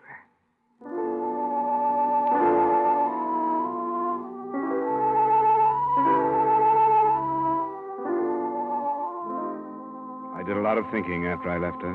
It would have been easy to be swayed by her, and I took that into consideration. In my hotel room, I tried to line up all the points that had come out. Only 2 of them added. By phone, I tried them on Dr. Stevens. He was more agreeable than I'd expected him to be. It was just before noon the next day when once more I walked through the Harwells' front door. In here, sir. They're waiting for lunch. Mr. Dollar. Well, that will be all, Byron. Yes, sir. Mr. Dolar, I thought I told you not to enter this house again. You did, Mr. Harwell. But I thought the fact that I might save one of your children from a murder trial might make a difference. Which one, if I may ask? Dexter. I don't understand. I think we've had enough of this, Mr. Dollar. My family has been quite upset since you've arrived. I think we've had enough, too, Mr. Harwell. I wonder if I could talk to you in private. Who are you to ask that? No, Dexter, I think I agree with him. Please leave. But, Father, I You feel... too, Maxine. All right, Dad. Come on, Dexter. Sure. See if Dollar can tell him anything worse about me than he knows. Well, Mr. Dollar. You wouldn't like to see Dexter charged with the murder of your wife, would you? Of course I wouldn't. The police are ready to do it. And they've got a good case. You didn't think of that, did you? I beg your pardon? You didn't realize that you might set up a situation that would jeopardize your son. I don't think I understand. I think you do. You killed your wife, didn't you? You filled a glass of water last night to throw off suspicion and to get rid of the evidence at the same time. Mr. Dollar. If you didn't, Dexter is going to be brought to trial. I can promise you that. I saw the charges being drawn. They have everything against him, except 2 or 3 things. Oh, what are they? Something that was hidden behind those tall collars of yours. Scratches on your neck. Another thing that came out at the inquest. Bits of flesh under your wife's fingernails. And the fact that your children didn't hear anything the night she died. They all go together. You struggled to keep her quiet, and she scratched you. You're a very observing young man, aren't you? Not necessarily, but certain things add up. Am I right? I could hardly deny it now. Yes. It made such a little difference to Amelia, though I don't imagine the officials take that into consideration. They seldom do. But it made such a great difference in Gretchen's child. I've made many mistakes with my own children through deference to my wife. I'd hoped that I could help my grandchildren through strength. Strength enough to do what I have done. You were helping Dexter, too? No, helping the child through Dexter. I had hoped that Amelia, when she knew that a life was being given while hers was being taken, would be glad and approve, but she didn't. She asked for a lawyer so that she could change her will. Then I knew what I had to do. I'm sorry, Mr. Harwell. There are many things to regret, Mr. Dollar. Many things. But hastening my wife's death is not among them. Her life was decayed. The life she did not want that I did want. So fresh and new that it doesn't even know what hope or helplessness can be. Forgive me, Amelia. Amelia. Forgive me.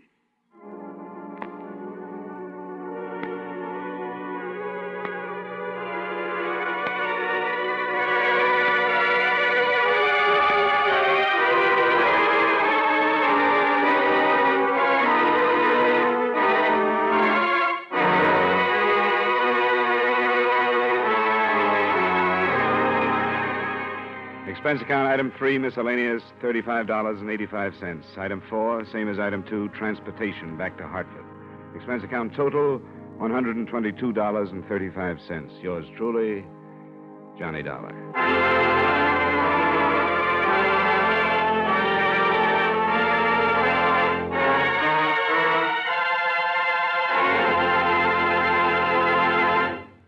Remember, friends, Wrigley's Spearmint Chewing Gum refreshes you.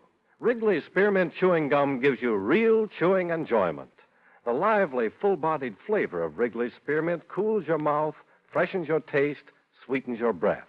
The smooth, pleasant chewing of Wrigley's Spearmint helps keep you feeling relaxed and satisfied, makes whatever you're doing more enjoyable. Yes, for refreshment plus chewing enjoyment, treat yourself often to Wrigley's Spearmint Chewing Gum. Millions enjoy it daily. Get a few packages and always keep some handy. That's Wrigley's Spearmint Chewing Gum. Healthful, refreshing, delicious.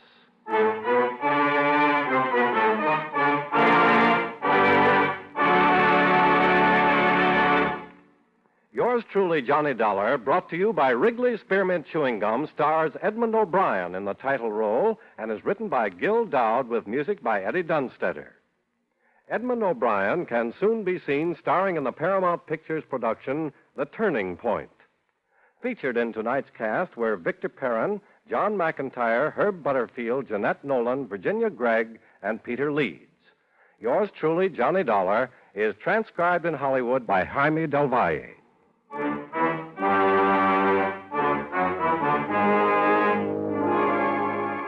The makers of Wrigley's Spearmint Chewing Gum hope you enjoyed tonight's story of Johnny Dollar and that you're enjoying delicious Wrigley Mint Gum every day. We invite you to join us next week at this same time when, from Hollywood, Edmund O'Brien returns as... Yours truly, Johnny Dollar.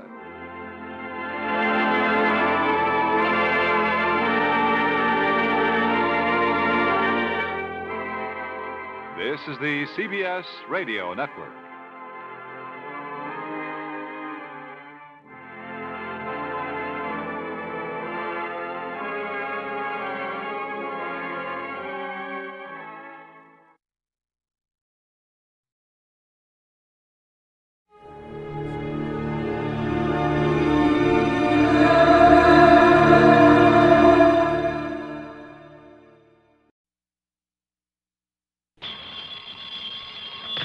Johnny Dollar. Well, at long last. What? I say it's high time. It is, huh? Well, isn't it? I don't know. High time for what? High time you answered that phone. And listen. Well? This is Jimmy Bartell. Oh, Jimmy. You know, over here at Mono Guarantee Insurance. Of course I know. How are you? Well, what happened to you, Johnny? Where have you been? I've been trying to reach you for about 4 weeks now. Didn't you try my call service? Yeah, I tried you.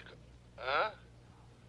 Oh, no, I guess I kind of forgot about that. Oh, well, if you had, you'd have found out that last week I was at Grand Canyon, the week before in Corpus Christi, the week before that in Knoxville, Tennessee, and before that up in Boston. Yeah, sure, gallivanting around the country while I've been sitting here up to my neck in trouble, beating my brains out, working my head off. Sounds to me like you need a plastic surgeon. Huh? What's the problem, Jimmy? The Burma Red, Johnny. The what? You heard me, the Burma Red. Jimmy, are you sure you want me and not the State Department? Yeah, I'm sure. All right, I'll bite. Who is the Burma Red? Not who, but what.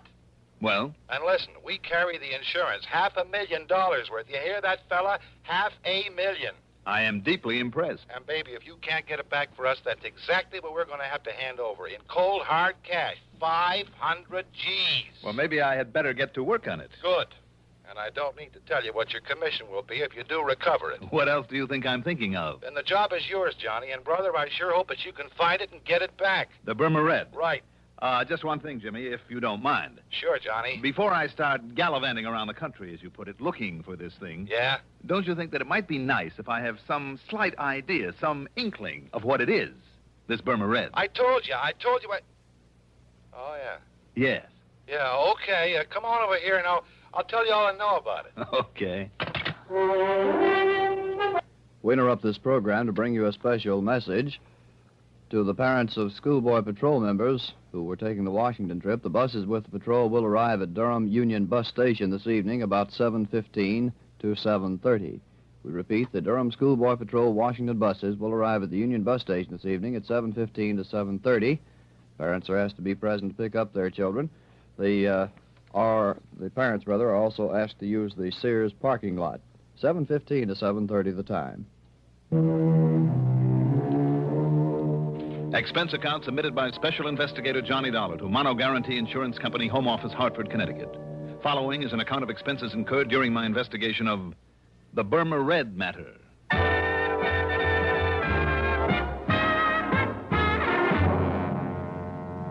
Expense account item 1.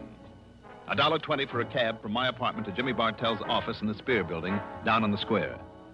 Jimmy's specialty, incidentally, is property insurance, especially where fine artwork is concerned. And in this case... Yeah, Johnny, 4 solid weeks I buzzed that phone of yours, and what I thought of you for not being there to answer it wouldn't be fit to print. All right, I'm here now, so stop bellyaching. But maybe you're too late, fella. He's already gotten in the country with it. The Burma Red. That's right, the Burma Red. Which is what? I told you, Johnny, it's... Oh, yeah, that's right, I didn't. Now, listen. I'm listening. It was brought over here a couple of years ago as part of a collection by some countess or other. Got written up in all the picture magazines. Do I hear a slight echo? Echo? Yes, from the case I had on my hands last week. Well, I don't know, because I don't know what you had a case of. But listen. Go on. Having been a part originally of the Buckingham collection over there in England, you know, well, as you might expect, it was picked up here by Winkler and Winkler. The big jewelry outfit down in New York. The same? Oh, then I do hear an echo. So it's a piece of jewelry and it's been stolen from them. No. The same as the Otara's necklace I recovered last week. No again. For Northeast indemnity. No? No, Johnny. It's just a single unmounted stone, a ruby. But so help me, it's big enough to choke a horse, and now it's gone. When did you say it was stolen from them? I didn't, because it wasn't. They'd sold it to that wealthy old Mrs. Harvey Larriman Brittingham. Lives out in the edge of town. Oh, I see. But 4 weeks ago, somebody neatly chiseled open her wall safe and walked off with it. Chiseled? Okay, blew it. What's the difference? Plenty. Knowing a safecracker's method can help a lot in pinning him down. No, the police think they know who did it, all right. Well, what do you need me for? To get that stone back. But if they already know who did it... But they couldn't prove it. Sure, the modus operandi, the way the safe was blown, it pointed straight to him and nobody else. But also he was known to be here in town. Who? But they couldn't pin it on him. He had himself a perfect alibi. Who, Jimmy? So maybe it was rigged. They couldn't break it. Jimmy... But, Johnny, it had to be Oscar Mayfield. Mayfield? They held him as long as they could, went through everything he owns, checked out every contact he made while he was here in Hartford. And all that got him was nothing, and not very much of that. I'll say this. If Oscar Mayfield, the old master, made that heist... So what could they do but let him traipse merrily on back to New York, where he's been living lately? Look, Jimmy... But I figure, despite the police report and all the work they did, I figure that somehow Mayfield got away with that ruby. Jimmy, I'm inclined to think you may be right. I know Oscar Mayfield. He's clever. I've tangled with him before. And, come to think of it, he made a promise to me once. Mayfield? Made a promise? Mm-hmm. What was it, Johnny? That if I ever tried to interfere with him again... Yeah? Well? He'd see to it that I had a very nice funeral.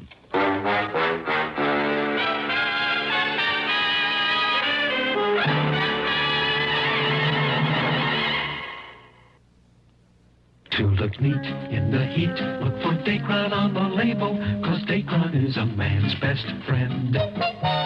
right then, Dacron is your best friend when it comes to staying wrinkle-free and neat all summer. Look for Dacron in lightweight suits, handsome slacks, good-looking sport coats, too. You'll stay well-pressed and well-dressed thanks to Dacron by DuPont. There's just no denying in the clothes he'll be buying. Dacron is a man's best friend.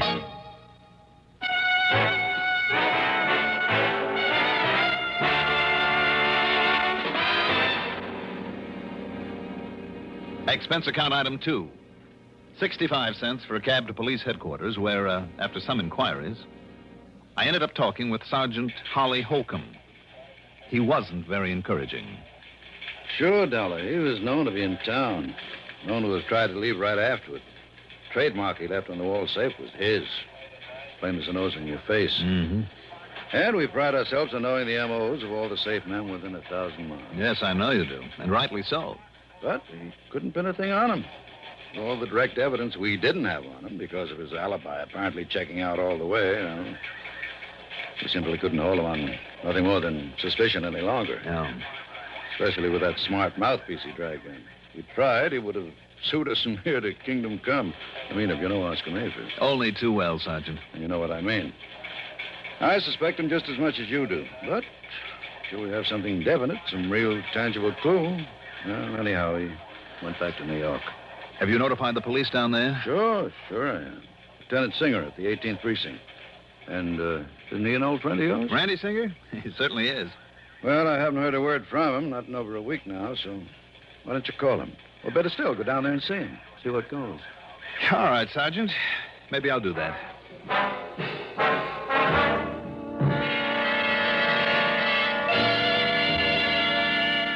There was some more talk between us, and Sergeant Holcomb gave me every detail of the job. Told me what they'd found and what they'd done about it. And yes, all the completely unconfirmed evidence pointed straight to Oscar Mayfield. Unconfirmed and unconfirmable evidence because of the man's unshakable alibi. Item 3, 85 cents for a phone call to Lieutenant Randy Singer, 18th Precinct, New York Police Department.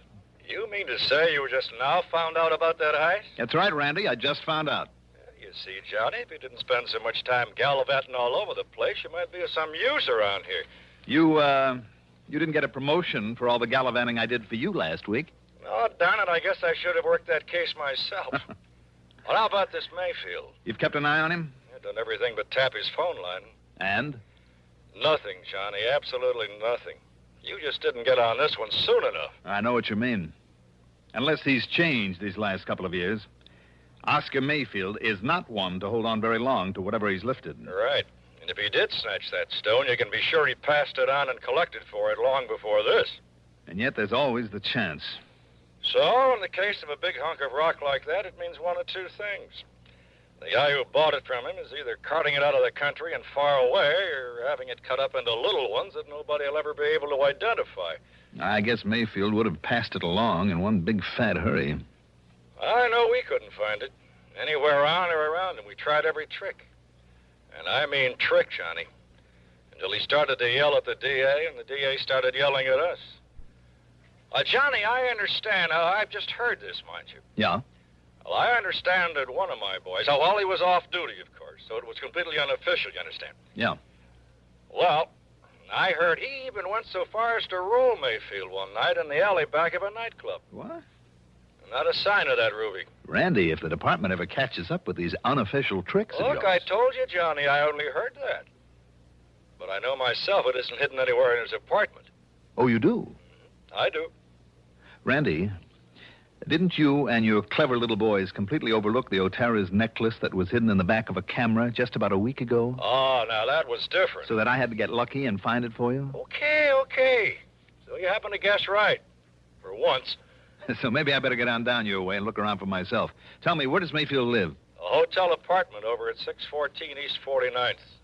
But it's no use, Johnny. Why, just because he's always gotten rid of things quickly in the past? No. Or because you knuckleheads couldn't find the ruby? No, Johnny. You haven't been able to hold him on suspicion and make a real investigation? I mean because by the time you can get here, he won't be. All right, then I'll grab the first plane I can and... What was that? Your pal Mayfield has paid up his rent and he's moving out. He's got himself a reservation on a plane to Mexico City this afternoon. Uh-oh. With the time you get to his place, he'll be gone. Randy, Yeah? can't a genius like you come up with some excuse to hold him there for me? Oh, flattery will get you nowhere, Johnny. The answer's no. I've run out of tricks. Anything else I might try would only get me into hot water. No, wait, Randy. Yeah? Maybe I know a little trick to hold him over. Well, don't expect any official help from me or the department if you do come down it. What kind of a trick, Johnny? What's the difference? Now, look, if you're thinking you're doing something illegal, Oh, Randy, how that you would talk. only get us in order to clamp down on you. Don't worry about it. I'll be in touch.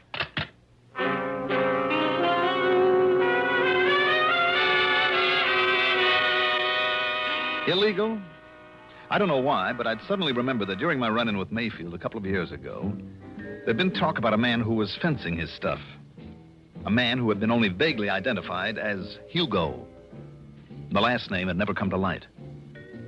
Okay, maybe that name still meant something to him. If so, it justified item 4. $1.26 for a telegram to Mayfield. It read as follows. Urgent, that before you make any deal, you call me immediately at Plaza 3, 9970, and I signed it, Hugo. And I had them put a rush on it, hoping it would give me some much-needed time. Item 5, $6 for a cab to Bradley Field. Item 6, $10.12 for a plane to New York. And when I got there, item 7 is $5.80 for a taxi to 614 East 49th Street. It was a smart, good-looking apartment hotel, which is more than I can say for the stuffy uniformed doorman. Mr. Mayfield, did you say? That's right. Mr. Oscar Mayfield. Is he still here? Is he in? Whom shall I say is calling, sir? Don't. Don't? Just give me his apartment number. Your name, please? Now, don't worry about it. I'm sorry, but I must have your name, sir. It's Dolar. Now, what's the apartment number? Dollar. Very well. No, you don't. Just put the phone down. I beg your pardon. It's granted. Now, the number of his apartment. Not unless I announce you, sir. Now, look, I am a special investigator. Oh, you are? Yes, and if you'd like to call the police and check on me, only I haven't time. Look here. These are my credentials. And I tell you, sir, that unless I... Oh, I see. Mr. Johnny Dollar. That's right. The insurance investigator. Yes. I didn't know. Well, you do now. Well, nonetheless, Mr. Dollar... Just give me Mayfield's apartment number, please. Now, what is it? Well, it's 7G. Okay, thank you. And I'll phone that you're on your way up, sir. You do, and I'll break your neck. 7G, Just in case he remembers what he once promised, I better make sure that this thing is working properly.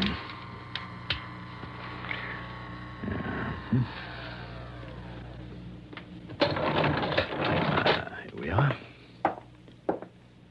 Now, let's see. Oh, yes, 7A. 7... Oh, there. 7E, 7F, and 7G. Well, Mr. Mayfield, I hope you are still here. Mr. Mayfield? Mayfield? Doggone it, if he's already flown the coop. He left it wide open. Mr. Mayfield?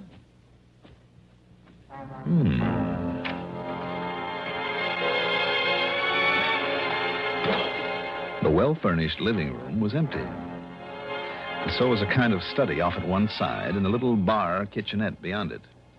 As for the bedroom in the back, well, as I started through the door, I caught sight of a couple of handbags in front of a chest of drawers. So he was still here. What I didn't catch sight of, though, was the gun shoved around the side of the door into my back. Just lift them up slowly, Dollar. Slowly, while I see whether you're armed. Yes, here it is.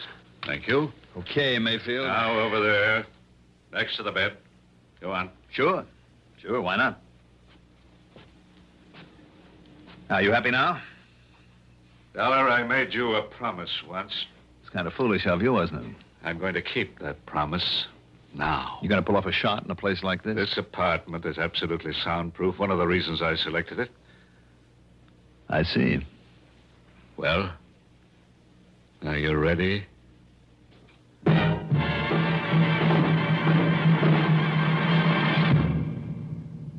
Have you tried the mild, kind taste of Kent? You should, because You'll feel better about smoking with the taste of Kent. Kent with the micronite filter refines away harsh flavor, refines away hot taste. It makes the taste of a cigarette mild as a balmy day in the month of May. Kent is the best for the flavor you like. Kent is the best for the flavor you like. yes, Kent is the best for a mild, kind taste. Smoke a carton of Kent without switching. Discover the kind taste of Kent's blend of the world's finest quality tobaccos. Then try your old brand. What a difference in taste. Kent with the micronite, Kent with the micronite, Kent with the micronite filter refines away harsh flavor, refines away hot taste. You'll enjoy the mild, kind taste of Kent with the micronite filter.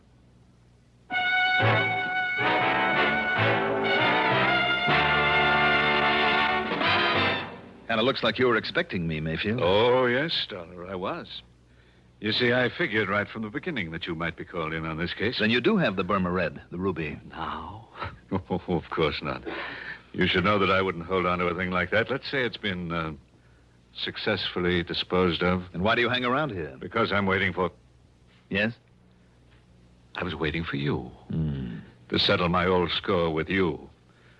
When I received that silly telegram, I was certain that you would be here. No? You mean I pulled a boo-boo? Your old pal Hugo is dead? I mean that ridiculous number you gave me to call. It's too bad. I thought it was a pretty good idea to keep you trying it until I could get here. Oh, I'll confess it did make me change my reservation to a later plane.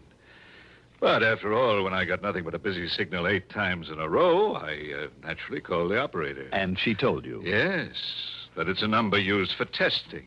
That a busy signal is all it ever gets. Obviously a trick, then. Worthy of you. So I waited for you. And when the doorman, following my explicit instructions, called me, told me you'd arrived, Oh, but I'm wasting time. What's more, I'm expecting someone else. So, Dollar, this is it. Expecting me, maybe? What? Randy. Just drop it right there, Mayfield. Gently now. All right, now dollars again. Now sit over there in that chair next to the window. All right, anything you say, Lieutenant. Oh, Randy, you're like the U.S. Marines. Here, you better keep this gun of his.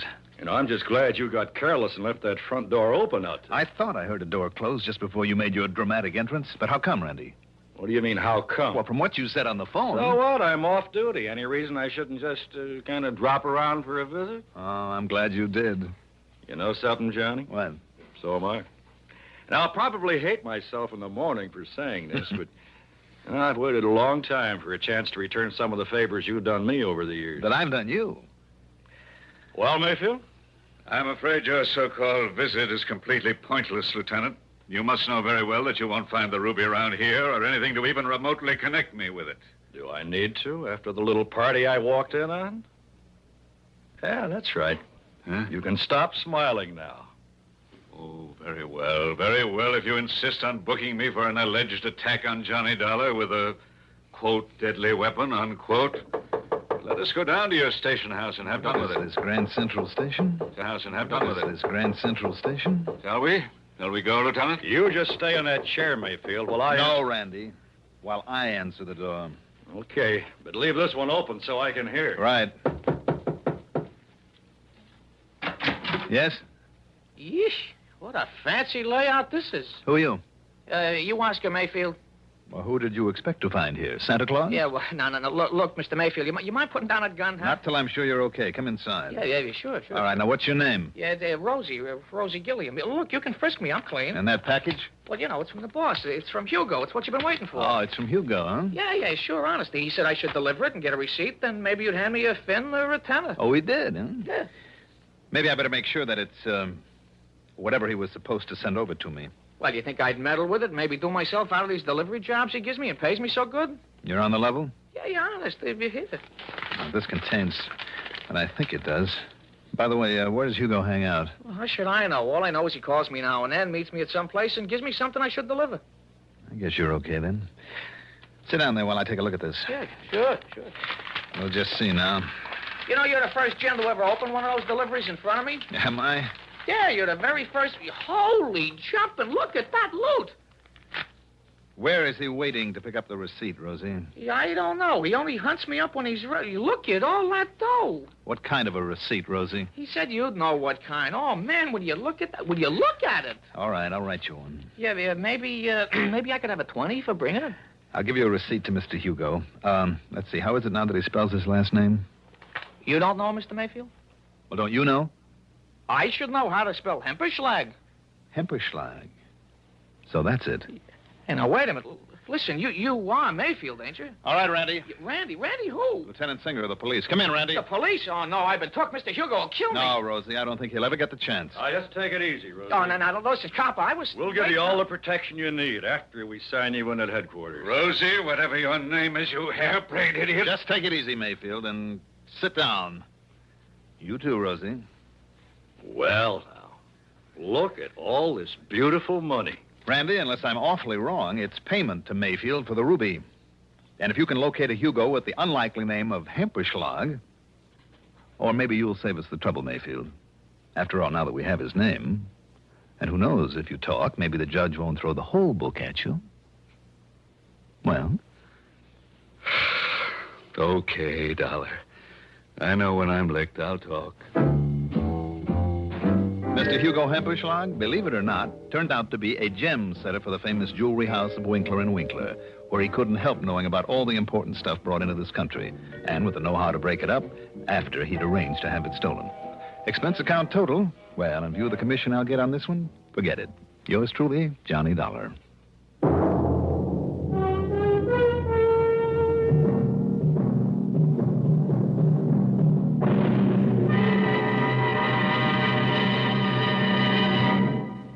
Now, here is our star to tell you about next week's story. Next week, I'll be back with a rather unusual story.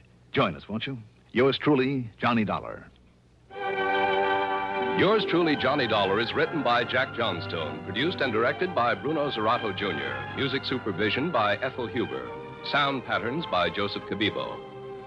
Johnny Dollar is played by Mandel Kramer. Also featured in our cast were Paul McGrath as Oscar Mayfield, Al Hodge as Lieutenant Randy Singer, Ivor Francis as Jimmy Bartell, Jack Grimes as Rosie, Santos Ortega as the sergeant, Mercer McCloud as the doorman. Be sure to join us next week, same time, same station, for another exciting story of yours truly, Johnny Dollar. This is Roger Foster speaking.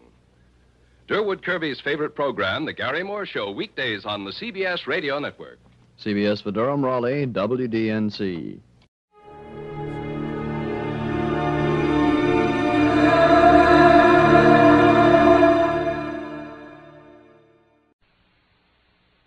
The National Broadcasting Company presents The Adventures of Sam Spade, Detective.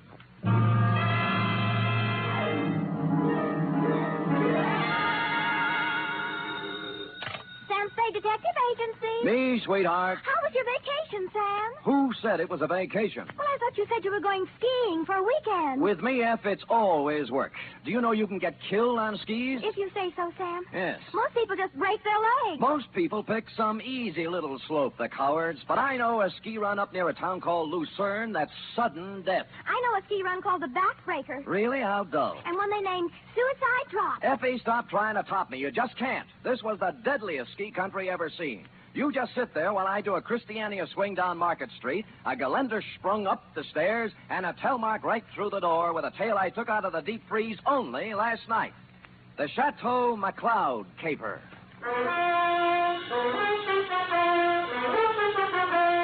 For NBC, William Spear, radio's outstanding producer, director of mystery and crime drama, brings you the greatest private detective of them all in The Adventures of Sam Spade.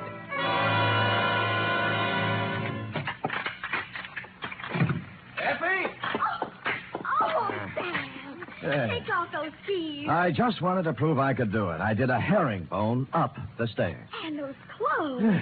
I'll just bet you've rented all those things, Sam.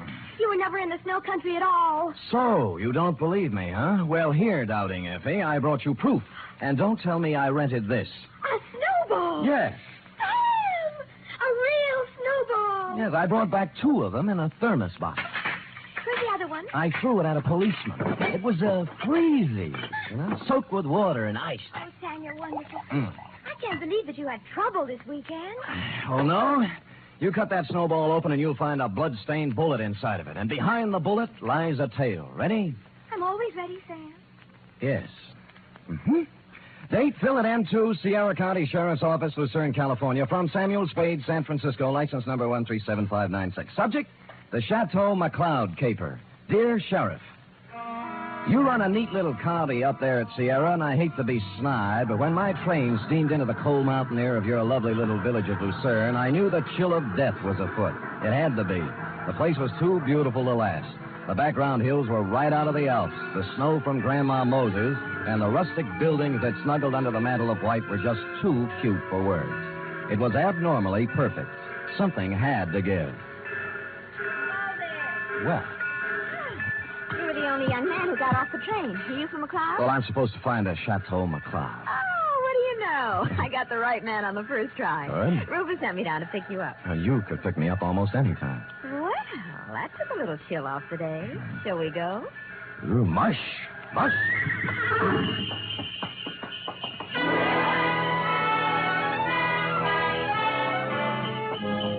We glided out of the station, runners squeaking on snow, the soft pat of hooves, and the jangle of merry bells. We had a bearskin lap robe. It was a short bear, so we had to move close. Her cheeks were apple red, and her silk brown hair flowed in the stanking breeze. Oh, it was a scene that will forever be etched in my memory.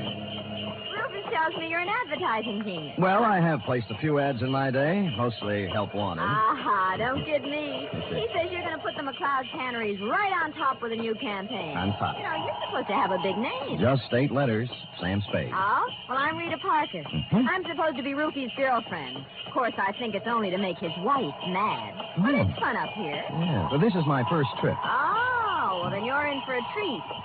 That is, if abnormal psychology appeals to you. What does that mean? The McCloud guest register is always full of dynamite. Oh. For example, this weekend reads thusly. Rufus McCloud with half of the money in the world trying to get the other half. Good. His wife, who has an interlocutory decree. Mrs. Interlocutor. Yeah, Carl. Yeah. Her boyfriend, Paul Endicott, gigolo type. Charlie Allison, co-worker and friend to Rufus. He's a food technician or something dull. And then there's Tozier Svenborg, ski instructor, who comes down like a wolf on the fold. And people like that. Yes, well, I'll never remember all the names. I'm in the ad game, you know. It's initials to me. I call people, RL, TS, NTG, and, you know. Well, the names don't mean a thing. Just remember this. Every 30 seconds, duck. I beg your pardon?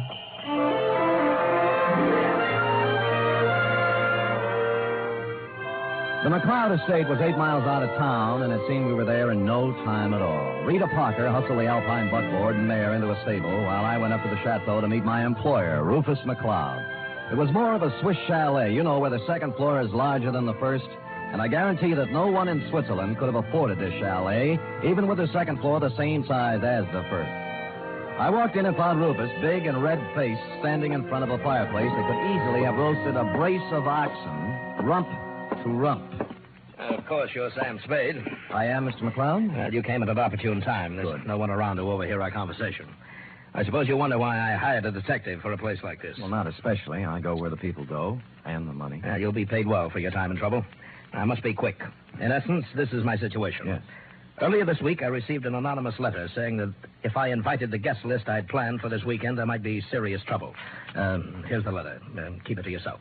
It's a Los Angeles postmark. I see. Well, we might start by tracing down this typewriter through an L.A. detective agency. Every one of my charming guests is from Los Angeles. One of them wrote it, if you ask me. Very likely. I want to know who wrote it, if I can, but more than that, I wonder what serious trouble the writer is referring to. The girl you sent to pick me up said you had a very volatile group of people assembled. Perhaps they're high-strung individuals, but they're civilized. I'm sure their conflict would never get beyond a cutting phrase or two, or perhaps a punch thrown here or there. Well, then you really don't believe you'll have any trouble? Yeah, I don't know. I thought it would be advisable to have a man like yourself around. Yes. One who deals in trouble professionally. Perhaps if things do get out of line, you can help repair the damages or even prevent things from occurring. Well, I'll do my best, Mr. McCloud, but it's not easy to look for something when you don't know what you're looking for. Oh, here they come, Spade. Oh. Back from the ski runs. Oh. I told them you were handling an advertising campaign for my canneries.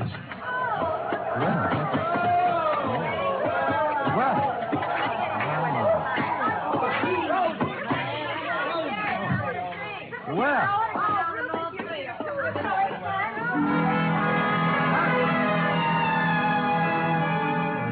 They came stamping in, pulling off gloves, unzipping parkas, and if it hadn't been for the grown-up dialogue, looking all the while like a group of carefree children, it was hard to believe that the chill of death was also in them even then. I couldn't keep my eyes off one of the particular members of the group, Mossberg ski boots, Chinese vermilion downhill pants, and a candy-striped parka, which she now pulled over her lovely head. The sweater she wore underneath was, I'm sure, designed for someone much smaller. A Dachshund, perhaps? Is this the advertising man you've been telling me about, Ruth? Oh, Mr. Samuel Spade, my half-wife, Cora. Well, how do you do? Glad you came, Sam. We can always use another sport in the crowd. Hey, everybody, shut up! Introducing the incomparable, fabulous Mr. Samuel Spade. Yeah. Sam. I'll give him to you fast, Sam. Me, Paul Endicott, Rita Parker, Charlie Allison, Tosia Svenborg. Charlie's the one who doesn't ski. I'll take snowshoes any day. I can't get anywhere in snowshoes. You've heard, perhaps, of the tortoise and the hare? Rufus, ring for some drinks. Tom and Jerry's, hot toddies, coffee, God, something. We're having hot buttered rum. The stuff's warming in the kitchen. Well, get it up, get it up. Right away, Cora. And as for the rest of you, ready? A one, a two, a three. Oh, yeah. Dear old Maine, shout till the rafters ring. Stand and drink a toast once again. Let every loyal Maine man sing. Oh-bo-dee-do-dee-do. They took up the song with a gusto, lifting imaginary drinks into the air, and it was all very jolly. For a party that was supposed to be fraught with danger, this one certainly started out in just the opposite direction. The drinks came, and things got even merrier. Lunch was served, and afterwards I slipped into some outdoor gear and strapped on some skis. Everybody scattered different directions. Rufus McCloud and I skied to a place 3 miles away called the Halfway Cabin. Between the chateau and the cabin was a small lake called Royal Lake, completely frozen over. Rufus stood in front of the cabin, firing a .30-30 at a target set up down in the woods to the east. What do you see through the glasses, Spade? 2 bullseyes and nothing outside of the 8-ring. That's great offhand shooting at this range and standing on skis. Well, I can do much better than that. What's this? See that silver tip on that big Norwegian fur over there? Yeah? I'll cut it off. Hey, look out! What? Well, he came swooping out of nowhere, Spade. I swear he did. Well, I think he hit him. Who is it? It's Paul Endicott. No, he's up. Good. There's Cora with him. You told me nobody was supposed to be skiing in that area. Yeah, they're not. Well, here he comes, and he looks plenty mad. What do I care about him? He just after Cora for the money I give her, that's all. You're going to kill me, you stupid fool. You weren't supposed to be skiing there, Endicott, and it was an accident. Well, that was no accident. All right. Knock off the punches. You keep out, or I'll throw one at you. Oh, that I'd love. Paul, now stop it. And the rest of you, quit acting like children. Your boyfriend threw a sucker punch at me, Cora, and even if he is my guest, there's a limit to hospitality. I don't call one punch an even trade for a 30-30 bullet. You aren't hit, so don't start crying. Rufus, I have the feeling you wouldn't mind if he were hit. You wouldn't mind at all. Paul, I've just decided I don't like you without a mustache.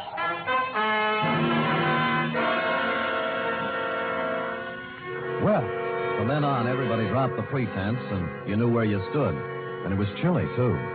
Later in the day, we were all back at the chateau again, and Paul Endicott wove his delicate variation on his main theme. I'll knock your block off. I tell you, Mr. Endicott, you have some delusions. I have no delusions, Tozier. I've seen the way you look at Cora, the way you two are always trying to lose me on the trails. Some people ski faster than others. Yeah, well, let me tell you something. The next time you try to wolf this girl, it's going to be your last. I'm nobody's wolf. I'm a ski instructor. That is what I was hired for. Well, stick to what you were hired for. Knock off the extracurricular activities. I don't have to take this kind of talk from you. Anything you'd like to do about it? As a matter of fact, there is. Fellas. Get it. Boys. Men. Wait a minute. Stop Fellas. it. Stop it. Yes. I'll never speak to either Fellas. one of you again. You, Sam. Yes, you want me to stop them, Mrs. McCloud? No, I want you to take me out of here. Oh, all right. All right. Well, Let's put on our skis and get out of here. okay, here, I'll help you. Oh, thank you. Yes, that's it, gentlemen. Well, even so, won't take a minute. Ready? Yes, yeah. There we are. Now, where are we heading, Mrs. McCloud? Oh, I thought we might go out to the boathouse. It's on the southern tip of Royal Lake. It's only a mile and a half. Nothing. And my name is Cora.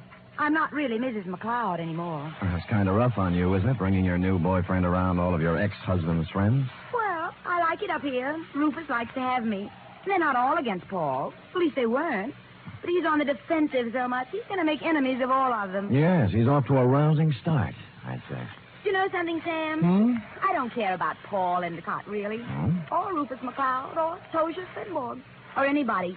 I just care about Cora McCloud. Well, now, that's a good, honest answer. You know, most people wouldn't be that frank. But, Sam, Yeah? I haven't known you long. Well, I like your style. Style? I could care about you.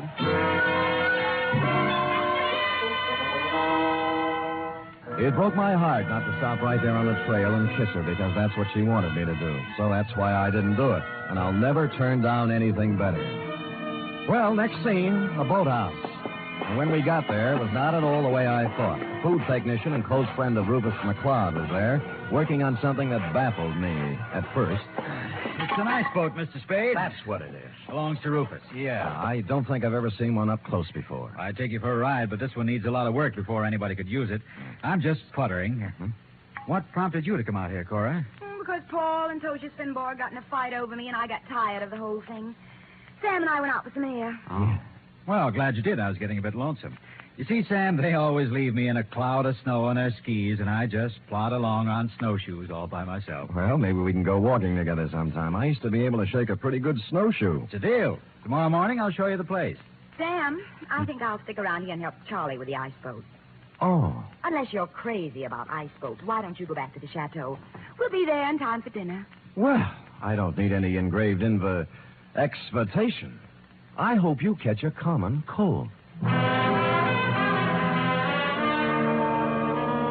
The trouble with that girl was that she only wanted one man at a time around her. Back at the chateau, there was no one but the cook, the Marjorie Main part. Too tall. As supper time approached, Rufus came in, then Rita, then Cora, then Allison, and finally Tozier, in that order. And the order is important, because you see, nowhere in the list is the name of Paul Endicott. He didn't come in for supper, nor for the next 3 hours. It was dark by then, and Rufus McCloud was worried about Endicott. So we fanned out in a searching party. I was alone when I found him. He was lying in the snow, 300 yards west of the halfway cabin. There was a 30-30 slug in him. Period. End of Paul Endicott.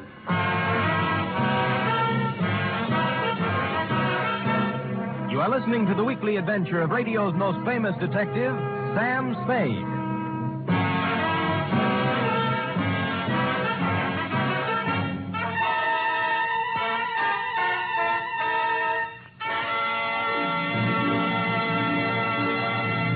This Sunday, Cary Grant and Betsy Drake star in the second of the new Mr. and Mrs. Blanding series over most of these NBC stations.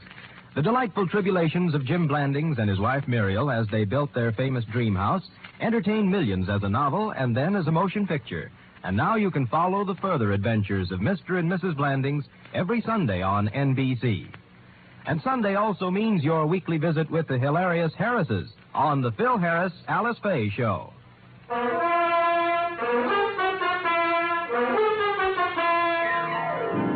And now back to the Chateau McCloud caper, tonight's adventure with Sam Spade.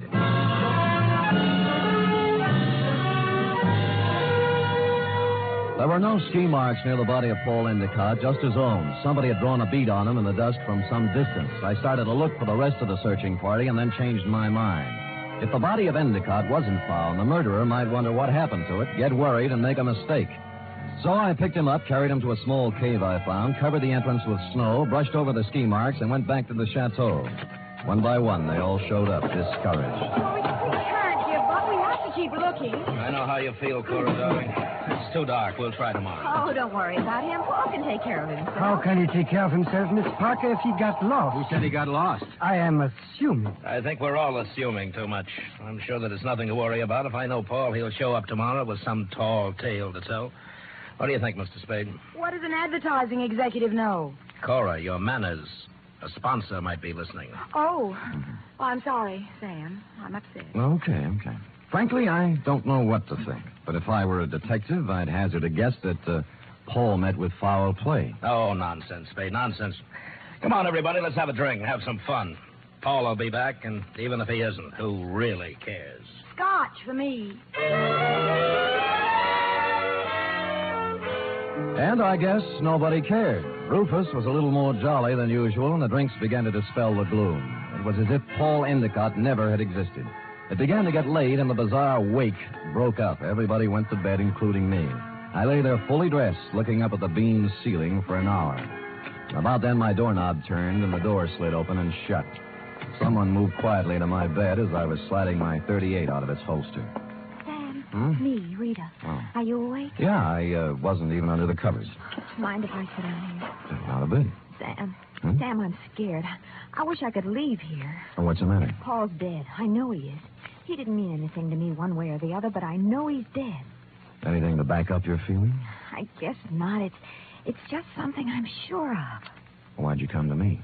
Because you're really a detective, and I know it. Oh, me? Oh, now, you handled a case for my father once. You just don't remember me.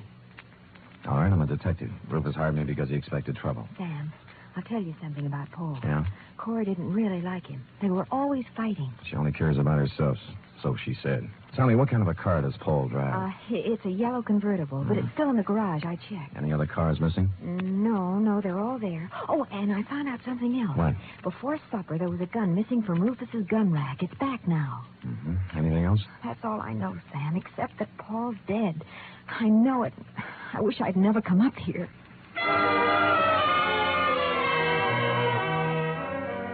After she left, I dressed for outdoors and climbed through the bedroom window. It was still and quiet, and it was a quarter moon when I skied away from the chateau.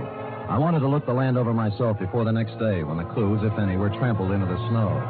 When I passed the northern tip of Royal Lake on the trail to the halfway cabin, I saw a new set of ski tracks heading into the woods where I'd found Endicott's body. I followed them, and they went right to the cave where I'd hidden him. And he was gone. I was standing there, pondering this, when I thought I saw something move in the trees to the west of me. I stood stock still. That was a mistake. A bullet splintered a tree next to me, and I shoved off as fast as I could. There was no second shot. I circled around in the trees trying to catch sight of someone. Nothing. I kept in the shadows and made for the halfway cabin. It was dark and quiet, at least until I opened the door. I tried, but he had the advantage of surprise and some kind of a club. I ended up on the floor with someone sitting on my chest. All right, I have your gun. You make one wrong move, Spade, and I'll use it. It's got bullets in it and a hair trigger, so be careful. We could use a little light. As you see, there's Paul Endicott's body. Yeah. How did you find him, Tozier? You're only putting a noose around your neck. You're a very perceiving man, Mr. Spade. How do you figure I did it? I talk better on my feet. Just remember the gun. If you didn't kill him, how else would you know where the body was? Because I know this country like the back of my hand. He had to be somewhere. You are the killer, Mr. Spade. Me? Why, do Spade? Me? Why, I do not know. You found the body before anyone else could. Hid it, then clumsily tried to hide your tracks. Don't be silly. Why would I come back? A murderer always worries about his crime. Did he forget something? Was something left undone? It's a natural. It sounds good, except it isn't true. You couldn't pin it on me in a month of Sundays. But somebody might just tie it on to you. That's what you think. Do you know what I'm going to do now? I wouldn't want to guess. The shots came pouring in through the window, and Tozier Svenborg went down. I saw the flash of a face outside and was gone. I kicked at the lamp, threw the place into darkness, and lay on the floor. Then I crawled over to Svenborg and took my gun back. Well, that was a surprise. It hurt quite a bit. Where'd you get it? Oh, somewhere in the back. Let me see. It's at the shoulder level. But he won't die anyway. I'm afraid I misjudged you, Mr. Spade. Go after him. Go after him and catch whoever it was. I can't leave you here. I'll take care of myself. Just leave me your gun for protection. No, I'll stay. Go, please, while there's time. Or are you afraid? I was, but I gave him my gun and left. Outside, there were many ski tracks, but a fresh set led left from the halfway cabin down. They went right to the edge of Royal Lake and then stopped. There were no marks of ski poles on the ice, so I followed the shoreline, looking for some kind of a clue. It wasn't until I reached the southern tip of Royal Lake that my effort was rewarded. Leading up from the ice were a set of footprints, then a set of ski marks. They led to the boathouse. Inside, I found two interesting items. One, a dismantled ice boat with fresh ice on the runners. Two, a pair of skis with snow in the grooves. I made my way along the beaten path back to the chateau. Circled it once, found interesting item number 3, and went in. Well, what were you doing up, Spade? Did you hear the shots, too? Yeah, I thought I'd look around. It's cold. Woke me out of a sound sleep, Sam. What was it, you know? Well, I didn't find out about the first shot, Mrs. McCloud. That was fired at me. But the next 3 were fired at a man named Tozier Svenborg. Oh, no. Tozier? How did it happen, Spade? What's it all about? He found Endicott's body in the woods. Dead? Very. I told you, Sam. I told you. Told him what? What do you know about it? Nothing. I just had the feeling, that's all. You know something. Now tell us or I'll slap the rents right out of your head. I don't know anything. Anything at all. I just had a feeling. Who shot Tozier, Spade, and why? I don't know. I was standing with them in the halfway cabin. Somebody shot through the window. Didn't you see them? Don't you know who it was? I was too busy ducking to look. Just answer me one thing. Have any of you been out? Of course not. No. I haven't, and Mr. Allison's in bed. Of course, they all lied. McCloud's shirt was stained with sweat. He'd been moving fast somewhere. The ski pants sticking out from under Cora's robe were wet, and Rita Parker was now dressed when she wasn't before. I was trying to figure out something to say when Charlie Allison came out from his bedroom, rubbing sleep out of his eyes and pulling a robe on. What's going on here? What's all the excitement about? They found Paul, dead, and somebody shot Tozier. No. Where is Tozier? In the halfway cabin. Well, let's get him to a doctor. I'll call one from town. Why don't you go up and get Tozier? I'll have a car ready, and we'll take him right into the Lucerne Hospital. Wait a minute. What about the murderer? Who did the shooting? Nobody's getting out of my sight. It had to be one of us. Why, Cora? Oh, it wasn't just anybody. We're the only ones left walking. Why don't you ask Sam? He's the detective. Detective? Yes, I hired him because somebody sent me an anonymous letter saying there'd be trouble. You knew there was going to be trouble, Rufus. Somebody else knew. Then why did you let people come up here? So what's the big Why did you do... Wait a minute. Spade, what did you find out? Well, if you'll all wait here a minute, I'll tell you. When I circled the chateau before I came in, I'd seen footprints leading to a window, not mine. That meant somebody else used the back way in and out, too. I wanted to find out whose window it was, and of course, while I was looking, I remember the apparently dismantled ice boat and the fact that a set of skis were in the boathouse. It took me about a minute to find the right room, but somebody knew it. All right, Spade, stand where you are. Allison, you might be a great food technician, but you're a lousy killer. Yeah, well, at least he didn't get her. Neither will you. I got him, Spade. All right, come on, stand up. Come on. You sap. Cora, huh? You think you could get her by killing somebody? Shut up, leave me alone. I'm sorry for you. Sorry for anyone that ever knew her. I'm sorry for myself. She loves me, you fool. What's the matter? I was sound asleep. We found our killer, Mrs. McCloud. Charlie? Yes, baby, Oh, Rufus, it's been a long day. I need a drink.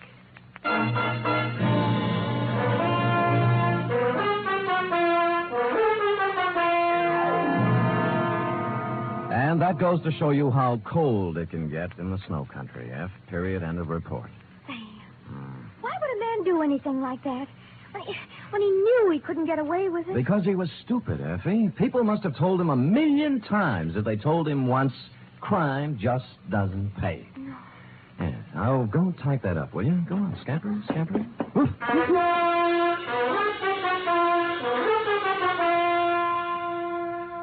3 chimes mean good times on NBC. Here's news of 2 important musical events. This Saturday, Arturo Toscanini begins a new Saturday series of concerts with the NBC Symphony. And for his premiere, the celebrated maestro Toscanini will present a special hour-and-a-half performance of Verdi's Requiem. And beginning next Monday, you can hear the first in a new series by the Boston Pops Orchestra.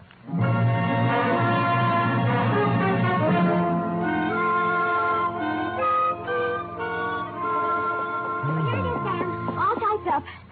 All but the P.S. Page, that is. What P.S. page? Why should it need a P.S.? Sam, you know that this report, to borrow a phrase from you, is full of holes. My phrase? I wish I'd never said it. Now, for instance, who sent the note to Rufus? Paul Endicott. He expected trouble. That's why he was so belligerent to everybody. All right. Yes. I'm going to come right out and ask you. Good. Why did Allison kill him? Well, I thought it was rather obvious, Effie. Cora was leaving Rufus McCloud for Allison, but because Allison worked for McCloud until Cora's divorce was final, they didn't want Rufus to know about it. So they used Paul Endicott as a decoy love affair. But I'll bet Endicott didn't want to give Cora up. I'll bet that was it, Sam. Effie, I don't know how you ever guessed.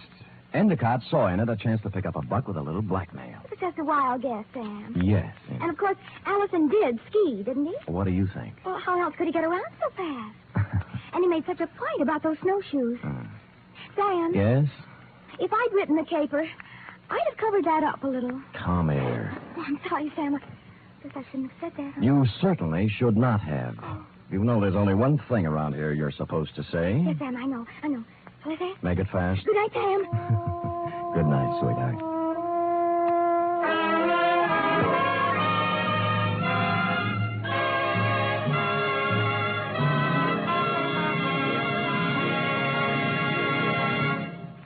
The Adventures of Sam Spade are produced, edited, and directed by William Spear. Sam Spade was played by Stephen Dunn. Lorene Tuttle is Effie. Script for tonight's adventure by John Michael Hayes. Musical scoring by Lud Gluskin, conducted by Robert Armbruster.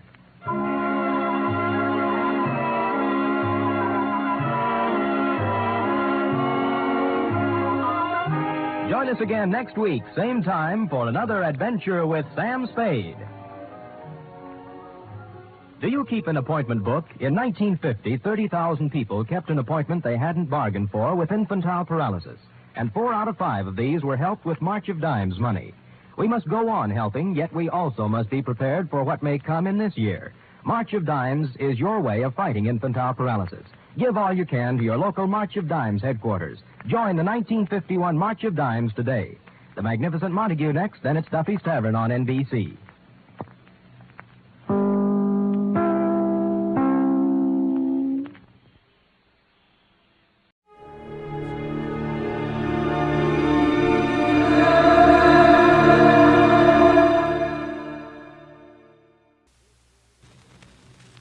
Here's another in NBC's great parade of new shows. Ladies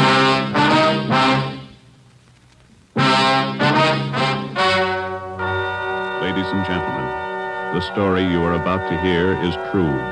Only the names have been changed to protect the innocent. NBC brings you Dragnet.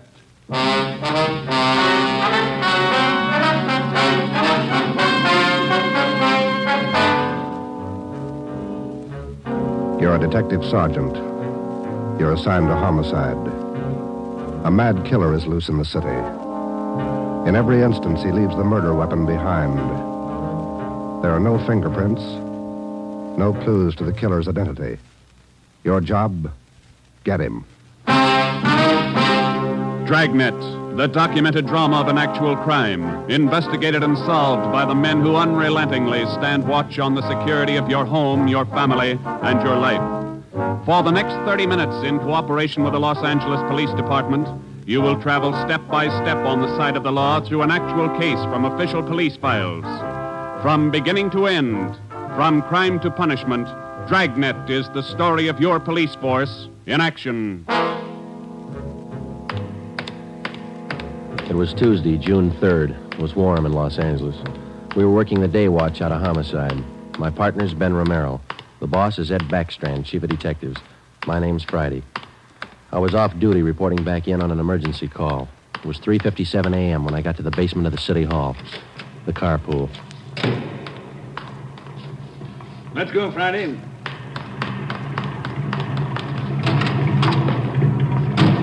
Sorry to call you back in. Couldn't be helped. All right, Ben. Okay, Skipper.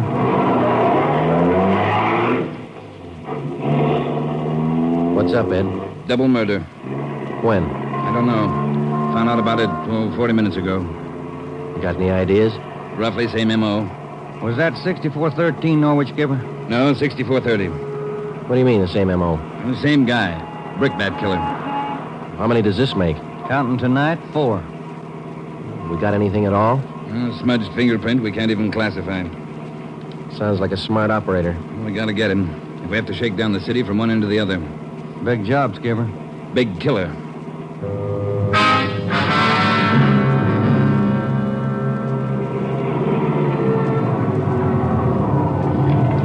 At 4:26 a.m., we pulled up in front of 6430 Norwich Drive, a small group of bungalow apartments facing on an oval-shaped garden court. 2 uniformed officers were stationed at the door to the apartment. Hi, Chief. Hiya, fellas. We went inside. Welberg from Homicide was waiting for us. This way. In here. Well, there they are. Yeah. Mother, daughter. Joe, on the floor beside the bed. Yeah, a red brick.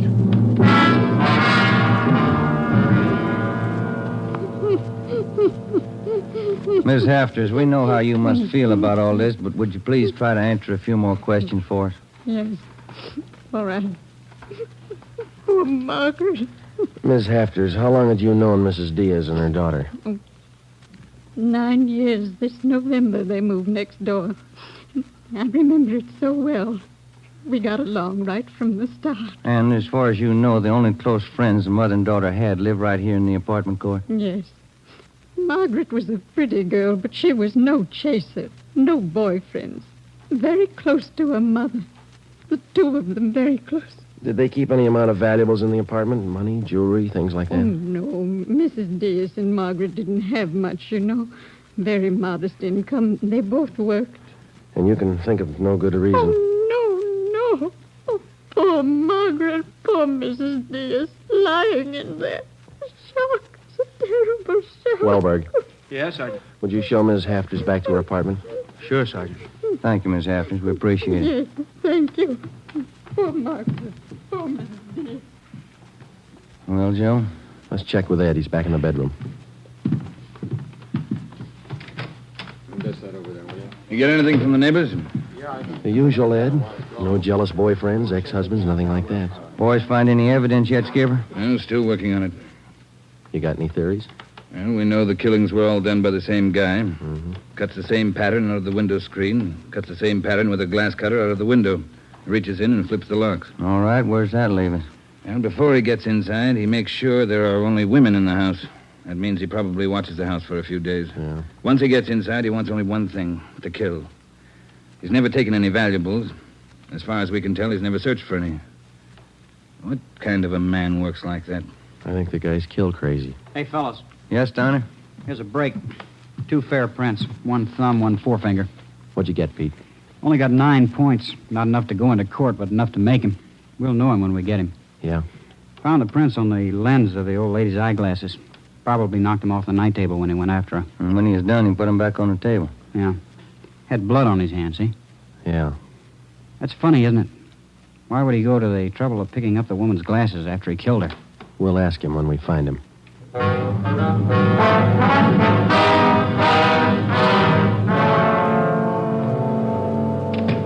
right, Ben. Joe, might have something for you. We can use it, Lee. Hold it just a minute. Yeah. Crime Lab, Jones. Yeah. Yeah, all right. I'll tell him. Right, Ed. Backstrand. If you're through checking the victim's clothes by 8 o'clock, you can knock off for sleep until noon. What if we're not through? Take it up with the chaplain. Here's what I wanted to show you. Over here. A couple of casts. Bare footprint. That's right. Those from the Diaz place? Found them outside the dining room window in the flower bed. Take a look. Mm-hmm. Good cast. Size 9. 10. Missing toe there, huh? Left foot, first toe. That's lucky. Well, then the guy took his shoes off before he went in that house. That's the way it looks.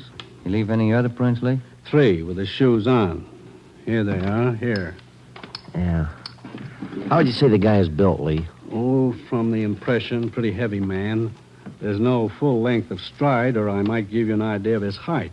How about the bricks, Lee? Here they are, all 3 of them. Used this one in the first murder, this one in the second, this one last night. Leaves them around like calling cards, and there's no way to check them. You'll never get a fingerprint off a common red brick like this, Ben. Surface is too rough. Well, we got an idea of his weight. We know that the first toe's missing from his left foot. That's something. The one we had yesterday. We can check that missing toe in the amputation file, Joe. Yeah. Well, we better get back. Pete ought to have those prints ready, too. Thanks a lot, Lee. Okay, fellas. Say, they post the bodies yet? Yeah, they're doing it now. Same as the first two. The brain? Concussion, hemorrhage. They didn't have a chance. Hold it a minute. Crime Lab Jones. Sure, just a minute. Either one of you fellas. I'll get it, Joe. Okay. Yeah, Romero. Yeah. Good, we'll be right over. They got a make on those 2 fingerprints.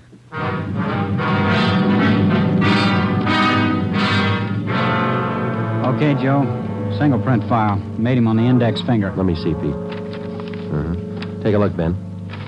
Yeah. Doesn't look like a killer, does he, Joe? Kind of nice looking. That's right, Pete. They said the same thing about John Dillinger. The name at the top of the make sheet read Carlos Richard Monterey, male, Caucasian, age 19, height 5 feet 11 inches, weight 165 pounds, dark brown hair, dark brown eyes. Last known address, 1663 Naples Street, Los Angeles. Previous arrests, 1, auto theft, February 8th, 1936. That was all. Ben and I had been expecting more. The information on the mama sheet for Monterey was 13 years old. So was the picture. So was the description. So was the address. In 13 years, a man can change in 1,000 ways. So can his habits, his appearance, his address. In 13 years, everything can change except 2 things. A man's fingerprints and a physical deformity.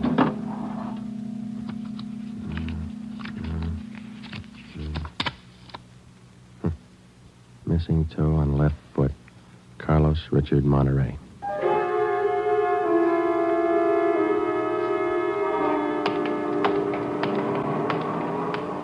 Here it is, Joe.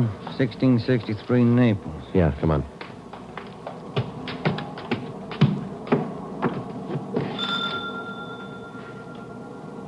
Somebody's coming. Yes?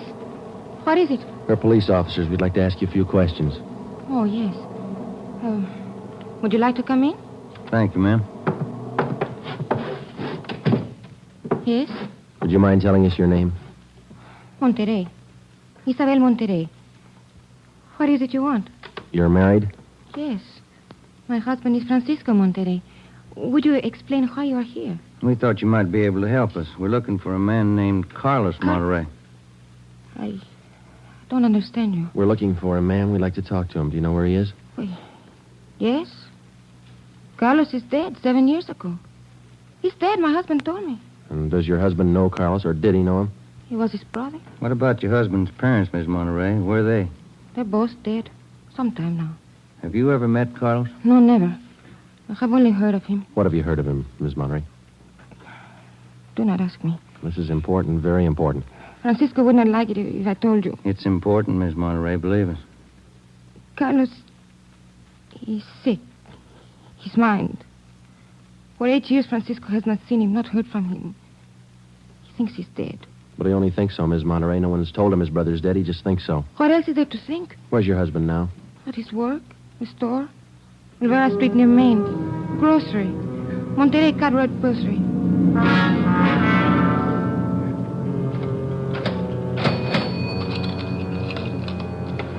Here's your change. Thank you, Mrs. Myers. Now, look, officers, you know how it is.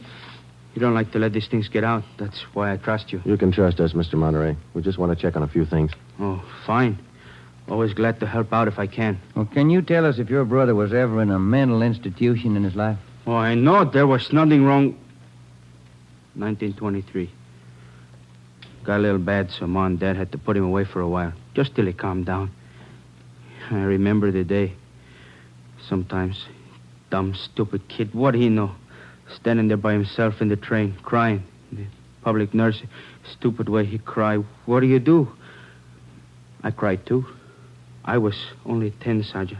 I saw him go. He was alone. Later on, Mr. Monterey, your brother was released from the state institution. Yeah, he was 16. And then he started running around, playing tough, carried a gun, lived by himself. He never came around. He dropped from sight about 1938. You haven't heard from him since then? Nothing. Never seen him. Do you know of anybody who might have seen him? Oh, there was a girl he had. Anita something. On Chateau Street. Anita Martin, yeah, that's it. Chateau Street. Maybe she's seen him. Ask her. Maybe she's seen him. Carlos Monterey? Not in a year. Last March he was in. When I was working at the Peacock, down on South Main. He came in, we talked for a while. That was all. And you haven't seen Carlos for the past 2 months or so? I tell you, no. Has he written to you? Has he phoned you? Once, 3 weeks ago, he phoned. Here. He left a message with my girlfriend. But he didn't call back again. Now, that's it. That's all I know. Thank you, Miss Martin. Here's our card. If he does call, well, you'll let us know. Yeah, I'll let you know. You liked Carlos, is that it, Anita? Like him? No, I didn't like him. He was funny, but he was nice. You know, I pitied him. Why did you pity him, Miss Martin? Well, he was a good fellow who was strange. He could smile, you know. He had a nice smile, but you could tell he was never laughing. There was something in his mind. Something... Oh, I don't know.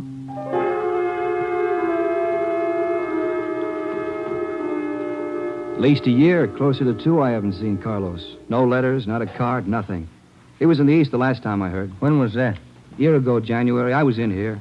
He sent me a calendar. Sometimes he could get along fine, very well. Other times, terrible. He couldn't keep him down. How'd he manage to stay out of jail that way, Vicente? I don't know. Sometimes he should have been in jail 5 times over. And you say you don't know of anybody who might have a recent picture of Carlos, a snapshot? No. No one I can think of. Okay, Vincenti, here's our card. If you do think of somebody, let us know, will you? It'll help. Sure, glad to. If I hear of anybody. What kind of a day is it outside? Hot? Hot.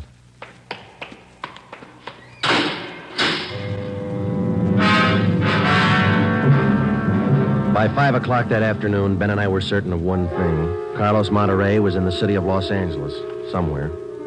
We drove back to the office and told Ed Backstrand about our interviews with Monterey's relatives and his friends. Inquiries and requests for further identification and information on him were immediately relayed to the state mental institutions. The 13-year-old picture of Monterey taken from the files was copied and distributed with a note of caution as to the age of the photograph. An APB was sent out.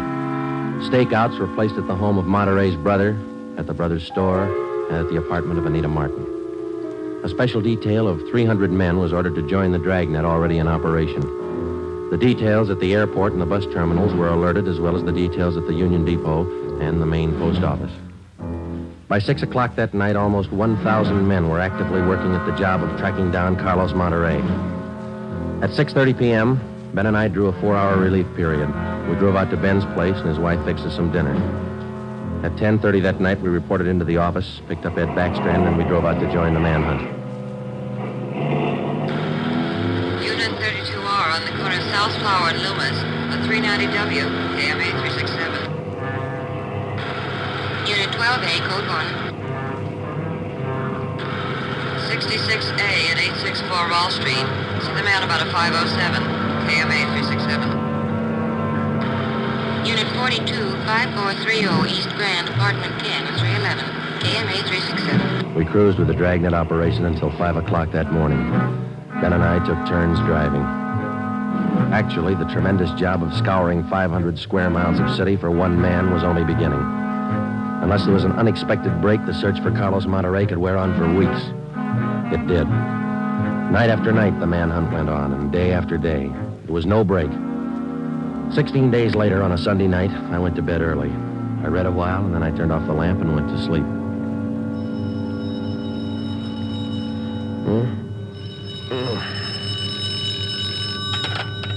Hello? Friday talking. Sorry, Joe. Get in here as fast as you can. What's the matter? That girl Monterey knew. The one you talked to? Yeah? She left her apartment, went to her girlfriend's. Yeah? She's dead.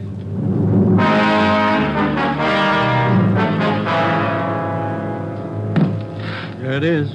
Ordinary red brick. Found it by the body. How long's she been dead, Skipper? Well, she was seen alive about an hour and a half ago. Got 3 bare footprints, good length of stride. Found them down in the lot beside the house. What do they look like? Same guy. First toe missing from the left foot. The same weight impression. Should be about 5'11". That checks out with what you got, doesn't it? All right, so it's the same guy. What about those shoes we found, Lee? Yeah, they correspond. They were impregnated with foreign matter. What'd you find? Particles of lettuce leaf, dry onion skin, traces of red cabbage. Maybe a vegetable counter. Maybe. What about the city wholesale market down in Front? What about the city wholesale market down in Front Street? What about any market in Los Angeles? No, Lee, that wholesale market is big enough to hide anybody. Hundreds of transients work in there. Some of them even sleep there. For a guy like Monterey, it'd be perfect. That's a fair guess. Check it when it opens. They open at 2 a.m. 2:30 now. All right, get back to the office and pick up as many extra men as you need. Get down there right away. Okay, Ed. Now, you know he's a rough one, so watch it. On Monday, June 23rd, at 2 minutes past 3 a.m., we pulled up at the city wholesale produce market. With the exception of 54 police officers in plain clothes who mingled with the buyers and sellers, business went along as usual. The market itself covered almost 3 square blocks in the lower part of the downtown area. It was divided off into hundreds of individual stalls by flimsy wooden partitions. To make the search even tougher, the place was crowded. For the first 45 minutes, we had the men circulate at random through the crowd on the chance that one of them might spot Carlos Monterey from the 13-year-old picture. It didn't happen. After that, we started a systematic canvass. We talked to the customers, we talked to the managers of the different booths, we gave them Monterey's description, we showed them his picture. Nobody recognized him. We checked the employment records one by one. Not a sign. Sorry, Sergeant. I'd like to help. I've never seen the guy. Okay, Mr. Snyder, thank you. We sure pick the sweet jobs, don't we? Oh, yeah, we could spend a year at this. Oh, Sergeant Friday. Yeah, Kamansky. Did you find something? Guy at the booth over there against the far wall. Thinks he might have hired Monterey a couple of days ago. Come on, Ben. Where? Over there, Sergeant. You showing Monterey's picture? Yeah, he thinks it might be him. Mr. Fresnetti, this is Sergeant Romero, Sergeant Friday. Yes, I told your boy, Sergeant. This fellow Carlos, I hired him to help last Thursday. Big rush for me now, so I hired him. You sure he's the man? In the picture? I think so. A little older, maybe. Oh, but I know faces. He's the man. You're looking for him? You say you hired this man last Thursday? That's right. It's a big rush for me now in the morning. I hired him Thursday. He worked Thursday, Friday, Saturday. But he don't show up this morning, so I got no use. Too many men to pick from. He don't show up, I let him go. What kind of work did he do for you? Same as he did for Schiller down there. Heavy work. Moving the stores, cleaning up. What kind of produce does Schiller handle, Mr. Fresnetti? Fancy, very fancy vegetables. Choice. New potatoes, expensive red onions. Schiller sells to the big hotels. Does Schiller handle brown onions, Mr. Fresnetti? Oh, only the best. Big dealer, that Schiller. Sells it to the big hotels. How long has this Carlos been working around the market? Oh, I don't know. It's just like the rest. First he worked for me, then Largo Massini, then Schiller. Hey, why are you looking so hard for him? He stole something? He murdered somebody. Him? Mamma mia, murder. Do you have any idea where Carlos lives? Oh, me? No. And if he comes back here, I tell him to get out.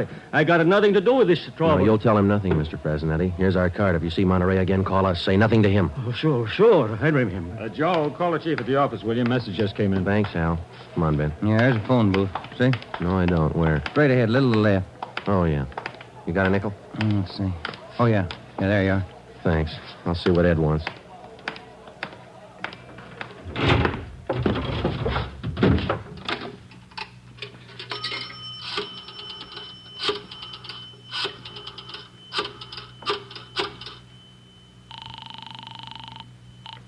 City Hall. 2511. 2511. Chief of Detectives Office, Hannon. Hi, Mike. Ed there? Ed, take it on extension 2, will you? Backstrand talking. Friday, Ed. Move fast on this one, Joe. What's up? Main post office. Carlos Monterey picked up a letter there less than 5 minutes ago.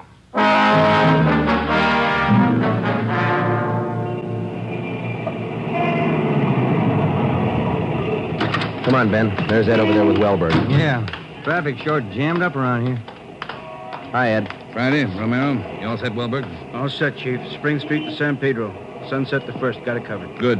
What's the story? Post office detail tipped us off.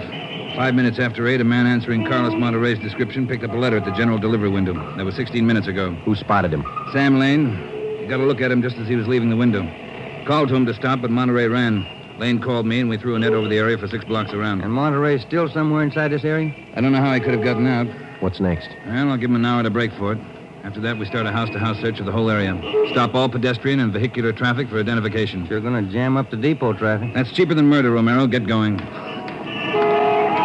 first hour we counted off in 5-minute segments. Like Backstrand, we felt close enough to Monterey to touch him, but he still wasn't there. The north and south ends of the blockade started to move in, slowly, searching every store, every house, every conceivable place where a man might hide out. In the meantime, Ben and I worked the Spring Street side of the blockade, watching the faces of the pedestrians as they came through, one by one, examining all vehicles and their drivers. The morning wore on, the sun came out, and it started to get warm. By 11 o'clock that morning, Monterey still had not been found. The temperature was 93 in Los Angeles. It was still climbing. The search went on. At 10 minutes past 2 p.m., Backstrand made the rounds. How's it look, Skipper? Not good. Going slow. How much longer you figure? I don't know. It'll go to after dark, that's sure. District down here is like a rat's nest. Yeah. Nothing? Nothing. But he's someplace inside this blockade. He's got to be. Any chance getting relief for the men in our squad? Some of them been working straight through since yesterday. I'll see. Check with me around 5 this afternoon. Thank you, Skipper. Keep a sharp lookout. One slip. That's all it takes. The search went on. At 3 o'clock that afternoon, the temperature was 95. We sweltered and we waited. At 3:45, Backstrand sent a squad of men into the Union Depot to search it from top to bottom. There was one false alarm when one of the men thought he saw Monterey slipping out a side door into a taxi. He turned out to be a train conductor. At 25 minutes past 4, Backstrand passed along the order to our detail to start moving in, house by house. It was a tedious job, and it went slow. The men were tired. At 5:30, the relief squad showed up. Ben and I stayed on. After another 2 hours of house-to-house searching, the trap was narrowed down to a 3-square-block area, a single block wide and 3 blocks long. It started to get dark. Backstrand ordered out batteries of floodlights. By 8 p.m., the cordon closed in around the last 2 square blocks. Lines are all set, Skipper. Ready to move. Good. What do you think? Well, we'll know pretty soon, one way or the other. Frank, keep that traffic moving. All right, you two, get going. See you later, Skipper. Joe, let's take a look in here. Okay. Sure is an old building. Yeah. Where'd Kamansky go? I don't know. He's here a minute ago. Oh, wait. There's his flashlight. Down the end of the corridor there. He's signaling. Yeah, come on. Kamansky? Yeah. Down below, Sergeant, in the basement. Come on. Monterey? He's been there, I think. Here, this way. Where? Over here. Now, watch your step. The light's bad. Here he is. Says he's the janitor. Oh, my head. He's been slugged. All right, come on. How'd it happen? Can you tell us? Yeah, a big man hit me. I came down to empty the baskets. He hit me and ran. Ran over to the new building. The new building? Is that the one next door? Yeah, just a few minutes ago. Nobody's come out of this building for the past half hour. Every door in the place is guarded. No, not the doors. He went through the tunnel. I saw him. Over there's the tunnel. I'll take a look, Joe. Yeah, the tunnel connects the 2 basements. Same company, old building, new building. The tunnel connects the basements. Joe, come on. Yeah. Kamansky, get out to Backstrand. Tell him what's happened. Right, Sergeant. And call an ambulance. Right. All right, Ben. Through the tunnel. Watch where you're going. The light's bad. Yeah, it is. That a door up ahead there? Yeah, I think so. Yeah. Let's go. Good. There's a stairway. Come on.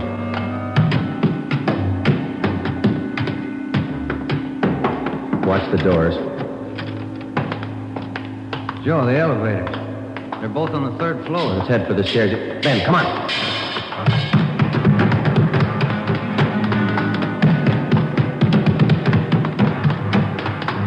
One more floor. Yeah, right. Come on, hurry. Yeah. Look, top of the stairs. There he goes. All right, hold it, you. Stuck in the elevator. Joe, he's going down. Well, we'll never make it on the stairs. Joe, look. This other elevator. The control lever's bent. Let's try it anyway. Yeah. All right, kick the control lever. Kick it, Ben. That's good. All right, Ben, knock the lever back. Come on, quick. Yep. What's the matter?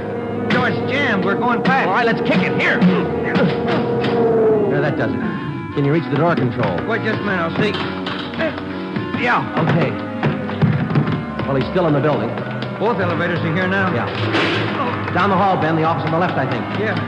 Here we are. All right, keep clear of the door. All right, Monterey, put on that gun and come on out. I'll kill you! I'll kill all of you! All of you! Okay, Joe, let's take it. Watch it, Ben. He's throwing everything he can get his hands on. I'll kill you! Come on! Come on! I'll kill you! Get away! Come on, you!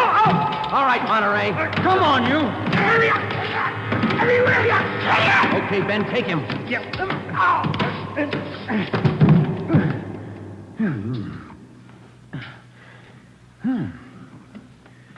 Nice looking guy. Clean cut. Yeah. Doesn't figure, does it? What's that?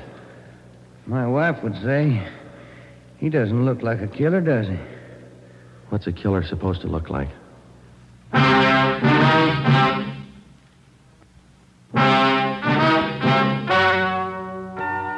story you have just heard is true. Only the names were changed to protect the innocent.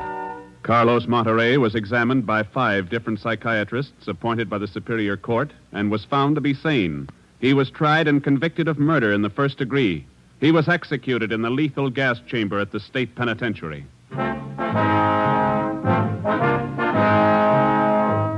You have just heard the 17th in a new series of authentic cases from official files. Technical advice for Dragnet comes from the office of W.A. Wharton, Acting Chief of Police, Los Angeles Police Department. Tonight's program is dedicated to motorcycle patrolman John Kramer of the El Paso, Texas Sheriff's Department, who on the afternoon of April 26, 1940, gave his life so that yours might be more secure.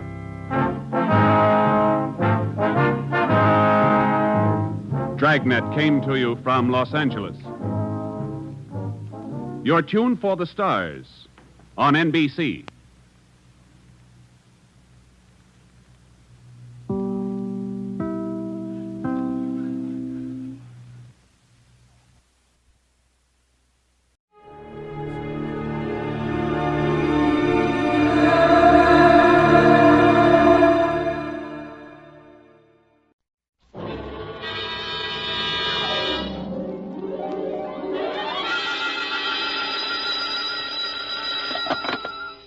Detective Agency. Ahoy! It's me. Just came ashore. From what? A boat? A ship, Effie, a ship. Anything over 400 gross tons is a ship. Anybody knows that. May I inquire what was your port of call? Calcutta. My, that was a quick trip. Well, Effie, I'll tell you, I got so homesick for you I couldn't stand it, so I assembled my gear and jumped ship. Why, Sam, how sweet. A fast there, gal. I'll be right down to dictate my report.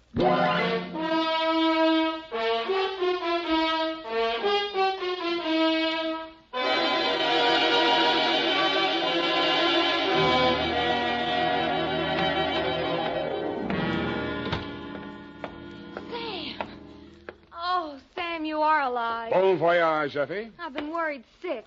Where have you been? On my way to Calcutta, sweetheart, where the dawn comes up like thunder. Sam, what are you talking about? Calcutta? And the flying fishes play. Ready, Effie? Sam, why did you want to go to Calcutta, of all places? I didn't, Effie. I hate Calcutta. I was Shanghai. To, Mr. Philip J. Fogg, purser, SS Lurene. How do you spell that, Sam? Lurene. Oh, that's pretty. Sam, how could you be shanghaied in this day and age? I mean, isn't it against the law? Stow it, Effie. You're pumping bilge water. Sam, I am not. From Samuel Spade, license number 137596, when you have the time, regarding the Calcutta trunk caper. Dear Mr. Fogg, the following report will explain the enclosed voucher, which is a claim against your company for the amount of $500 and no cents. It will also answer any questions you might be asked concerning the recent unpleasantness on board your ship. It all started yesterday morning in San Francisco when my secretary announced briefly and caustically that there was a lady outside who wanted to talk to me. I judged that she was worth talking to. She was. Your secretary let me in. Well, I'm glad she did. What can I do for you? I'm Marcia Hopkins. I see. Mrs. Marcia Hopkins. I see. However, my husband is dead. I see. It's about my sister that I've come to you, Mr. Spade. I'm dreadfully worried about her. Who's your sister? Miss Constance Pendleton. And she's become involved with a ne'er-do-well, a completely worthless scoundrel, and a real foreign bluebeard. All three? It's one man, Mr. Spade. A Bulgarian, Major Andrea Rodnik. They're going to be married this afternoon, and I'm positive that his only interest is in her money. I'm convinced that he's going to kill her soon after the ceremony. He's done it to other wives in Europe. I've warned Constance and pleaded with her, done everything I could to stop it. But she's completely infatuated with him and refuses to listen to me. Mm-hmm. What do you want me to do? Prevent the marriage if you can. Get the truth about Rodnick's background and face Constance with it. Oh, Mr. Spade, in some way you've got to make her realize the seriousness of the situation. He's a ruthless character. Well, do what I can, Mrs. Hopkins. Oh, thank you, Mr. Spade. Oh, I've felt so alone and helpless until now. Oh, really? But you will do everything you can, won't you? We've got to save her life.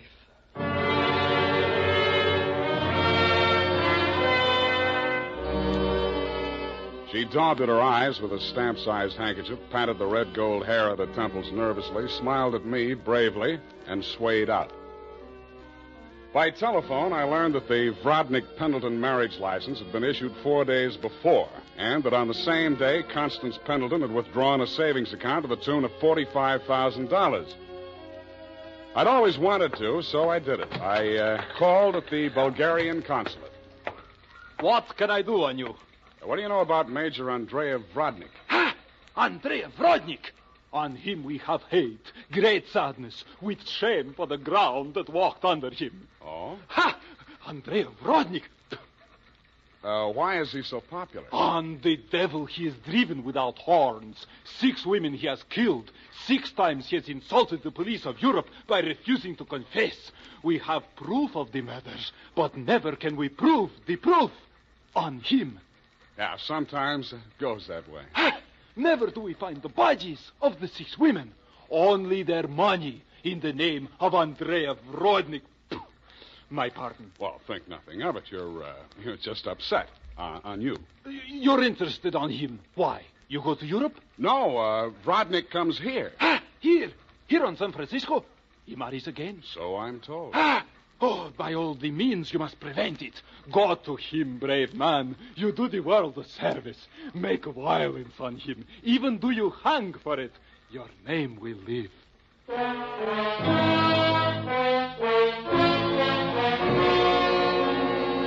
With those valiant words goading me on, I left. The farther I got into the caper, the more it looked as if Marcia's fears for Constance Pendleton were very real and very well-founded. When Constance opened the door of her hotel suite, I could see 3 trunks and a number of smaller pieces of luggage, all locked and ready to be taken out. Yes? You're Constance Pendleton? Yes? I'm a detective. My name is Spade. Detective? What do you want? I want to talk to you about that Bluebeard you're going to marry. Get out of here.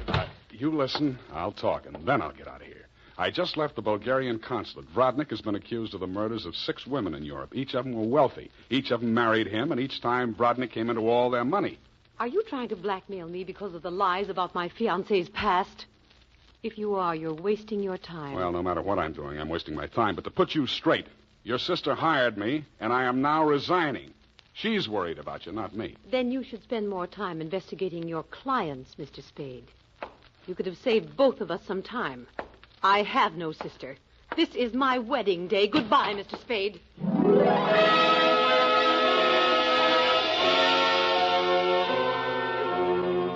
As I left the room, I maintained the stern facial expression I reserved for moments of great shock. But once outside the door, I allowed myself to be carried on the wave of rage and embarrassment for just a minute, and I kicked over 2 potted palms.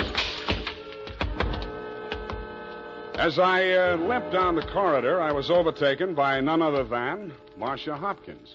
Did you see her? Let's talk about you first. Did you stop the marriage? Why did you really want that marriage stopped? But I told you. You told me you were her sister. Oh. She said she didn't have any sister. All right, Sam, I did lie to you about that. But I'll tell you who I really am. I don't want to know who you are. I don't ever want to know. All I want from you is my honestly earned fee and a brief but permanent goodbye. Oh, no, Sam, please, listen to me. We've got to save that girl. I have $500. That's all I have. Would it be enough? What's your real name? Marshal Vrodnik. Yes, he's my husband. I've been married to him for 10 years. We've traveled all over Europe, and I never knew where the money was coming from. He left me at times for 2 weeks or a month, and then when he'd come back, there'd be more money. I just realized that that's when he must have been killing those poor women. And I know that's what he's going to do this time. I just can't stand it. You've got to protect her. That should be easy. We'll let him get married and meet him at the door with a bigamy warrant. Then you will see me through this. I might. Oh. In my bag, there's $500. Take it. If we can't stop the marriage, then don't let him out of your sight. Not even for a minute. He's a beast, Sam. A beast.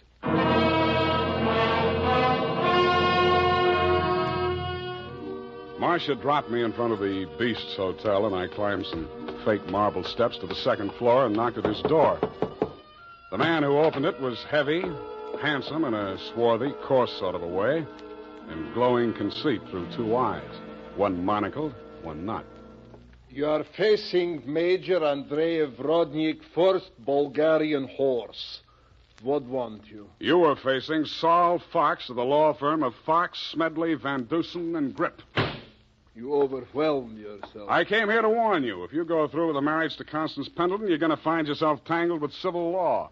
Warn Andrei Vrodnik, who has personally led more saber charges than you have teeth in your skull. Yes. Who has personally split, slashed, and impaled on his own blade more men than you have fingers and toes. You warn me? What is this talk? You're going to have a bigamy charge slapped on you 5 minutes after you slip her the ring. The warrant signed by Mrs. Marcia Vrodnik. Bigamy? Ha! I laugh. This is not bigamy. Marcia's your wife, isn't she? That bigamy was committed when I married her. I had another wife then. You call yourself a lawyer, then you know that only the second marriage is bigamy. The ones following that are nothing but interludes. Okay, Major, go ahead and have your interlude. I'm just warning you. Oh, speaks. We are being married on Redwood City from a justice of the peace 1 hour previous. Then we are sailing through the SS Lurin at midnight with our honeymoon. Already a droshky waits for the baggage and luggage. Go now before I'm losing my temper. If you're ever in Calcutta, look me up. Da!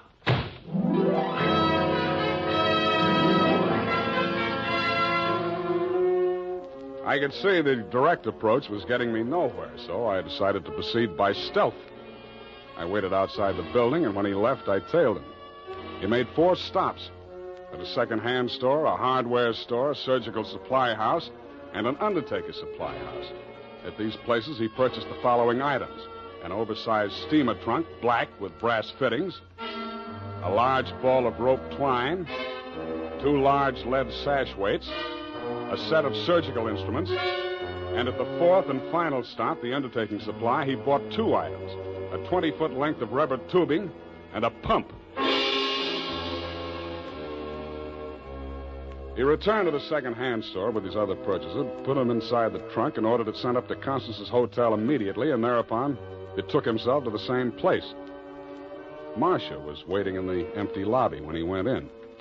I crouched behind a pillar, turned up my hearing aid, and listened. Did you get the thing? Yeah. Now listen, my darling. We must work fast. As soon as the trunk arrives, before she has a chance to get to the telephone. Yes, Andre, but please, no cutting in the apartment.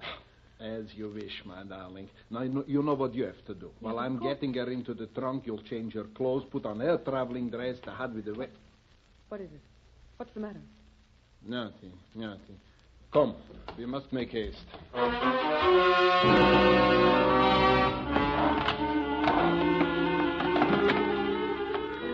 They made haste to the elevators, and I made haste to the row of house telephone booths around the corner and called Constance's room. Hello? Mrs. Rodnick? Speaking. Listen, get out of that room right away. Don't take the elevator. Go down the stairs. Who is this? What are you talking about? I haven't got time to explain, and you haven't got time to listen. All those stories about your husband are true. He's going... Hello?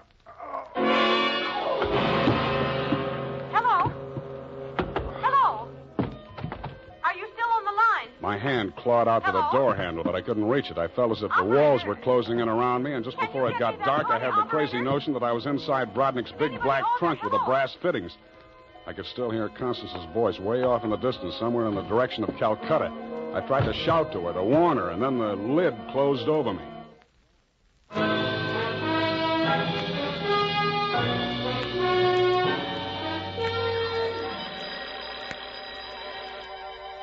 I shook my head trying to get the bells out of it. Then I remembered where I was and what had happened. I was still wedged into the bottom of the phone booth where I'd slumped when Brodnick sapped me. I got out of there somehow and grabbed a taxi for the Embarcadero. The time was 11:55. The SS Lorraine was scheduled to sail at midnight.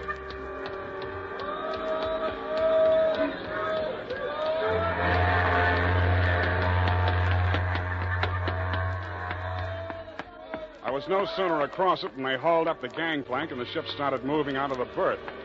I didn't know where she was bound for, and I didn't much care. I checked the passenger list and found that Major and Mrs. Andrea Vrodnik were in stateroom 12, A deck. 1 minute later, I was hammering on the door of stateroom 12. The woman in Vrodnik's stateroom was Constance, and she was not in a trunk. I thought I told you to stop interfering in our affairs. Yeah, your husband told me to, but I didn't like the way he did it. Get out from here. Get out. I see you got your trunk in here where it's handy. Doesn't it make the stateroom kind of crowded? Why don't you give up, Mr. Spade? 2 times already. You are twice a fool. Marcia has no money to pay you. Neither have I, even if she had the case. And believe me, she has not. Oh, why do you even bother talking to him, Andre? Mr. Spade, will you go now, or will I have to call the steward and make a complaint against you? I went. I still thought Marcia Hopkins was somewhere on that ship. I still didn't like the look of that trunk. I found the purser's office and went in. You looked at me as if you thought I was a stowaway, Mr. Fogg, and you were right. I'll have to make arrangements for you to ride back with a pilot, Mr. Spade. You realize, of course, that you're subject to a fine. Look, I don't want to do anything illegal. You know, it was just an impulsive thing. Couldn't I book a passage? Oh, there's the matter of your passport. We could arrange a visa and so on in San Pedro. We'll put in there in the morning. Well, that's good enough. How much is the fare? Oh, let me see. That's $483.87, exclusive of tax. Oh, hey, now, wait, I wasn't thinking of taking quite such an extensive voyage, you know. I just wanted to get a little sea air, and, how much to Pedro? Well, I'm afraid you don't understand, Mr. Spade. This is not a coastwise steamer. Our first official port of call is Calcutta. Yeah, I know, but Calcutta? That's in India. Well, don't you have something a little less expensive, like steerage or... There is only one stateroom available, number 14A deck. Take it or leave it. Okay, Calcutta.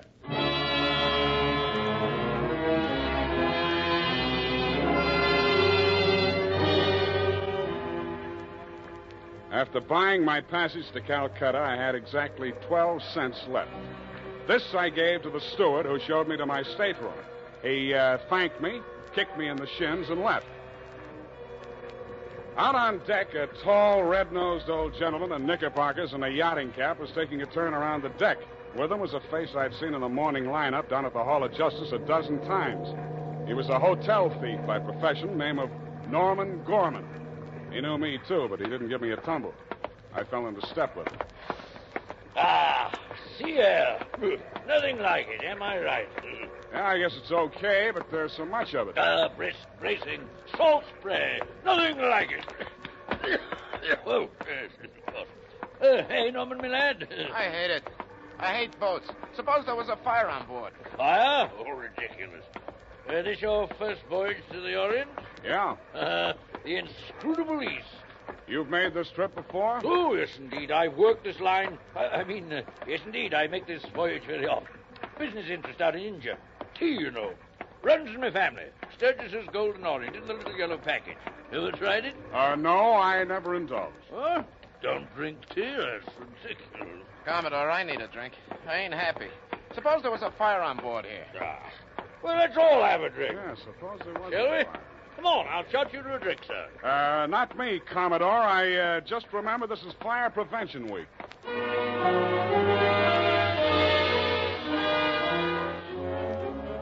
The nearest fire alarm to Vrodnik's stateroom was on the companionway leading to the A-deck corridor. It was a glass-enclosed box with a small hammer hanging on a chain. I broke the glass and turned the key.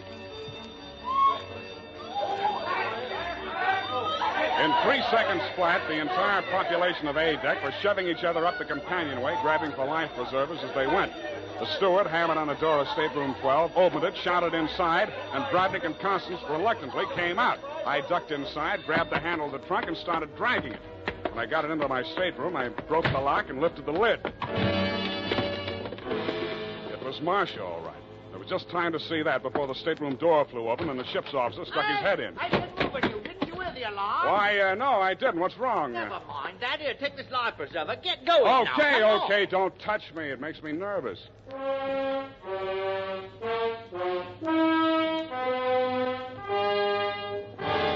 20 minutes later, the captain announced to the mob up on the deck that it was a false alarm, and the passengers drifted back to their cabins. I tried to look casual as I unlocked my stateroom door and walked in.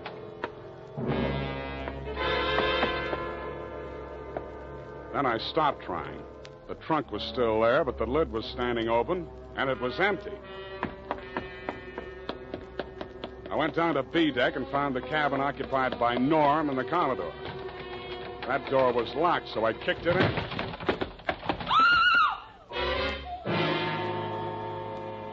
You could still see the marks on her wrists and ankles where the cord had been. It was the girl I had seen in the trunk. It was Marcia Hopkins, and she was very much alive. Oh, I'm sorry. I thought it was... Oh, what am I going to do?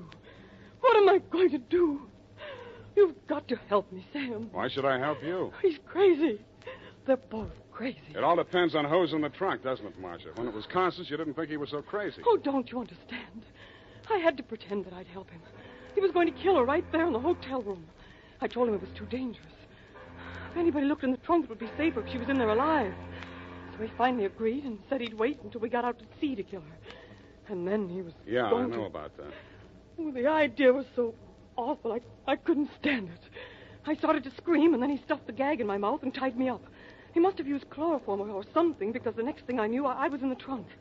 And that little dark man was leaning over me. He and that old man with the knickers. They brought me here. So they pulled a switch on you. You were the fall gal all along. Oh, you've got to believe me. It was the only way I could save her life. You're the only one I can turn to, Sam. That little thief and the old man, they'd deliver me dead if there was an extra $25 in it. Oh, say you'll help me, Sam. Please say it. When you ask me like that, what else can I say? Oh, you do believe me, darling. You do believe me. Come on, let's get out of here. I'm sorry, Mr. Spade. Please step back inside.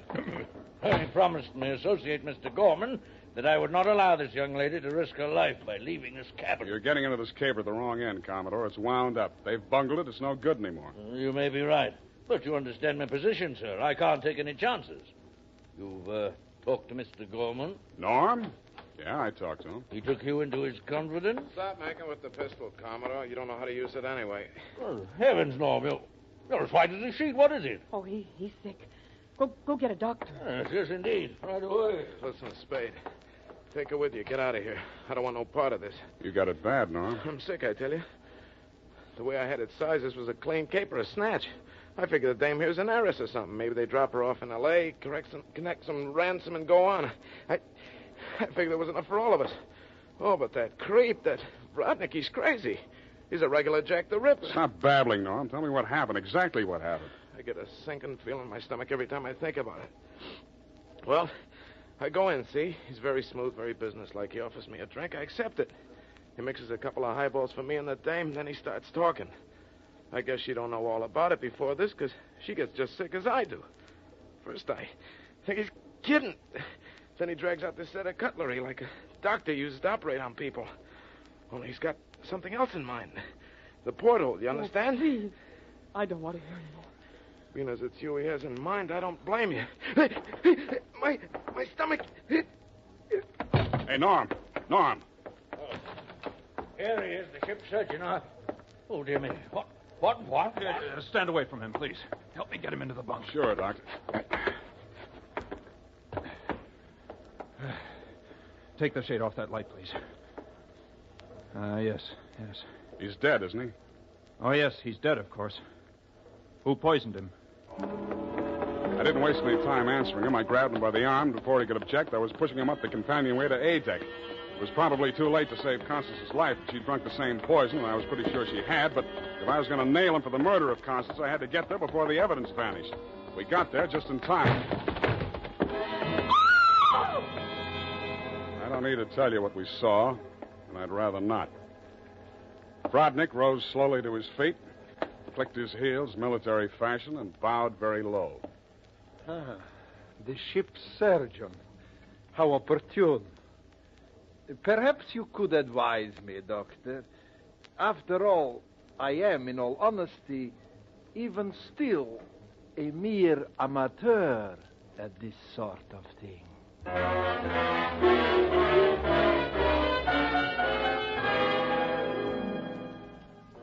After Vrodnik had been taken into custody, we took another turn around the deck. It was daylight, and the ship was lying to off San Pedro. This time, the fresh air really felt good, and so did Marcia. It's all over, Sam. Yes, sweetheart, it's all over. But not between us. Say it, Sam. Say it's not all over between us. How can it be? I knew it. I knew you felt the same way. All my life before, it's been like a terrible nightmare. It never really happened. But it did happen, sweetheart. Oh, but you can forget it, darling, can't you? Please forget it. I'd like to, Marcia. I really would. Hold me close, Sam. Never let me go. You're beautiful. Is that all, Sam? Nothing else? Yeah, lots else. That's why I think we better say goodbye right now. Because when I feel like this, I get foolish. And if I get foolish with you, I'm likely to wake up in a trunk someplace.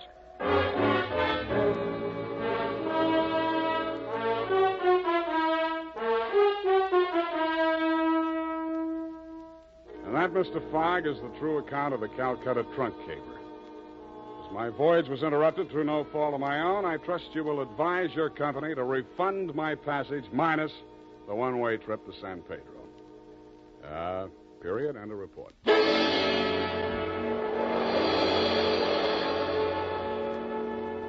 Sam Spade is played by Howard.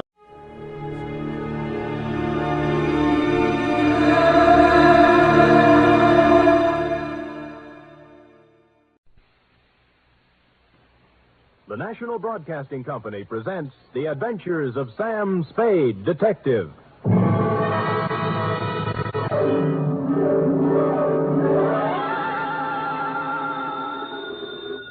Sam Spade Detective Agency? Me, sweetheart. Sam, would you mind telling me where you are? Not at all, Effie, not at all. Let's see. I'm at the Ilrig Dana Rab Etile Seagrod. I don't understand it, Sam, but I think I caught the word grog. Oh, you're shrewd, Effie. You see, I'm on the inside, and the lettering is printed on the outside. Now, if you'll wait, I'll go outside and read it the right way, and then come inside and... Never mind, I've already guessed.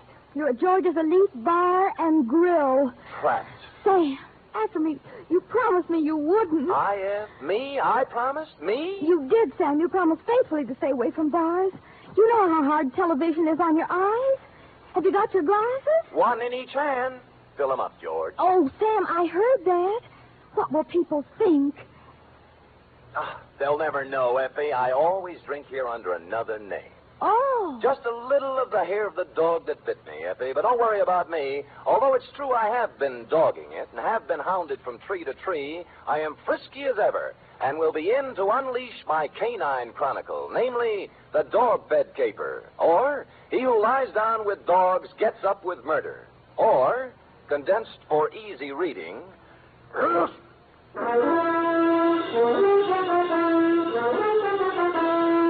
For NBC, William Spear, radio's outstanding producer-director of mystery and crime drama, brings you the greatest private detective of them all in The Adventures of Sam Spade. Effie? Here I am, Sam. Here I am, Sam. Effie, did you ever write poetry in school? Well, I was known as Emily Dickinson of Central High. I thought you had a touch of internal rhyme scheme there. I doodled a little poem about you today. Really? Well, redoodle. There was a detective named Spade with oodles of brains in his head. Clever. But when he took up drinking, he forgot about thinking. Now give me the punchline. And Effie has stayed quite unpaid. Well, a little rough, but cute. Did you get the idea, Sam? Never could make any sense out of poetry. Ready? It's getting close to Christmas, Sam, and Pencil point? I've used my last pencil, and I don't really have enough money to buy any... Please, Effie, I have no head for figures. All right, I give up. From Samuel Spade, license number 137596. Subject, the dog bed caper. Oh, Sam, I hope this is going to be all about dogs. I belong to the tail waggers, you know. Yeah. And I've read all the books by Jack London. Yeah. I just think... Down, Effie. strangely enough, you will not meet a single dog in this story. Actually, this narrative has little indeed to do with our four-footed friends or their beds. And I'd change the title now, except that it's already gone out for publicity. Dear Dundee, it all started with a phone call to my secretary, Miss Effie Perrine, a doll, requesting my inimitable services at the investment counseling firm of Cameron Incorporated. Clearing everything off my desk, 2 shoes with feet in them, my own, I went over. The firm of Cameron Incorporated was obviously not for the pushcart set. It was plush, ankle-deep rugs, imported drapes, and the receptionist. She had a plushness all of her own. I said hello in my plushiest voice, and she liked it. She said so. Oh, I like the way you said that. Say it again. Life is too short to go back even for a moment. The past is a dead thing, the present dying. Only the future alive and vibrant. However, hello. Is there something? There is. Could I ask a question? Why not? I will rephrase the question. What time do you stop working this evening? Around 6. Care to have... Why not? There's a little bar around the corner, okay? Why not? Why not, indeed? Bring your own money? Well, come anyway. Your name? Celeste. Mine's Sam Spade. Who's Mr. Briggs? He called me. Major Briggs? Why, he's our chief accountant. I just happened to have my door open. Did I hear someone inquiring about me? This is Mr. Spade, Major Briggs. How do you do, Major? It's a pleasure to meet you in person, Mr. Spade.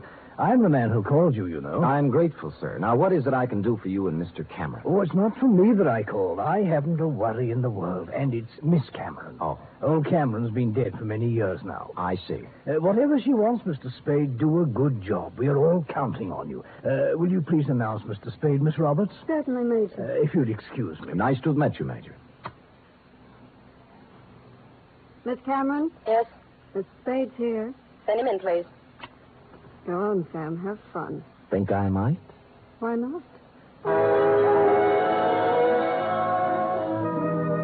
That girl had the most beautiful double entendre in town. Well, to get on, Adela Cameron was a career woman, around 29, although the tailored suit made fine detective work difficult. No makeup, severe hairdo, and in spite of all this, chic. In fact, as we shook hands in a most businesslike manner, I had the feeling that something warm might well spring up between us. Something like a warm mutual dislike, maybe. But something. Most men simply cannot be told anything in confidence. They gossip. That's a switch. I don't appreciate your humor, Mr. Spade. I accept your apology. I will tolerate you because of your reputation. All right. I'm going to give you a very difficult job to do. Miss Cameron. What is it, Major? I'm sorry to interrupt you, but Courtney Pierce is on the phone. Mr. Spade, this is Major Briggs, our chief accountant. We've already met. Mr. Spade. Now, Adela, Pierce wants us to unload his short-term governments and buy American cattle. He's dividend crazy. AMCAT's declaring one in January, and he wants it. Well, let him do it. Well, I just want to protect your interests. You know what will happen to AMCAT after February. They'll drop 10 points, and he'll blame us. I went through this with your father when you and Greg were... That's right, Major. Well, tell him we advise against it. But if he persists, ask him for a release in writing. That's what I thought you'd do. That's the way your father would have handled it. I just want to protect your interests, my dear, that's all. Major, I know. Just want to protect your interests. Well, don't worry about it. You know, we're not children anymore. All right, my dear. Where were we? Oh, you were giving me a difficult job. Oh, yes.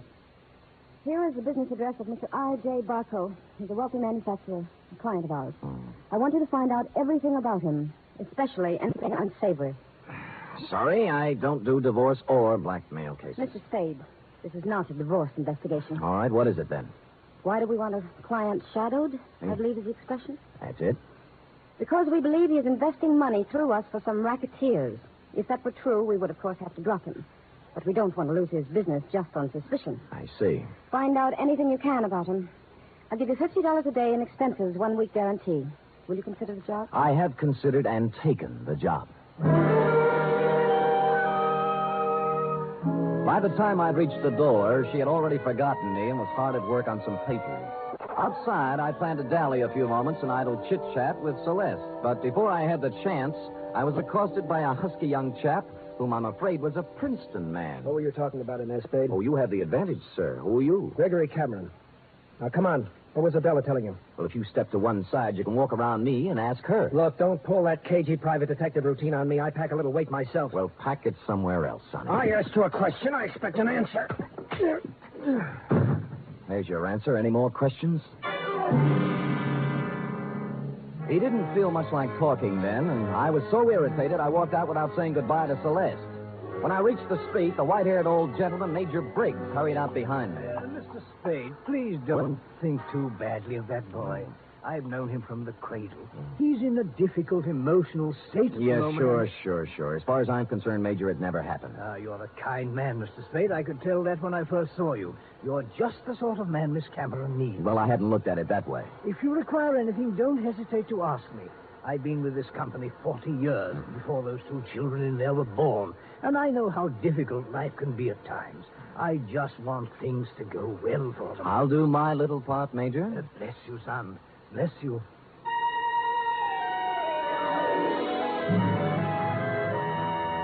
I started to work. The card Adela Cameron had given me revealed that my quarry, Mr. I.J. Barco, was of all things a manufacturer of dog beds. I sat down on a hydrant to think this over and then followed the scent of horse meat on over to his factory on South Dolores. It was built in the shape of a large doghouse, and outside stood a billboard with the message, "A survey of independent dog tracks, kennels, and canine corps proves that dogs choose Barco beds 2-1. I had to get a look at Barco himself, and so ruffling up the hair on the back of my neck, I trotted into the building, sniffing and wagging my tail in a very friendly manner. It was very easy to see Mr. Barco after I lied a little about my connection. What was that name again? Senor Don Jose Martinez Sada Morales, but you may call me Sam. And you represent a group of retail outlets in South America. Oh, I do indeed. We have our eye on your dog beds, Mr. Barco. Well, now, let's take a look at our catalog here. Now, say you had a Great Dane. You'd want something regal like this Louis XIV. Ever see a more beautiful bed? Well, not lately, but Mr. Barco... Down, boy, down. Now, here's a number that's very big this season with English Bulldogs, a Sheraton, natural wood finish. Lovely, huh? Arriba. And, of course, if it's an Irish Terrier, here's a purely gag present for his sense of humor. A Murphy bed. Get it, Sam? Irish Terrier? See. Well, of course, we wouldn't ask a dog to sleep in a Murphy bed. Mr. Barco, I'm afraid I don't see anything here I like. What's this? Do I understand you, sir? You are refusing this small speck of comfort to the one unselfish friend that man can have in this selfish world? Well, I'm not refusing anything. I just don't The happen to... unselfish friend who, if fortune drives you forth an outcast into the world, homeless, will ask no higher privilege than to be at your side to guard against danger. Mr. Barco... Faithful unto death, there by your graveside will be found the noble dog, My his graveside? head between his paws, his eyes sad but watchful, faithful... We shook paws, and I felt his nose to be sure it was cold. It was, and I left. I rented a car and took up a station outside the Barco factory. About 4 o'clock, he hurried out, jumped into a long, low vehicle shaped like a dachshund, and mushed off. I followed.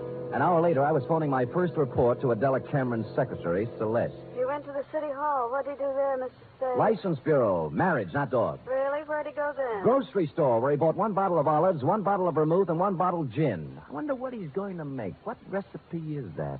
Well, now he's in an apartment house on Post Street, just across from the drugstore I'm in, and judging from the groceries, intends to stay a while. He has laid in provisions. Uh-huh. Well, I guess that's all we wanted to know. What? Miss Cameron just told me to call you off the case. You'll still get your guarantee, though. Major Briggs will send you a check. Well, that doesn't make sense. Sam orders his orders. All right. What about tonight? I'm afraid not. Some other time. You mean it's all over? The half-daring, half-shy kisses on the Oakland ferry? The warm, passionate spring nights at Fisherman's Wharf eating abalone? Hello? Well...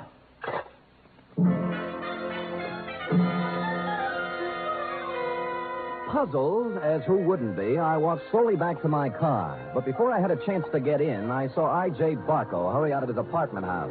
But he didn't enter his car. He came right for me. Spade! Just a minute, Spade. So sorry, my name is Don Jose Martinez Sada Morales yet. Don't kid me, Spade. I'm not as stupid as I acted today. Huh. Look, I know why Adela Cameron is following me, and you don't. And you'll never find out, any more than the other 4 detectives did. I was the 5th choice? Well, I shall speak with my agent about this. I'm going to tell her in person that this foolishness has to stop. If it doesn't, she'll live to regret it. One more thing. I presume you're going to follow me. Well, I'm turning right on Market and heading Out to 1217 Ridgewood Place. You shouldn't have any trouble.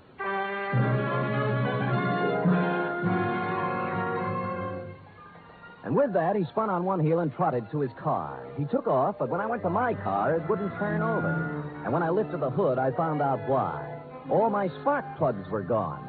I picked up a new set at a service station, looked up Adela Cameron's address in the phone book. It was 1217 Ridgewood Place. And a good half hour later, I got there. Barco's car was out in front. No one answered the door, but it was open. Adela Cameron was a crumpled heap on the living room sofa. Oh, Sam. Sam, help me, please. All right, Miss Cameron. Let me look at you. You hurt? No, I'm all right. It's him. Where? The bar.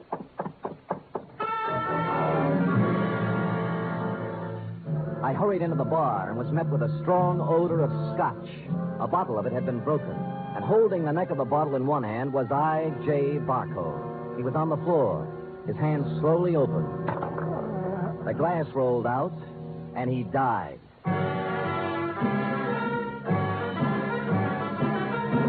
You are listening to the weekly adventure of radio's most famous detective, Sam Spade.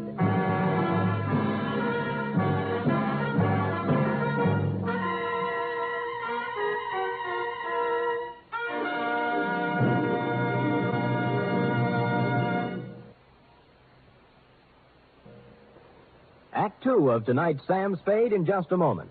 Meanwhile, here's news of other goings-on on NBC. There's no doubt about it, it's the big show. Not just any big show, but the big show. Brought to you every Sunday night over most of these NBC stations. An hour and a half of the very best in comedy, music, and drama. Your stars this Sunday on the big show include Fred Allen, Margaret Truman, Douglas Fairbanks, Danny Thomas, Mindy Carson, and many more. All presided over by the glamorous Tallulah. No wonder it's the big show. Saturday night on NBC means mystery with the man called X, a man without a name who travels the world over on missions of intrigue and peril. Herbert Marshall stars as the man called X tomorrow and every Saturday evening on NBC.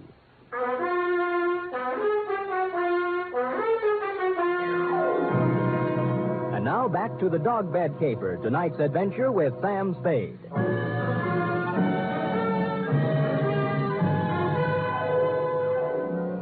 It took 3 bullets in the chest to finish off I.J. Barco. He'd apparently been standing there pouring a drink.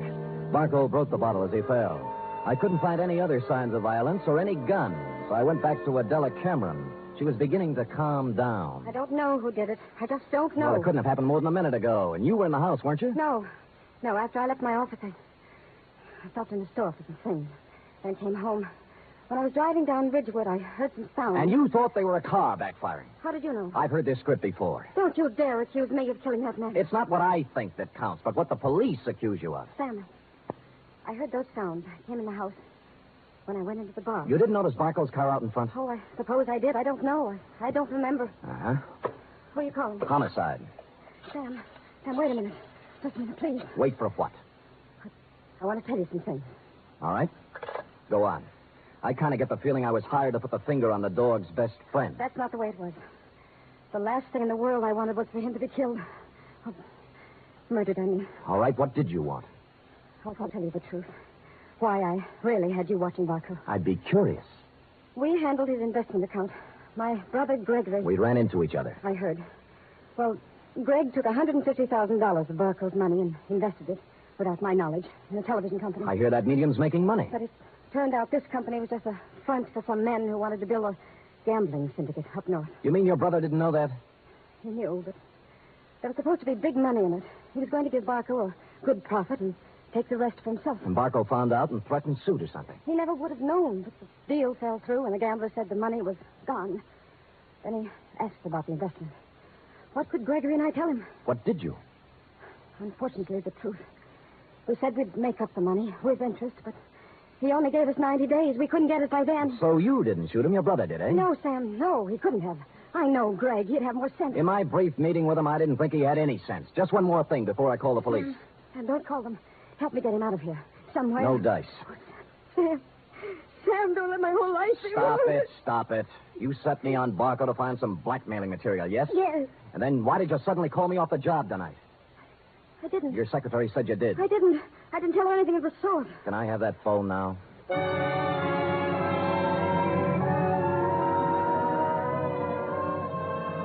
So I called you, Dundee. Before you arrived, I looked through Barco's pockets for something to do and came up with a picture of him and a girl taken outside a marriage chapel in Las Vegas. The girl was Celeste, Cameron Incorporated's plushy secretary, several years younger and 2 shades less voluptuous. Her address, 627 Finley, was supplied by a now hysterical Adela Cameron. No one answered Celeste's door, but I heard a shower going inside, so I took the liberty of entering, persona non grata. There is. Well, who is it? Come out and see. Oh. No false moves now. Keep that towel right where it is. Am I doing here detective work? And I must say I've already found out a great deal. Well, Sam, I'll admit I did express some interest in you, but if you recall, I told you not tonight. It's my only night off. Sam, please leave. I don't want any difficult scenes. All right, we knock off the cute touches and get down to business. You were married to I.J. Barco, right or wrong? Wrong. Wrong, it's right. You were married in Las Vegas at the chapel of the Flamingo Hotel, the Tower. I was only married one day. My parents had it annulled. I was underage. Well, you don't have to worry about him anymore. He's dead. No. Shot 3 times at close range. Oh, no. In Adela Cameron's house. What? Not by you, of course. Although, on the other hand, as you would say, why not? I didn't do it, Sam. Suppose you spill. He wanted me to marry him again. Why? Well, I know all about the money the Camerons misused. He found out Greg and I were in love.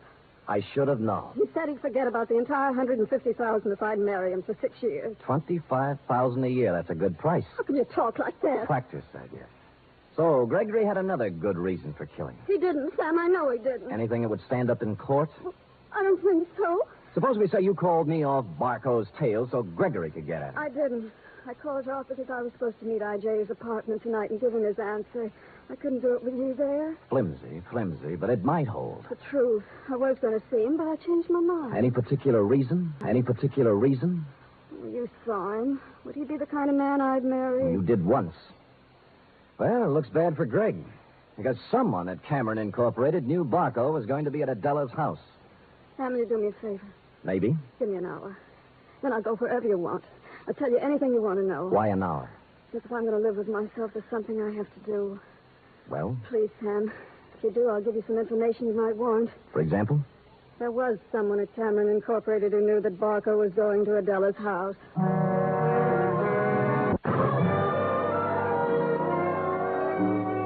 She must have known I was going to wait outside and tail her, but she didn't, because without once looking over her shoulder, she emerged from her apartment house, slithered into her car, and led me directly down to the railroad station. She met a man in the waiting room, threw her arms around him, whispered something in his ear, and they hurried out to track 7. There was a transcontinental train getting up steam. She kissed him, and he climbed quickly up into a Pullman named Aurora Falls. And almost as quickly, I climbed in the other end. We met in the middle. What are you doing here? I came to take you off the train, Greg, before you made a big mistake and left town. Now, look here, Let's not Spade. go through the intercollegiate tough talk again. Are you coming off, or am I going to carry you off? You're going to carry me off?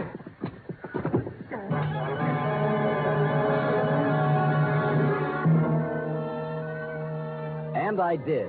Celeste was gone, and he revived when he hit the cool air. I let him out of the station as unobtrusively as possible. Then we went down a side street to where my car was parked. That's where he began to show signs of life. Spade, look. You're all wrong. Guy's got a right to leave town when he wants to. I'm going to sue you from here to the city hall and back. Shut up and get in the car. Celeste just told me about Barco.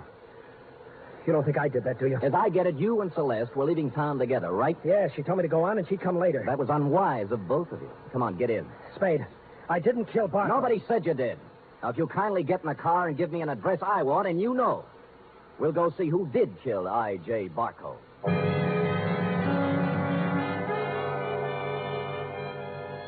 He gave me the address I wanted and said I was crazy. I told him why I wasn't, and he began to see the reason of it.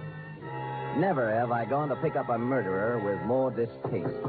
When we knocked at the door, I had a gun in my hand, but it wasn't necessary. Oh, come in, Mr. Spade. I knew you'd be along sooner or later. I don't like what I have to do, Major. Major, it can't be true. It just can't be. Come in, Gregory, my boy. Come in. A little Madeira first before we start to talk. Madeira?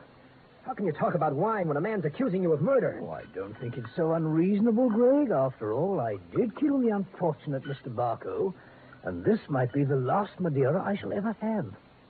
Mr. Spade. Thank you, sir. Greg? I don't want any wine. Spadey's out of his mind, and so are you. I'm afraid not, Gregory. Oh, that was a vintage 1900 Madeira you wasted, Greg. Twice as old as you. Stop it. I'm sorry about what happened, Greg. I would have spared you and your sister this unhappiness if I could have.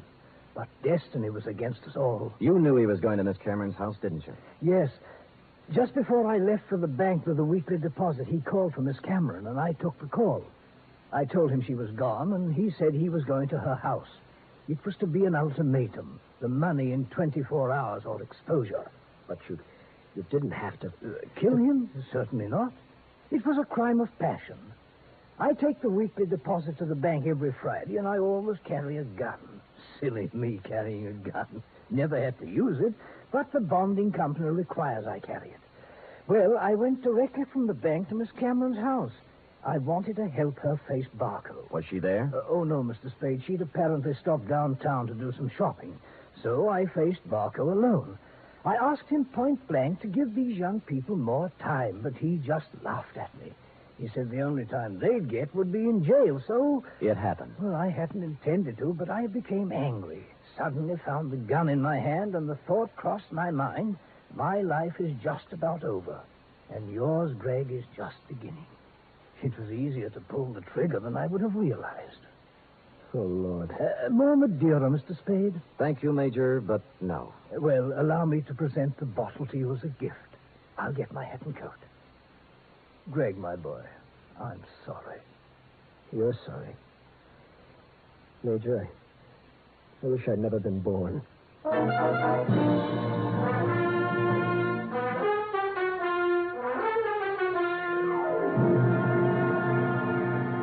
Period. End of report. Oh, Sam, I wish I hadn't either. Hadn't what? Been born. That poor, poor man. Yes, our racket. It is. And poor Gregory. He'll have to go to jail for something, too. He will, F. He will. How about typing it up? Well, I hate to, but I guess it's my duty.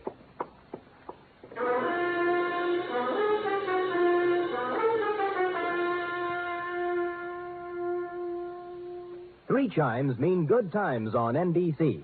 There's no cover charge at Duffy's Tavern. Just keep your dial on this NBC station this evening as Archie the Manager, played by Ed Gardner, and his remarkable friends serve up another Blue Plate special of grilled English language, fresh laughs, and whimsy a la mode. Another Friday fun favorite is The Delightful Life of Riley, starring William Bendix as the beleaguered Chester A. Riley. Here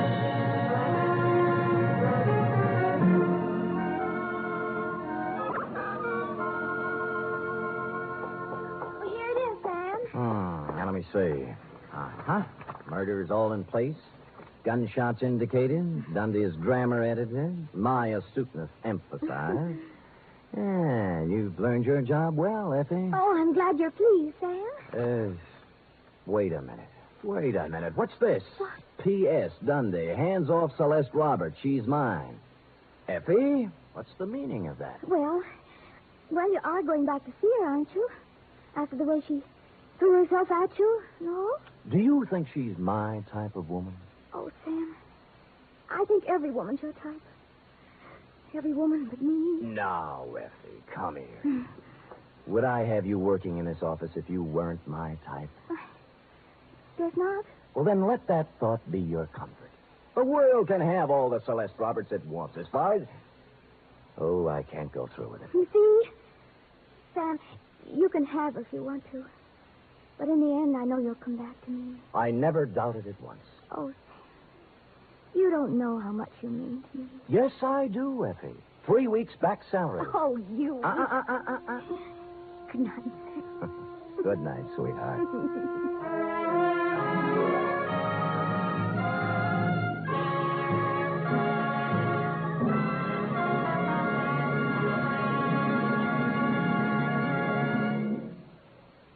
The Adventures of Sam Spade are produced, edited, and directed by William Spear. Sam Spade was played by Stephen Dunn. Lorene Tuttle is Effie. Script for tonight's adventure by John Michael Hayes and Dick Powell. Musical scoring by Lud Gluskin, conducted by Robert Armbruster.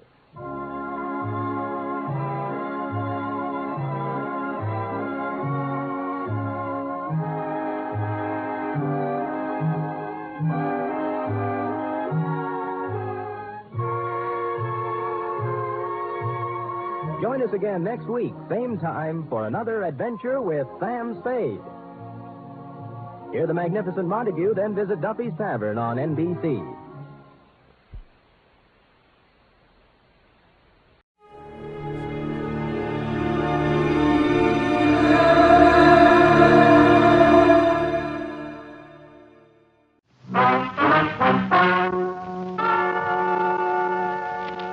Ladies and gentlemen, the story you are about to hear is true.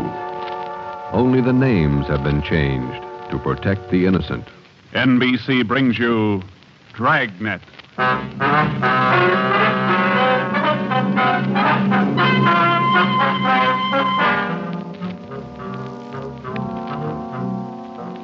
You're a detective sergeant. You're assigned to robbery detail. There's a potential killer on the loose in your city. 18 women have been beaten and robbed by this man. The newspapers call him the Werewolf. Your job is to get him. Dragnet, the documented drama of an actual crime, investigated and solved by the men who unrelentingly stand watch on the security of your home, your family, and your life. For the next 30 minutes, in cooperation with the Los Angeles Police Department, you will travel step by step on the side of the law through an actual case, from beginning to end, from crime to punishment. Dragnet is the story of your police force in action. It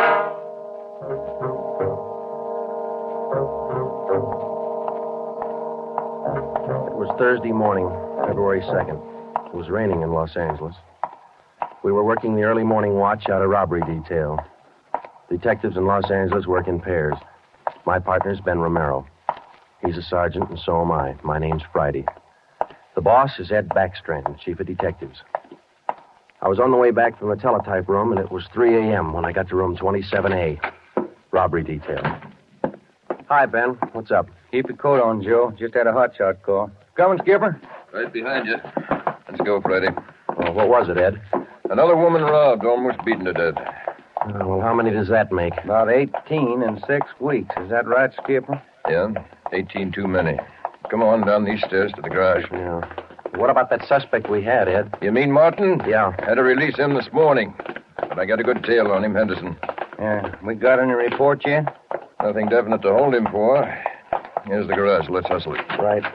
Then if this isn't Martin's job, Skipper, and he's not the right man... Then we start all over again, and we work night and day till we find the right man.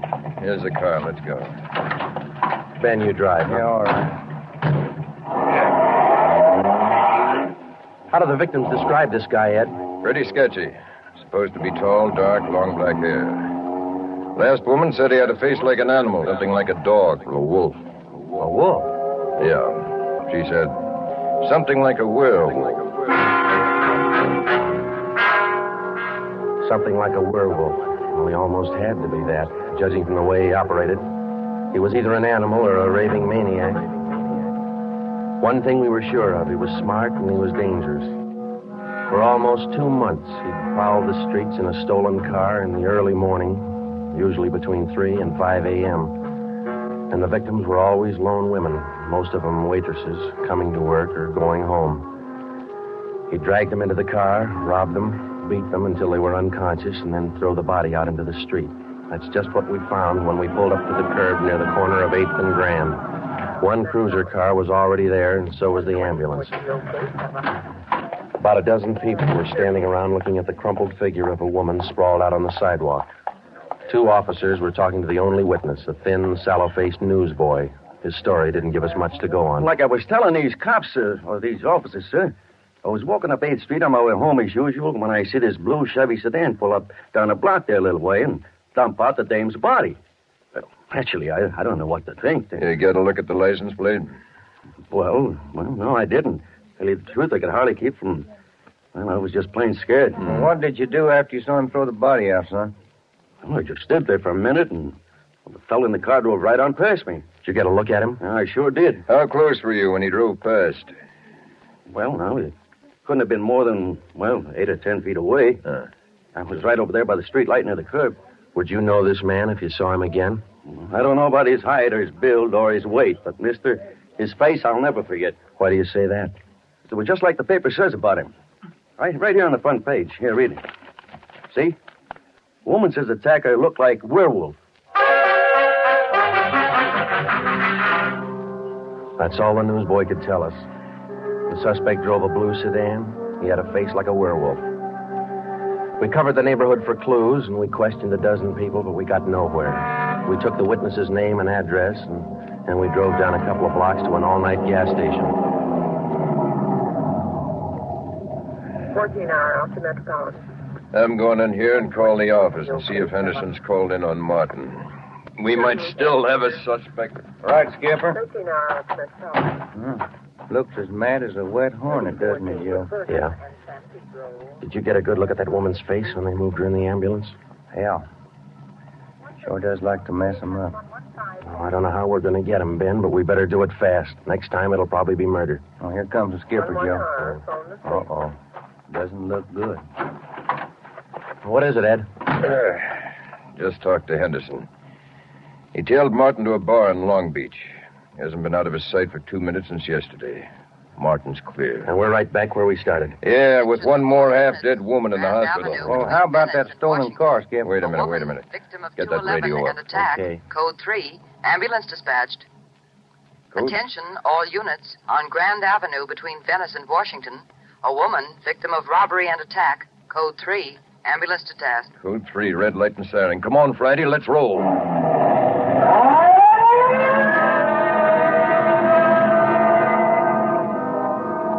We couldn't be sure, but it sounded like another one. 6 minutes later, we were there. Same story. Werewolf. The next day, the chief ordered the number of cruiser cars doubled in the Central District. This was for the early morning watch with plainclothesmen to back them up. Then the newspapers played it big, and in 2 days, the story was on the front page of every paper in town. Maybe that should have made the werewolf lay low, but it didn't. Because at 4 o'clock that morning, while Ben and I were patrolling with the other cars, he got his 20th victim. Attention, all units. Whittier between Soto and Matthews. A woman, victim of 211, an attack. Code 3. Ambulance dispatched. Here's a report on that blue sedan he used the other night, Joe. Found it out on Anaheim Telegraph Road. Any luck with it? Not one fingerprint we can use. Anything else? Nothing. Well, how about the auto theft detail? Same old story, Joe. He steals a car, uses it once, and then drops it. Never leaves a thing behind. Well, that's great. We're sure moving fast. How about that big guy you picked out of the lineup this morning? Oh, I checked his alibi. It's perfect. Now we haven't got even half a clue. Yeah. Well, come on, let's check with Ed. He's instructing the policewomen on the plan for tonight. All right. Now you've heard the report. You understand how the suspect operates and what you're to do. I think so. Remember, all of you forget you were ever policewomen. Change the way you walk, the way you carry yourselves. That's the part you're playing, all right? Okay. And be careful and don't take any chances. All right, Freddie. Okay, Ed. Now, just to make sure you look the part, we're spotting each one of you at different restaurants and coffee shops throughout the Central District. And from 7 o'clock tonight until daylight tomorrow, each one of you is going to be a waitress. You got that? Yeah. Okay, Ben, you want to give them their assignments? Okay, Joe. Well, here's the way it lines up. Marge Kissel at the Top Hat Cafe. That's on 9th Street between AFRTS and Westlake. Okay. And Katie Welch, Joe's Coffee House, Brooklyn, Soto. Right. Pat Fielding at the all-night steakhouse on Figueroa Street between Florence No, the trick of using decoys to lure criminals into a trap wasn't exactly new, but, well, it was just one of the old tricks that we figured might land the werewolf behind bars. At 7 that night, Ben and I made the rounds and found each of the policewomen on her job as a waitress. Well, the overall plan was simple. The girls were to leave the different restaurants between 3 and 5 a.m. that morning and pretend they were walking home. We mapped different courses for each one of them to throw out as much bait as possible and yet not to make it look suspicious. Each policewoman, from the time she left the restaurant and stepped out into the deserted streets, would be pretty much on her own. We had officers planted all along the way at designated intervals, but a big element of chance and danger was still there. All we could do was cross our fingers and hope. How much more time, Joe? Let me see. She's due in 2 minutes. Yeah. Waiting gets on your nerves. And it won't be long. This corner doorway's pretty good lookout spot. Yeah. Wait a minute. Listen. Who is it, Joe? Can you see? Get back. What is it? Wait a minute. It's Marge Kissel. There's a man following her, a big guy. If it's the werewolf, where's his car? I don't know. Maybe he changed his plans. Get back. Here they come.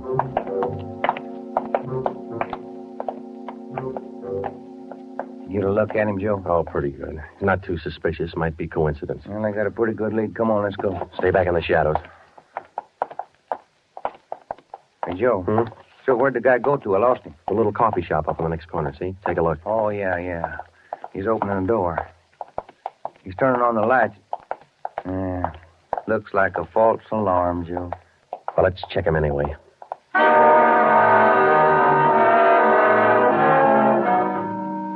Well, I didn't think we'd be that lucky on the first try, and we weren't. We asked the man a few questions, and it didn't take him long to show us he wasn't our man. He owned the coffee shop. So, Ben and I went back and took up our posts again and waited for the next decoy. We covered that 10-block course 6 times that morning, back and forth, following the bait, but it was almost as if the guy could sense a trap. Not once did we get a nibble. By the time our last decoy finished the route, it was almost daylight. Joe, I never was so glad to see that sun come up in my whole life. My feet feel like they're puffing right up out of my shoes. Yeah, me too. Come on, let's get over to the car and check on the other squad out in Boyle Heights. Huh? Oh. Hit the radio, will you, Ben? Yeah. Joe, there must be some easier job on the force than this. Yeah, you and me both. Now, let's see what happened to the others, huh? 80K to Unit 104K. Come in. 104K to Unit 80K. Go ahead. 104K, this is Friday. You do any good out there? This is Miller. I'll call Curtis. Stand by. 80K to 104K, Roger. What do you think, Joe? Maybe a bite? I don't know. Oh, this guy seems to work like a mind reader. Well, he can't win all of them. 104K to Unit 80K. This is Curtis. Go ahead. This is Friday, Al. How'd you do out there? Any luck? Just checked in the last gal, Joe. Katie Welch, not assigned. Okay, Al. Have the men check in. 80K clear. KGPL. Okay, let's go, Ben. When we finally got back to the office that morning, both Ben and I were ready for some sleep, but it didn't look like we were going to get it.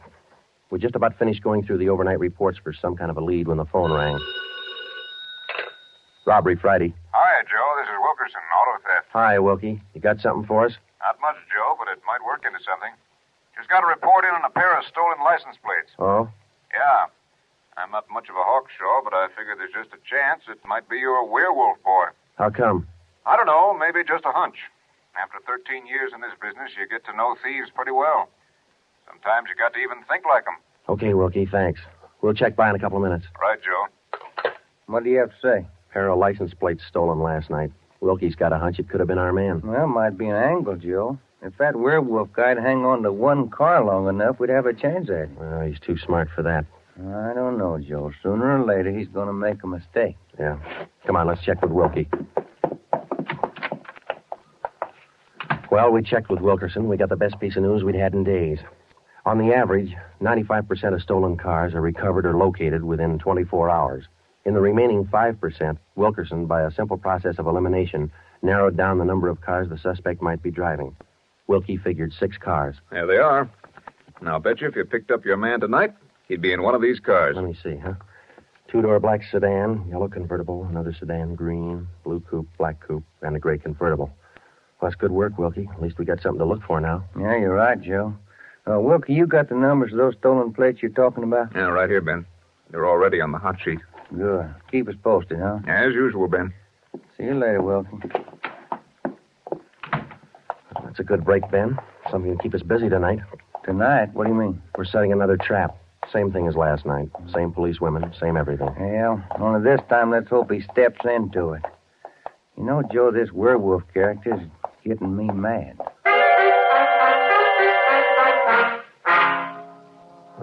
That night, we followed in our own footsteps. We planted the policewomen decoys in 3 separate districts, and a few minutes before 3 a.m., our squad of men took up their positions. The same policewomen went to their waitress jobs in the same restaurants, and Ben and I and the rest of the men stood in darkened doorways or empty filling stations or whatever cover we could find. And we waited and waited. What time is it, Joe? Let me look. 4:30. Oh, thank you. Any sign, Joe? No, nothing yet. Come on, stay in the shadows. That's the way it went all through the early morning. The same plan over and over again until daylight. Ben and I'd check in at the station, go over the late stolen car reports with Wilkie, catch a few hours sleep at home, and then come back and do it all over again. The next night, and the next morning, and the night after that, and the morning after that. 5 days later, Ben and I were ready to call it quits. I'll admit it, Joe, I can't figure it. The guy's either psychic or else he can smell a cop a mile away.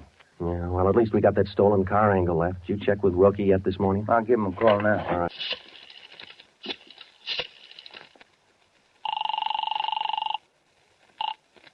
Auto theft, Wilkerson. This is Ben, Wilkie. You got anything for us this morning? Yeah, just going to call you. You fellas ought to let me solve your cases for you. Why? What'd you get? The boys picked up 3 of those 6 stolen cars since late yesterday. Great. Now, what does that leave us with? Oh, here are the 3 still missing. Yeah. 4 X-ray 763. Yeah. 5-6 Young 342. Uh-huh. 6-1 Robert 385. Yeah. Got those? Yeah, thank you, Wilkie. Check you later. Good news? Remember those 6 missing cars? Yeah. Wilkie says the boys found 3 of them since late yesterday. Here's what's still out. The blue coupe, the yellow convertible, and the gray convertible. Yeah. Well, this feels like the right track for a change, Ben. Righty. Romero, got a minute? Sure thing, Skipper. Come on, Joe. What do you got, Ed? Woman out in Hollywood just called in with this.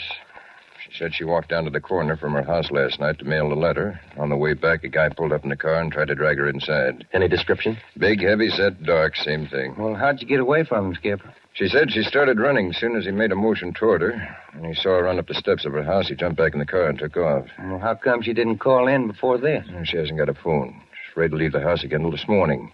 Sounds good, Chief. You got her address there? Here you are. Mrs. Tom Burdick, 1237 Wilcox, apartment 10. Come on, Ben. This might be what we're looking for. Who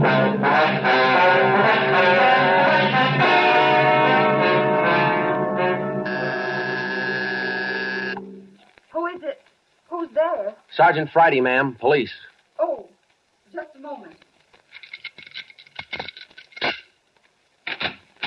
I'm Sergeant Romero, Miss Burdick. This is my partner, Sergeant Friday. We come out to check on your call about that little trouble last night. Oh, well, I don't know if I'm going to be much help to you. I was so frightened about all I could do was just run. Well, could you add anything to the man's description, Miss Burdick? I mean, other than what you told the chief on the phone? Well, now, honestly, I don't think I can. All I saw was this tall, dark man jumping out of his car and starting for me. He had a heavy build and seemed to me, well, a large head with lots of long black hair. Miss Burdick, would you recognize this man if you ever saw him again? Well, I think I might. He was such an unusually big man, almost frightened me to death. Well, just one more question, Miss Burdick. Could you describe the car this man was driving when he approached you? His car? Mm-hmm. Why, yes. It was a gray convertible. Miss Burdick, are you sure of that? Yes, I'm sure of it. A gray convertible. Thank you, Miss Burdick. That's all we wanted to know. Sometimes when you're on a case, you can chase yourself around in circles for weeks trying to fit together just 2 little pieces of a yard-long jigsaw puzzle. And a lot of the time, you find the answer where you least expect it. But once you get that feeling you're after the right man in the right way, there's nothing that can shake you. When Ben and I got back to headquarters, we went straight to the chief's office with the story, and we had him stake out the gray convertible. In other words, if any detective or officer spotted the car, he reported it back to us, but he stayed away from it. We figured that there probably weren't more than 2 of the victims who could take the witness stand and identify the man who robbed and beat them. Not with a smart defense lawyer, anyway. So there was only one way to catch this suspect. Red-handed. Here they are, Joe. Both sets of license numbers for that gray convertible. Here are the original, and here are the numbers on the stolen plates. Good. Everybody got a hot sheet? From the chief all the way down to the janitor. Fine. Now let's get together with Ed, huh? Hot shot, Joe. Grab it. I got it. On the corner of California and Oakwood, a woman badly beaten. On the corner of California and Oakwood, a woman badly... Come on, Ben, another one. But, Joe, it's broad daylight. Yeah, doesn't figure, does it? Come on.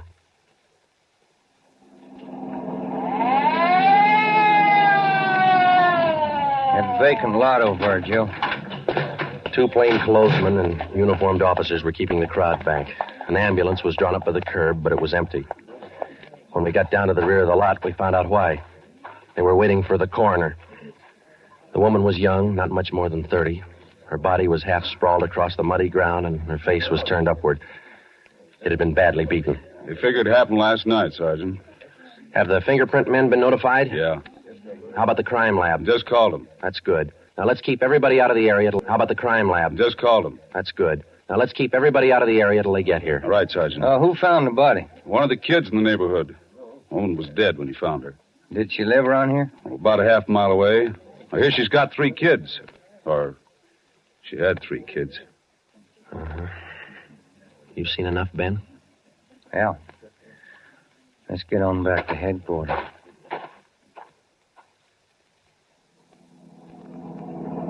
All the way back to headquarters, Ben and I planned our next move. And by the time we got to Ed Backstrand's office, we knew exactly what had to be done. When we told him about the werewolf murder, he didn't say a thing for a minute. He just stared across the room at the calendar on the wall. Then he brought his hand down hard against the desk. Friday, Romero, I'm only going to say this once, so get it straight. That guy's pulled his last job in this city. He's through robbing and beating women, and he's through with murder. I've given you time to track him down, and now I want him in. No stalls and no excuses. I want him. I don't care how many men you use, and I don't care how you get him, but get him. That's all. Ben and I worked all that afternoon, right through dinner, up until 8 o'clock. By that time, the overall plan was down on paper and already in action. It was one of the biggest things we'd ever tackled, and, well, we didn't know if it was going to work. We only knew it had to work. We had a squad of 65 cars to stretch out over 40 square miles of the city in one big dragnet.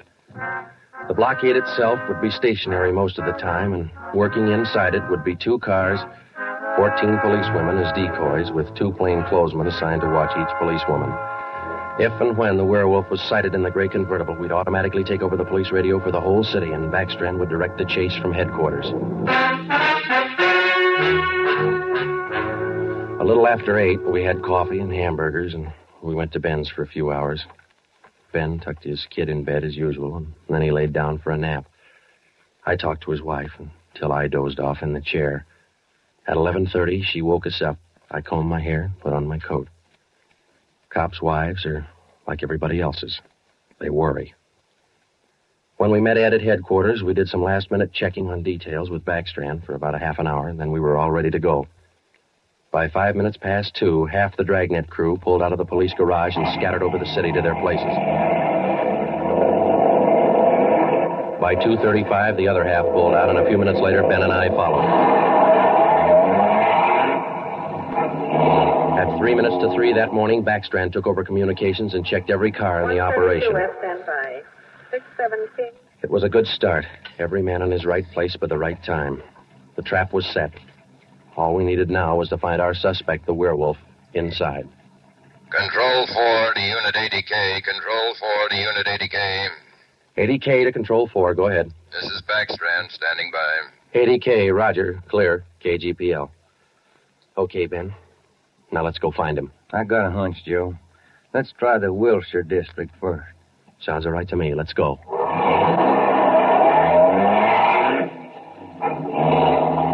For the first hour and a half, we raked the Wilshire district back and forth. Not a sign. Then about 38 minutes past 4, we headed back for the downtown area and parked in an alley where we could double-check on one of our policewomen decoys. Here comes one of the gals now, Joe. Pat Fielding. Bet her feet are almost as tarred as mine. Yeah. You see anything else, Ben? Nothing. Quiet as a church. No, wait a minute.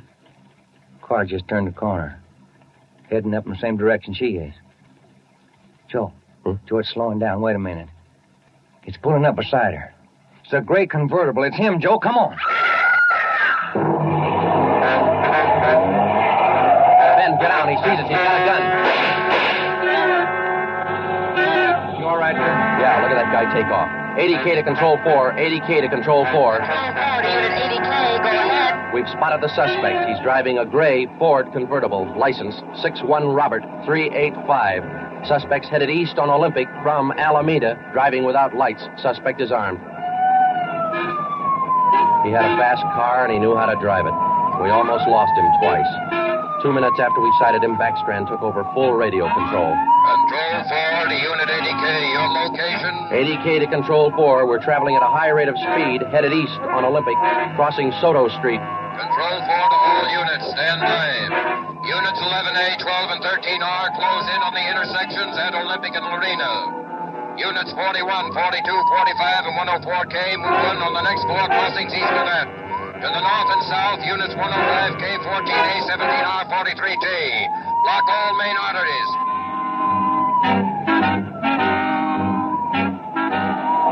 In the next half hour, the 65 cars in the Dragnet had pulled in like a noose around a 5-mile area. Ben and I hoped it was just a matter of time. Unit 80K to Control 4. Control 4 to 80K, go ahead. He's headed north on Fresno Street, crossing Whittier Boulevard. Attention all units. 80K now pursuing suspect north on Fresno from Whittier Boulevard. Units 15, 105K, 11R, and 18A block off the intersection on Fresno and 4th. Hey, Ben, up there ahead. What's he trying to do now? Look, he's turning around. Yeah, and he's coming right for us. Watch it, Joe. Look out! Pretty close. 80K to Control 4. Control 4 to 80K, go ahead. Exchanging shots with suspect. Watch it, Ben. Here he comes again. Sure likes to use that gun, doesn't he? Sure does. Hey, Joe, look. Look, he's turning east. He's running for Hollenbeck Park. Yeah, 80K to Control 4. Control 4, go ahead. Suspect just drove up over curb and into Hollenbeck Park. Control 4 to all units. Control 4 to all units. Converge on Hollenbeck Park. Suspect is in the park. He's armed. Use caution. Code 3.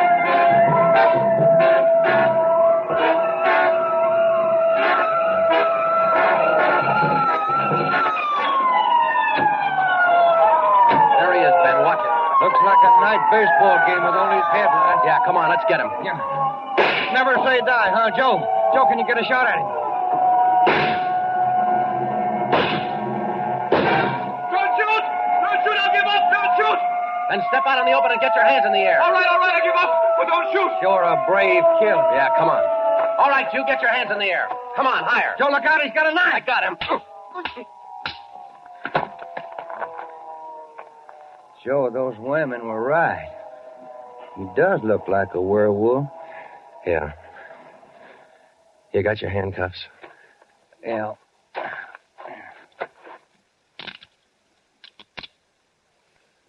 Okay. Got a cigarette? I've been out for an hour. Little place across the street. Maybe we can get some there. Okay. There's the crew from the 41R. Hey, fellas, take him into robbery, will you? Okay, Friday. I think there's a vending machine in there. Uh-huh.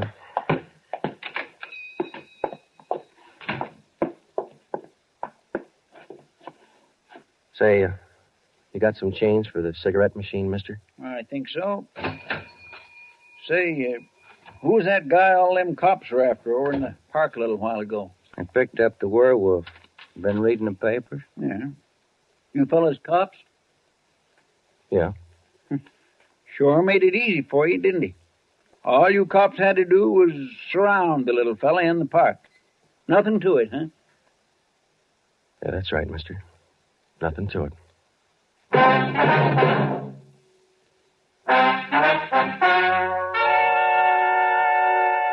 The story you have just heard was true. Only the names were changed to protect the innocent. Walter Barton, known as the Werewolf, was tried and convicted and is now serving a full life sentence at the state penitentiary.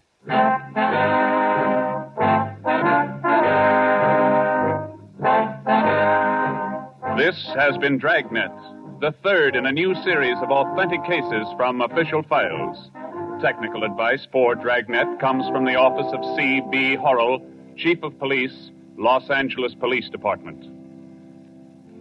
Tonight's program is dedicated to Sergeant Mario Victor Dairo of the Los Angeles Police Department, who, on the morning of January 1st, 1943, gave his life so that yours might be more secure.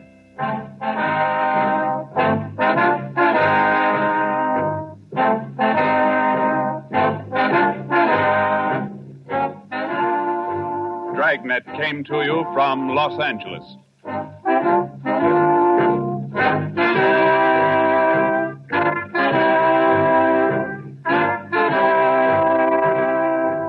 This is NBC, the national broadcasting company.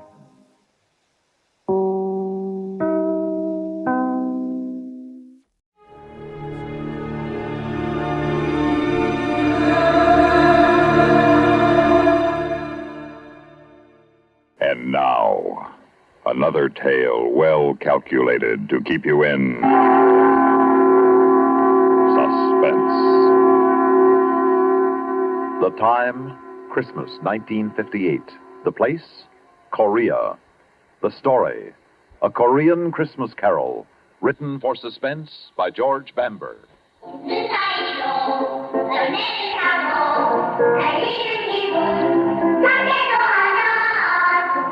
Sounds good, doesn't it? They hear kids singing, I mean. I can't understand the language, but I know what they mean.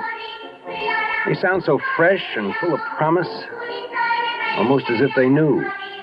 But then I'm getting ahead of myself. The name's Connolly, PFC Larry Connolly. I'm a soldier in Korea. I was sent here just about a year ago this time. That's where this strange story begins. Christmas, 1958.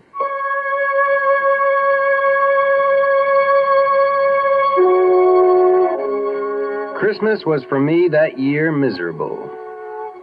I'd been stuck on guard the night before, and so I planned to stay in bed the next day and forget about Christmas. I hadn't counted on my first sergeant. Since I was the first man he came to in the barracks, it's only logical that I should be the man he picks to drive a truck all the way to Seoul and back.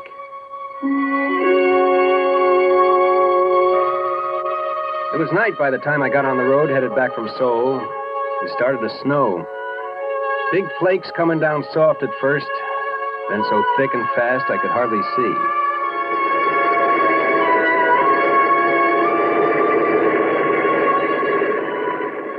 I was just over that first range of mountains.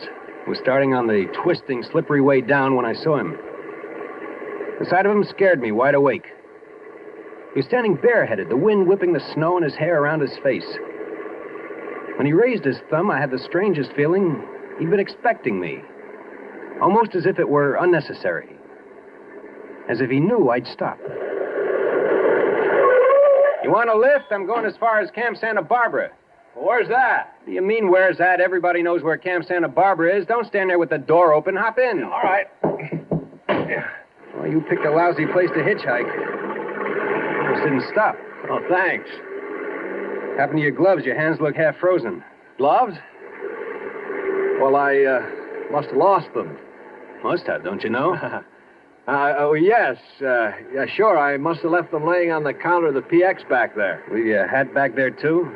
No. I lost my hat in the dark. I fell. I suppose that's why your uniform's muddy and your jacket's torn. Oh, yes, that's right. Of course. I was walking along the edge of the road and I slipped in the dark. And I slid halfway down the embankment before I could stop. I see you managed to hang on to your bag. Oh, yeah, I can't afford to lose that. It's important. I'm late as it is. What outfit you from? 3rd Recon, 7th Division Infantry. Infantry? There's all artillery up this way. The infantry's stationed about 7 miles back. You're headed in the wrong direction. Yeah, well, 3rd Recon is a special detachment. We're off in the hills, all by ourselves.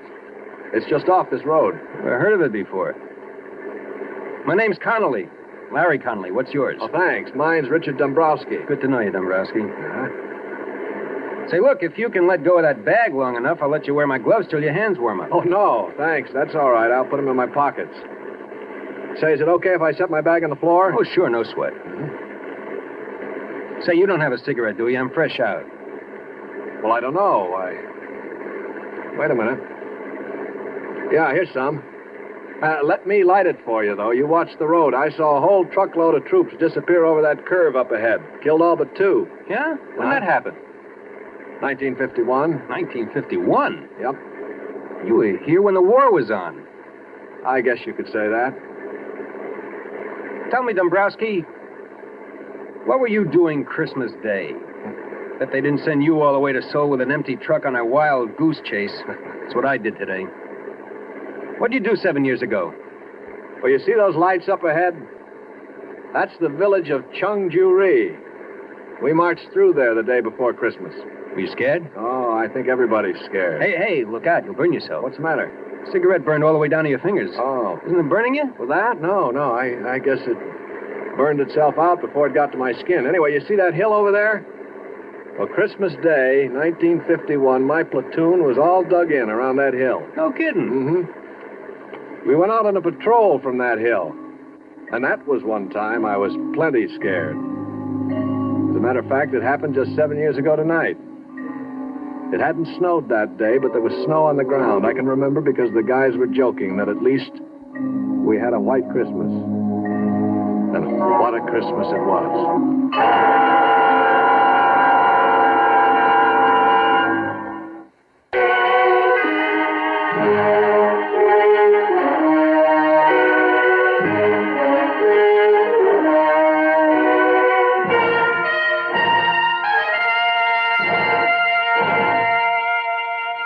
As I said, it was quiet Christmas Day, 1951. We were sitting around in our holes waiting for the fun which we knew would begin the next day. They'd managed to get hot turkey up to us, so we were relatively comfortable and happy until Brownie, our squad leader, came back from a talk with the old man. All right, I'll take the first 5. The old man wants us to go out and have a look around. Come on, knock it off. Get rid of your dog tags and canteens, anything that might rattle or make a noise. We won't be gone long, but we're moving light. Hey, Whitey, might as well leave your helmet here. We want to move quiet. But, Sarge, it's too cold to go out without a hat. Cut the comedy, Walker. We moved out on schedule just as night was falling. And with the night came the cold.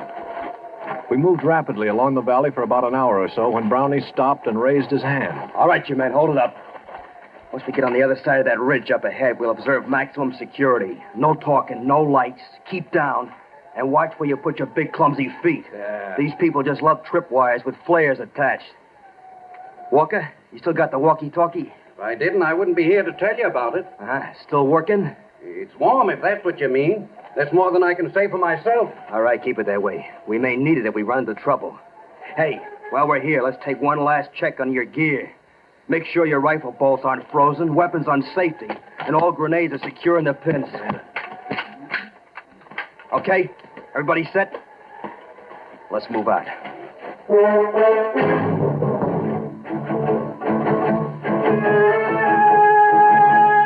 And so we did move out.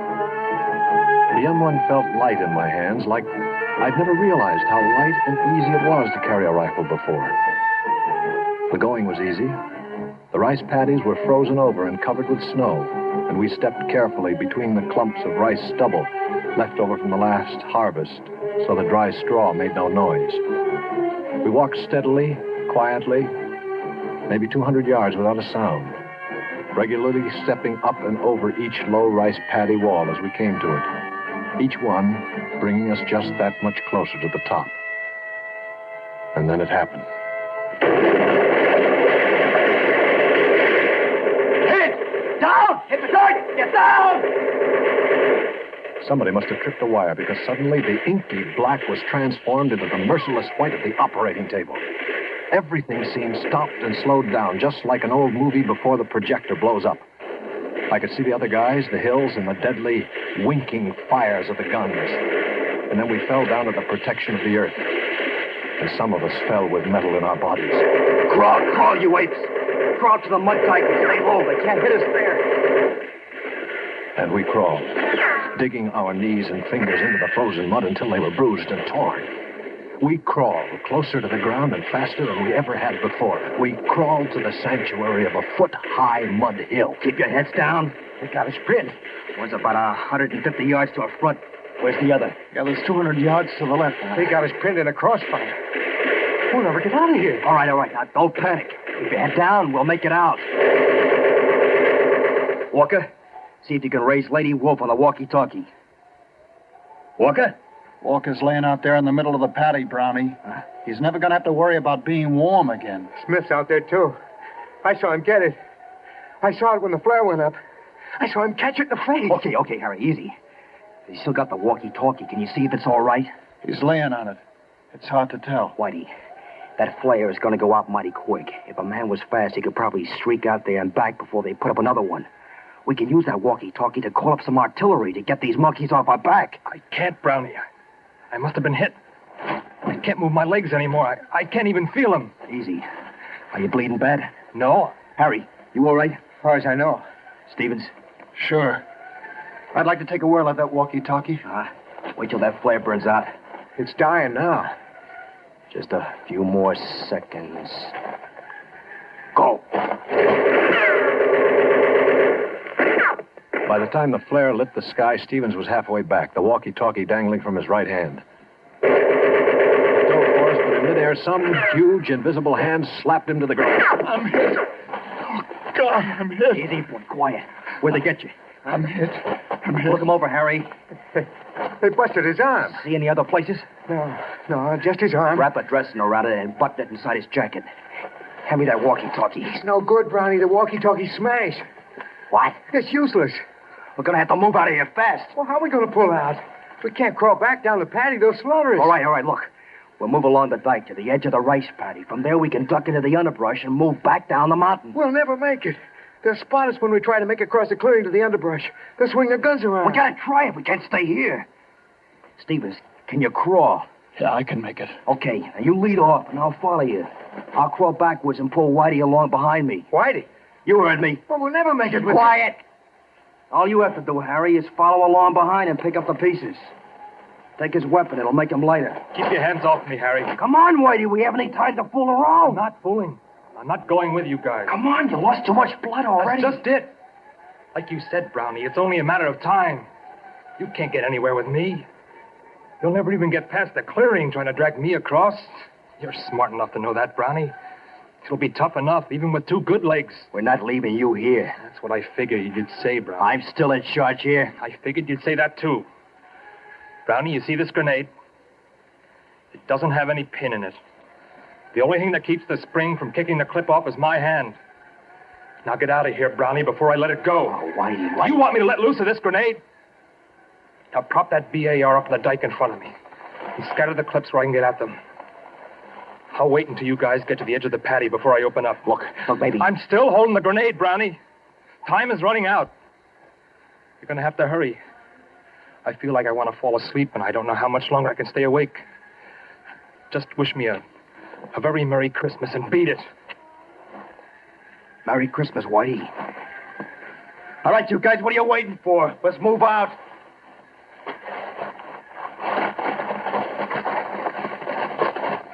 Say, that's right. This is Christmas. Oh, little town of Bethlehem, how still we see. What's the matter? Don't you people like Christmas carols? Well, machine gun fire always was better getaway music than Christmas carols. Above thy dark and dreaming.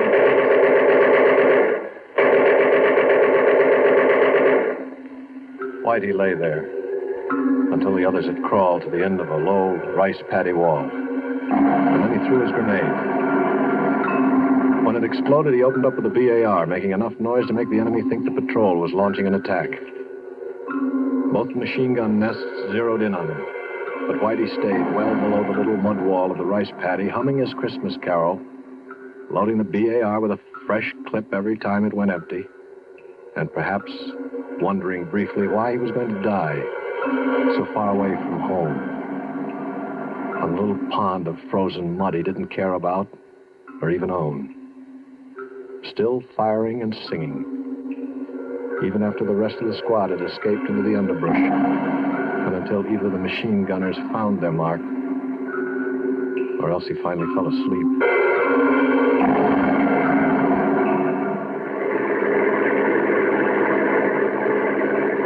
Gosh, he was quite a guy.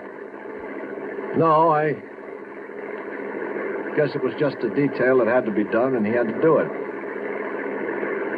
Well, there's my stop right there where that little road turns off up ahead. Your detachment's up that road? That's right at the end of it. Well, sure, I've seen that road before, but I didn't think there was anything up there. Well, just let me out here. Yeah, sure thing. Thanks a lot. No sweat. Say, if you ever want to look me up, remember my outfit's all the way up at the end of this road. I'll be right up there. Okay, I'll drop in sometime. Right. So long. And thanks again. I drove off figuring it'd be a very cold day in Korea before I ever looked him up. Such a weird guy, he gave me the creeps. I got about 5 miles down the road when I discovered he'd left his bag sitting on the floor of the Deuce and a Half. Took a lot of arguing with myself, but I decided that the only decent thing I could do was to swing around and take it back to him. Besides, maybe I could stop in the orderly room and check him out. Find out what his story really was.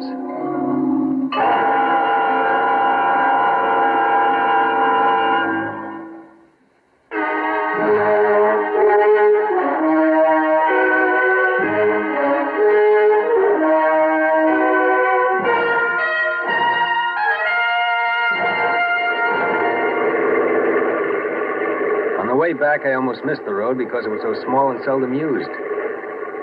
I drove up it for about 10 minutes. I was beginning to wonder if I hadn't gotten the wrong road after all, because I passed no other vehicles or GIs or anything to indicate there was an infantry company around. Just when I was ready to turn back to the main road, I saw lights twinkling up ahead from what looked like a couple of Quonsets. It seemed impossible that an infantry outfit could be housed in 2 Quonsets, but I pulled a deuce and a half to a hole outside the gate and cut off the motor.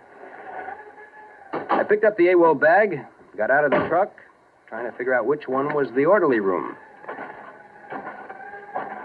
I walked across the hard-packed snow of the yard to the first Quonset. I still couldn't figure it out. Light and warmth seemed to pour from the windows along with the music I remembered from somewhere, but couldn't quite understand. I stepped up to the first window I came to and looked inside. There were kids all over the place, kids of all sizes and descriptions, kids just old enough to sit by themselves, kids just losing their first teeth, some just starting their teens. I stood in the snow spellbound, just watching them sing. Finally, I tore myself away and headed for the front door, eager to be inside. A plaque made out of the howitzer shell stopped me. In the faint light, I could just barely make out the words engraved on the polished brass. But finally, I read it all.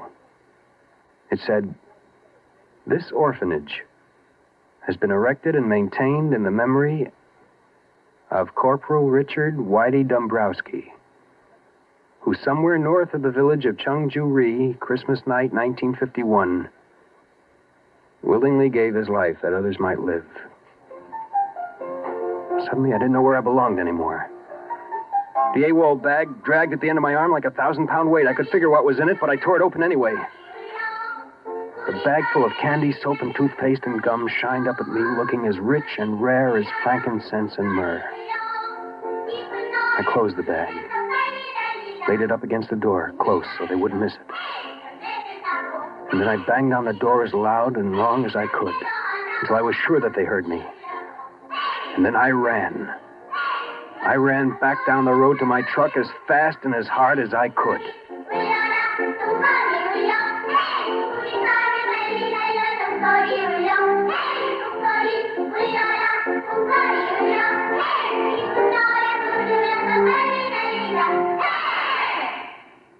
Suspense.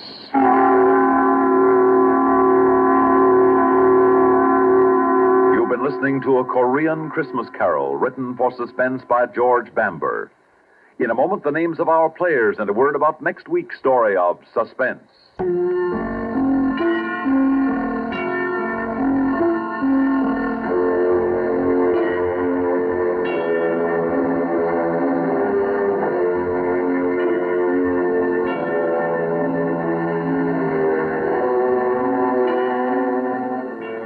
In tonight's story were Bill Lipton as Larry Connolly and Lyle Sudrow as Richard. Also heard were Larry Robinson, Lawson Zerby, Bill Meader, Alan Manson, and Guy Rep.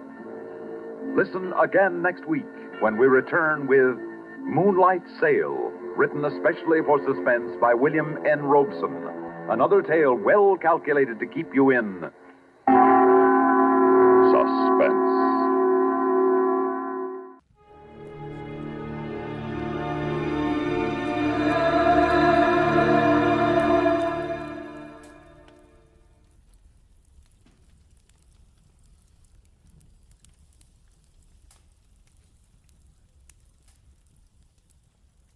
Get this and get it straight. Crime is a sucker's road, and those who travel it wind up in the gutter, the prison, or the grave. This time a peddler of pulp paper love, a blackmailer with muscles, a south of the border chiseler, a simpering prude, and a corpse in a bedroom. All had one thing in common. Each was a woman. It happened like this. From the pen of Raymond Chandler, outstanding author of crime fiction, comes his most famous character in The Adventures of Philip Marlowe.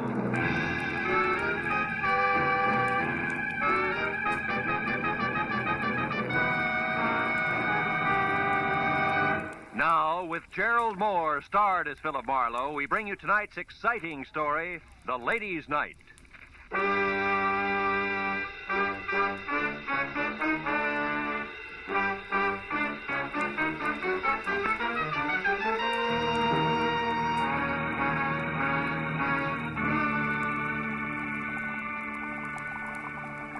the moment the sauce is boiling furiously, which is right now, add 1 full cup of tomato paste gradually and stir vigorously.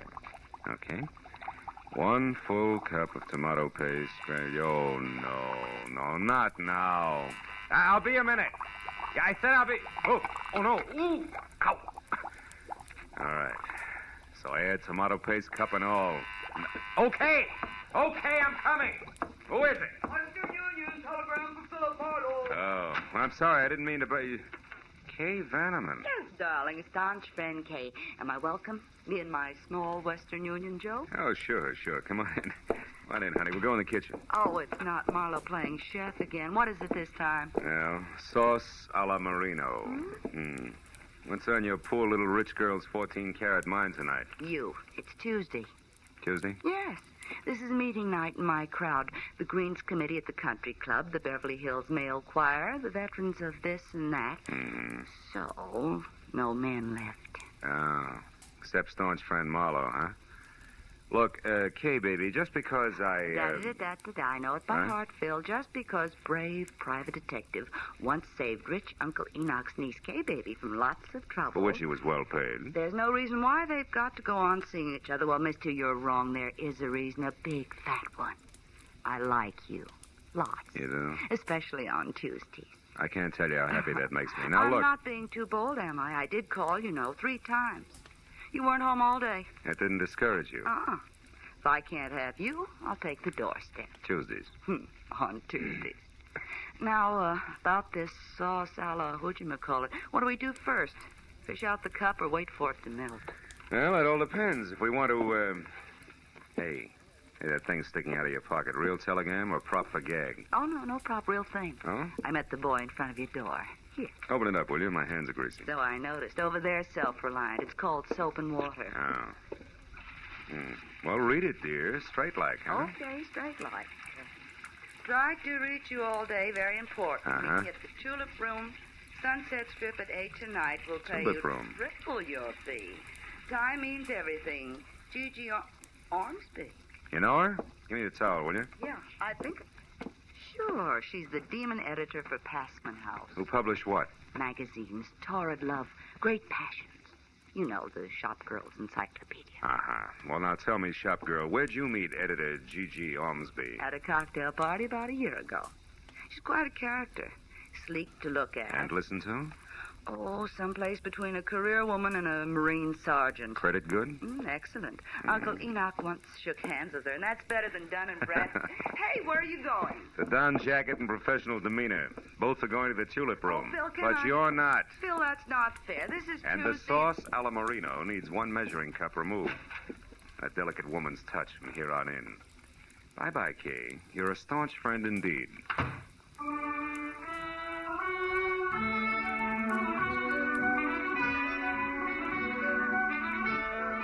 The Tulip Room was one of those extra chic spots, curled up at the foot of the Hollywood Hills, where the velvet and the maitre d's tone of voice made you sure you had egg on your vest. But that, plus the crew-cut glamour girls who lined the booths and shrilled darling, no matter what was said, made finding my prospective client that much easier. In severely tailored banker's gray flannel, she stood out among the neighboring naked shoulders like a wart on a cue ball, as did her voice, which, once it had gone through the introductions, came right to the point. Marlowe, my problem is simple. I want to find a woman in a hurry. Her name is Henrietta Lawrence. She's a good hack writer who disappeared, I know not why. Health? Likewise. Now, here it is. 1, 2, 3. A couple of weeks ago, Henrietta Lawrence showed up in my office from someplace like Seattle or Portland, I forget which, and handed me an outline for a 3-installment serial story that was excellent, according to our standards. 3 days ago, she brought in the first 2 installments, also excellent.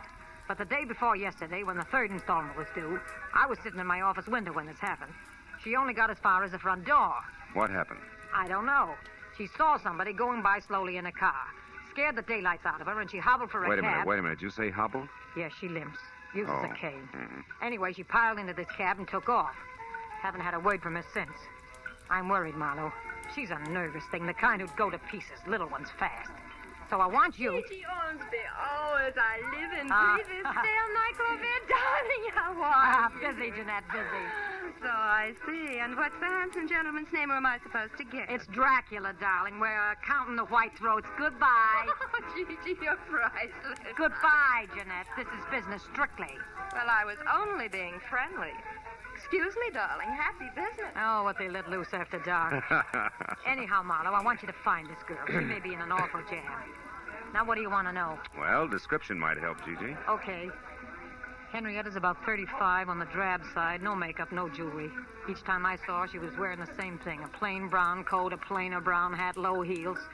All in all, the sex appeal of a tumbleweed. Mm-hmm. Last address you had on her? It's the only one. The Brace Hotel for Women, room 7. It's over on Fountain near La Cienega. But she hasn't checked back there in 2 days either.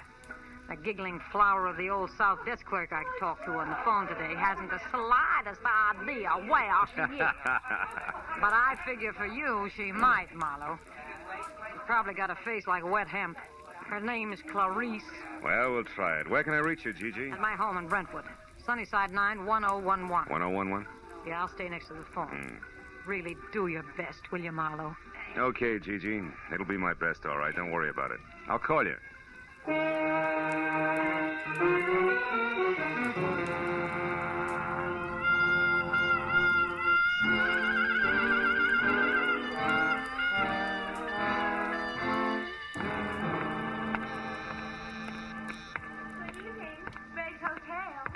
Miss Violet Moore?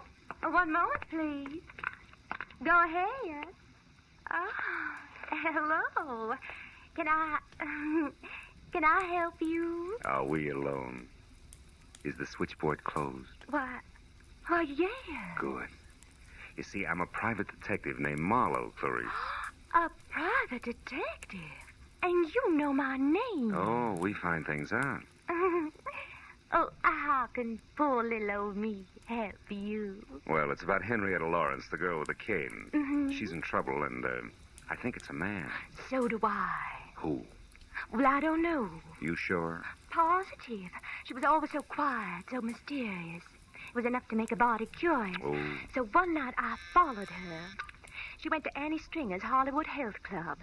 That's a ladies' Turkish bath over on Santa Monica Boulevard in Doheny.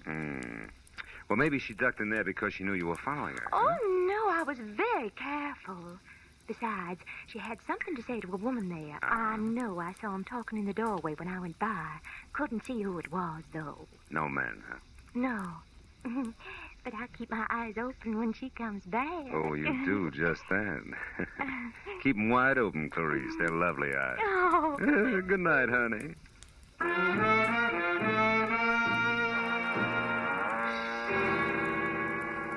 My client was wrong. Clarice did not have a face like wet hemp. It was more like a batch of biscuits, but the body curious had provided a lead. As far as the corner of Santa Monica and Doheny, and into the white antiseptic-looking reception room of Annie Stringer's Hollywood Health Club. Women only. My husband said There I forgot about Clarice, hemp, and biscuits alike and thought instead about something a whole lot tastier. Like the girl who was leaning on the corner of a desk marked information while she made pencil marks on a chart. She looked up when I closed the door and started toward me. But when another door in the room opened and a woman who was built like a sack of cement bore down on me, she turned back to her chart. Yes, sir. I help you. I'm Annie Stringer. We don't have a men's section here, if that's what you wanted. No, it was something else, Miss Stringer. Annie'll do. Oh. Name's my stock and trade. Something else like what? Henrietta Lawrence. I'm looking for her. Who are you, mister? What's your name? Philip Marlowe. I'm a friend of Henrietta's from Portland. They told me over at the Brace Hotel that Henrietta might be at your place. You see, someone had seen her come in here once. Henrietta Lawrence, huh? Mm-hmm. Well, name doesn't mean anything to me, but... Honey, Mrs. Gordon wants you to come be for a while. All right, Hilda, be right there. I don't recall anyone by that name, Mr. Marlowe, but you might check with my receptionist there. Take care of the gentleman, will you, Mona, dear? Very well, Annie. I'm coming, Mrs. Gordon. I'm sorry, Mr. Marlowe, Mona, dear. Philip Marlowe. Marlowe. Well, I don't recall any Henrietta Lawrence ever having been with us, but why don't we check the registration cards at my desk and be sure? I might be mistaken. All right. She's a woman about 35. She wears no makeup and... Never mind. Huh? I know her, amigo. What? Just listen. You see, Mr. Marlowe, the cards here list everyone who ever visits the club. Why do you really want Henrietta Lawrence? Well, I'm a private detective with interested clients. Who has money, amigo? It could be. What's your connection here? Receptionist. Ah. And good friend to Annie. Her, confidant, you might say. All right, say it. Meet me in the alley behind the hardware store across the street in a half hour. We close then. Well, I'm sorry, Mr. Marlowe, but we don't seem to have any listing of a Henrietta Lawrence. But perhaps in the No, future... never mind. Thanks just the same. Well, you're quite welcome. Don't keep me waiting, amigo.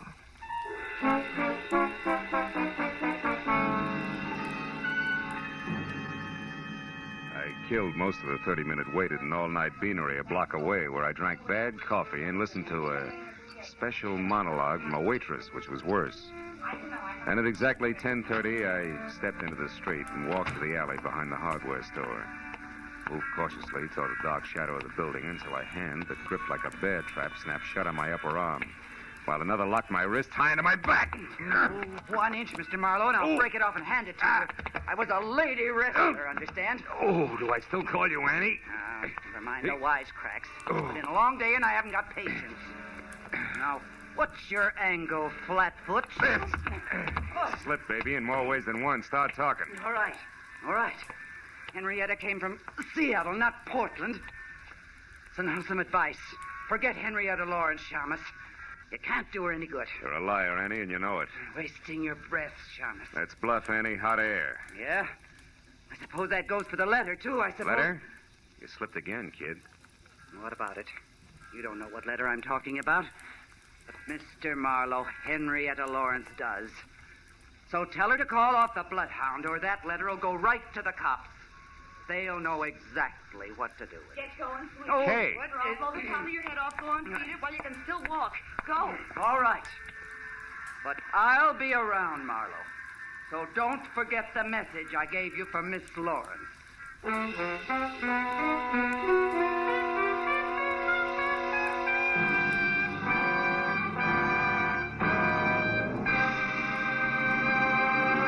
In just a moment, the second act of Philip Marlowe. But first, the kindly physician of River's End, Dr. Christian, will meet the spirit of George Washington in a most unusual way this Wednesday night when Dr. Christian tells his story on most of these same CBS stations. An elderly patient who claims to have a personal message from George Washington comes to Dr. Christian's office and presents him with one of his most perplexing cases. Dr. Christian, starring Gene Hersholt, is a regular Wednesday night feature. Now, with our star, Gerald Moore, we return to the second act of Philip Marlowe and tonight's story, The Ladies' Night.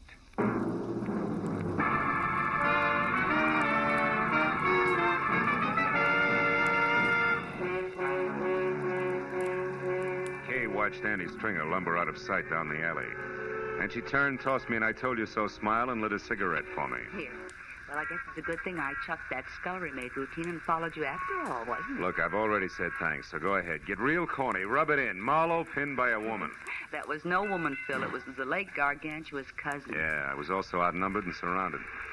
By the way, where's your gun, Kay? I don't have any gun, just What? a lot of bluff and curiosity about what you were doing out here in the alley with a creature like that. I was taking a judo lesson. By correspondence, maybe? What was all that about a letter? Well, for my money, the way things stack up, Gigi Ormsby's top writer, one Henrietta Lawrence, is being blackmailed by Annie Stringer, and that letter is Annie's protection.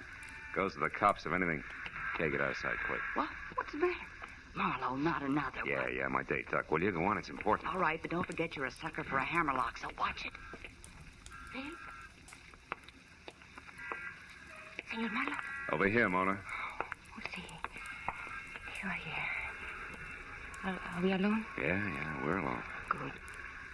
It is worth my life what I'm going to tell you. And we like me alive, no? Look, what is it, Mona? You know something about Henrietta Lawrence? See, more than enough. There's a certain letter. Oh, you know about that, huh? Sure. I know where it is and what it says. Bless you, baby. Where is it? I want that letter bad. It's nice. Nice? See, and I would love to give it to you for nothing, but... But what? But my poor mother, she needs an operation. My father, the mortgage on the rancho. Your little sister wants music lessons. Come on, kid. How much? How much is the life of Henrietta Lawrence worth, Phil, dear? To me, to you, to Henrietta Lawrence. Her life, huh? I'll see what I can do. You better do real good, amigo. It's a very serious thing. I take a great risk. Annie Stringer is stupid, but she's also strong like a bull. You come to my apartment, 8310 North Ardmore, number D. 1 hour. D, huh? Okay, I'll be there. Good. And please, amigo, you don't hold hard feelings against me. Not for this. You know, business is business. Pleasure's pleasure, no? Maybe we can mix them. In an hour. I'll be waiting for you, Phil. How do you like that? It was as touching a little scene as I've ever witnessed. Skip it, Kay. This deal is liable to get rough before it's over, and I've got a call to make. Let's go. And I was dumb enough to warn you against the hammerlock. The hammerlock that kid holds is like a pat on the head. Can I go with you just for laughs? Yeah. We're going to call on my clients. You're scramming. Come on.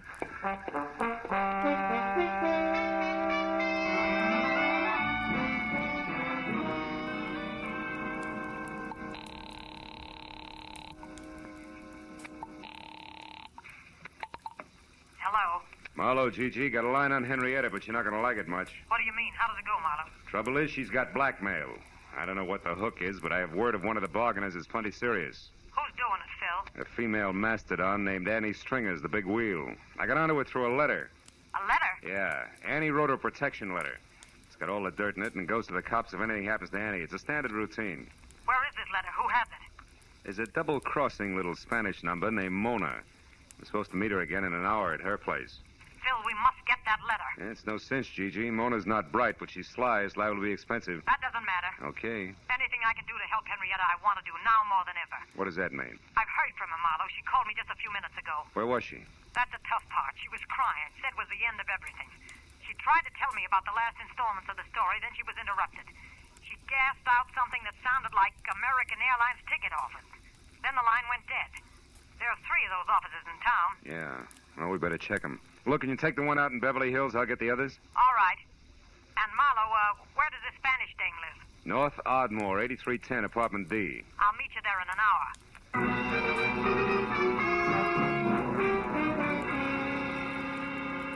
When Gigi hung up, I sent Kay to check the airline office in Hollywood for a woman carrying a cane and a big load of trouble, telling her to call me at the downtown agency within half an hour. Then I headed south for the office on 6th Street. Halfway down, it began to rain. You know, the kind of dismal, misty drizzle that makes your clothes smell like blankets at a fire sale. I spent a fruitless half hour peeking into corners and trading descriptions, and finally, when Kay called in a negative report from the Hollywood office, it was high time to beat it out to my appointment with Mona. The rain had put enough dazzling sheen on the pavement to make the going slow and slick. But I got out to 8310 Ardmore not over a minute late. Apartment B was the last on the right and completely dark. As I walked toward it, I found myself following a set of feminine footprints rapidly filling with water. And besides each left print was a little round hole. By the time that registered on me, I was already at the door and could hear her crying inside. I didn't wait to knock. Mona, it's me, Marlowe. For Pete's sake, what happened to you? Phil, that woman was here waiting for me in the dark. She had a big club. When I came in, she grabbed me and beat me with it. It was a cane. Not that it makes any difference now. Hey, your apartment's a rest. She got the letter, huh? See, she got it, and look at this awful Later. bruise. Right now I want to know what that letter said. You can forget about me paying the Mexican national debt for it. I want it free and fast. Come on, what's Annie got on Henrietta Lawrence? Right. On Henrietta Lawrence. Right. She knows it. What? Somebody's outside there. Oh, it's Gigi. Come on in, Gigi. Hello, Phil. Who's this, the tortilla pounder you told me about? Just a minute, you can't... All right, hold it. Take it easy. You're a lousy housekeeper, sister. What happened? Your hat dance get out of control? Now, wait a minute. Henrietta scooped this Gigi. She was here and got the letter herself. She what? Yes. We were just talking about the letter when you came in. Now, let's get on with it, Mona. What's Big Annie's pitch? Supposing I won't tell you now. Then I'll have you in the pokey for attempted extortion before you can say Pancho Robinson beautiful. Come on. Well, okay. That's better. For you, amigo, I tell. I don't know what Henrietta Lawrence means to this dragon here, but she's a murderer. Why, you lying little tamale tosser, that's impossible. Henrietta's a fine girl. You know what you're saying, Mona? Sure I do. I read the letter, didn't I? Henrietta Lawrence killed a woman in Seattle 4 years ago. Annie saw her do it. She had names, dates, places, everything. I can't believe it. I just can't. She's such a swell person. Look, she even left this, the final installment of the story, for me in that Wilshire ticket office. What'll we do, Phil? We gotta help her. Okay. Since neither she nor Annie counted on Mona here reading the letter, the best way to help her is to try to keep her from committing another murder. What, are you crazy? What are you talking about? Come on, Gigi, get with it. The letter was worthless except as Annie Stringer's protection. Yet Henrietta went to all the trouble of getting it. Why? So she could shut Annie up, and there's only one way to do that. Kill her. Holy mackerel, I didn't even think. You should, Senora. You got nothing else to work with. Drop dead. Stop it, both of you. Oh, crazy. Better stay clear of it from here on, Gigi. Go home and wait for me. Okay, Phil, whatever you say. Call me as soon as you can. Sure. All right, come on, Mona, let's go. Me? Yes. Oh, no, amigo. The letter's gone, and so is Mona's interest. I'm very tired. Now, listen, you cut yourself in on this right up to your sombrero. You know Annie, so you may be able to help me. It's that or spend the night in the cooler. Add it up, sweetheart. Underlay. All right. You're so forceful, amigo. Come on, let's go.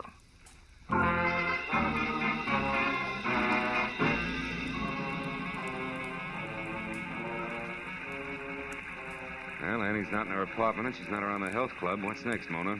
Where else would she be? Search me, amigo. Think, will you? Has she had any appointments lately that didn't fit with her regular routine? Well, she went out on Fountain Avenue in a big hurry a couple of Fountain days. Avenue. That's where Henrietta's been staying, in a hotel out there. The Brace Hotel? That's it, on the nose. Is Annie dumb enough to go there now tonight? Sure. She's stupid. And her strength makes her reckless. That's it. Let's go.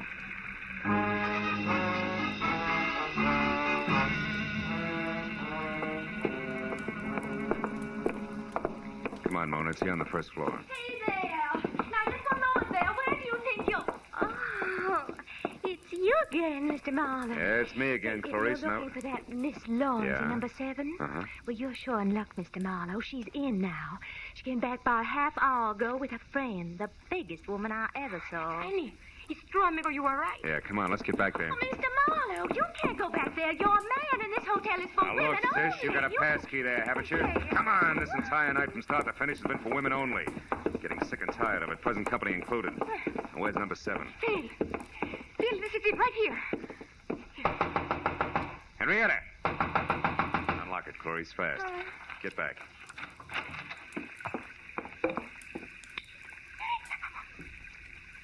Henry. Dead. With a knife. Yeah. Go ahead and scream, Clarice. Get it over with. Where's Miss Lawrence? She no doubt left by the window here. Yeah, it's still open. Only 5 feet to the ground and a clear set of footprints in the wet dirt, cane marks and all, just like... Just like what, Mr. Marlowe? I started to say like the ones I saw earlier. Sure, the last installment of the story, the letter at Mona's, the airline ticket. Now she's out of it, slick as a whistle. Clarice, call the cops. Here, give them my card. I'll get in touch. Well, where are you going, Mr. Marlowe? To break the unpleasant news as gently as possible to my client. Phil, what about me? What will I do now? Just keep looking at Annie, a beautiful, chiseling, double-crossing jerk. Maybe you'll learn something, but I'm not going to count on it. Phil.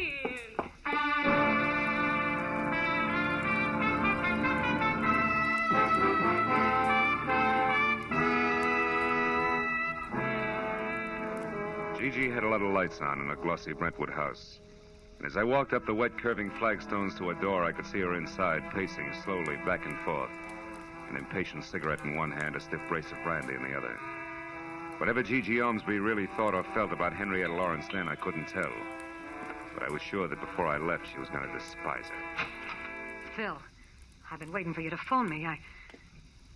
Something bad, isn't it? I can see it in your face. We found Annie Stringer's body, Gigi, in Henrietta's hotel room. Ah, what a dirty, dirty shame. And Henrietta? Gone. But she won't get far, not this time. The circle gets smaller every time. She can't keep on killing. It's got to stop someplace. Yeah, I suppose so. But I'm sorry for her, Phil. I hope she got a plane ticket tonight and is miles away by morning. I hope she gets a break this time. She didn't buy a ticket. She's not even running. And she won't get that break. You talk as if you know where she is, do you? Mm-hmm. You've been to Seattle, haven't you, Gigi? Oh, of course, but not for years. You lived there. You were a writer before you became a publisher. Why? What is this? You knew Annie Stringer long before tonight, too, Gigi, huh? What are you driving at, Marlowe? That your real name is Henrietta Lawrence, that you killed a woman in Seattle once, changed your name, and got away, but there was a witness.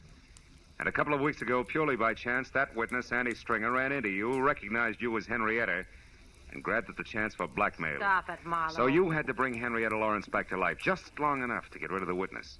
But first you had to get a letter she'd written, and also have someone who tell a straight story to the cops. So you hired me, planted the right leads along the way. Get away from that desk! Don't try it, Gigi. You can't win, so at least lose gracefully, will you? If this was in one of my books, no one would believe it. You're right, I can't win. It's all true, Phil. Where was the loophole?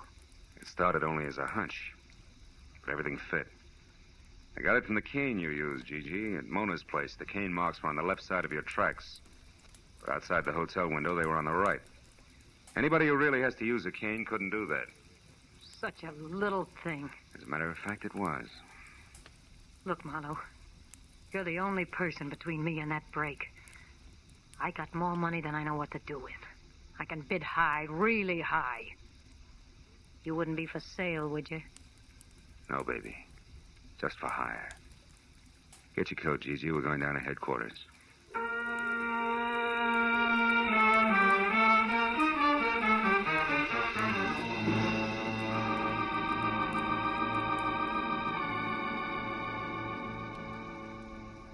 Getting the whole business down on police stationery, one orderly step at a time, is a process as full of, well, as full as the fiscal report of the First National Bank.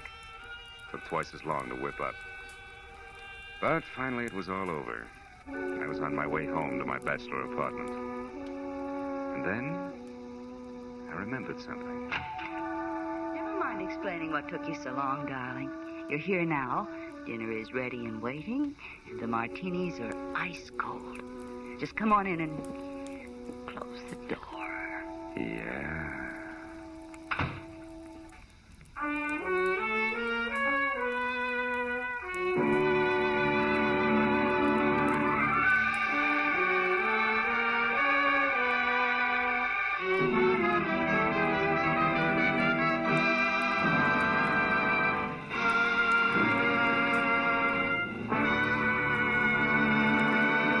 Adventures of Philip Marlowe, bringing you Raymond Chandler's most famous character, star Gerald Moore, are produced and directed by Norman MacDonald and are written for radio by Robert Mitchell and Gene Levitt.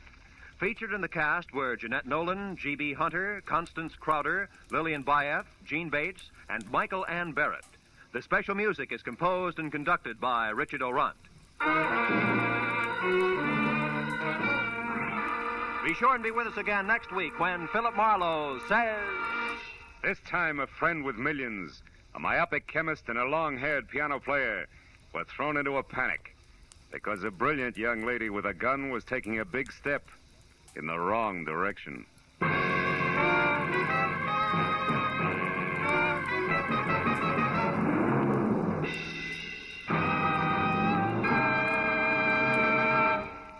CBS wishes to remind you that Lum and Abner's wonderful down-to-earth Cracker Barrel humor is heard every week on most of these same CBS stations. This is CBS, the Columbia Broadcasting System.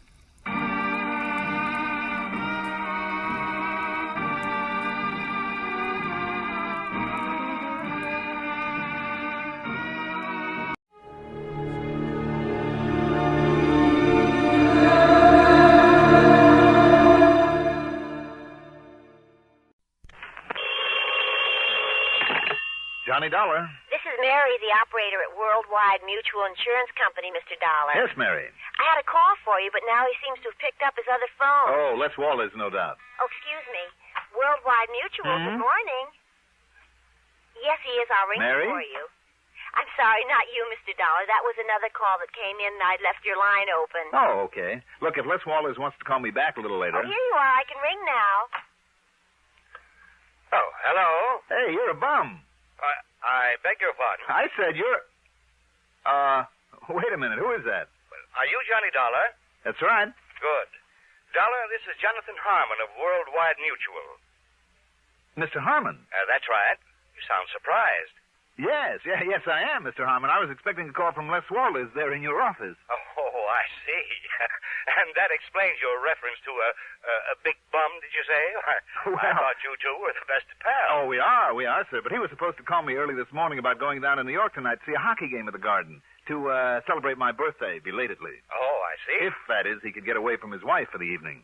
Well, I hope everything's all right there, don't you? What's that, sir? I mean about Walters and his wife. And she's such a charming little lady, too, isn't she?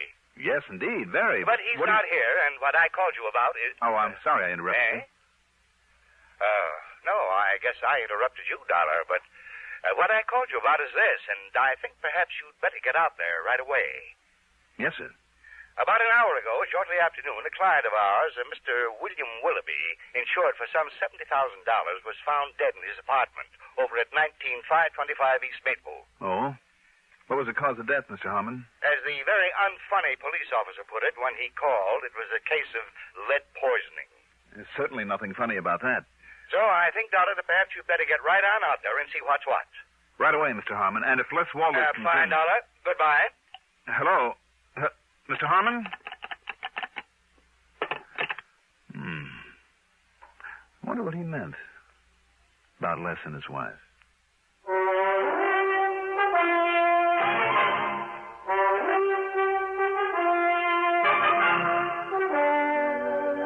The CBS Radio Network brings you Mandel Kramer in the exciting adventures of the man with the action-packed expense account, America's fabulous freelance insurance investigator. Yours truly, Johnny Dollar.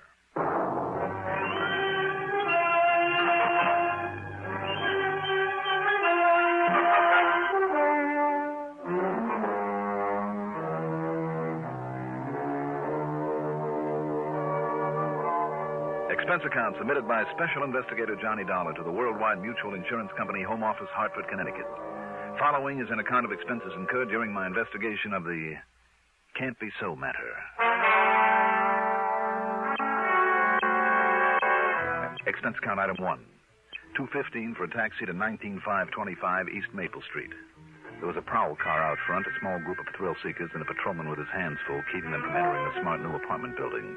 When I showed him my credentials, he told me to go up to 5B, where I'd find Sergeant Tommy Bravo in charge, and I did. Sorry, Dollar, but you got here a little too late. The boys just hauled young Willoughby, what was left of him, off to the morgue. Was it you who called the insurance company, Sergeant? Yep. See, I knew he had a policy with him. You did? How come? Oh, we've been kind of keeping an eye on Willoughby ever since he moved back here to Hartford and put up in this fancy place. Why? You, know him when he lived here before? No, I didn't. Well, he wasn't much use to himself or to anybody else. Wanted the best of everything, but wouldn't do an honest day's work to earn it. I know the type. The chief even wondered there at one time if he might have had some connection with a narcotics pusher that we nabbed and set up the line. Narcotics? Well, I couldn't prove it, though.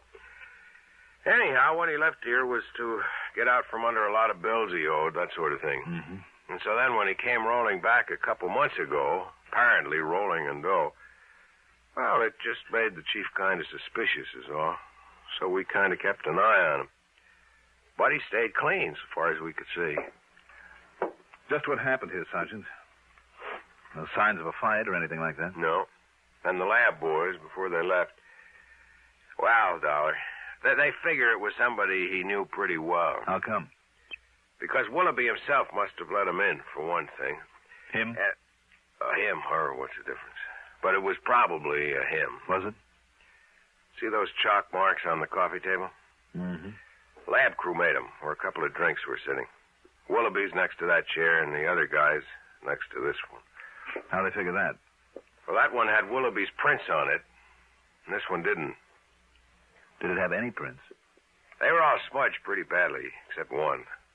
Looked like they were deliberately smudged. So they took the glass to the lab for good look.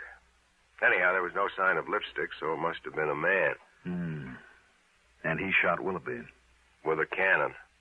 They'll find out for sure down there at the lab, of course, but it looked to me like it was a 45 at least. A 45? Yeah. But, Dollar, that's just about all we know so far. No other prints around, no nothing. Nobody was seen entering or leaving. And if the man 3 doors down